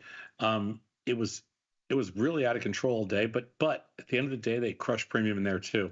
So it's really only Netflix that they didn't take any premium out of. This is the second day in a row we've had a green P&L screen across the board, top to bottom. But they owed us a lot of money. Like this is not. Sure. This is money owed, and it just started to come back for the last 2 days, big time. Tesla, all those stocks just really paying off, just crushing vol across the board. The one stock that we have a position on that has earnings tonight is UAL. And I'm going to tell you something. They killed premium in there today. Oh, my God. They just, you can look at, like, this is like you would think, sometimes people go, well, they're going to pump up premium going into earnings tonight. In UAL, exact opposite. They took, not quite $1, but like 75 cents out of the strangles in there. You're right on. You're right on, Sadnov, because here's UAL in May. I'm looking 31 days out, and you can go to the at the monies, the 65s, and they're basically unchanged on the calls, and the puts are down around 70 cents. So you're spot on with your observation. Yeah, they crushed premium all over, but that was one of them. On last night's earnings, we only did two of them. They're both bank stocks. Bank of America, it's up $1.34, it's up all day, but we scratched that one. And Citigroup, we made a little money. It's been up all day. It hasn't even moved. It's been up like $1.40 all day long. Hasn't moved. Just trying to get a judge on earnings because the big guys are about to start coming out now. UAL is not really a big guy, but it's got, even if they did cause the market crash of yesteryear, sure, they're not the big guy. I agree. Yeah, and most people don't remember that, but that was 1987. Yes. That was not when you say yesteryear, that was truly yesteryear. And I don't even sure if they caused the crash or it was just, people just associated it with it. But some stocks, big premium crush today in Apple after yesterday. Big premium crush in Apple, in GLD. Gold, I think, was the biggest. But everything but Netflix, basically. And in commodities, the exact same thing. Gold futures, natural gas futures. Oh my God, bonds myrtleized. I mean, bonds were down about 0.5 point this morning. Now they're up a couple ticks. They're up quarter point, 8 ticks. Yeah, quarter point, and they crushed premium in there. So, in all the currencies, again, just myrtleized it. So it's been a good day, a good couple of days for premium sellers here. We need to get a little bit more out of this. Today was a much slower day. You're going to notice slower volume across the board. My Taiwanese sources tell me there's really nothing that has, higher volatility than it's had, the last couple of days. Really nothing. Like I said, kind of taking a little bit of a break today. Going into a short week, Sosnoff. Expiration today for volatility. Expiration on Thursday for the equities. If you look at your extrinsic number and you looked at it 2 days ago, you're going to see it's going to be like it's going to probably be down by 35% because that's how much premiums come in. If you look at your theta number, it's probably dropped. My extrinsic and my theta numbers both dropped by about 35% the last 2 days. That's just vol collapsing. That's not taking off any positions. Right. I expect that we won't be taking off positions and rolling until probably the middle of next week. We'll just be adjusting and trying to squeeze as much as we can out of this stuff. Less than 1 million E-mini S&Ps have traded today. Where do all the players go, South? Like I know, like the birds go south. Tired. They get tired. Where they go? They get tired. They get tired. They just take a break and they come back. Yeah, this is very typical tape action after a couple of crazy weeks like we've had. To see the market slow down at all. I think you might get a little more action tomorrow afternoon and Thursday, but this is, they're tired. Kids got tired. You ran them around too much, and they burnt themselves out. Plus a lot of people, listen, if you survived this move, which anytime you get a move of this magnitude, it's hard to make money. You really rather survive it and just be in a good position. Right. And I think that, that's tiring. It's tiring to make money, get killed, make money, that's a tiring exercise. And I feel like that's the way it's been the last couple of weeks. Like you have a little bit of a good run and then you get slapped, and then you have a little bit of a tough run and then you get slapped, and then you make it back, and it's like, whew, boy, man, we're battling. Yes, we are battling. But the last 2 days have been good. I'd like to get 2 more good days out of this week. I would too. Go into a long weekend.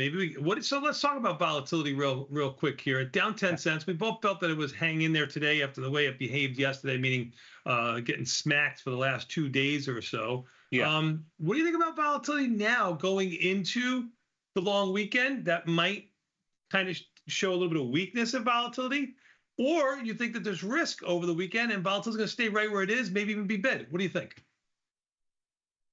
It's a flip of a coin. Nobody knows. Nobody knows. Well, Vecchio might know. It would be. That's mean. That's mean.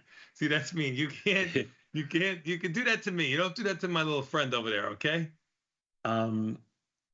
it would be. I mean, did you see him today? I mean, when he came on the show, he looked like he just came back from painting somewhere. I mean, the kid's all frazzled. Leave him alone. Okay, here's my call for volatility. You cannot be long it. It's not the play to be long it, but it's not out of the woods.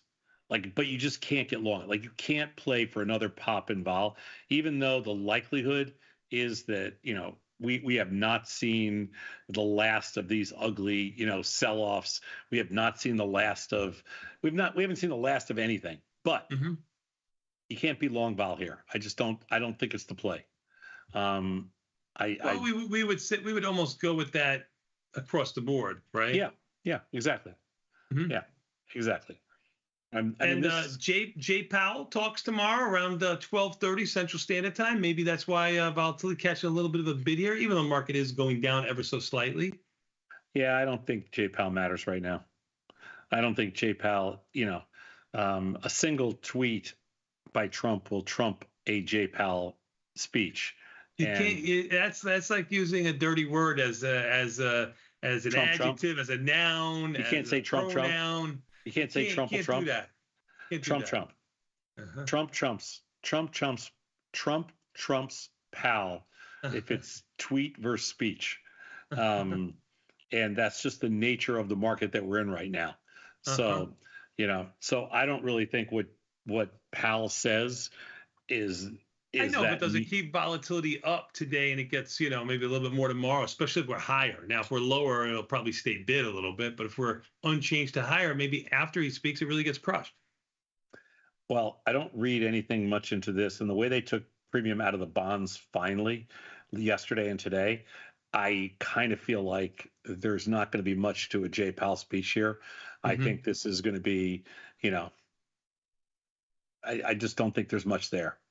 I think it's going to be. I don't think there's. You're entitled to your opinion, even if it's wrong. Sure.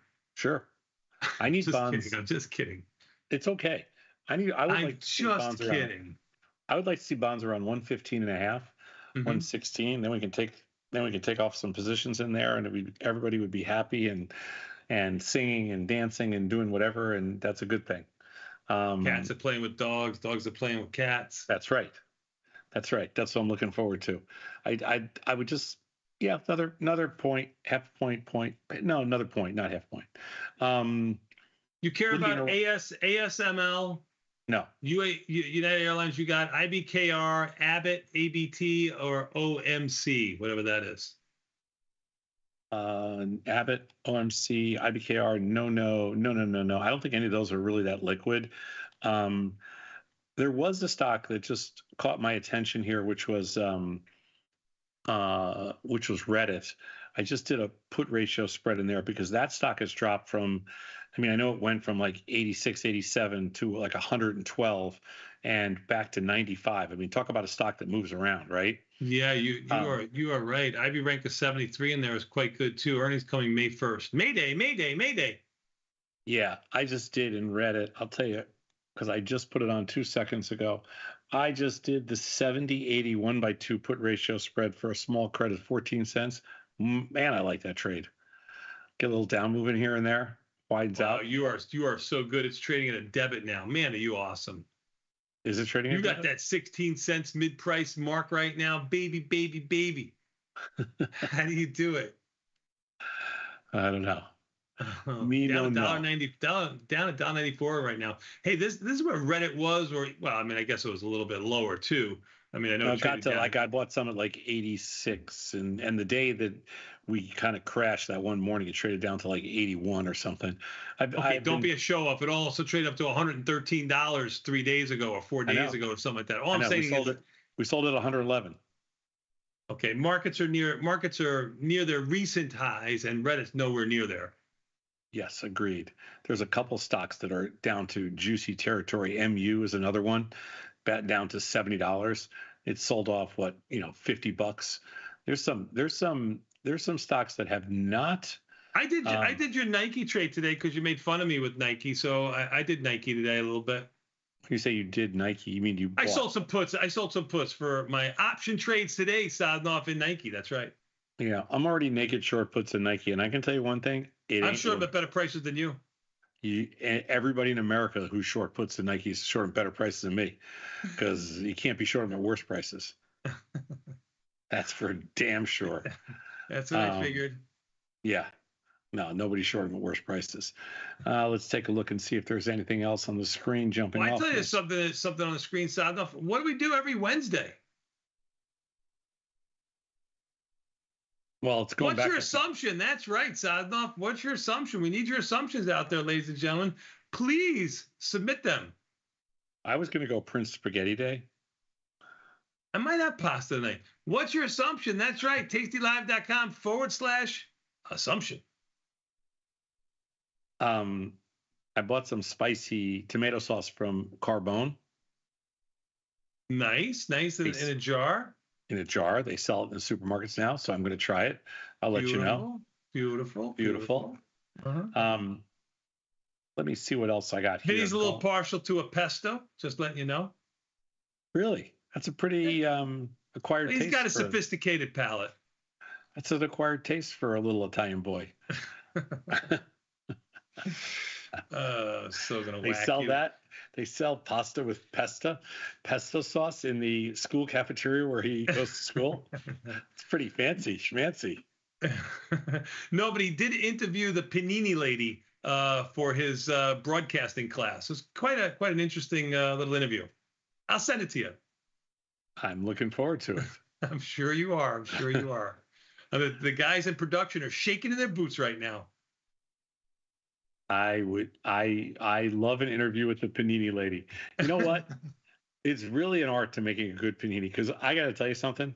I don't do a great job of making paninis. And do you have a panini maker?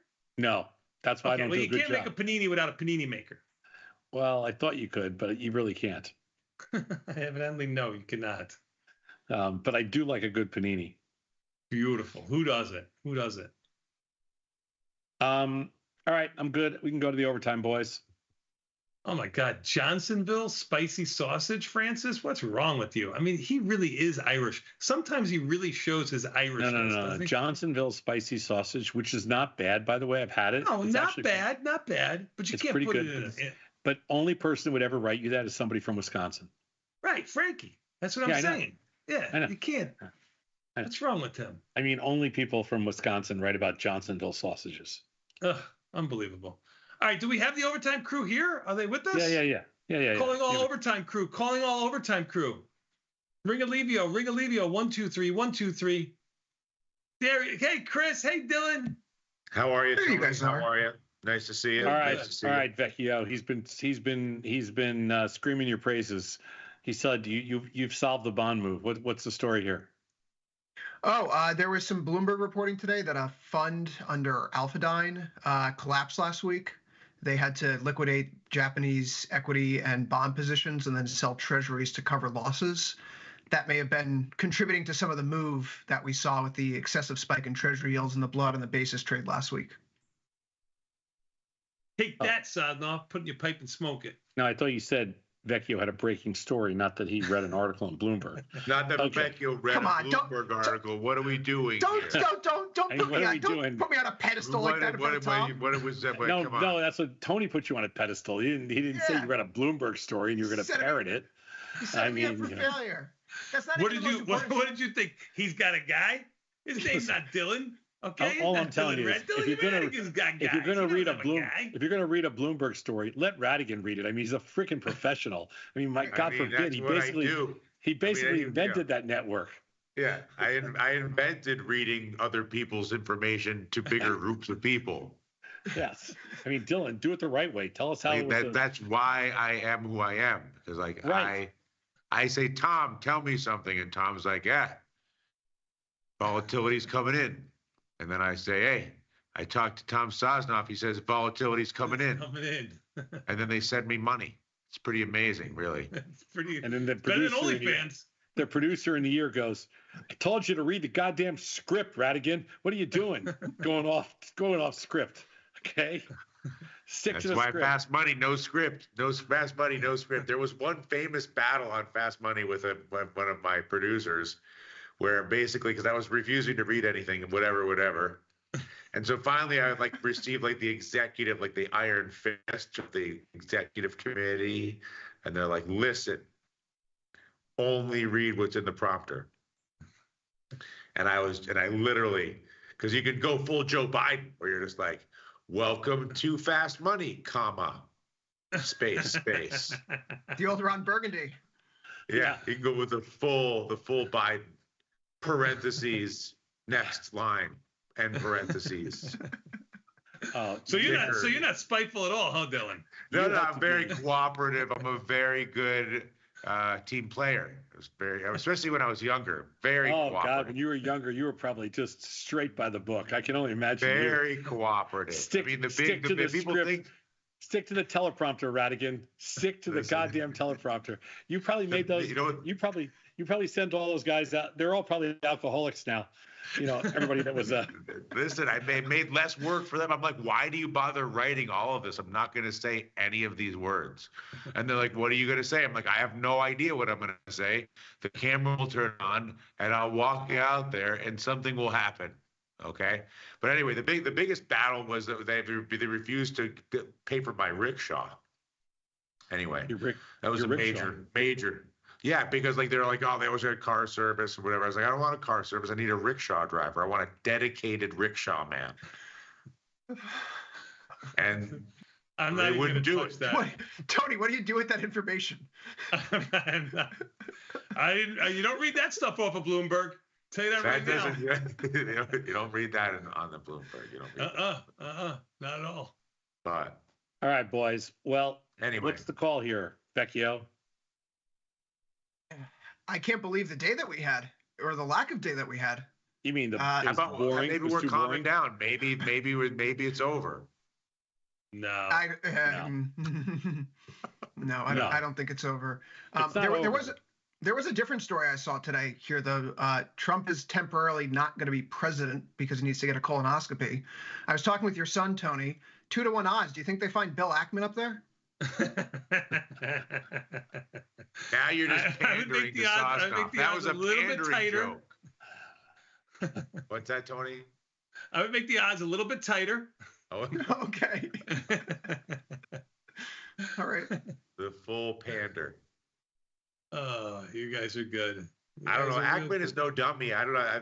There's a book to be written about to understand the minds of some of these fellows who I consider quite intelligent and inexplicable. I mean, it's easy not to like the Democrats, of course, but but to fall in love with this guy that will never make sense to me. I don't know. Hey, you know what? He called into the show, so I'm a friend of his. Who, Bill? Yeah. No, Bill's a good guy when he's not behaving. He's brilliant and he's productive and all that. I just don't understand. I don't understand the thing. Anyway, yeah, I'll have to ask him. Well, you're vindictive. I have loyalty. So if somebody called into the show, I'm going to be loyal to him. I don't know. I'm not vindictive. I'm cooperative. Sorry, cooperative. You're cooperative. Dylan, all you need to do is call into the show tomorrow, and we'll be all copacetic, right? If I call into the morning show. To the morning show, please do. We would love that. Aren't you doing the morning show in London? I go tomorrow? every morning with the gang in London, at least on Wednesdays. I mean, listen, I got to say, they're a pretty persuasive bunch. They're very energetic. Very, I like them. Yeah. I got to say, I won't say I like them better than you guys, but I got to say I like them. That's all I'm going to say. Well, I got to tell you something. The market's a lot more interesting when it's moving around. There's things to do than when it's not really doing anything like it is right now. Basically unchanged. I guess the Dow sold off a little bit down 168. NASDAQ and Russell higher, even the S&Ps and Dow lower by a skosh. Volatility, VIX is down, VIX, but forward slash VIX down 24 cents. Now, I'm going to take a quick 90-second break. I'm going to leave it to these guys. Sound good to you? Peace.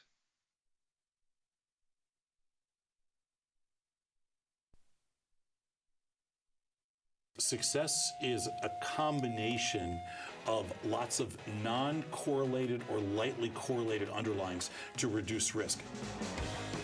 It's better for your investments to trade volatility than it is to own S&P index funds at Vanguard. That's what you're saying. I can't sleep at night as a passive investor.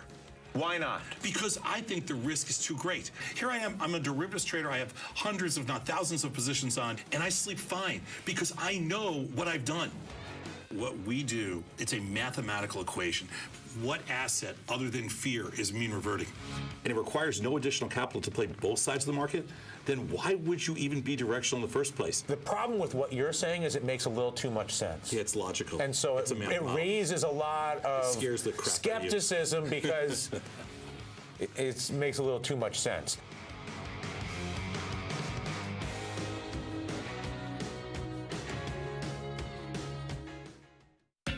Beat the opening bell.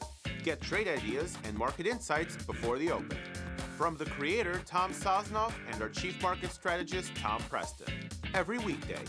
Sign up at tastylive.com/newsletters. Look who's back testing. Tasty Trade now has options back testing for free. Test your trades with over 10 years of data for the most popular symbols. See how your trades would have performed in the past. Look back at profit and loss and take the guess out of guesswork. Oh, did we mention that it's free? Get back testing at Tasty Trade.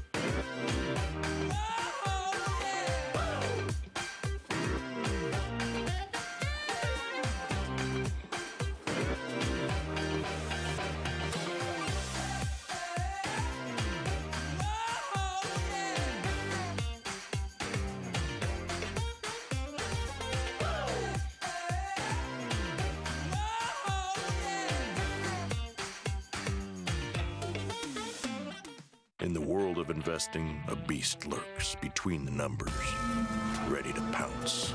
Some traders hide from it, some ride it. If that's you, join us on Tasty Trade. Genius loves company.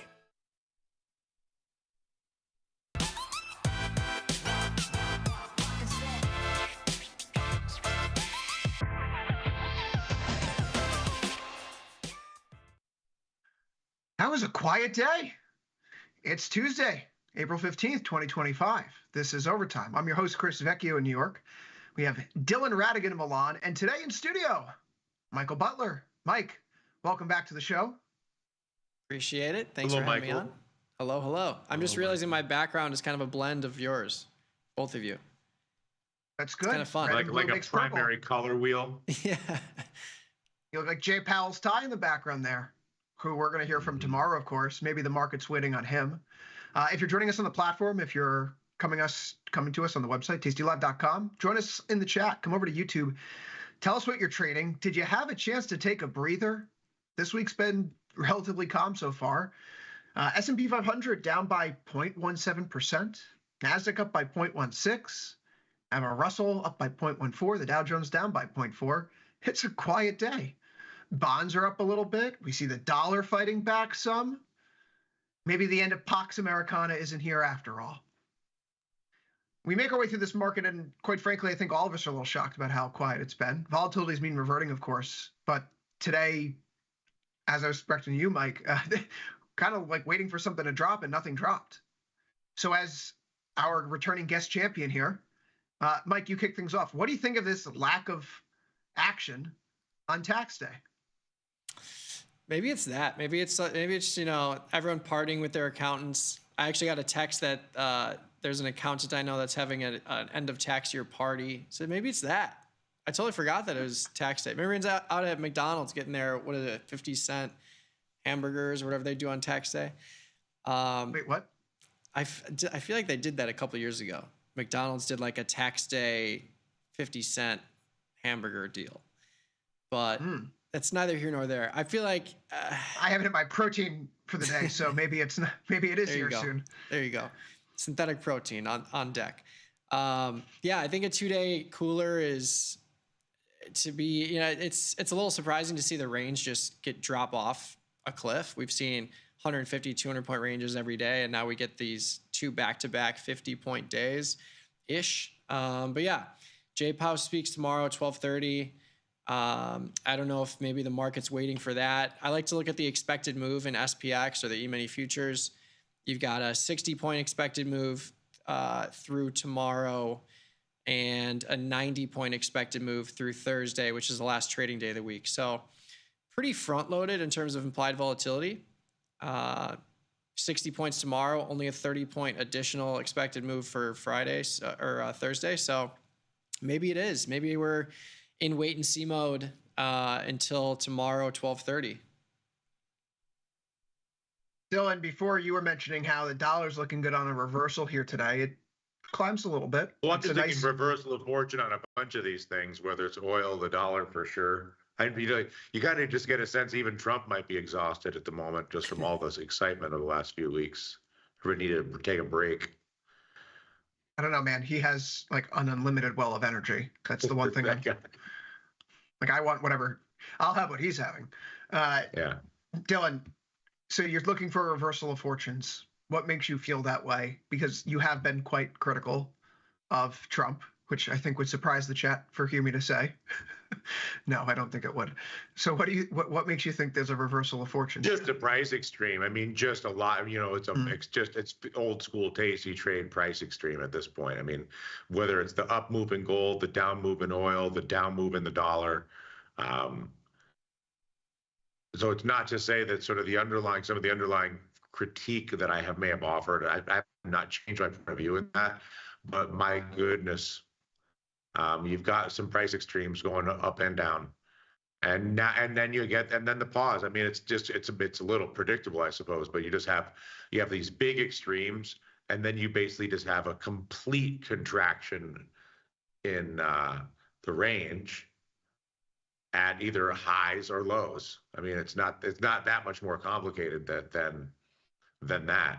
But it's hard to see how some dollar strength is not in the cards here. Some sort of an oil rebound is in the cards here, and some sort of a gold pullback. I mean, only on price extreme, and to Sosnov makes this point all the time. Markets tend to overexert or overextend themselves going up and down, and we certainly have had some extreme currency movements down in the dollar's case. And we've had some extreme movements in gold up. So it just seems like a reasonable place to at least take a closer look at what's available in terms of a trading position, without getting so tied up in the more existential aspects of running a government this way, or the recession or growth or CEO uncertainty and all those other things, and just go to the pure trader mentality of this thing's moved a real big distance in a real short amount of time and then stopped like a hard stop. Seems within reason that it might recover some of that the price extremity might reverse itself a little bit, whether it's a weaker euro or a stronger oil price, for instance. Mike, I don't think it's too difficult to suggest that we're sitting at price extremes right now. How do you find your perpetual buy the dipness being impacted throughout all this? Do you find yourself leaning away from that, which has served people like you and me very well over the last few years?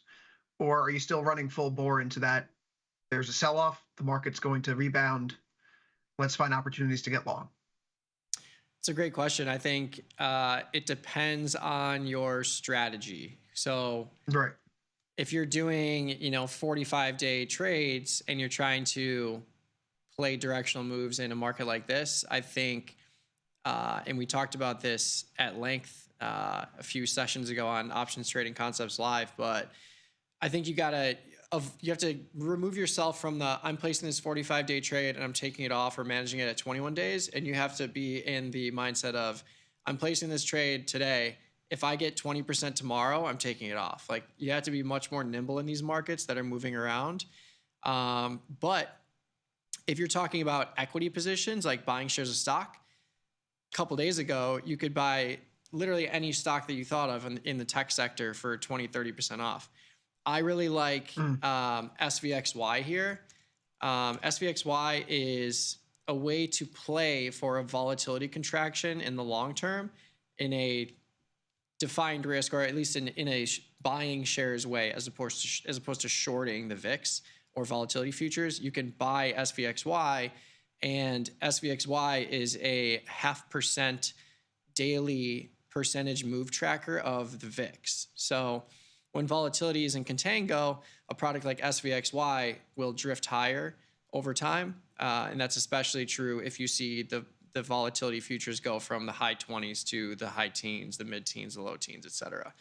So I like SVXY a lot for just like a long-term, I'm banking on volatility contraction event eventually. But yeah, you've got a lot of tech stocks beaten up. TSM has earnings on Thursday morning. This is one of the first semis that is going to announce.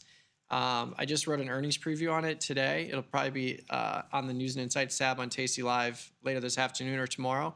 But this one's interesting. I mean, I was looking at just the underneath the hood. They get 80% of their revenue from North America.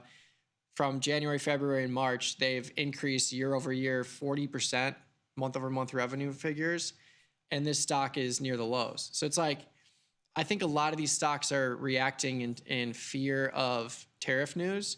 And it's just a matter of like, will this come to fruition? And if it does, what does that look like? Yeah, it feels like this is a really interesting earnings season. Yeah. You know, Dylan, we talked about how there's no guidance capacity for any of these companies. Yeah. But do you think that clouds the picture? Because you just talked about all these like glittering fundamentals that should draw any value investor's eye, right? Or even growth investor. Hell, those are really impressive figures. Yet, how could we possibly say that these earnings are going to be any guide for the future? Is that a complicating factor for you, Mike? Definitely. I think at the very least, it will increase the weekly implied volatility where their earnings announcement lands. But in a lot of these stocks, like TSM is an interesting one, where TSM, they have earnings this week, but the expected move is only like 5-6% of the stock price.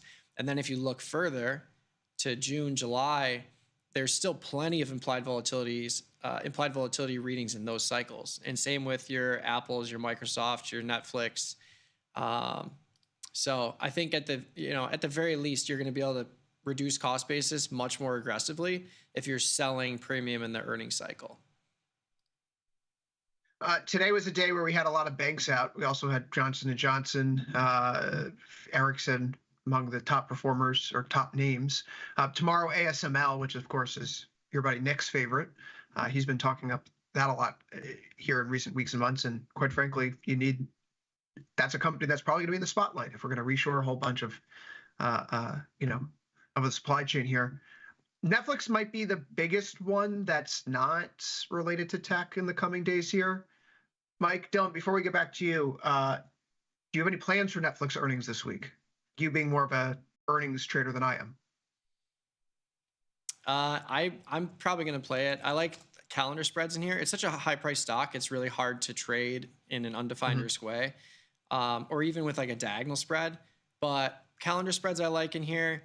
I heard that Netflix is projected to, or has already met with Dana White from UFC, because the UFC contract ended with ESPN.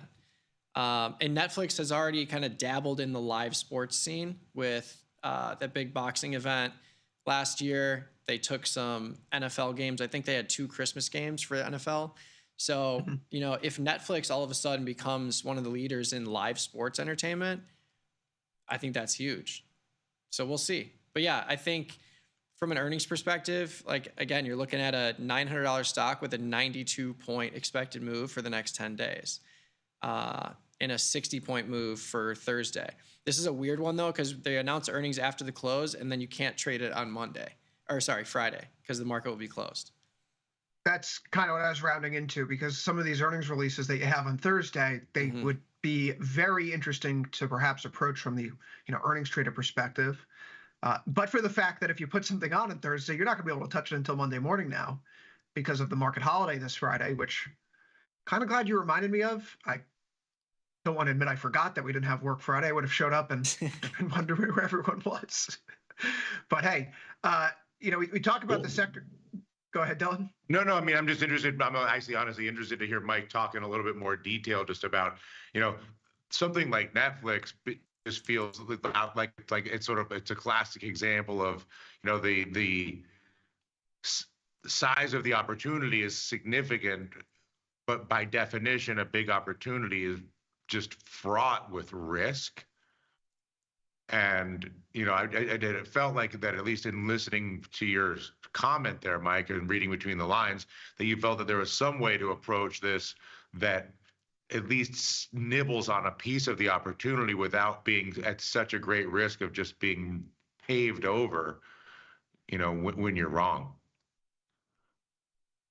Yeah. I mean, any $1,000 stock, it's hard to play the game when you have, it's crazy. You look at June and you've got $6,000 option prices. It's hard to get small in there.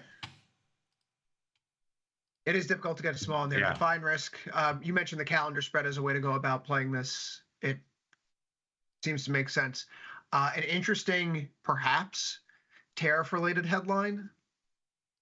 United announcing plans to cut flights as domestic U.S. demand slips. There have been signs, again, we talked about this in the CPI report last week, how when you read through the line items there, the biggest areas of decline in price pressures, hotels, rental cars, airfares, signals a slowdown in both business and consumer travel.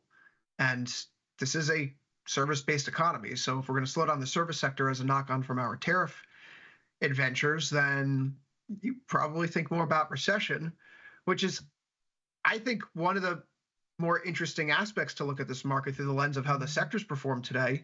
The banks did well. I mean, listen, you've had a good run of bank earnings here, and that's not hurting anyone. On one hand, SMH is the best non-bank or non-gold related ETF on the session, up by 0.65%.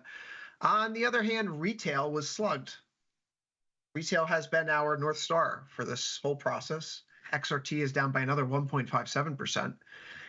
It was the first one to fall after the Fed in December. It never recovered back to the highs. It led on the way down. It reacted the most negatively when the tariffs came into play. It is, of course, the sector that tends to show the most sensitivity to recessions. So, Dill, I mean, what's the recession call here? Today was a calm day. Yesterday was a calm day. Have all of our problems been solved, or is this merely just a pit stop?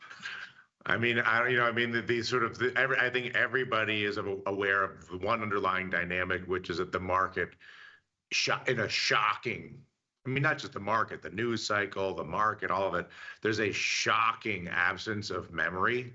It's like the I don't know, I'll date myself, but it's like the Men in Black, like the pens, where it's like whatever happens, whatever, and so I think that there's an aspect of the no memory vibes is at work, but it's, if I just to channel my inner Ilya Spivak, there's no way that the recession is not cooking. I mean, may not be guaranteed, but the probability of slowing economic activity by pure mathematics of higher costs to the higher transactional friction to perpetrate any transaction, by definition, increases the probability of a slowing economy.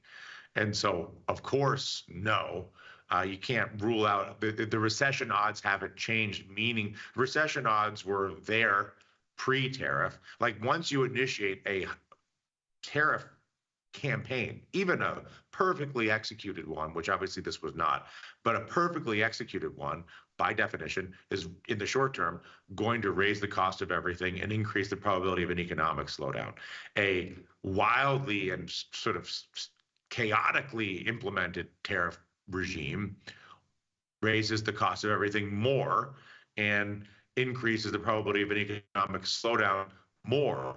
And so, it's ridiculous to suggest that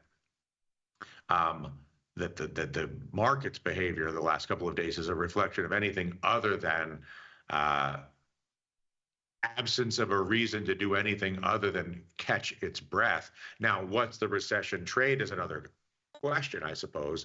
I mean, I wonder whether it's sort of my concept or my thesis of price extremes, whether it's in the dollar or oil or gold. Maybe, I mean, look at that move in Philip Morris or Lilly. I mean, you could. The point is, there's a very good case for the market being overextended. Wonder at the parameters of extremity would be another way to say it, whether they are up or down. And even if, Philip Morris comes in a little bit, Lilly comes in a little bit, whatever it is, doesn't mean the odds of recession have gone away. It just means that valuations in publicly traded securities get out of whack, which is a well-known fact, which is also where opportunity can start to come into play. And so, I'm more interested in a long dollar position or a long oil position than I would be a short Walmart or a short Philip Morris. And just because I was even sort of from a sentiment perspective negative on Philip Morris or Walmart is not an indication of the fact that I believe that the probability of any slowing economic activity is that the probability of slowing economic activity has changed at all just because the market has calmed down. Mike, how are you proceeding from here? I find this to be an incredibly frustrating environment. I'm spending far too much of my time outside of the typical working hours, paying attention to social media, paying attention to the trading platform, looking for news. How does one adjust to that? Tell me how I can back away from the abyss. And I'm sure other people feel the way that I do. Well, I kind of see it as a sort of like a sliding scale, if you will. So when the VIX is low, we have to find and manufacture high implied volatility opportunities, which means for me, trading a lot more equities and trading, if I'm doing undefined risk strategies, maybe it's in like IBIT. I like IBIT a lot because it's a $50 stock with 60% IV. You can do anything you want in there. When the VIX spikes like this, I tend to move away from equities and I move into the ETF world. So the SPYs, the SPX, the QQQs, just because now you don't have to manufacture the high IV products or strategies because they exist in these ETFs, and these ETFs have historically low implied volatility. And now all of a sudden you get an opportunity to place a trade that gives you a similar premium as Apple did or Microsoft did a few days ago. So I like kind of shifting towards the broad-based products when the VIX is spiking. So I have a lot more positions on in SPX. I have 2 separate iron condors on. I had a short put spread on that I took off today. And that was largely just due to the volatility crush we saw versus a rally, because I placed that like 2 days ago. And yeah, I think for me, it's moving out of the equity world and capturing the equity movements or volatility collapses within that ETF space, and then taking shots in micro futures products. So like to Dylan's point, I have a long micro crude contract. It's a $6,000 product. I can hold it forever. I'm looking for a bounce here. Micro crude and crude in general has been a great trading vehicle for the last, as long as I can remember, 3-5 years. It's had 2-sided action every single year. So I kind of like to take shots at that when we get to these price extremes. And then speaking to gold, I have similar positions on. I have a butterfly in gold futures that I legged into from a Brookwing butterfly.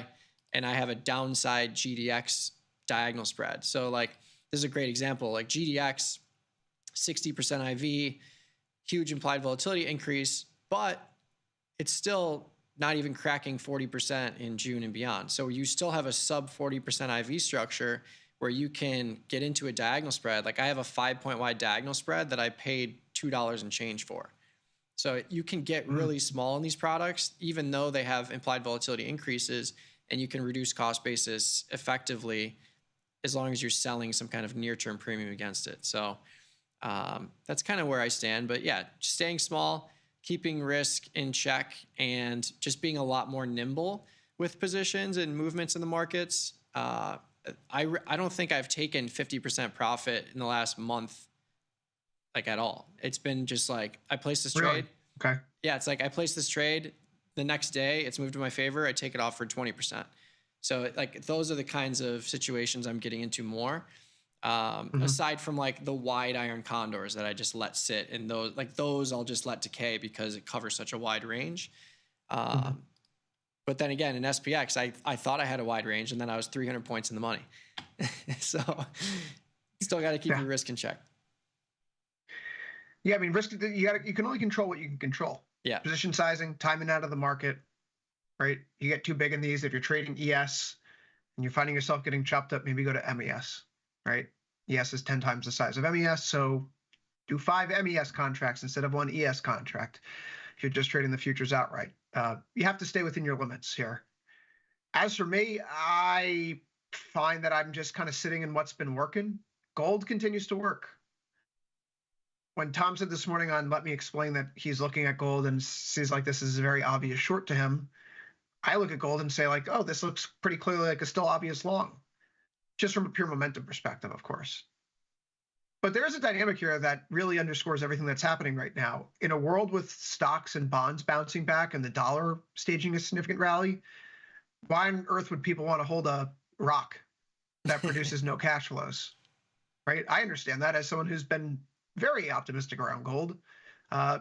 It says something about perhaps even myself that I'd rather play long gold, a rock, than invest in the earnings potential of the NASDAQ right now. So I think if you have something that's working for you, if there's something that you did this week, if there's something you did last week and it continues to work, you got to stick with it. I mean, Mike, I think your point there of you have trades that you put on, and if you're seeing it come into profit very quickly because of how fast the markets are moving, you're willing to take the chips off the table, count your winnings, and then find the next trade immediately and not get married to anything. We're speed dating here. Well, yeah. I'm not with gold. Gold I'm going into the ground with. But everything else, we're speed dating here. I look at the technicals here, and I still don't see signs of the recovery yet. It's a really messy chart. Not only do we have earnings being revised lower and growth expectations being revised lower, but this is a market where you still find all this negative technical momentum. We have our moving averages in the short term. Sure, we're back above the 5, but the 21 still has a negative slope. The 100 now has a negative slope. The 200-day now has a negative slope. Momentum spilled over here. We haven't cleared out 5,500 either, which is now the 1-month moving average on the nose, and it lines up oh so neatly with the swing lows that we had there in the middle of March. So get us through 5,500 tomorrow. And ES then probably has a sky of 250 points to it. Otherwise, right now, I guess the risk to reward, as Ilya would put it, you could be short here against 55, right, Mike? And if you're correct, then you're risking 75 ES points, potentially for a swing back down towards the lows. Decent risk to reward. Yeah, we're also at the midpoint of the trading range. You could also just put on an short iron condor and go to sleep. Yeah, I mean, volatility is still elevated for sure. And some of these ranges are kind of crazy. Like the first SPX iron condor I put on, I think I covered like a 500-point range for $3 for a 10-point wide. And then the next one I put on, it was like a 900-point range for the same premium. So, but the premium is giving you the ability to go far out on the strike plane. But yeah, I think, with earnings looming and all this uncertainty, like the fact of the matter is there's still a huge concentration in a lot of these stocks. Like even in the E-minis where you have a lot more flattened distribution, you still have Apple, Microsoft, Nvidia, and Amazon making up about 25%, 20% of the top weightings.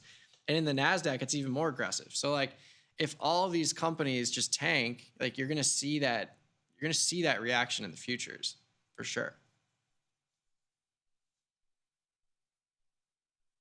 What's your favorite Mag 7 stock right now, Dylan? Amazon. Still Amazon. I'm always sort of debating between Amazon and Meta. I mean, occasionally, as you know, I get seduced by Apple, but Amazon and Meta to me are the two most interesting of the Mag 7 as an ongoing thing. Amazon, I guess I have to be a little bit more cautious. I shouldn't be so reflexive just because of the tariffs. I think are more of an Amazon issue, certainly than they are a Meta issue. I love Meta as a second gen AI play. Still, yeah. And I feel like Amazon and Apple are obviously much more vulnerable to tariff madness, but also they're so massive that they're all, and obviously they've already been carved out, that if anybody's going to get an open lane of tariff, waivers, it's Apple and Amazon, which is, part of what maintain some of my confidence in them. But relative, look at Meta. What is that? A month ago, started to get, clubbed. I don't know from a trading perspective, but to the degree to which you want to have names like this in your investment accounts, now seems like as good a time as any and a better time than most to get some of them. Long term, yeah. I think Meta and Google as well. Google here has seen its P/E ratio come down quite sharply. It's sitting closer to like 16.5 right now. It's pretty low, below its 5-year average, below the 10-year average, and they have a very impressive LLM. Are these anything more than Chat GPT's, rather Studio Ghibli image generation tools? Yet to find out. I suppose we learned that the tariff policy was done through Chat GPT. Andrew Cuomo, former New York governor, running for mayor of the city right now, he admitted that his housing plan was from Chat GPT. So I don't know. Maybe we're just handing over the keys of government to the computers already, Dylan. Yeah, and I think that now the whole game is you're just like a prompt. You're like, give me the best housing plan for New York City.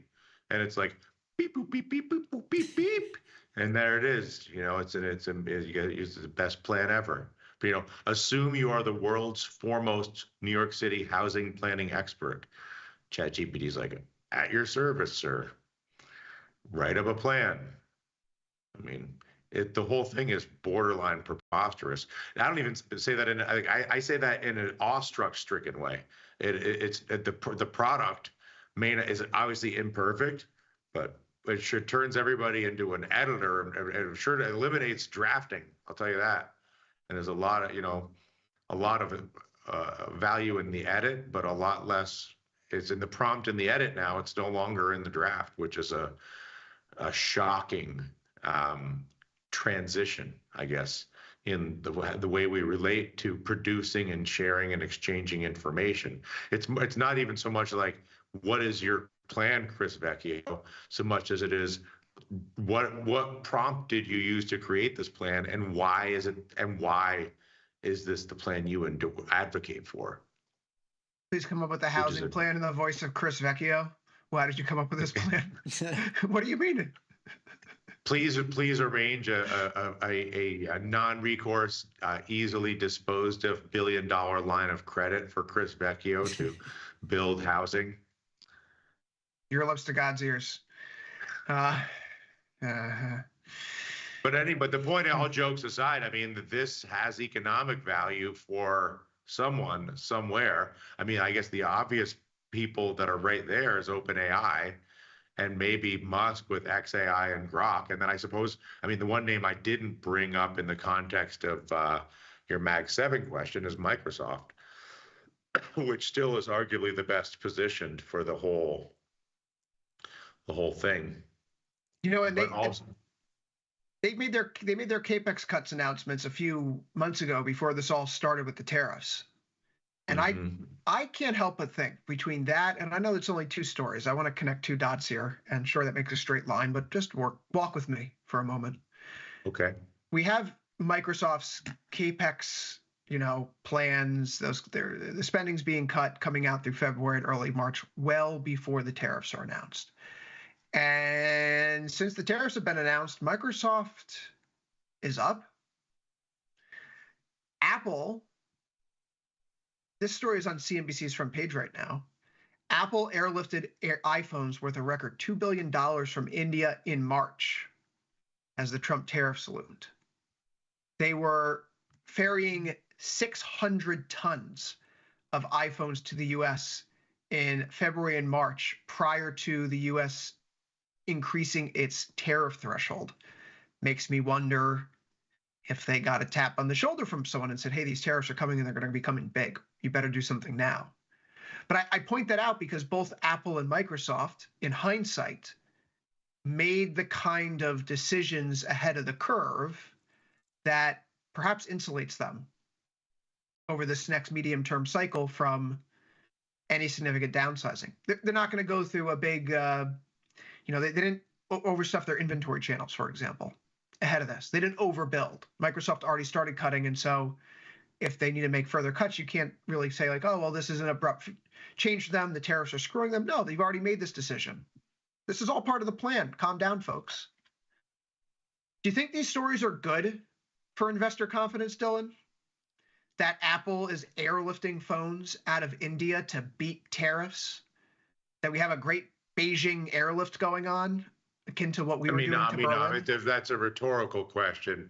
No, it's really not. It's really not. Like, how do you make this? Should the PE multiple be a little bit lower for stocks if we have to airlift? No, but I consumer goods think into the country? the expectation is ultimately, I think that if there's one place, I mean, there's many places, but if there's one place where there's a tremendous amount of skepticism as to any real aggressive implementation of tariffs, it is in the mega tech space. I think that people just don't, I think that the marginal trader, whatever the sort of collective wisdom of the efficient market is, does not believe that there will be consequential tariffs that will have a meaningful impact on these companies, which is not to say that the other stories are not there, like your airlifting story. But again, that sort of plays to the sensationalism of a social media driven news cycle, because the idea of airlifting phones to clear a tax barrier is so it's catnip from a clickbait standpoint relative to financial news. But I think the market is remarkably confident that if anybody's going to be immunized from the tariff war, it is big tech. It is the heart of the American economy revolves around basically three, you could argue maybe a fourth thing, but big tech, big entertainment, and big finance are the three pillars of the American growth engine. And, it's one thing to play games with reshoring medical device manufacturing or reshoring, some auto part of the car manufacturing or the car supply chain. It's a totally different thing to try to think that they're really going to force iPhone manufacturing back to the United States. I just don't think anybody actually thinks that that's going to happen. No one's going to want to pay, $3,500 for an iPhone. So that's just not the economics of it. Tim Cook is sort of very famous. The Apple CEO is very famous for saying the reason that they make iPhones where they make them in China is not because it's cheaper to make them in China, but because it is a body of domain expertise that exists in a dense fashion among many, many people who have an expertise in advanced tooling of electronic machine manufacturing, the same way that there is a huge labor pool in Southern California that's related to the production of entertainment content, or there's a huge labor pool in Northern California relative to technology, or in New York relative to finance, or Chicago relative to finance, or Texas relative to oil. Well, there's a huge labor pool in certain parts of China that is specifically skilled at advanced manufacturing tooling, and that doesn't exist anywhere else in the world. And that's why Apple makes iPhones there. It's not the only reason, and it's not the reason that they started there originally, perhaps, but it's the reason that they stay there now. It's a really good point you make about the labor pool skills, right? Because we just don't have, our labor pool has not been trained in those areas right now. It's like, well, we don't really have that many successful textiles left over. and I don't mean that in a demeaning way. We actually have something that's happening in real time right now that's in the news that you can look up yourself.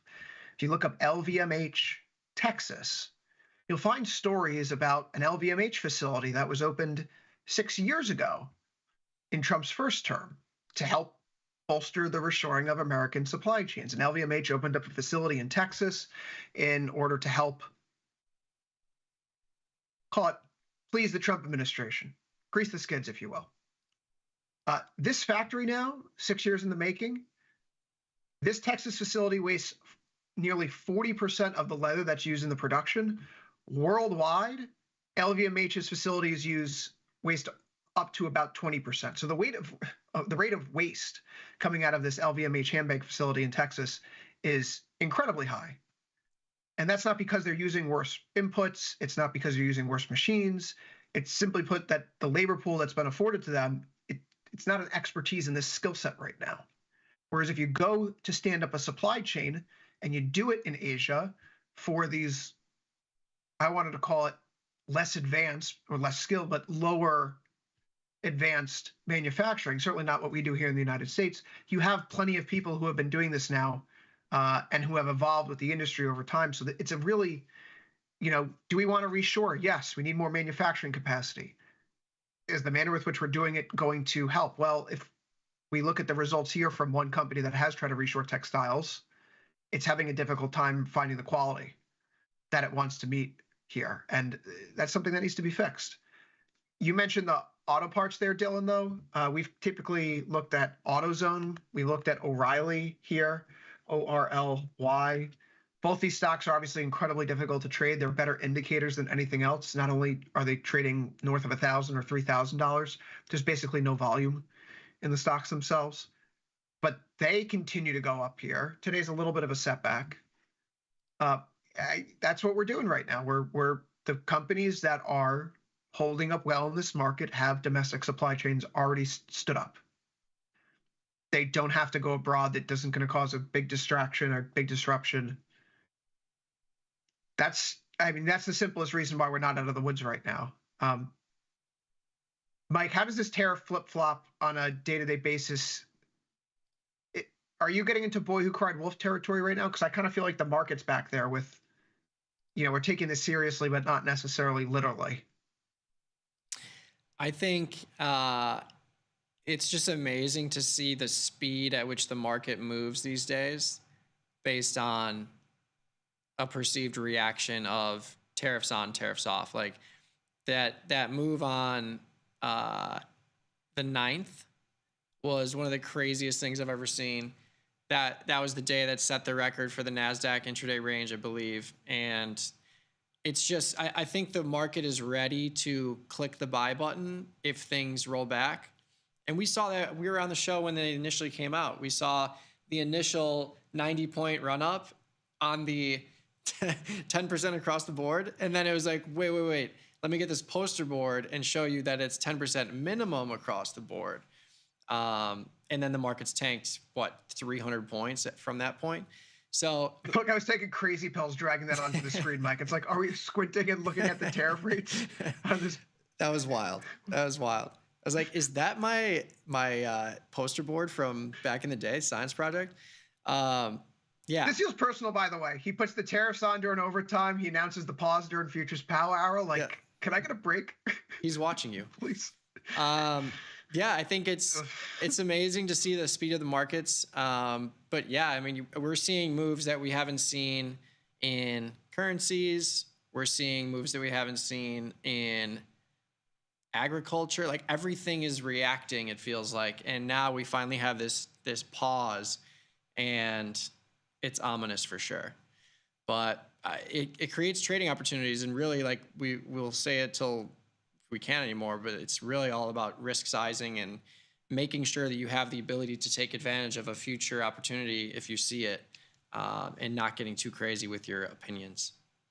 Because everyone, if you're in this game, you will be wrong eventually. You will be somewhat wrong. You will be very wrong, and you just need to be able to withstand the very wrong situations. Well, Mike, what's your young Batista was with us yesterday, and his one of his myriad opinions, was that now is a good time to buy volatility. Now we're approaching, and I'm sure today helps in that regard, an opportunity to get long volatility.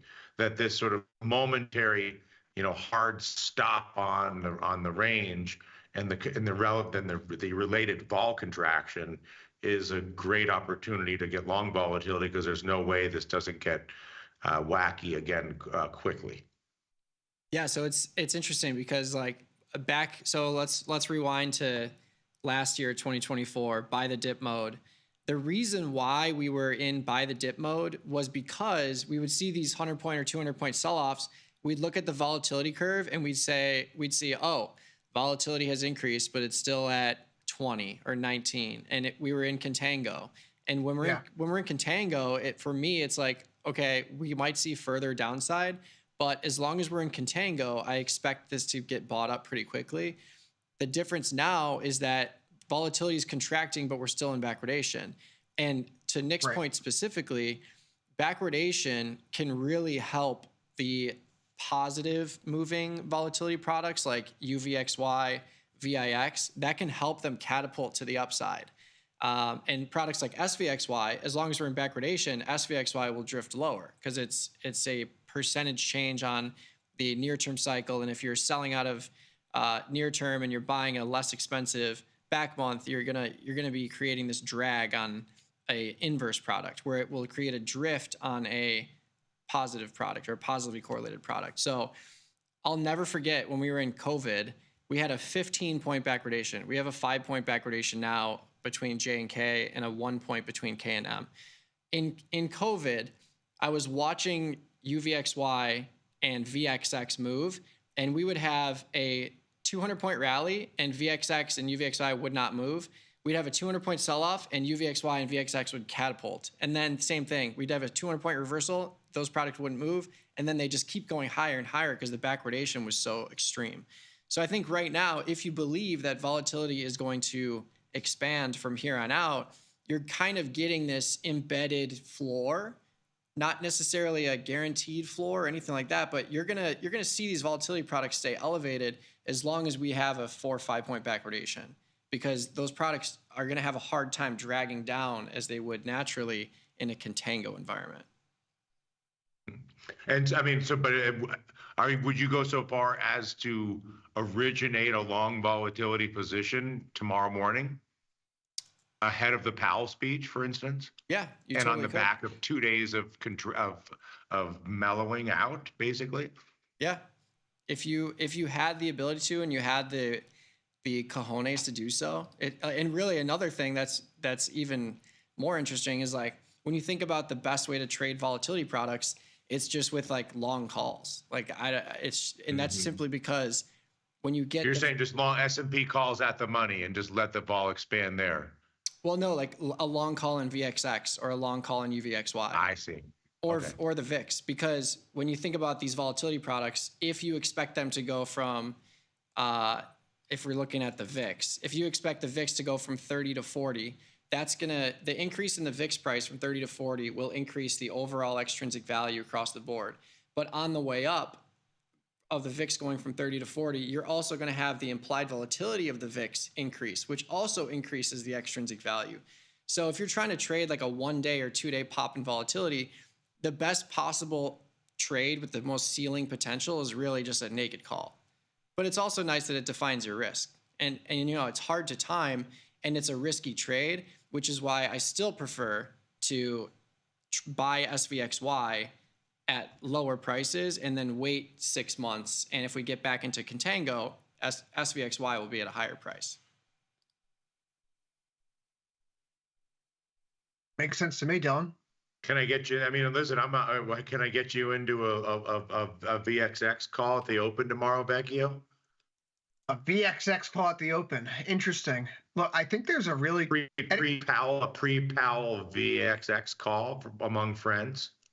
I was talking with Tom and Tony about this morning in a similar way, where kind of just continuing the conversation. I thought it was interesting that yesterday Nick mentioned that maybe we're closer to a floor and vol than the ceiling right now, and so I flipped it over to them, and both they of course said no, vol is mean reverting. So even if it goes back up again, it's still going to revert back down to the longer term averages over time. Powell's a really interesting catalyst for all this because as we've seen him speak recently, the market kind of feels good about Powell going into it, and then he gives us the dose of reality like, sorry, folks, we don't have enough data to do anything yet. We can't help you. And then the markets go, oh, yeah, right, we can't. He's not going to help us. Maybe that's what we're waiting for tomorrow, Powell, just to remind everyone, we don't have enough data or information from inflation or jobs or growth to determine whether or not it's time to cut rates yet. And we've seen in recent weeks how those cut odds have come back onto the table, at least for June. There was a brief spike last week where they rose back up for May as well. Those have since subsided. It was 55.50 or 55.45 last week for May. It's now back down to 17.82. 17.82. It's not happening. So maybe the market won't be so upset to hear that a May cut's not coming. But I just don't think that messaging from Powell's great. And Bill Dudley, former central banker, was out today in Bloomberg with an op-ed. The central bank should not bail out Trump, should not enable Trump's economic policies.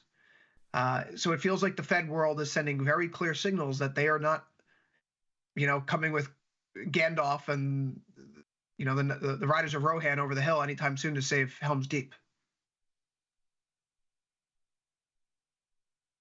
So yeah, volatility tomorrow up, Dylan. I could see easily Wednesday. And then, Mike, we're going through But you're saying Tom and Tony wouldn't play your game of buying volatility because of their mean reversion sort of rhetoric, which is more academic at this point. I'm just saying situationally, if there was ever a moment to buy a little volatility, tomorrow morning seems like a good moment to do so.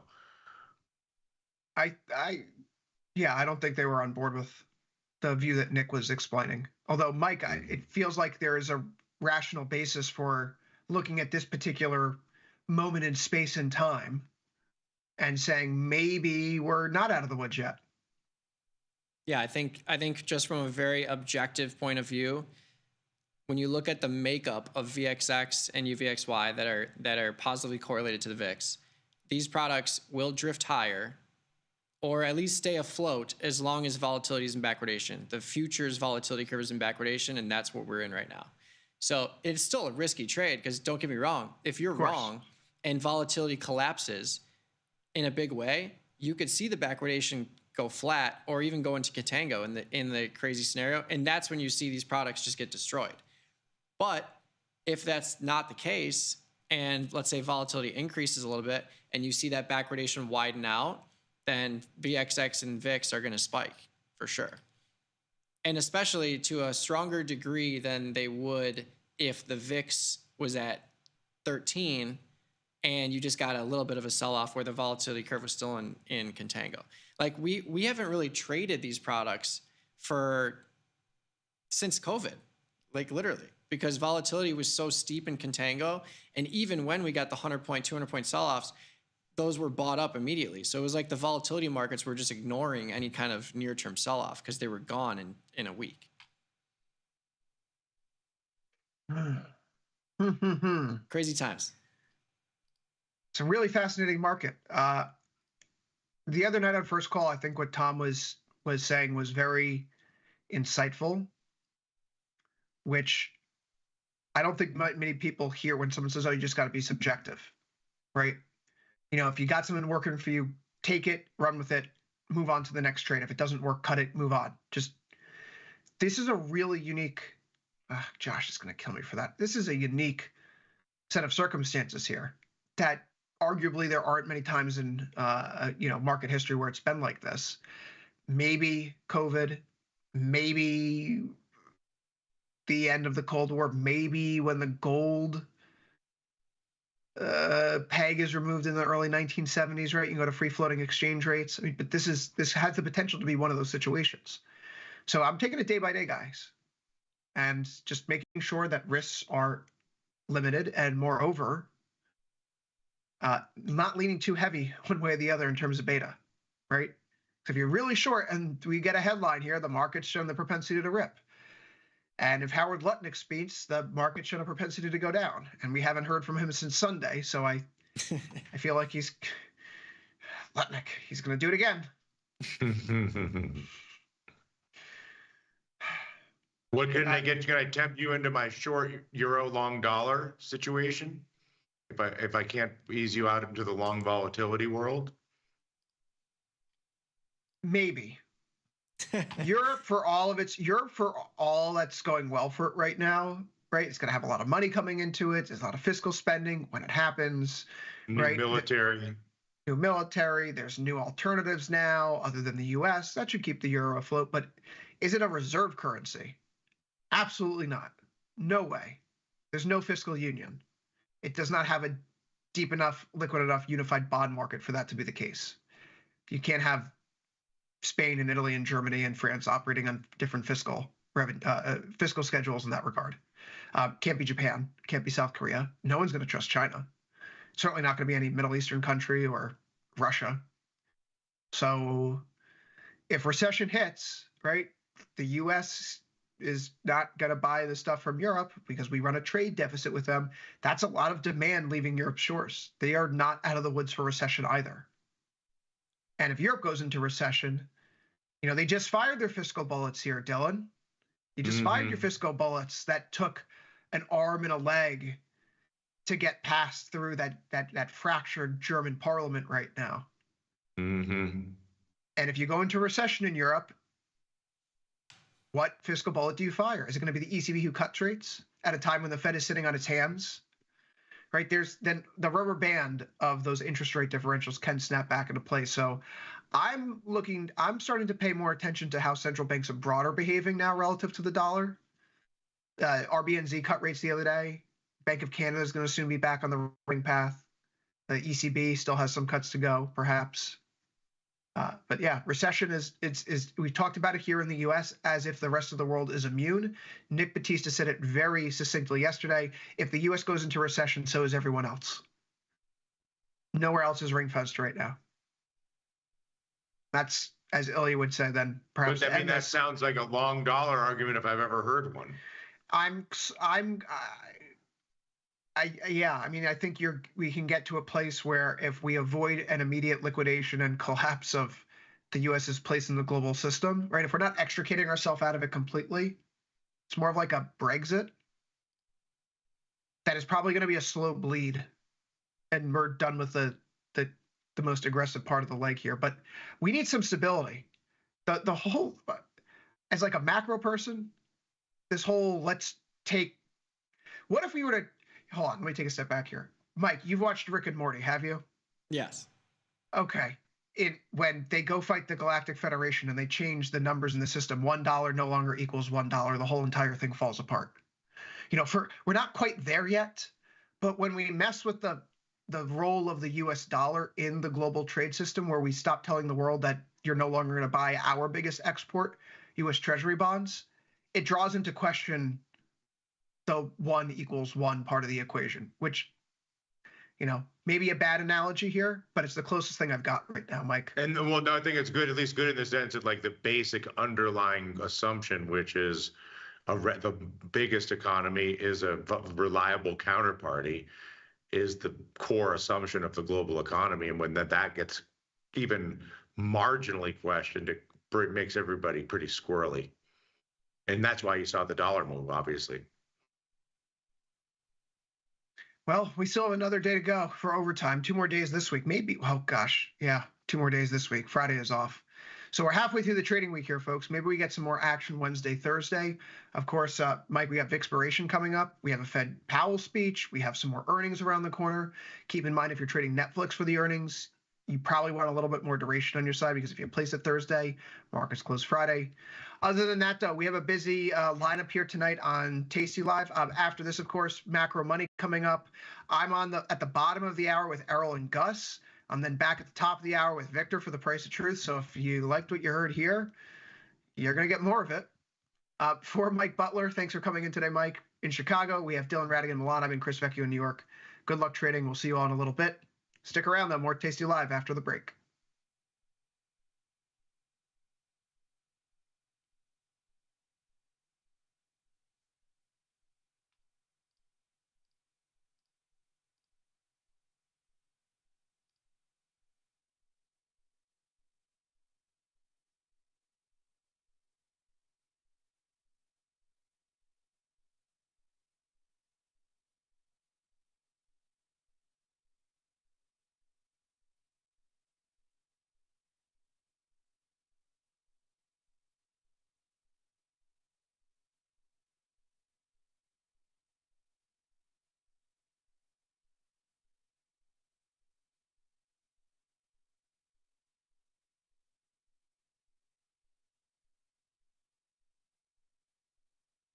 If you missed the live show, here's our cherry on top weekly recap. Well, we got No Vanetta today. She's out on a secret mission. Is this correct? She's on a secret mission in New York City. But yeah, we're doing a funny little promotion, and we're going to see how it goes. And there's an outside chance, very small chance she gets arrested. Yeah. So you guys sent me to New York to deface a national treasure, and I did not get arrested. No, in partnership with a testicular cancer charity, we mounted cherries onto the back of the Charging Bull on Wall Street, and it was awesome. We did a test run last night at midnight. People went nuts for this. Some guy yelled at us, and this other guy was like, oh, he's just cranky. But it's all for a good cause. We're out there for a couple of hours. It took months of planning. It takes 2 people to hang them because that bull's ass is pretty tall. So that's why I'm in New York. Those cherries got some good hang to them. Mm-hmm. Yeah. Friday might be interesting. I'm not allowed to work on Friday. I have committed to my family because the Golden Prince is getting married. I know. Congratulations. So I have committed that I have to do family stuff, like take pictures.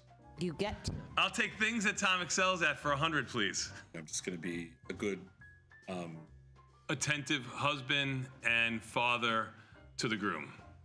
I'm never a good attentive husband. What I'm probably best at is dancing. I watched you at the last wedding. You really excel at dancing. I excel at picking up the tab. My big question for you, and you know Slappy as he's gotten older. What do you want to know about Steve? Do you think after dinner, it was his 60th birthday? No. Don't do it. Beth knows Tony better than I know Steve. Do you think he... I have no idea what you're talking about, and I am just going to move on from this conversation. I'm with Beth. No. That was like Minority Report, like a pre-crime Omaha. You know, like she knew the Omaha was coming. Like she got the little ball that came down and was like, okay, Tony's going to go there. Get the full scoop by checking out the archives at tastylive.com.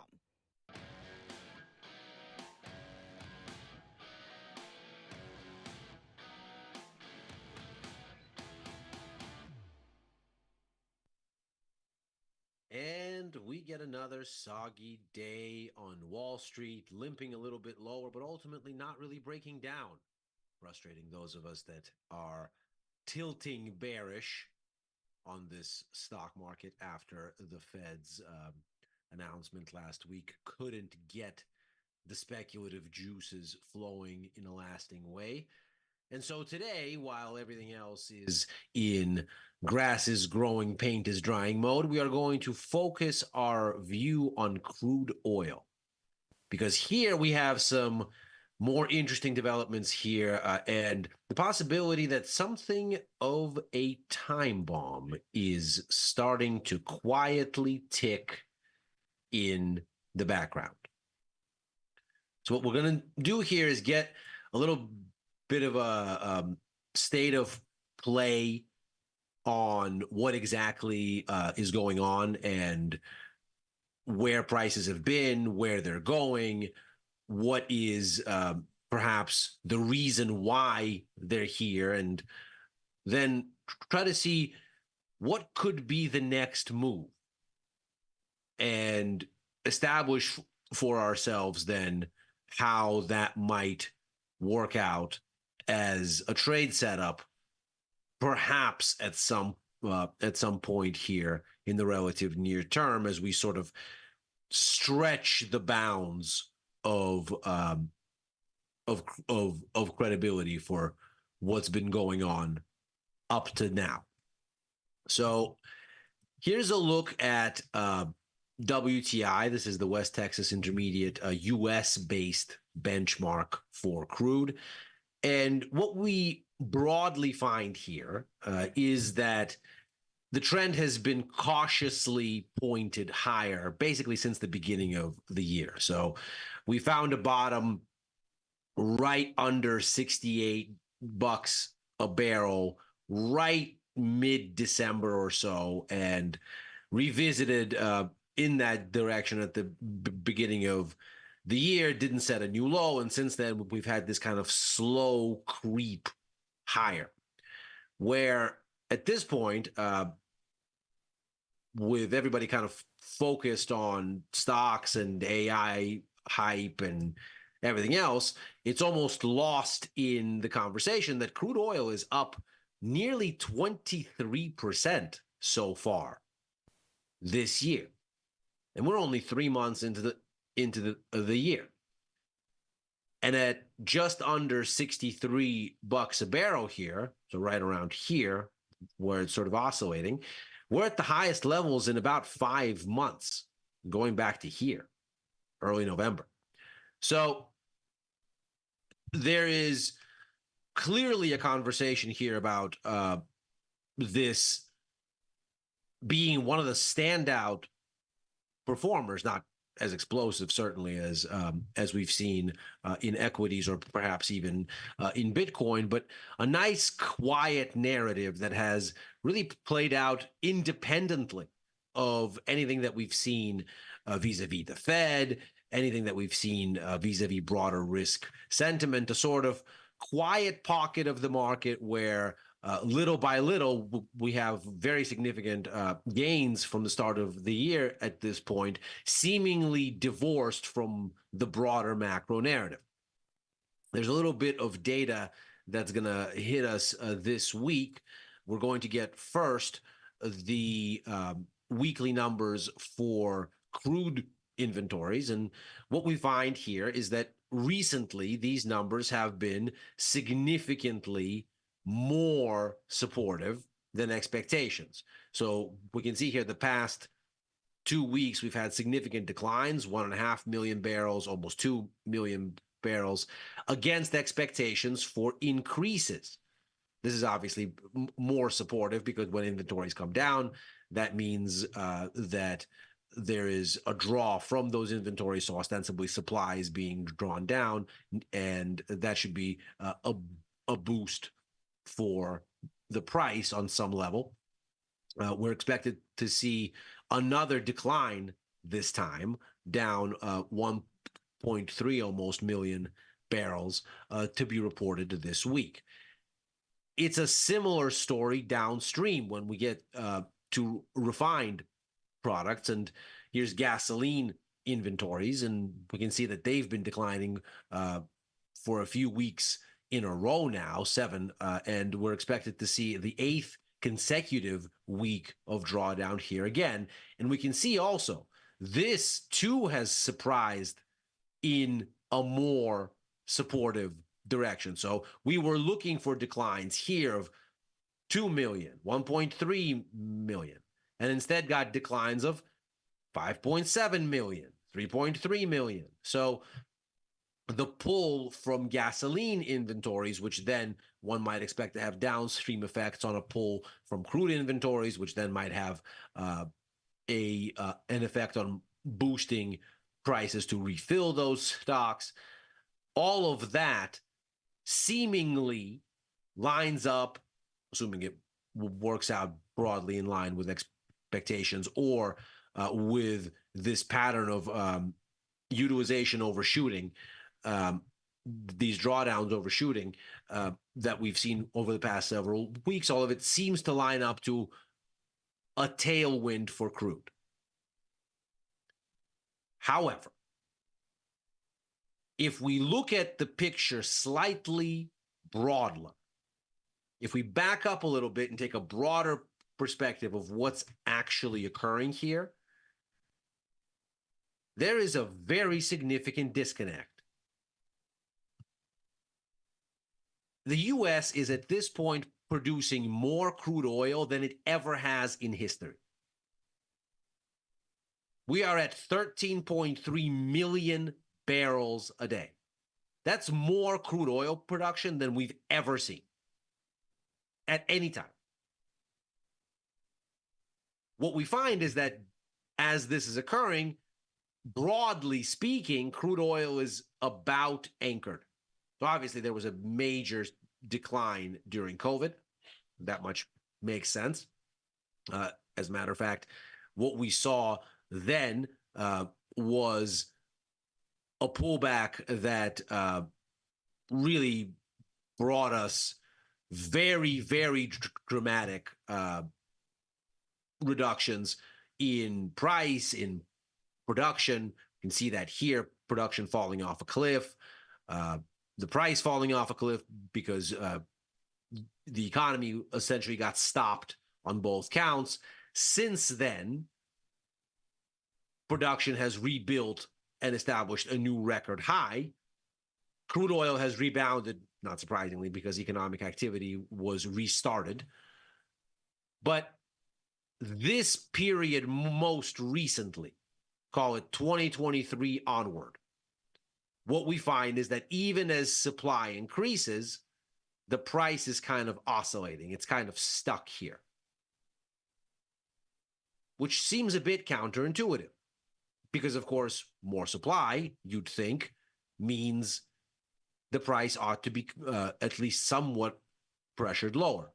So let's put a question mark on that and keep looking at the dynamics of this market to see where maybe an answer is hidden. Not only are we at record high output, we seem to have gotten a lot more efficient at getting there. Notice what's happened since COVID. Here's the COVID recession right here. In the red is the number of fracking rigs that are operational. In the blue, the number of overall oil rigs. And do keep in mind that they're on separate scales here, so this is not actually above this in numerical terms.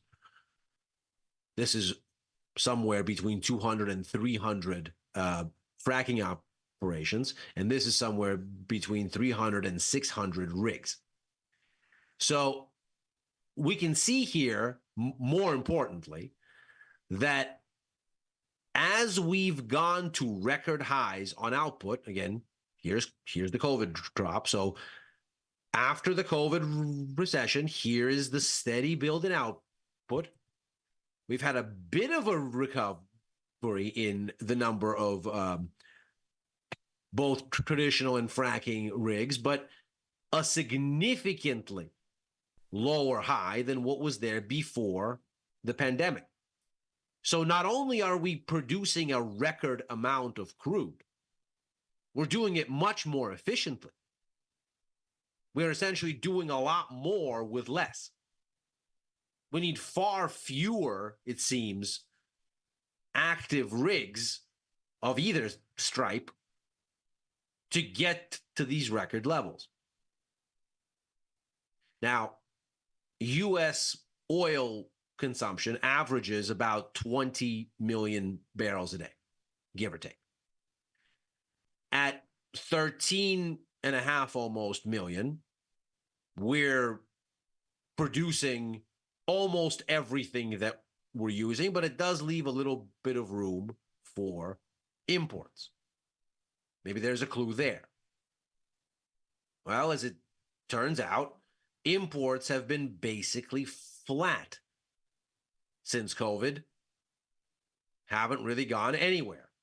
Whereas exports are increasing at a relatively healthy clip. In fact, you can see until the shale revolution really gets us underway in 2014, the U.S. isn't much of an exporter at all. Imports have been steadily declining for years, but it's really with the spike blow up in shale, where fracking really gets off the ground, that we start to build and build and build and build and build more and more and more exports. And we can see the incline after a bit of a hiccup after COVID has been reasserted. So much so, as a matter of fact, that at this point, the gap, and this is a 4-week average, this is weekly data from EIA, the gap has been narrowed to a meager 2 million barrels a day that we're importing.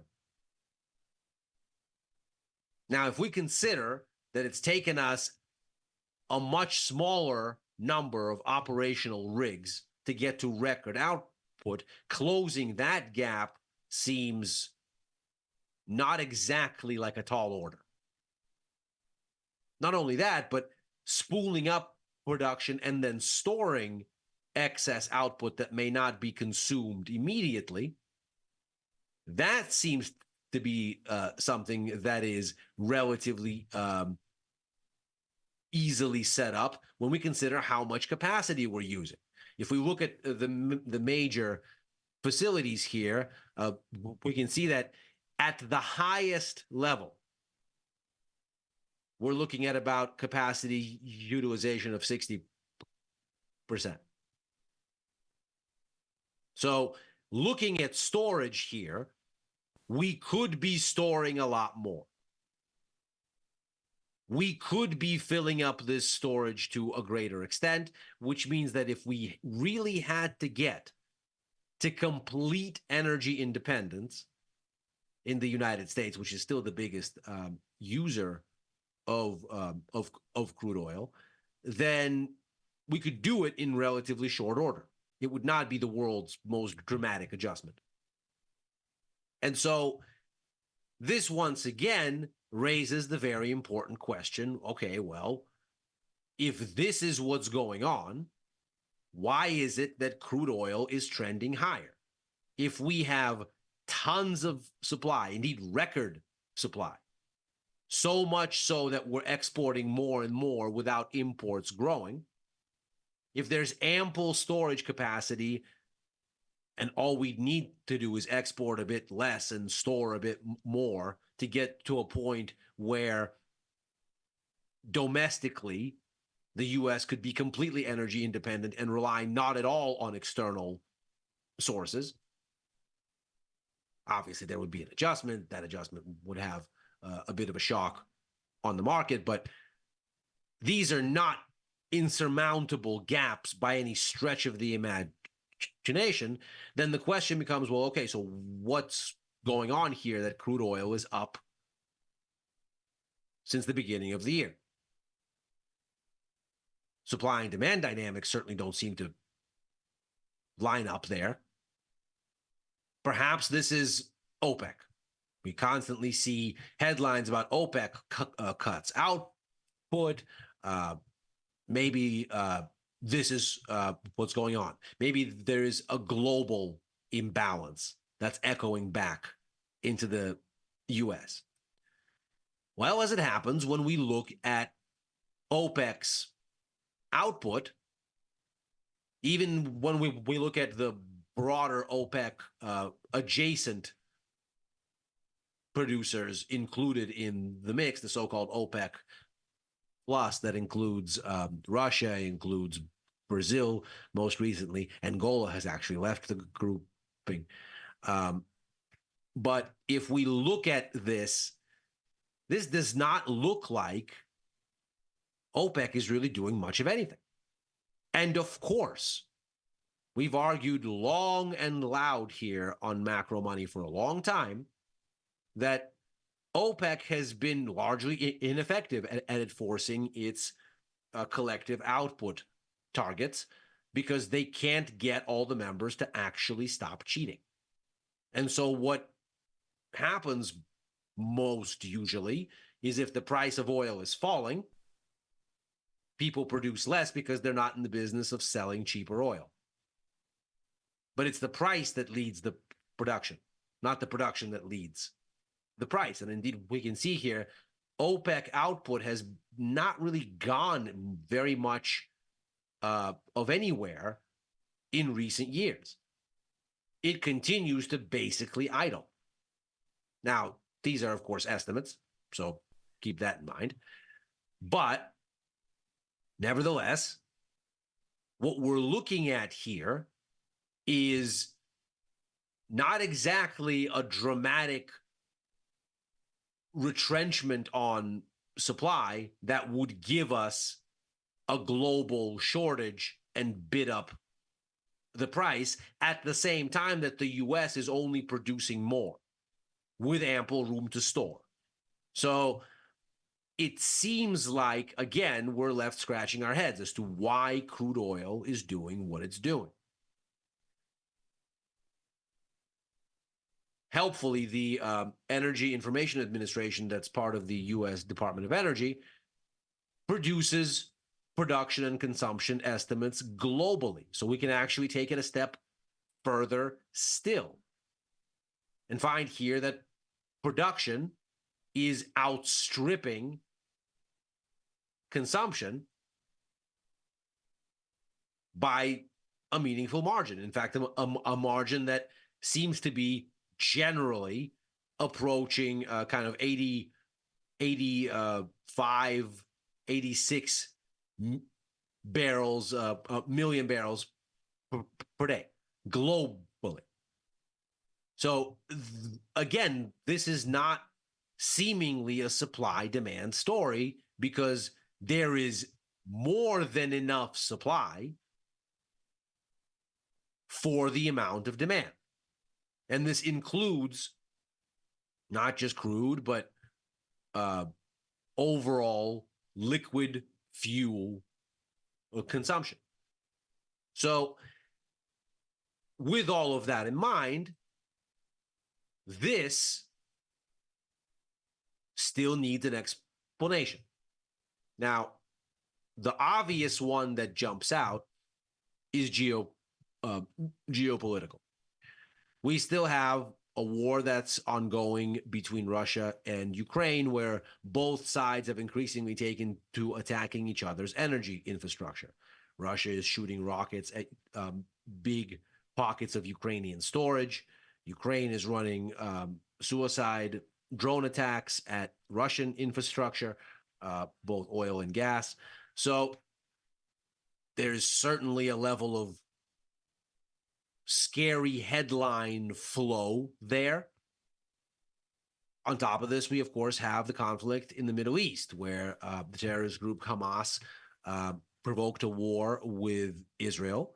And now the Yemen-based Houthi rebel group, which is another Iran-backed group like Hamas, they are sympathetic to Hamas's cause, and they've taken to attacking the tankers that pass and other commercial vessels, in fairness, that pass through the Red Sea on their way to the Suez Canal, which is, of course, how oil from the Persian Gulf gets into the Mediterranean and to Europe.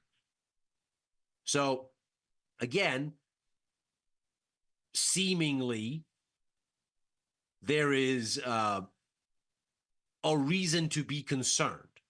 Now, whether this has actually had any real impact on market dynamics is suspect, because if we look at this stage at the spread between the price of U.S.-based crude, and as we've just argued, it's overwhelmingly such that the U.S. could be energy independent, produces a ton of the crude that it consumes, and so there really ought to be something of a discount for U.S. crude. A discount would be normal. And the spread between that and the more international Brent benchmark, which is angled around North Sea crude, and that would be where you might see a premium build up around these supply disruptions in the Middle East and Europe. But as it happens, since about 2013, the middle of 2013 onward, the gap between the prices here has been a fairly steady $5 premium on Brent relative to WTI, and it hasn't really gone anywhere. The bottom of the range is about a $12 gap, where Brent is about $12 more expensive. The top is about $3, where WTI is about $3 more expensive. The middle of the range is around $5, and we're sitting right there. So it doesn't look like all of these geopolitical disruptions are actually having any real effect. But that doesn't mean the markets can't build in a risk premium into prices on a speculative basis. And so what this becomes then is something of a time bomb, because it isn't economic reality, supply and demand, that seems to be accounting for crude oil being higher, even when we take the disruptive nature of geopolitics around the key production routes at the moment into account. It's that the markets fear there might be some sort of real world consequences on supply disruption eventually. And so invariably, if the markets are continuing to discount, and if those disruptions don't actually occur, the longer they don't occur, the more vulnerable this becomes to the flow of negative headlines eventually drying up. Needless to say, the Israel-Hamas war will end eventually. The Russia-Ukraine war will end eventually.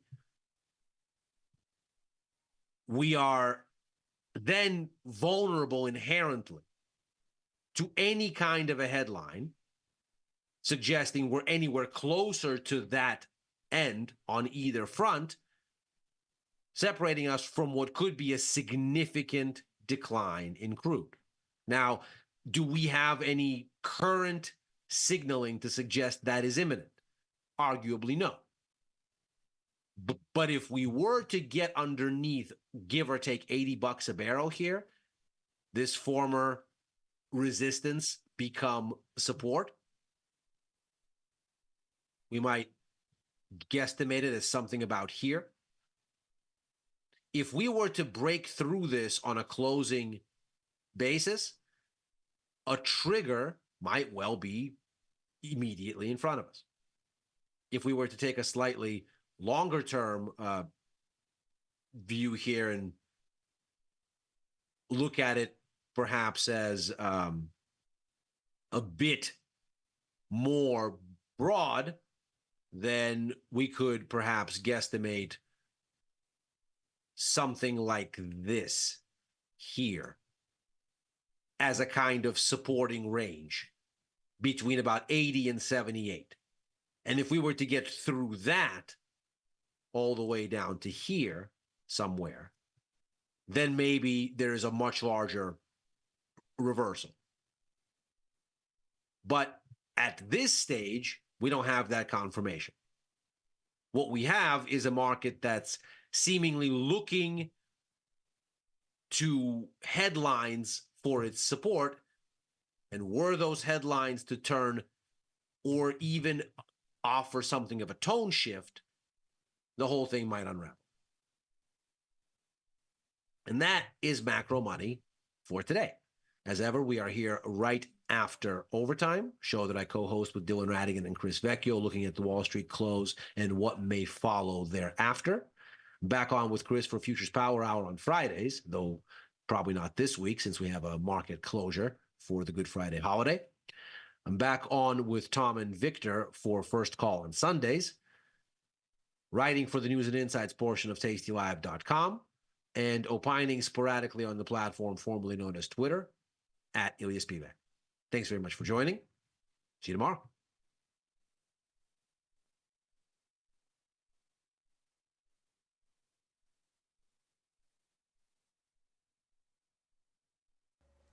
It feels good to get smart. Get even smarter with the ultimate how-to guide.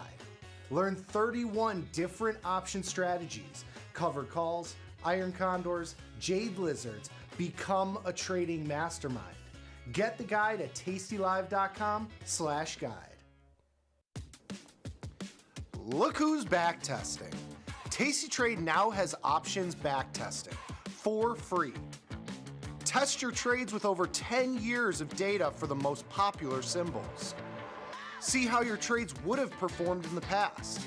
Look back at profit and loss and take the guess out of guesswork.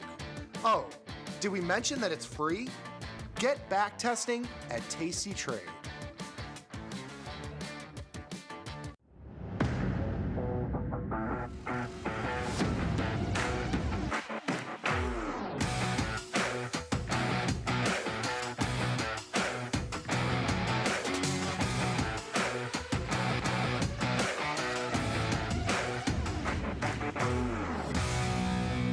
If you missed the live show, here's our cherry on top weekly recap.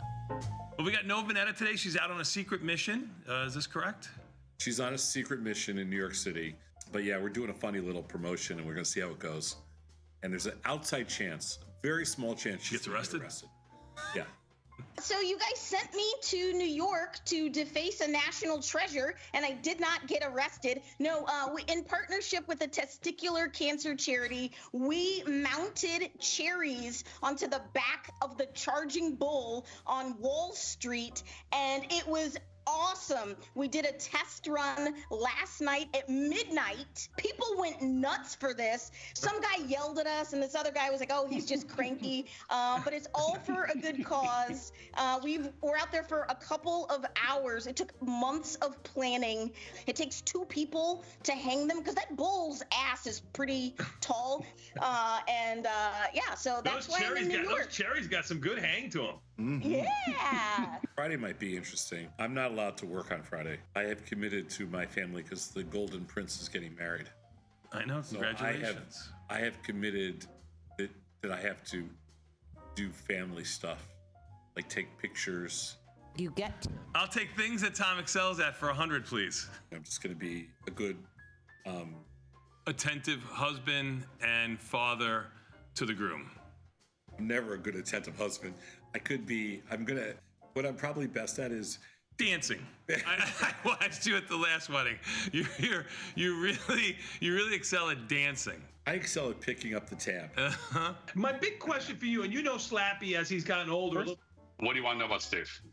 Do you think after dinner, it was his 60th birthday? No.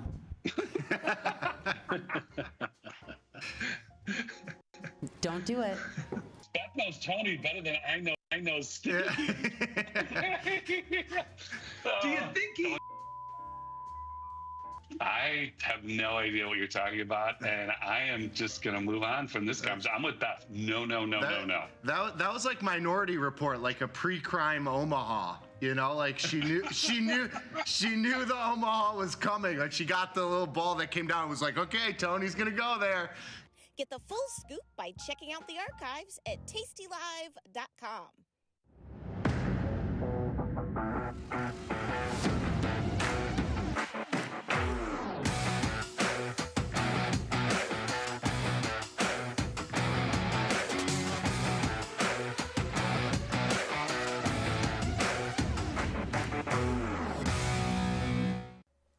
It feels good to get smart. Get even smarter with the ultimate how-to guide. Learn 31 different option strategies, cover calls, iron condors, jade lizards, become a trading mastermind. Get the guide at tastylive.com/guide.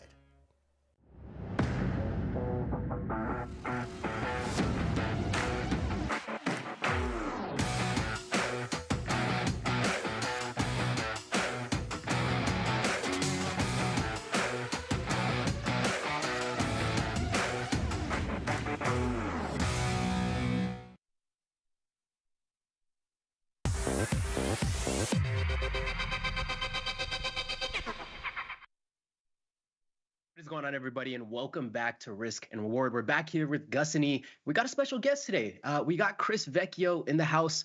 I'm going to pick his brains on some of the thoughts on the current market environment and whatnot today. But Chris, so good to have you here. What's going on, guys? How are we doing today? I'm doing good. Yeah, excited to have Chris here. We were just having a spirited discussion about calf development while we were off air. It was a fun one. We should be a fun time. How you doing, Vecchio? What's going on?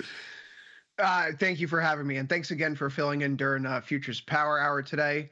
Good to see that you guys were on air, and so I figured I'd return the favor and come join you to round out the afternoon session. Yeah, you were dearly missed by your fans at noon today. We were quite the disappointment for everybody. So yeah, happy to have you. Happy to make it up. Very untrue. That's obviously untrue. No. We are into the 4th month of the year. Things have been pretty crazy so far. I kind of want to dive right into the markets. But before we do, outside of the markets, what's going on, Chris? What's new? How are we doing today? I know this is a little bit of a different time segment that you're in, but Gus and I were chopping it up a little bit. There's a few things we want to throw at you. So I hope you're doing well. But we just want your thoughts overall. Gold, tariffs, just base headlines, nothing too in the weeds, but your overall take on it. But before we get into all of that, how are we doing? We're in the 4th month of the year so far. How are we holding up? We're holding up well. The last week's been a little bit better. Gold coming off the board hurt me, but it bouncing back the way that it did has been very, very, very helpful to making me keep the ship steered in the right direction, considering how much I was hiding out in gold. I've been very tepid this year in stocks, and I think now in hindsight for good reason. And more importantly, the Mets are 11-5 and in first place, so I'm really feeling good. 11-5. As a Mets most wins in the month of April ticket holder, I have been keeping up with that pretty intently as well. So hopefully that'll pay off for the both of us. Good. Yeah, I've been sensing that there may be some more closet Mets fans in the office. Mike Butler was telling me yesterday how he needed Clay Holmes to have a big game, and sure enough, he did exactly what needed to be done. So it's welcome. Being a Mets fan sucks. You're gonna hate it. I'm a Reds fan. I can relate to having a crappy baseball team here and there, but I suppose no other team in my city bringing me down as well. The way that I see it, that's hey, a great character. That's a great characteristic. I mean, Mets fans are loyal. So, Chris, I know you're a loyal guy, brother. So, tough times. That's true. Absolutely. I kind of want to just bring up gold here too. I know gold has been really the talk of the town, and just get your brief thoughts on that, Chris. But so far, especially for a younger generation, what is a headline or what is a catalyst to why gold is really popping off right now? Does this have anything to do with the tariffs? Is it the fear, the overall uncertainty? What do you see from your view? Yeah, I think it's the tariffs, and I think the simple explanation is that the United States' #1 export to the world are U.S. Treasuries, and if we're going to be reducing our trade with the rest of the world because of these tariffs, then people are going to have fewer Treasuries to buy, and that really underpins the stability of our economy and our country. So, do you think if the United States is pulling back from the system that it constructed, it's going to be a reliable counterparty over the next few years? That's probably yes, but it's now a bigger question than ever before. Right. And is there another currency to fill the gap after the dollar? No. So what do you turn to? That shiny rock that's been around with us humans for time immemorial. Yeah, it's not looking like Bitcoin is becoming the new gold standard. Not now, at least. Crypto is seeming like it's beginning to seem very correlated with just the overall market sentiment in general. But gold has been just absolutely going ham. So I wanted to get your thoughts on that. Any thoughts on the 10-year Treasury and things on that side of the market, Chris? If the plan is to bring rates down, I'd say they're not doing a great job thus far. There was some talk that a fund blew up. There was a Bloomberg news story today that one of Alpha-Dyne's flagship funds was liquidating its Japanese equity and bond exposure last week, and also then selling off treasuries to cover losses. We had some talk about a basis trade blowing up, which for those that don't know what it is, financial institutions, hedge funds, they get long the cash bond and then they short the synthetic future. And if they hold to expiry, they earn the basis, the difference between the two contracts, net transaction fees. And that's basically free money in normal market conditions. But when people start, selling their, short-term treasury holdings in order to raise capital, that basis trade blows out. And all of a sudden you have this big losing position on your hand. So there was some stress last week. Yields are going up. That's not great. If we're not questioning our country's role in the global economic system, then yields can come down, and a recession, if that is coming, is probably going to be good for lower yields, if not by the Fed, but by virtue of growth expectations coming out of the market. So I'm still leaning long deltas net between notes and bonds. Last week wasn't fun, but we're basically where we were when I got in, several weeks ago. So I'm not really too concerned. It's uncomfortable. No, absolutely. Just a lot of how are you guys though? More importantly, like as traders to the market, right? Are you using TLT? Are you using, ZN, ZB? How have yields influenced your thinking? Because they haven't been a safe haven during the equity market decline. No, I mean, I can't speak for Gus, but I mean, in terms of times of uncertainty with this, and in terms of, being in the market for less than 10 years, not as much experience, it's been more of a learning experience, more from the sidelines, watching the yields, seeing different headlines be released, seeing interest rates doing X, Y, and Z, and just watching from the sidelines to see how things react, to have to be a little bit more comfortable entering some of these positions. So it's been a learning experience, I can say, overall for myself. Been taking advantage of all the volatility, but just to wrap it up in a short sentence, position sizing and risk management, regardless of the treasuries doing this, NASDAQ is putting in 1,500 points in 30 minutes. What's been top of mind is really just managing that risk. But other than the treasuries, it's been a learning experience. What about you guys? Yeah, I would say that I fall perfectly in the same line. I think that this has all been quite the learning experience. I've mentioned on air before, but I started trading in March of 2020, so right in the middle of peak COVID, and at the time I was trying to figure out what a call option even is. So I didn't really have the bandwidth at the time to keep up with the treasuries, see how all that moves, see how the Fed decisions and Fed meetings play into all of this in the macro. So yeah, it's been a learning experience. Nick could attest. I badger him about TLT from time to time and try to figure out how this whole picture comes together. But yeah, as Errol said, just a great lesson in risk management, and also avoiding directionality in times of hyper uncertainty. I certainly got burned a few times with false bottoms on the way down there before the gigantic dump, and so yeah, just learning how to profit without directionality in times of extreme volatility. And it's been a great learning experience. I agree. If I could just draw a parallel there, I go to college in fall 2007. So my first, after freshman year, is summer 2008. And my first job, I actually working with, so I get to see the oil spike, which was a lot of fun. But likewise, the oil goes up to 150 a barrel those years right before the recession hits. But then I remember, Ilya is one of the first people I work with. And I started asking him these questions about how the markets function, this, that. He's actually like, forget everything that you've learned. We're in the midst of a crisis. Like, what? Excuse me? I'm learning how to trade in a crisis. So yeah, Gus, I feel, it's actually one of the best times to learn because it's not theoretical what happens when stuff hits the fan. You see it play out in real time. And I would encourage younger traders, take notes, journal throughout all of this.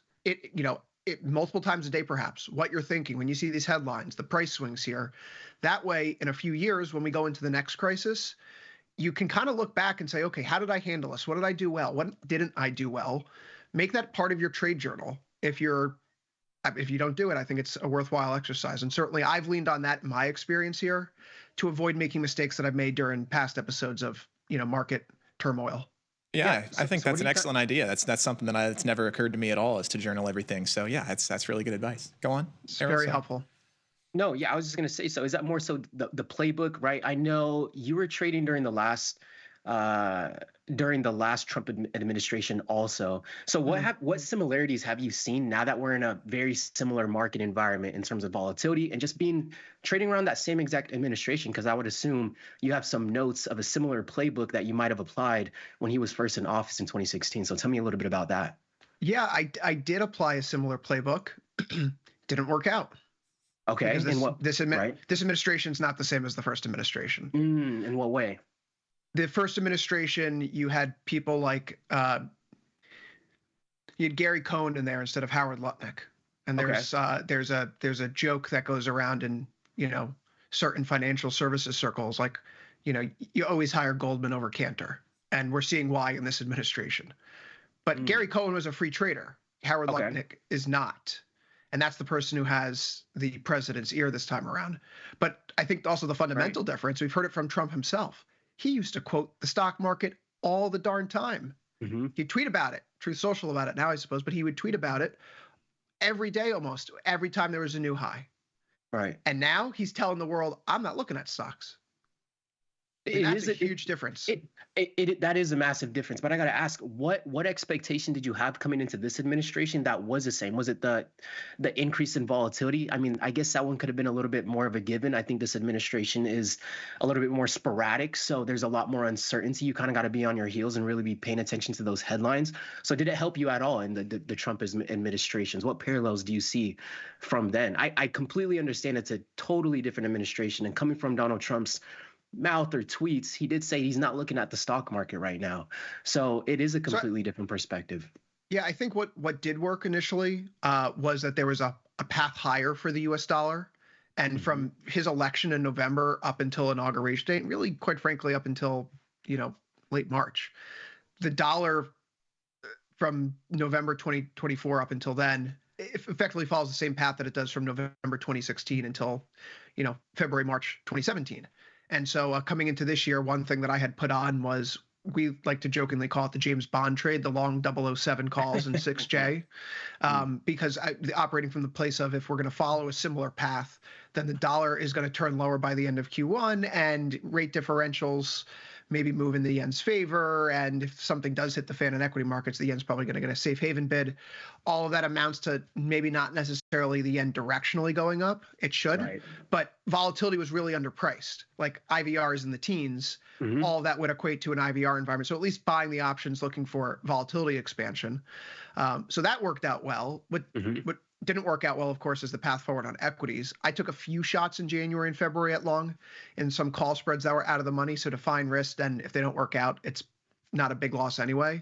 Yeah. One hit, one didn't. And then once we made our way through mid-February and the momentum turned over, I basically stayed away, except for another short put spread I put on an ES on March 14th. And that's almost back to break even after that big pullback. So I've tried, in thinking that it wasn't exact one-to-one because the people he surrounded himself with, I wasn't following the playbook totally, but I did, at least in the currency world to a certain extent, by getting those longer dated out of the money yen calls. And that has helped throughout this whole episode of Tumult in Stocks.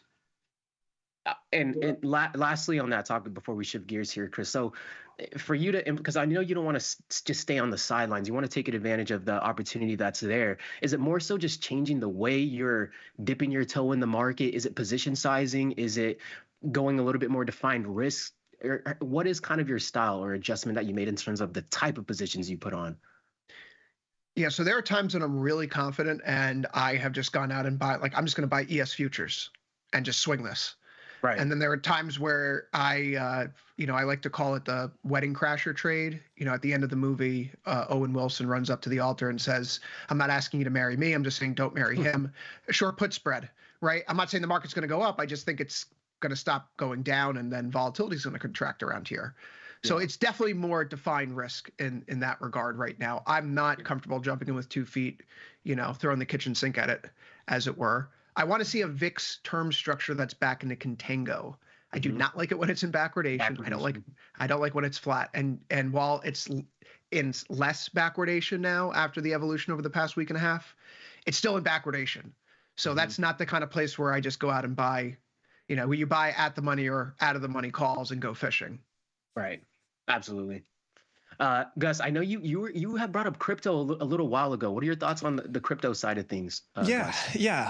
Chris, I wanted to pick your brain on this. I wouldn't say long, but last 6 to 12 months held a view that we are going to see a slow evolution to where crypto will start functioning in the capacity that gold does, where it's a hedge in times of extreme volatility and uncertainty, in a more macro 5 to 10 year sort of context, maybe not in the immediate. In fact, I've gotten burned betting on that in the immediate. But what are your thoughts on that? Do you think that that's something that could ever realistically happen? Is it standardized, or do you see holes in that theory? What do you think? I think it's an interesting theory, and I think there's certainly some potential around the corner. One thing that Bitcoin tends to track very closely, aside from the NASDAQ, and Errol, I think you make a great point about it just basically being a high beta tech stock at the very long end of the risk spectrum, it tends to also track global money supply evolution. And the way that you can track global money supply, I'll share this with you guys so you can put it into TradingView or something at a future date.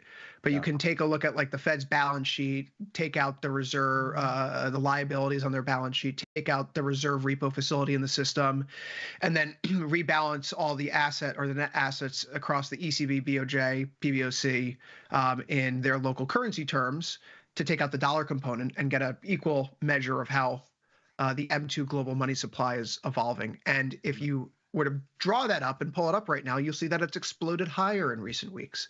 And it's in part because the US dollar has gotten that much weaker, and it's allowed all of these other currencies in the world that all these central banks hold on their balance sheets to go up in relative value. So money supply has actually gone up.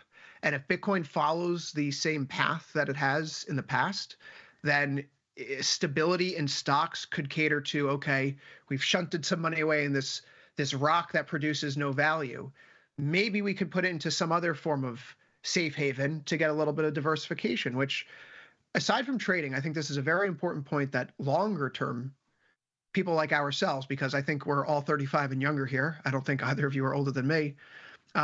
Studies show on the asset management side in terms of portfolio construction, if you have 3 to 4% crypto allocation over the past decade, you've actually had a lower standard deviation of returns and higher returns, a better Sortino ratio, if you will, or Sharpe ratio, than if you didn't have any crypto in your portfolio at all. So having a little bit, it may not be through BTC futures. It could be something through IBIT, or if you do self-custody, certainly that. But having some in your portfolio for the long haul can be something that's beneficial to diversifying and reducing risk. Yeah, not to go too off the rails, but have either of you guys read the book or watched the video on Ray Dalio's World Changing Orders? I forget what the title is. I'm just curious if either of you guys have read that or gotten into that. I'm not familiar myself. Okay. Yeah, he has written a bunch of books. He wrote The Changing World Order. That came out, what, like 5 or 6 years ago? About 5, I think, 4 or 5. Yeah. Yeah, he's had a few. He has like it's like a 2 or 3 part book series that he's in the middle of writing. Yeah. And I think that was the second one. Mm-hmm. The concept of regime change. I've talked about this on other shows. And I just bring this up because we were talking about the strength of the dollar, just to provide a little bit more context, nothing specific, but I would love to hear your thoughts. Absolutely. Yeah, so when we think of regime change, I know many people would probably think of like, men in green suits storming some presidential palace and declaring a coup. But the term regime change actually comes from economic history to describe what happens when we go from classical liberalism and industrialization into Keynesianism, and then ultimately through Bretton Woods into the end of the gold being pegged 1971 under Nixon. That's a regime change in the economic order. Maybe 1983, you can bookmark another one with Margaret Thatcher and Ronald Reagan. And perhaps we're going through another one right now. So a lot of the underpinnings of the world that we know and the relationships that we know that have guided us may no longer be valid. And that means you have to be very flexible. You can't really rely on like fundamental theory so much right now. You can rely on your quantitative theory, your technical theory more than anything else, because those are studies of sentiment and price action. But fundamentals right now, like all these earnings reports coming up, who cares about what the guidance says? How could any company give guidance in this tariff environment? So like, what information are you going to draw away from backwards looking EPS with guidance that's so what fundamentals do you have right now? So you have to find something that works and just find that strategy that fits you and work with it and run with it and then hold on to it tight. And when it stops working, let go, move on. Absolutely. Let me ask you, what's your approach heading into earnings seasons now that you touch on earnings in this interesting time, if you will? Maybe I shouldn't say this. I'm not trading earnings right now. I'm also a macro guy, right? So don't take it from me. I'm top down, not bottom up. But from a macro perspective, mentally, how would someone approach earnings during this time of uncertainty with tariffs right now? What would you expect, not that you're trading him? I would expect that if we're talking directional, the lack of guidance is probably going to be an albatross around these companies' necks, right? It doesn't really matter what you did. We're looking forward to what you're going to do, and you can't really tell us what you're going to do. It's one of the reasons why I'm a little reticent about the market, the market continuing to move up from here at these levels. I would think that if we can get through earnings season, we get a little bit of pullback. Oh, look at all this tariff uncertainty. this is the kind of final wash through the system, assuming we're not going to see a further escalation of the tariff rates. And then we can finally start doing the whole, okay, these are where tariffs are. We can plan, we can forecast, we can issue guidance. So second quarter for stocks could still be rough. Yeah, no, absolutely. I mean, it's going to be an interesting time period. I know one position that I'm holding on to right now is Tesla. I just have a put spread sold in there. Again, probably not the most wise thing to do to be holding or selling premium long into a binary event, as we can expect volatility to expand a little bit there. But only reason why I bring that up, we got earnings right around the corner, and just keeping in mind how we're going to manage some of these positions. I don't typically trade earnings too much as I did in my first and second year, but still something I'll take part of, and just more so just soaking in that knowledge of other people's minds and kind of what they might look for in this ever-changing economic environment.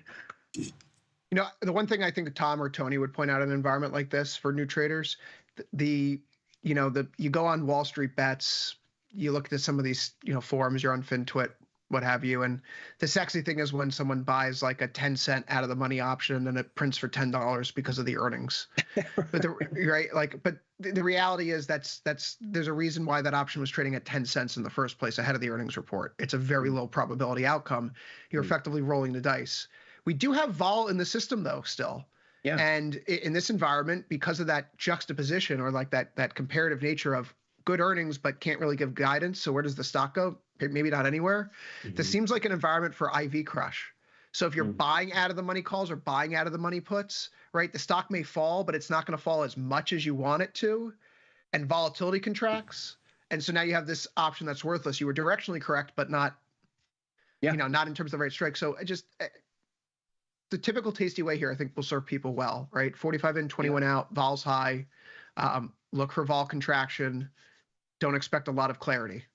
What are you kind of expecting, Gus? How are you kind of positioning yourselves? Just define risk, just being mindful of those things, or where are you at right now? You mean as it pertains to earnings, or just in this environment in general? I guess a little bit of both, just in general for the most part. Well, I would echo Chris's sentiment in earnings. I think that everybody, regardless of what they may report about the previous quarter, is just going to say our forward guidance is we don't know, and that uncertainty is going to hurt a lot of companies. But yeah, I mean, it's something that I've been talking about on the show a lot, but I've been gravitating more towards shares than I ever have in my entire life in this environment. I know that we're near the bottom. I know that in the macro, I believe that things are going to recover. I find it hard to believe we would see SPY under 500 again, or pick. You can pick. So yeah, it's just been a lot of shares, and I'm going to wait out the uncertainty, making money on my shares. And whenever we have a bit more of a definite direction, I'll reposition and start trying to get a bit more directional. But yeah, I mean, it's normie brain dead investing. It's buying the dip, and so far it's been paying dividends for me. My highest earners, if I'm sitting here looking at my portfolio, none of them are options. So yeah, if you feel like you're at the bottom and you don't know when exactly the top's going to come, shares are a good vessel for that. So yeah, keeping it simple. If it's boring, you're probably doing it right. So hey, hats off to you. No one ever lost too much money being boring. A little bit. No, a little bit. No, but that's the approach change, right? Like things are really crazy. Lay off the leverage, get away from options, go to the shares.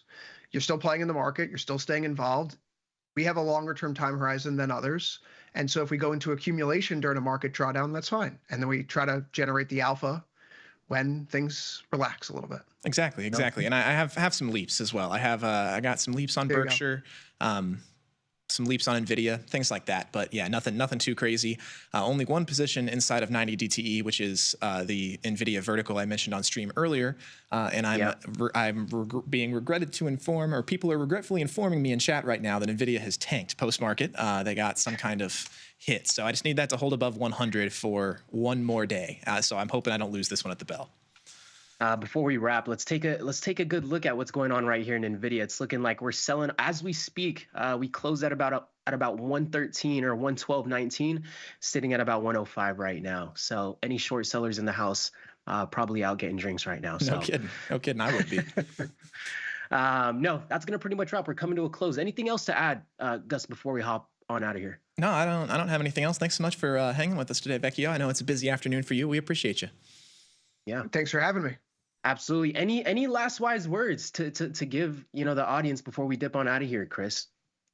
Yeah, for newer traders, I think a lot of people are trying to find the right strategy that always works. There's not a strategy that always works, right? There's going to be times when the market goes up and down very quickly.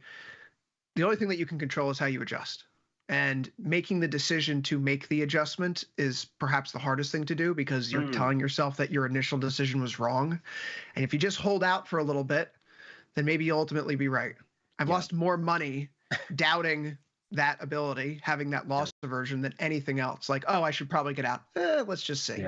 No, trust the voice in your head that says just get out. You can always put the trade back on. You don't want to get liquidated. The job is to protect capital, preserve it.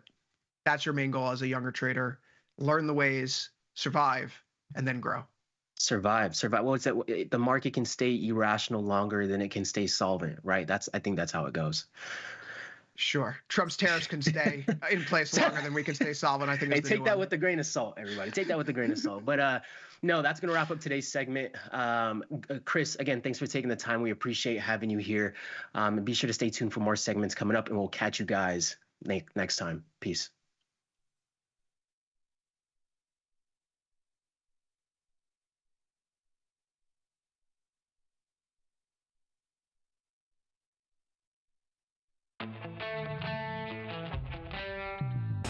In the world of investing, a beast lurks between the numbers. Some watch from the safety of the sidelines, but others saddle up and ride that one-ton rowdy ribeye for all he's got. If that's you, join us on Tasty Trade, named best online broker for options trading. Genius loves company. All right, yeah, I'll talk to you. There she is. Good, you found the place. Good, you're not stupid. I dated 3 stupid girls in my life. I loved every one of them. So maybe you're the next one. Having a good day? I'm having an awful day. But then it got really good again. Oh, good. So I'm feeling all right. Hey, where'd you go to college? I went to University of Penn State Community College. You didn't know they had one of those, did you? Yep, the Fighting Rams. Oh. I'm one of the Rams now. Do you have any sexual fantasies? Excuse me? I do. My parents are watching. They're sitting on a rainbow. I'm a half man, half giraffe, and I'm dressed like Brett Favre. What does that mean? I don't know. Yeah, talking about it gets me pretty hot, though. Uh-oh, there it is. His pants just got tighter. I'm a vampire. Can you believe that? Does that make me more mysterious and attractive? What? Uh-oh, watch yourself. We don't want to get hit by a car. Oh. My brother did that once. He can't talk now. Oh, my God, that's serious. Yeah, pretty serious. Are we getting serious? I think so. How many kids do I want? 5? 11? First meal. Here we go. That was rude. This is on you. So much time is flying by. Yeah. You're very funny. Oh, thank Does anybody ever tell you that? Yeah. Well, you're not that funny, so don't worry about it. That's interesting. Not a big fan of Sam's anymore. But now you know everything about me. I feel like I'm opening up so much. God, I'm scared. This thing's moving so fast. Yeah. Oh, wow. I haven't cried like this in a long time. Are these tears? Uh-oh, here we are. Front door. Big first kiss moment. Oh.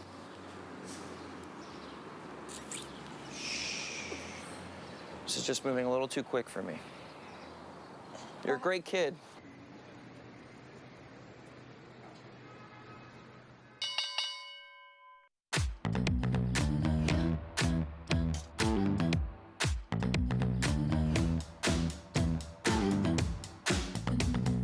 Move with the rhythm. Shake it up, stop when the clock hits 13. Sing 1, 2, 3, 4. Cause no one can do it like we do it, like we do it, like we do it. Cause no one can do it like we do it, like we do it, like we do it. Tasty Trade has crypto, and you can trade with 0 commissions. Bitcoin, Ethereum, Litecoin, and more. Diversify in one place. Crypto, we got it. We get it. Forbes called us best online for options trading. Investopedia, best for options trading, period. With stockbrokers.com, we're #1 for options and futures trading. The Motley Fool really likes us. And so does Business Insider. So what else can we say other than boom? Trade like a trader. Tasty Trade. Make your move. We built Tasty Trade's web platform for today's traders. See it, click it, trade it. Research with fundamentals, endless forecasts, and more. Drill into data, find opportunity, and track the action with hundreds of indicators.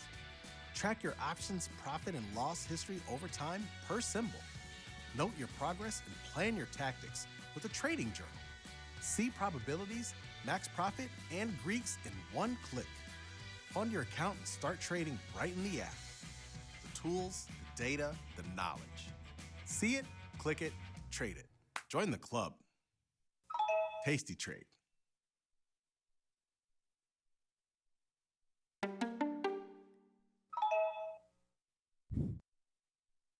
One of the things that was most intriguing about the financial space to us is just that there wasn't a lot of vision. There wasn't a lot of innovation.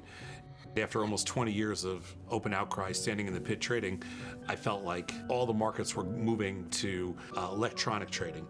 I saw the writing on the wall, and I wanted to be first.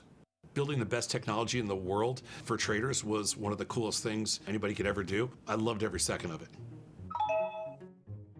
Thinkorswim will always be my baby, but this one, it's different. We built ours literally from scratch. It's a much thinner, it's a faster, it's a slicker application. Everything's on one page. So you're always looking at the core page and then bouncing around from there to get to whatever you want to get to. We're here to support whatever you're looking to do. We have the tools that you need to be a successful trader.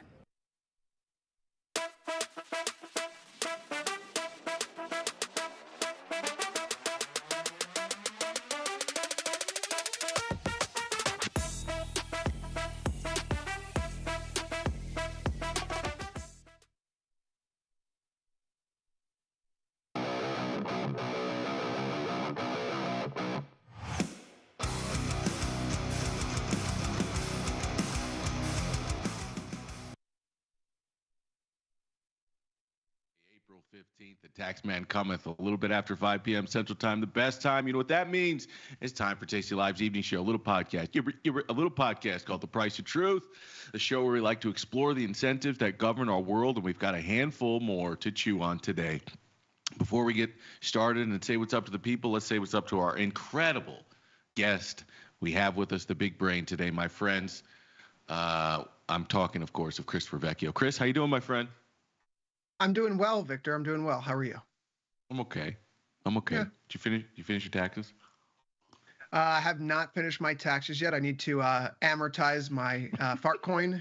I knew you were going to repeat that. It's not the right use of amortize. I need to amortize my fart coin. Need to depreciate my gas fees, and I don't know.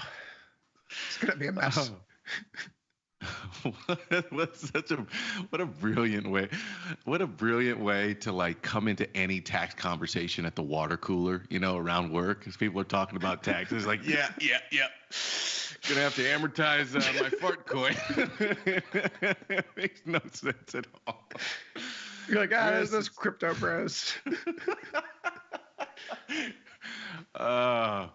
Well, shout out to everybody watching on tastylive.com, as well as all of you watching Tasty Trade desktop and mobile application, as well as all you procrastinators who have yet to amortize your fart coin and are going to have a long evening. But if you want to be part of this conversation, somewhere in the middle of your screen, bing, did I get it? Somewhere. There's only one place that you can do it, and that's over on Tasty Live's YouTube channel. So head on over there, find the channel, subscribe to the channel, and then start banging away those metacarpals, phalanges, skull, anything to type random ass characters into the chat and spoof the Google algorithm into putting us in front of as many people as possible. Chris Vecchio, shout out to everybody in the chat as well.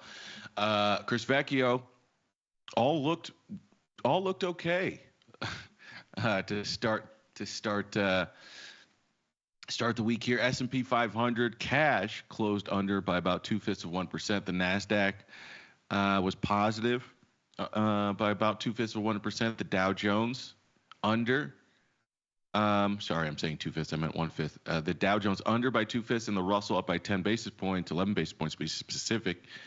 And then we got some news, my friend. And so I'm trying to think whether or not we talk about what was up until the 3 o'clock close, or whether we talk about what's transpired since. And I think it's more interesting to talk about what's transpired since. Have you had time to look at this whole H20 chip situation, this decree?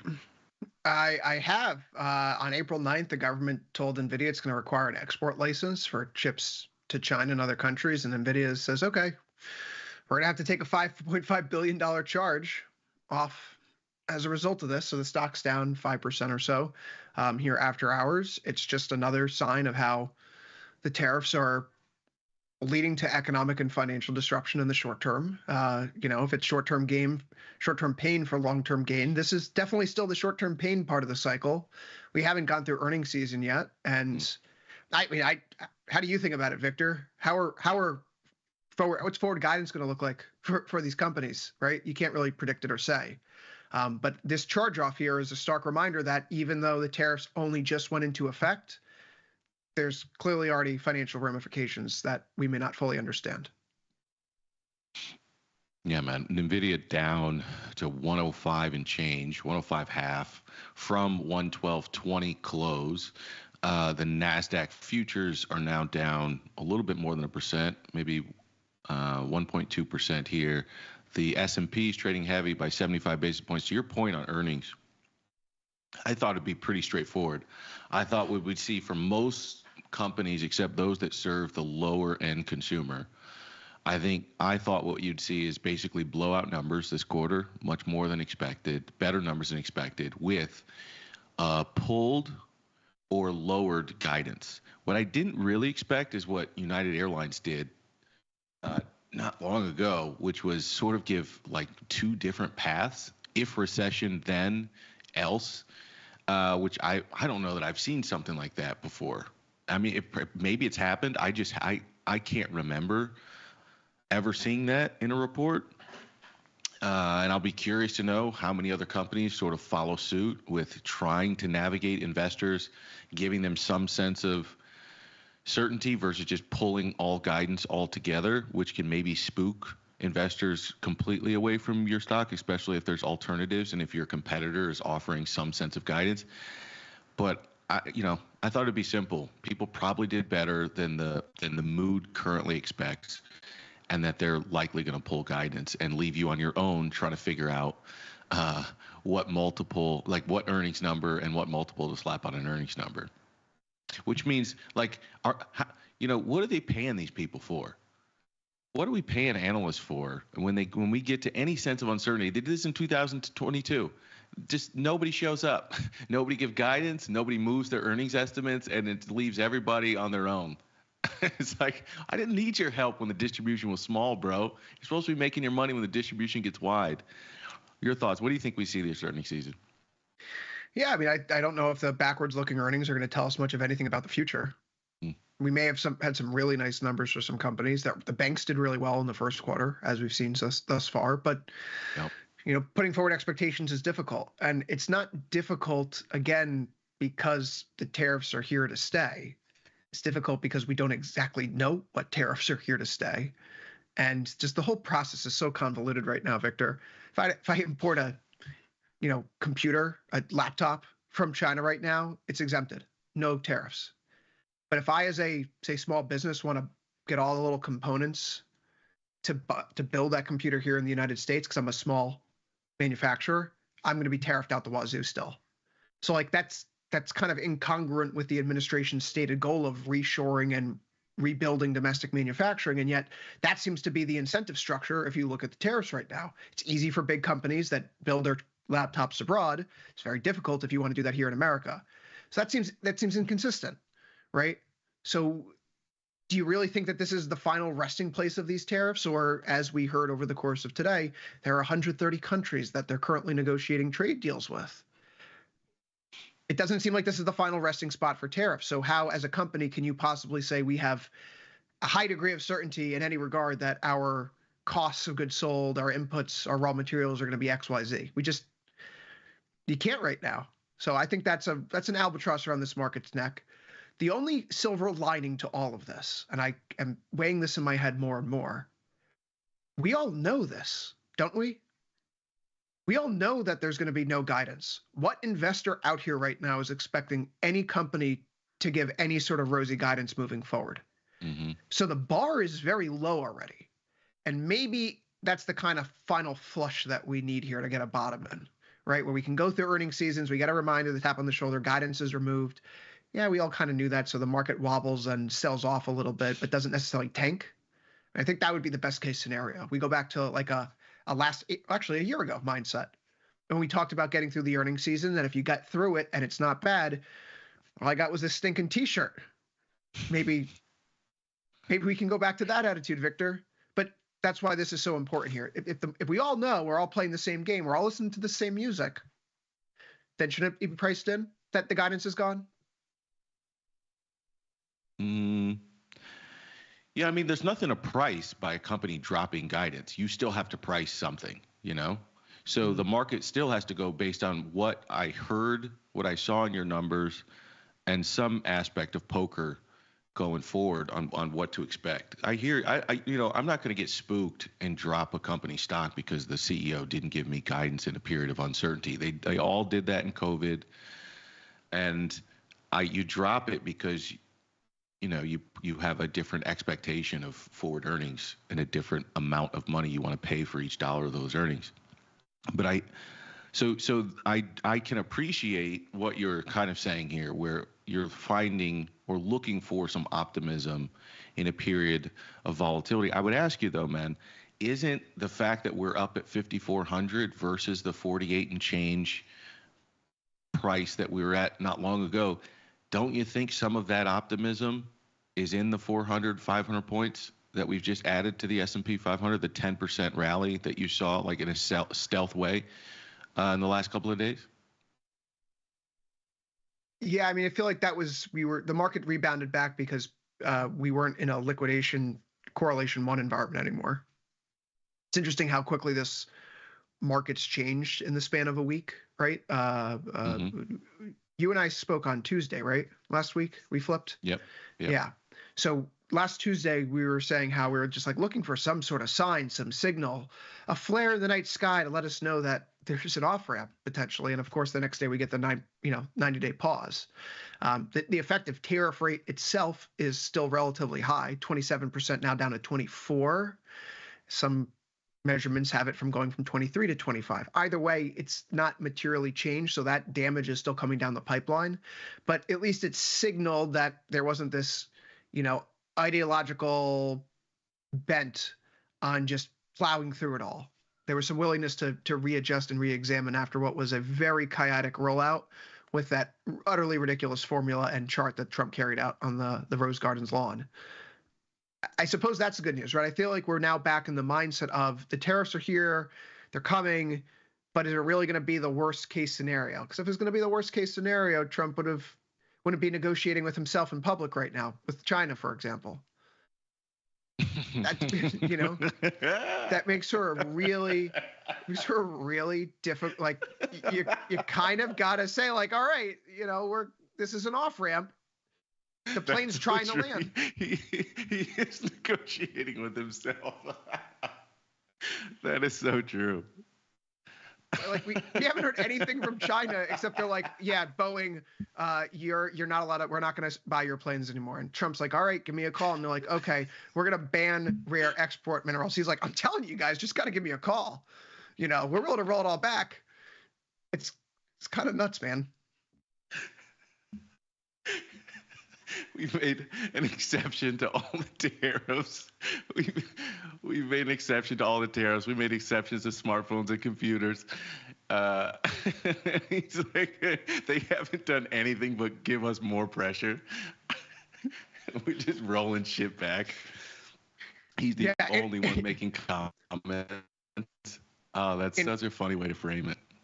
I mean, like in response to us rolling back the tariffs on electronics, they banned more stuff coming to us that we need restricted to reshore rare earth minerals. Man, how many more days of this do we have? After this, you got a whole nother third term to look forward to. Dope. Let me ask you this question. So, one way or another, let's imagine the third term it becomes a real thing, which I think would just be the final light to match whatever this 250-year experiment was. It's going to light it on fire. Let's imagine that becomes a reality. Who wins? Obama versus Trump in a battle of third terms. Sorry, my brain's frying right now. That's like some it's like some How sick resistance was liberal that's fantasy. like that's the WWE. That's the WWE of politics, bro. Obama gets to come back and avenge the birtherism from Trump. Trump and his MAGA base are defending, You don't get it, Vic. whatever. You guys are going to give us a second term of Joe Biden. That's what this is going to come to. To be Biden Trump again. Watch. Can you You think imagine I'm that joking? debate? You Imagine think I'm that kidding? debate. Imagine that debate in 2028. Mr. Biden, your response? Listen, I know Bannon was saying this weekend there's like 4 or 5 ways we're trying to get there. When you get to January 2029, he's going to be the president again. There's nothing in the Constitution allows it. Then again, the Constitution is just a piece of paper, and it only has value if we, the people, all agree it has value. And I would argue that several things going on recently suggest that the limits of where the executive branch unitary authority are being drawn are being tested and stressed right now. So who cares if there's a 22nd Amendment?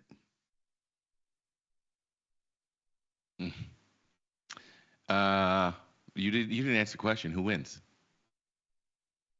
Oh, the meteor, please, fuck, just meteor. Sweet. Is that asteroid still on track to hit the planet? You're very clever. You're very clever at getting out of questions that you don't want to live like Trump on would the win. internet forever. Trump would Oh shit! That's why you didn't want to say it.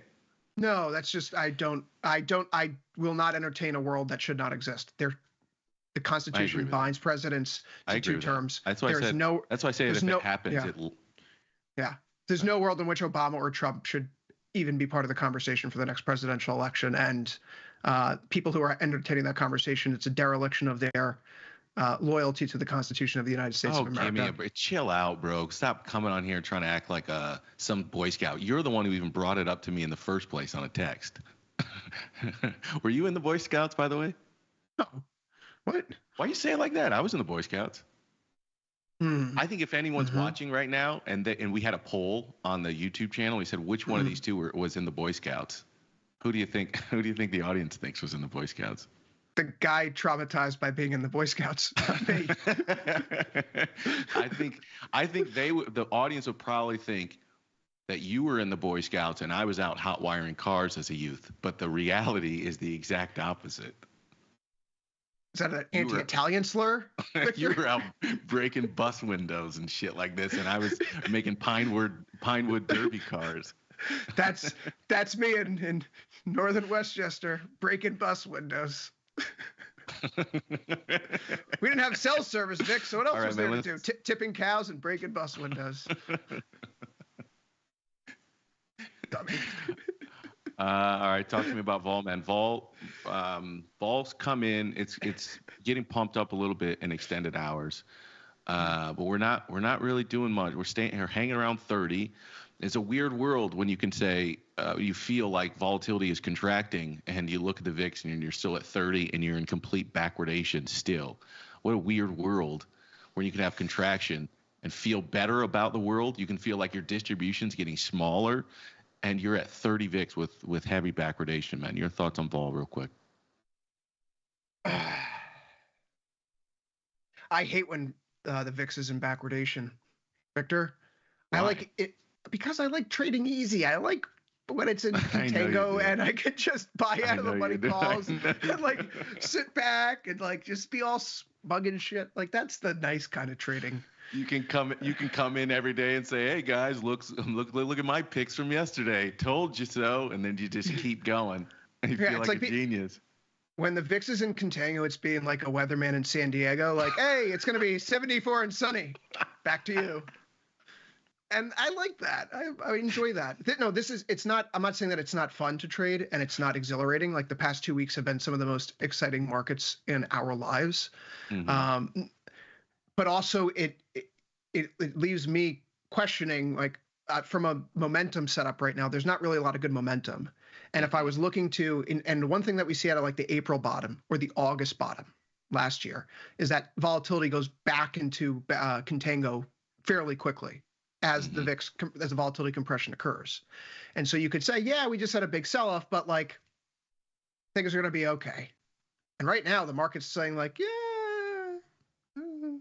are they? So nice rebound that we got here, folks. But as long as the term structure is in backwardation, you kind of got to look at it with a little bit of a side eye here. I'd like to see 5,500 cleared on ES. If you clear 5,500 on ES, you're back above the zone where we bottomed out prior in late March, before Liberation Day, of course, when the zone cracks. You also then see us back above the 1 month moving average.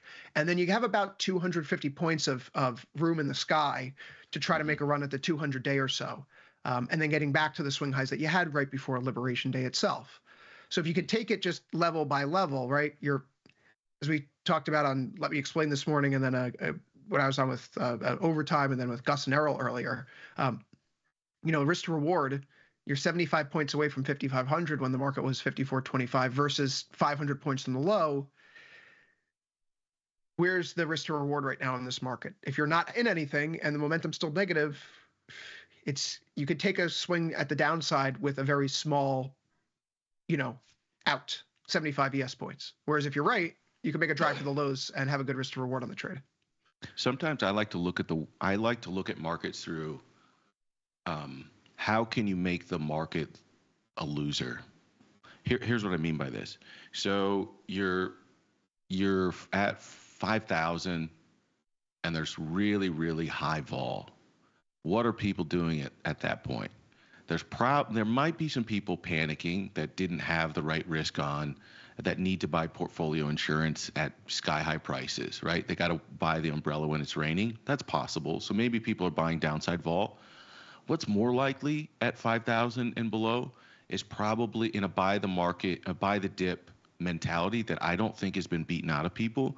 I think what's more likely is you're jacking vol because the demand for taking risk-defined bets to the upside goes up. So maybe you don't want to throw in a ton of money on stock. You'd rather have less capital and sort of use less risk capital, risk-defined, to take your upside bets. But you pay through the nose in vol. So on one end, you've got a bunch of people who bought some downside portfolio assurance in 40, 50, 60 VIX. And you also have a bunch of people that bought upside at 40, 50, 60 VIX. And so the most interesting thing to me is market down small or market up big, VIX down. And then what happens is you basically kill everybody. So all that premium that was bought, it just decays. It's not a winner for the downside. It's not a winner for the upside. And you just get this either slightly trending market in one direction or the other, but not enough to pay on all that volatility that was bought. Or you get a completely directionless market, and we just decay out all that volatility until people just decide to puke it. And so I don't know that that's any real a high probability of that. Okay, because I said it must be true. But I do sometimes look at the world through like who's buying vol, who's selling vol, and what could that potentially mean? Who's holding the vol, who's not, and what could that potentially mean for the next couple of weeks? Do you look at the world through that lens? And if so, if not, what do you think about it? Do you think it's constructive? Yeah, no, I do. I do think it's instructive, right? When you enter into a world where you were last week, who's tapping out at that point? It's not mom and pop retail investors. They're not the ones who are on leveraged positions that are getting blown up. Those are the big pod shops, the hedge funds, the guys out there doing this on tilt, 100 times leverage on the basis trade. So when you're down there, I mean, that's why they say for retail traders, when you get this 10% or 20% pullback, it can be for short-term positioning reasons in the market where you get these flushes. And it really ultimately says nothing about the long-term, earnings prospects or growth prospects of the broader economy. So dollar cost average in. And I think, ultimately at the end of the day, that is the tried and true method. If you hold it off on a long enough timeline, your stock position is going to be up if you're DCAing into the broader market. So yeah, the incentives down there, when you see like a 50 VIX and when you see the basis trade blowing out and you think, okay, what happened last August? They were Japanese funds repatriating because of the carry trade, blah, blah, blah. Is that happening again here? Yes. Was it a good time for retail to buy? Yes. Well, the incentives are funds blowing up usually is a good time for retail to get in. And I would just keep an eye for those headlines. And we got that confirmation today that it was a fund blowing up last week. So overshot perhaps thanks to the illiquid conditions in the market, which, by the way, a very illiquid market here. The bid-ask spread as a percent of price for the average stock trade right now is about 23 basis points. The high that we saw in March 2020 was 25 basis points. So you talk about a market where people are being very cautious. It's very light, as it were. Top of the book is pretty shallow. Let's go to bonds here for just a bit. ZB back at 114 and 23 30 seconds. I had made the case. I went long bonds last Friday, and I said I was probably going to hold. I thought we could go from when you puke from 122 down to 112, and when I'm playing the game, Chris, and I'm going, I know everyone thinks they know what's happening. Because if you ask just everyday Joe Schmo analysts, they go, I'm going to say with confidence, the market or China's puking our bonds to punish us, or the rest of the world's puking our bonds because we no longer have full faith in credit. And I know that's sort of like when everybody says it with such conviction, I know it's easy to, it's almost sounds stupid to say, I don't know. You're the guy who sounds crazy. But, you know, in the moment, it was, okay, this could be China, Japan. It could be somebody blowing up, and it does feel like and look like somebody's blowing up. It could be something deeper happening in the plumbing of the U.S. financial system, which, again, the blowing up of the basis trade kind of is what that was. And if all that's true, if all that's a little bit true or some of it's not true, maybe this whole, you know, everybody thinking that this is a complete overreaction just to punish Trump and punish the administration into backing up. I don't know if that doesn't really sound right to me. And my point is, after we got to what I thought was probably going to be max pain in bonds, I took a little long side bet, and I'm riding it out until I think 115 to 117. When you get back to mid range, I think it's probably over. And now you figure out what's what. So that's kind of where I'm at. I hate the long bond trade. I don't love it on a midterm basis, but when you blow them out 10 points in a couple of days, I just tend to think whatever the narrative is, that's somebody getting blown up, and that's the market taking their eyeballs out on liquidating them. And that means the price has got to normalize, and then we do something else. We might continue to go lower, and yields might go higher after this, and that whole narrative might prove to be true over the longer term, but in the short term, that is the market taking somebody's eyeballs out. And I'm going to take an upside bet. And who knows? It looks like this time around it paid off. What do you think about bonds, both in the short term and then the structural longer term trade for the U.S. government and our fiscal situation, and how you want to bet on bonds? As you asked Brent Johnson the other day, is the dollar milkshake theory in play, or is that do you need to throw that playbook out? Yeah, the liquidation obviously is interesting here. I would prefer if we kept this story on the DL, because if it wasn't the bond vigilantes punishing Trump, then Trump may go, oh, so then the bond market wasn't. Yes. I think that's what he did today. X-nay on the fund liquidation, I think that's exact. I think I think the move today is sort of not a move today, but I think he's getting a bit more confidence the more he sees the bond market settle out. That's the way this works out, though, right? Like, oh, I took a step back, the market stabilized. Okay, I can give them another punch now. They've right? They're back on their feet. Like, we could start this up again. Bro, this is fucking wild. I'm not trying to make a joke there. I mean, I think like if you I get it. I agree with you. He's like, okay, everyone's calmed down now. Time to go back in the barrel. I don't mean that in like I'm really not trying to make you laugh. You're making me laugh in this delivery.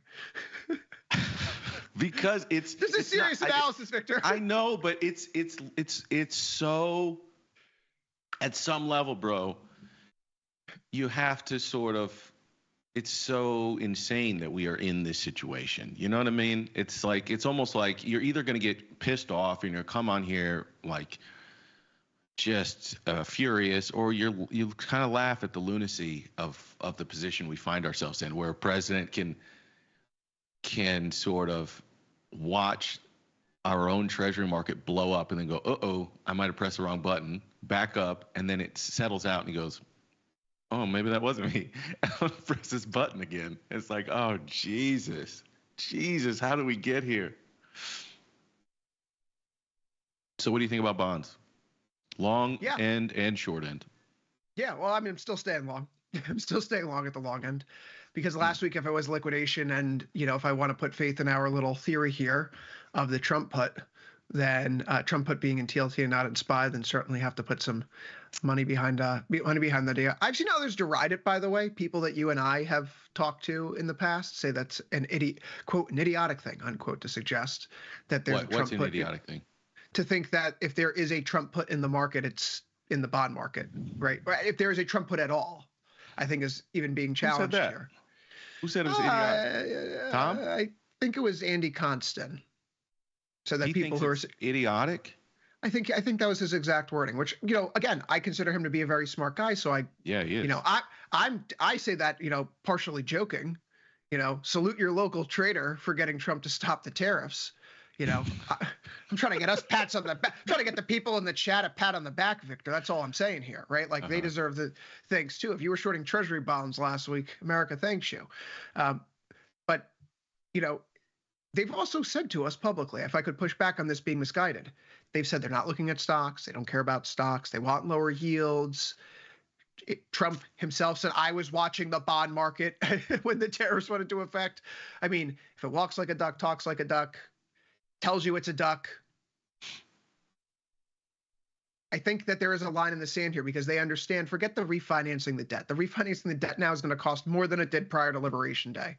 So we've nuked $11 trillion in equity market value, or maybe $8 trillion now only, to refinance the debt at a higher cost. Brilliantly played. So what's the plan now? If we want to bring down yields, what's the plan? This clearly isn't going to do it. And I do think that's a legitimate goal here. If recession is what brings it about, then maybe that's what brings it about. But lower rates helps everyone. That's why people want to keep inflation under control. That's why it's so important to keep inflation under control. You don't get the high rates. So I'm interested to see what next. I do think there is a floor there in bonds. I'm trading around it like it is an ironclad floor until it's broken and the Trump put dies. Okay. I agree with almost everything you said, except the surety that you have that we are now going to need to refinance at a higher rate. This is the only reason I say that.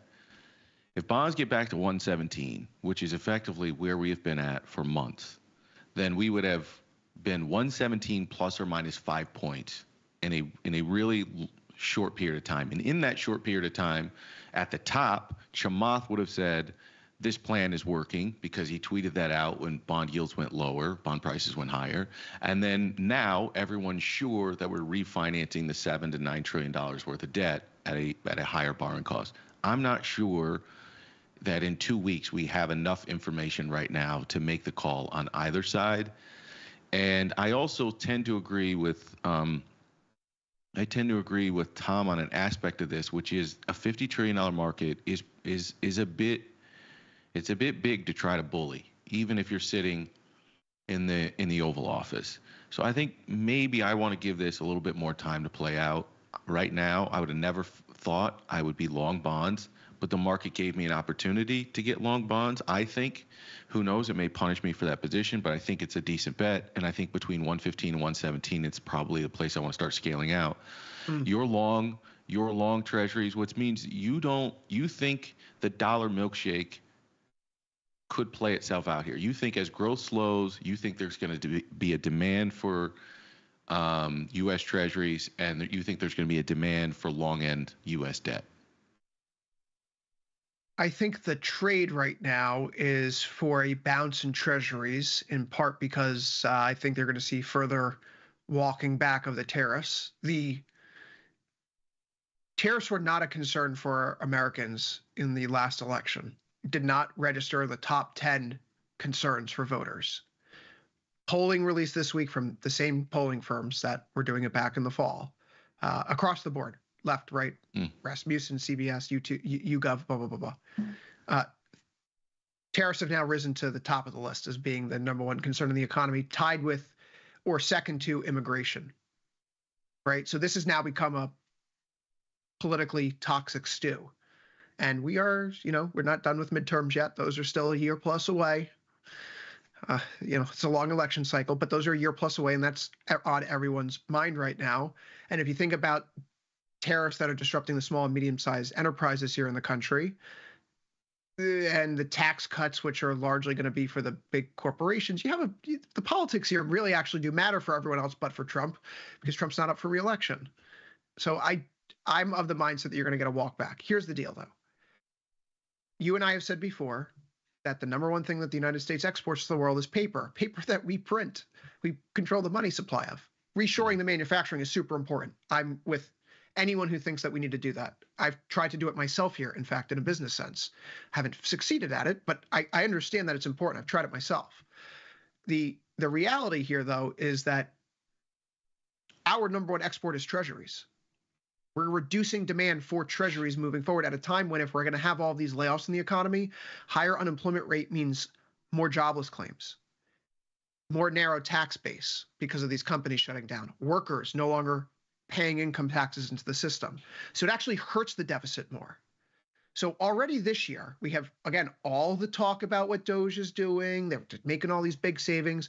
Fiscal year, we've spent $150 billion more in FY25 than we did in FY24.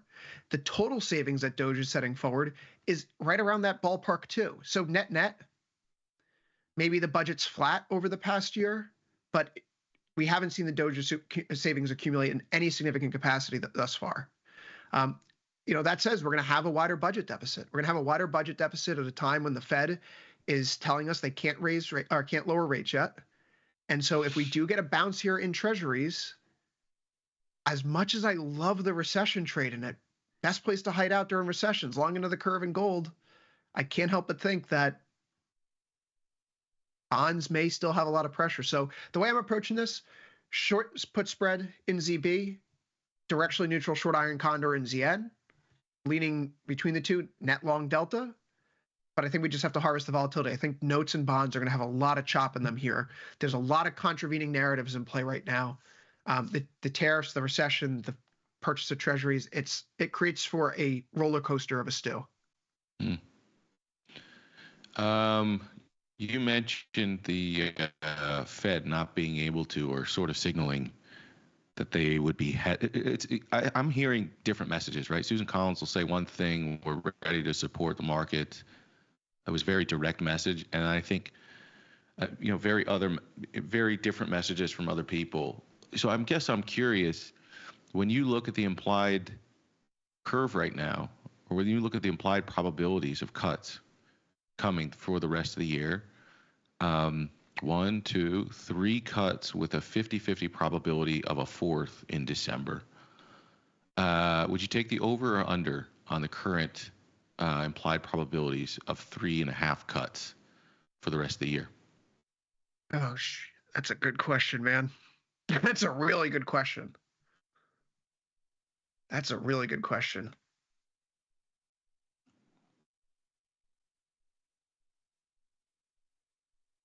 Oh, man. Over. I got to go with the over. Yeah, I think it's going to be really backloaded. I think the Fed's going to be late to this party. I think they're probably going to come out with one in June and then one in September, and then we may get November and December, or 2 in December. That's a really good. I just have we've seen this. We heard it from Waller as well. Waller's basically publicly campaigning to be the next Fed chair, by the way, with the way that he's been talking. He's not really talking as if he's a regular member or was a regular member. He's talking like he's going to be the guy. And then Besson tells us yesterday they're going to start the interview process in the fall. Kind of all makes sense. But yeah, I would think that Powell is going to slow walk this because there hasn't been the evolution on the hard data yet. The surveys can tell us everything they will in the world. People are feeling the worst that they felt in a long time. Until growth keels over, the Fed does not want to risk stagflation. And unfortunately, right, going through the math here, we take our imports from last year, we separate them by country, and we apply all the new tariff rates, inflation could go up to 5% this year. So the Fed sees that too. They have their little number crunchers, the Marinakli's building, doing that math as well. And to them, can they justify cutting rates with 5% inflation potentially coming down the pipeline? They cannot. Here's the flip side. And I don't necessarily disagree with you, but I think I like when we kind of cover the whole space under the distribution curve. Here's the flip side would be, if you're the Federal Reserve, you're in a little bit of a box here. You have an excuse to cut rates, to create inflation. Are the people going to blame it on you for cutting rates? They're going to blame it on Trump for the tariffs creating inflation. So if you front load your cuts, you're gonna hide whatever potential inflation comes from that under the political umbrella of Donald Trump's tariffs. So the flip side here is that for a strategy to front run or front load cuts versus back load them when it becomes obvious that you're going to have to hold the bag, or you've got inflation from tariffs and now you're starting to cut and make inflation even worse. So my steel man for why you would do the opposite and front load is because you're under a political umbrella that this is Trump's fault. I don't know if that's a good enough reason. I don't know that's how they think. I'm just putting that out there. Sure. I don't think the Fed operates that way, though. I know we like to think of the Fed as a political animal, but I don't think Powell's sitting here saying, like, I'm gonna make Trump's job difficult. I don't think he wants to be Fed chair any longer. He's been in the job for a long time, right? He's had a nice run. I don't think so either. Who would? Get me the hell out of here before this thing collapses, so it's not on me. I mean, even talking about his tie the other day, they're like, why do you wear the purple tie? He's like, well, if I wear red or blue, people read into it. Yeah. So this guy's out here like stressing over his outfit choices because he knows, like, if I wear a tie that's like, oh, this is on the bluer side of purple, oh, they're gonna call me a woke commie, and if I wear this on the redder side of purple, they're gonna call me a MAGA Maoist. I just love purple ties. Like the guy wants to just go watch his Dead & Co. concerts and like chill. And hey, who wouldn't? Let's go a step further. Then. I kind of agree with you. Let's go a step further. What type of Fed chair does Trump and Bessent want to put in place? The one that has those little marionette strings attached to his hands.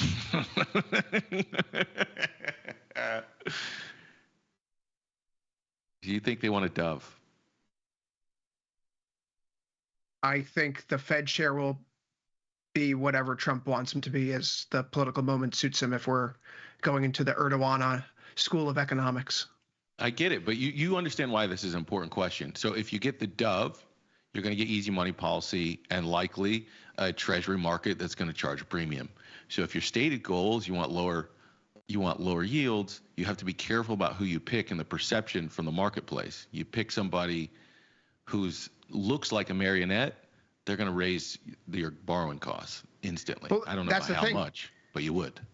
Who on the right in finance, economic academia, like that world, maybe I'm thinking of the wrong person, right? But who would come up and be the Fed chair who over the past 10 or 15 years has not criticized the Fed in some capacity for too loose of monetary policy? And I think that's the most interesting part of this paradigm here. Most of the people in Trump world who have made their names for themselves in economics and finance have done so in part from saying that the Fed is manipulating markets, is doing this and that, the other thing. And if anything, they would want the Fed to take a step back and put monetary policy on autopilot. So I think there's a really, like, you know who would really help? This is the craziest thing I'm going to say. Ron Paul. Ron Paul. Ladies and gentlemen, the new chairman of the Fed, Ron Paul. Janet. Oh, my God. Janet Yellen. Dude, you're the out best of your person. mind. No, What if are Trump you wants lower, saying? if Trump wants lower rates, That's true. and he wants to convince them. Told. If you want lower rates, and if you want someone who can convince the market that a lower rate regime is coming in, you hire someone who is known for keeping low rates, and you bring Bernanke back. That's what Trump could do. I can't believe you just said that, bro. And let me say this real quick, because I want to move on to some other. I said it's the craziest thing. The craziest thing I would say. I wonder how, if you feel like she's going on a world tour, right? She's going on a world tour, and I wonder if you think it's appropriate for the former Treasury Secretary to go on a world tour basically saying what she's saying. And I'm going to explain why. It's not because, it's not because I'm an apologist, which is what people are going to say. It's because I think she's part of the problem. She set economic booby traps all over this place, okay? She's one of the reasons that the field of the U.S. economy is dry and desolate, in my personal opinion. And I'm not talking about, our GDP. I'm not talking about, I'm talking about the distribution in this country. She was part of the arsonist that got us to this point. And she played a bunch of games for the last 4 years to set this massive debt bomb and move it along and sort of switch its issuance. And then, so you've got a dry field on the economy and a spark goes off. And she wants everyone to look at the spark and focus on the fire and not ask the question, how did the field get this dry? And my issue is what I think she's doing is less about the public good and more about saving her own ass. I think it's more about trying to ensure that her narrative of her time when she had the levers at the Fed and the levers at the Treasury are protected, that her legacy is protected. And I think that's what she's doing. I see more of her criticism about herself than it is about the common good of the people or creating political pressure. That's my read on it. I may be wrong. So I'm curious, what is yours? I think that we have a long history of former officials like Robert Rubin, among others, who stepped in and said things as they've left office. It's unusual that she's been so critical of the prior administration, so in such close proximity to having just left, right? It's only April of the same year that she was previously serving as Treasury Secretary. That said, though, I think there's a reason why she's speaking up. I wouldn't attribute it to all of potentially looking to rewrite the narrative and save legacy, although I understand why you would feel that way. What makes me here's why I question that, because one of the criticisms of her Treasury issuance schedule about leaving the field dry was that she tilted the issuance away from the long end of the curve and focused it more on the front end of the curve. But Bessent just said the same thing yesterday. He told us that if necessary, the Treasury could buy off-the-run long-end bonds, and it could shift issuance up to the front end of the curve. So I get why Yellen is trying to save her neck, but in the same speech where Bessent was criticizing Yellen for what she had done as her role of Treasury Secretary in terms of the auction schedule, Bessent actually just confirmed he's doing the same exact policy. So I mean, it's not good either way. It makes me question whether or not we're actually making the fundamental changes that we need to see in order to get from point A to point B. The short-term pain for long-term gain. I'm seeing short-term pain, but I'm not seeing the off-ramp to the long-term gain yet, because we're just running back a playbook that so many people decried in the past. I'm conflicted here, honestly. I agree with that part. I did, I think maybe a month or so ago, he gave an interview where he said he was critical of the strategy. He realized the demand for paper at the short end and a few other issues, and realized it was necessary, and he couldn't immediately back out of that strategy. So I sort of hear you, and I don't think it has to be either or, but I do think showing up on 5 or 6 of these national television shows, it's what does she think she's creating political pressure? Because I don't think so. I don't think she's creating political pressure. I don't think people are listening to her within the administration. I think this is about hearts and minds. You don't think Stephen Miller's like, hey, Mr. Trump, I'm sorry. I got to interrupt you. You've got to watch this Yellen interview. Turn on we MSNBC might be doing this right all now. wrong. Yeah. Not happening. Okay, then what do you do with gold here, Chris? 32.57. They tried to kill it. They couldn't kill it. You had 3 1+ 100-point days, 120 points, 130 points, 114-point ranges, and they couldn't kill it. We're right back We're nearing 3,300. Newmont Mining was up 26% last week. I'll pat myself on the back for one thing that worked out. What do you do here with gold, man? The gold-silver ratio is just getting off the charts at 110, 120, something like this. Where's the trade here in metals, in your opinion? So gold's a really interesting character throughout all this. If the dollar's role in the financial system is not destroyed, but being drawn into question in a very legitimate manner for the first time in many years, then gold certainly has a place. I would think that the best outcome for the dollar, for bonds, for stocks would be weaker gold prices, because it's then a collective sigh of relief that we here on planet Earth all agree that maybe the worst of it's behind us. There's greater earnings potential out in the system than holding a rock, Victor. And yet, I find myself very compelled and drawn to it still. Perhaps it's that sheen and luster. Because it just keeps working. It keeps working, right? And that's, if the fundamental bearings on not necessarily de-dollarization, but in terms of incentives, example, Russia sanctions are rolled back in any capacity, do we think that Russia would keep that money in the Western financial system, in European banks and American banks? No. Is there enough liquidity or trade between Russia and China to substantiate putting all of it into yuan? No. So there needs to be another alternative. They're probably going to put it into hard assets. And if a country like Russia is making that calculation right now, I'm sure many other countries are thinking the same thing too. The Indias of the world, the UAEs of the world.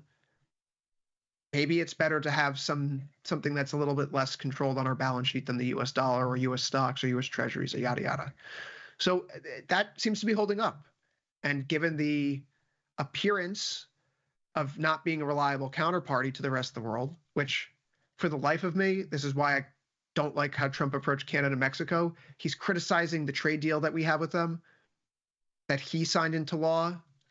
So it kind of like, you're not going to honor literally, it's not even like the America's agreement that he's tearing up, like NAFTA. He didn't sign NAFTA into law. Of course he's going to hate it. So like the USMCA is your own trade deal. And you're not even going to hold yourself to that.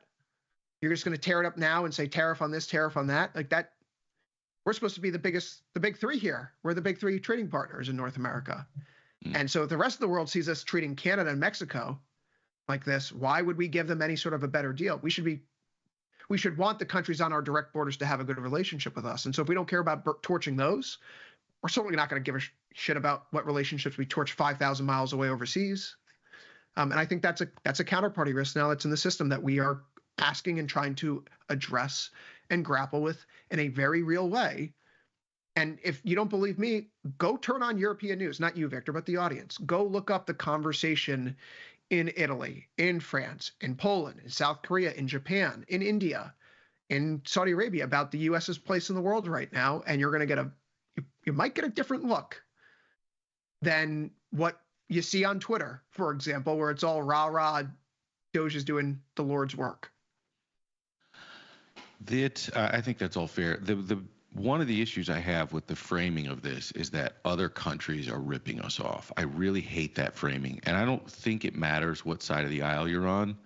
I think it's a disingenuous framing, and there have been a few disingenuous framings, but like for political purposes, which I can understand. I don't want to say I empathize with. I understand where they come from. Like the whole fentanyl thing was to be able to use the emergency tariff, statutes under the law. So by giving that framing, he was able to do what he did, and though it made no sense, and we all knew that wasn't really the driving force behind this. It's certainly a force, particularly for Mexico, but it's not the driving force, in particular for Canada.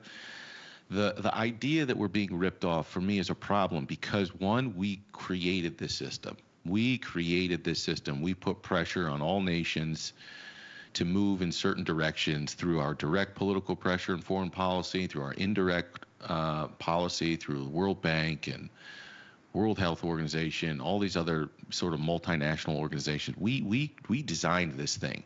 And because I see the world through incentives, Chris, if you were standing outside your house giving away dollars for 50 cents, I would expect over time any dollar you're giving away is going to be gone to your neighbors. And I wouldn't say that your neighbors took advantage of you. I would say you sold yourself out through sort of a bad incentive structure. And maybe in a way that's just their way to sell it to a political base. But I don't appreciate selling this as people ripping us off. We designed the goddamn system to begin with. And so if anything, we sold ourselves out, we ripped ourselves off. Well, we gave away, we gave into corporatism, right? Like there is we've outsourced the labor for manufacturing to, the outer rim, and our companies in the imperial core take those raw materials and get the outer rim to produce them into finished goods. And then they import them here and they mark them up at extravagantly high prices for us. Shoes, t-shirts, anything. And that's where the profit comes from, right? This is the whole thing that blows my mind. How are we ripping these countries off? We have companies that are getting shoes made for $1 and then reselling them here for $50. They're worth $50. No, you're not selling for 50, bro. What shoes are you wearing?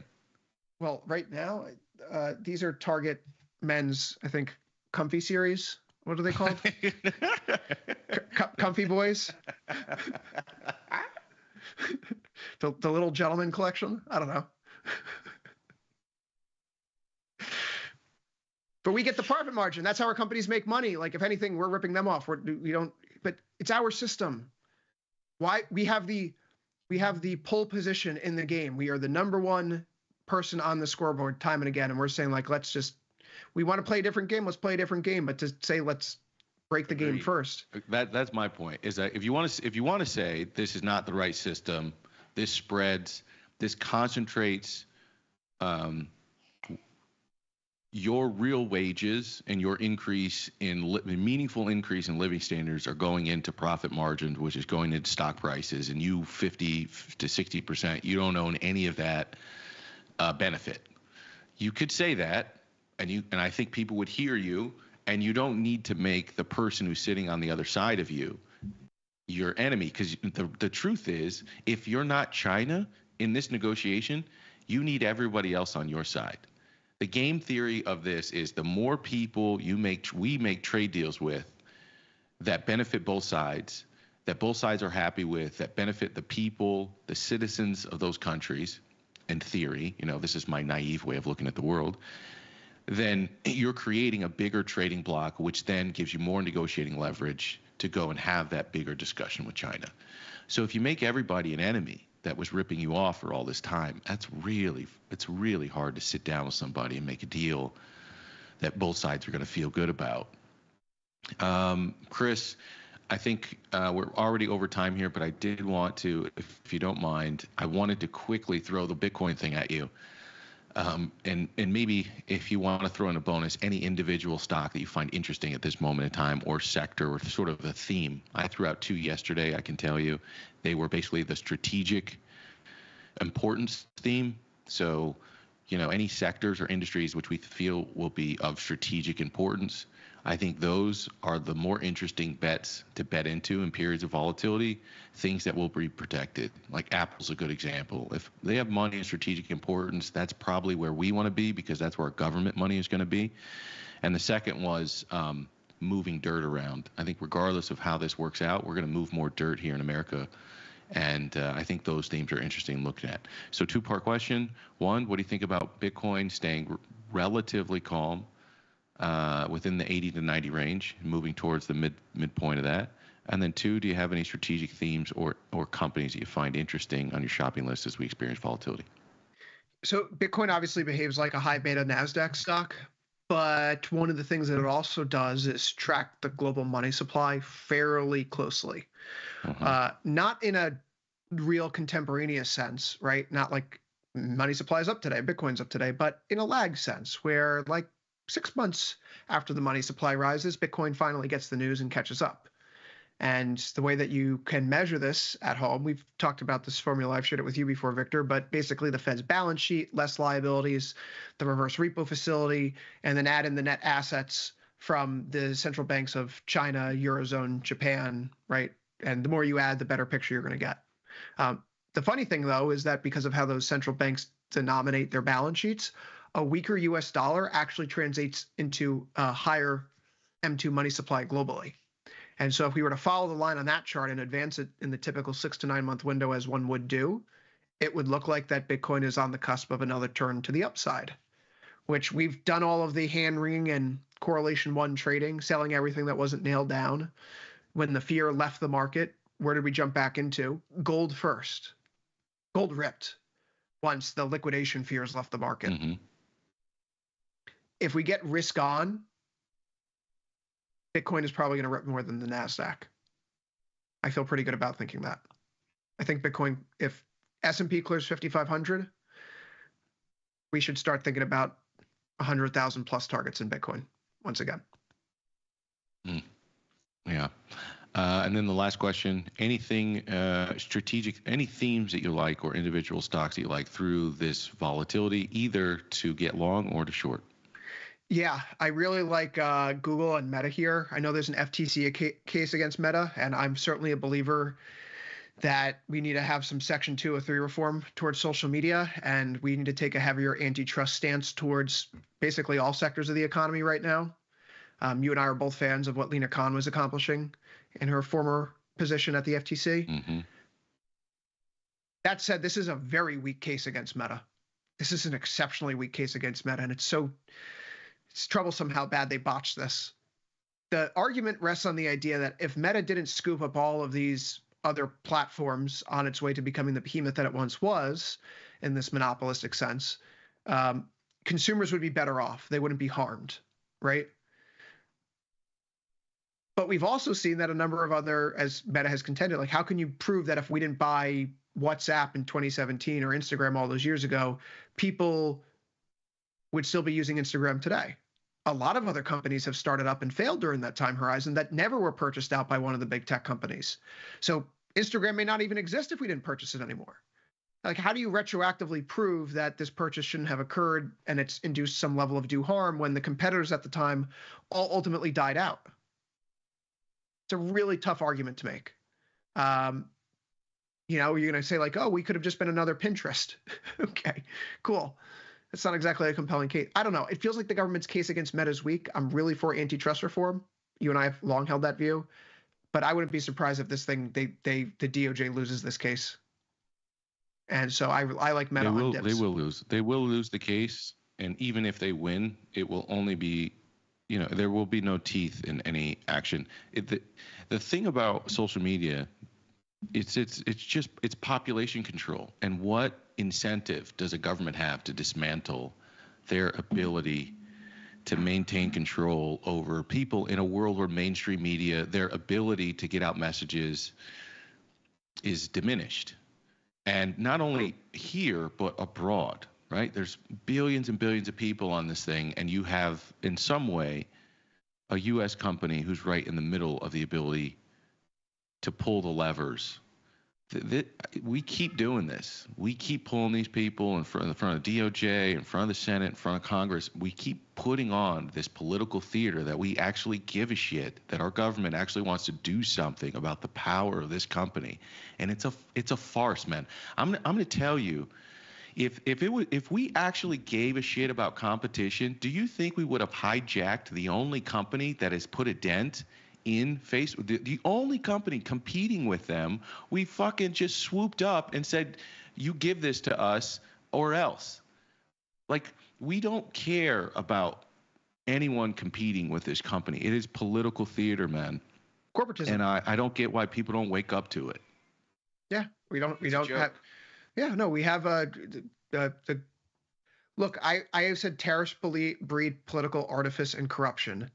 And there is a straight line in my view, in my worldview, between all of the tech companies making massive donations to Trump's inauguration fund and their companies being at the first of the line for the exemptions. And I'm sorry, we want to reshore manufacturing. We just upended all of that components manufacturing that we rely on off of our shores. All of those small and medium-sized enterprises that operate in that space are going to get whacked. Who lobbies for them? Where's their money? They can't afford to splash around $1 million to the president's campaign contribution fund. They're getting steamrolled here.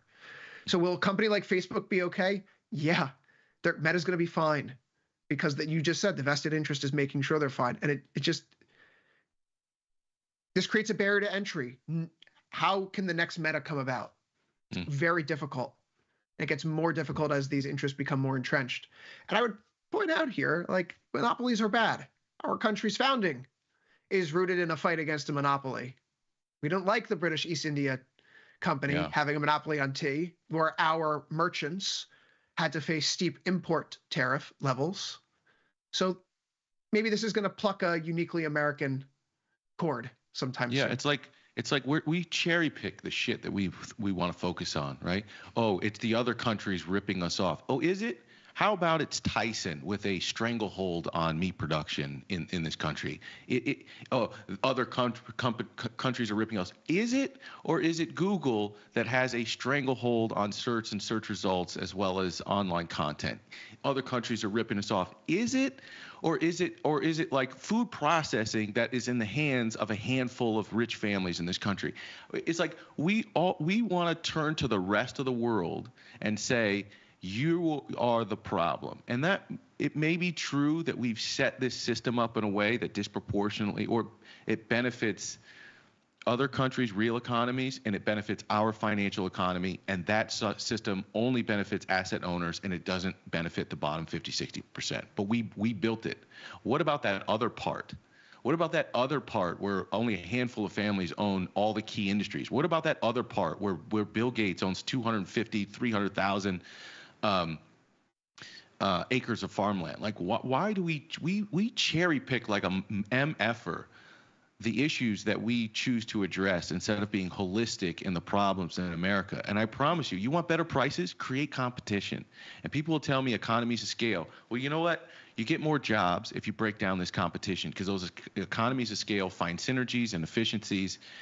And, so it's like we have to decide what we want and when we're going to hold both sides accountable. Because this pick the side, I'm for Lena Khan and for monopolies. That means I'm the left side, and I'm for tariff restructuring. I'm on the right side. It's like, what? Both of you guys want the same thing. You want more competition. You want better services at cheaper costs with more jobs. That's a hard problem to solve for, but it's not impossible. It is impossible if everyone divides themselves up into binary points on the line. We want more competition. Facebook does not want more competition. Apple does not want more competition, right? And that sucks, because when there's no competition, there's no reason to innovate. And I think everyone's a little disappointed with Apple these days. What happened to Apple? Well, there's reasons to innovate, but not for the right reasons. If you have competition, you're innovating on behalf of the end user. When you have a monopoly and a protected government monopoly, who do you innovate on behalf of? The user? Shareholders. No. Shareholders. Yeah. And the and government powerful institutions, so that you're going to have to donate money to get them elected, and they're going to say, okay, but only in response. But this is what I need from you. You need to silence these people or whatever. And so you're not innovating on behalf of the end consumer. And that's what we have, these gigantic monopolies that started out as free services for the people that have somehow transformed around them into services for everyone else except the end user. Anyways, Chris Vecchio, it's always a pleasure, my friend. You still got to give me the hookup for where you're getting these $50 sneakers. But if the people want more from you, tell them where they can go on both markets as well as shopping tips. Thank you for the more gracious ending this time. Starting to get some tweets, Victor, about some jokes that you've made in the past. I think they call your shoes the School Walker 2.0s, the Air trench coats. It's a PTA meeting. At CVecUFX on Twitter, or X, depending upon what you like to call it. Here on Tasty Live, Monday through Friday, 1 p.m. Eastern for Futures Power Hour. And that's Monday through Friday at 1 p.m. Eastern for Futures Power Hour. Monday through Thursday, overtime, 4 to 5 Eastern, right after last call. Of course, we do Let Me Explain with Tom and Tony on Tuesday mornings, 9:40 a.m. Eastern. And going back to next week, I will be on Wednesdays with Victor for The Price of Truth, 6 Eastern. I've realized, the diversify your bonds line from the Chappelle Show? Diversify your bonds, yes, of course. Your amortize your fart coins is like the new version of that line. Chris Vecchio, I had a lot of fun in this conversation. Looking forward to speaking with you again, my friend. If you want to follow me on Twitter, it's at Victor Jones. The Owen Jones is 0 because I like to be difficult. Tune in tomorrow for a conversation with Ilya Spivak. Looking forward to seeing you all again. Until then, we'll see you back here tomorrow, same time, same place, same great network, only on Tasty Live. Peace.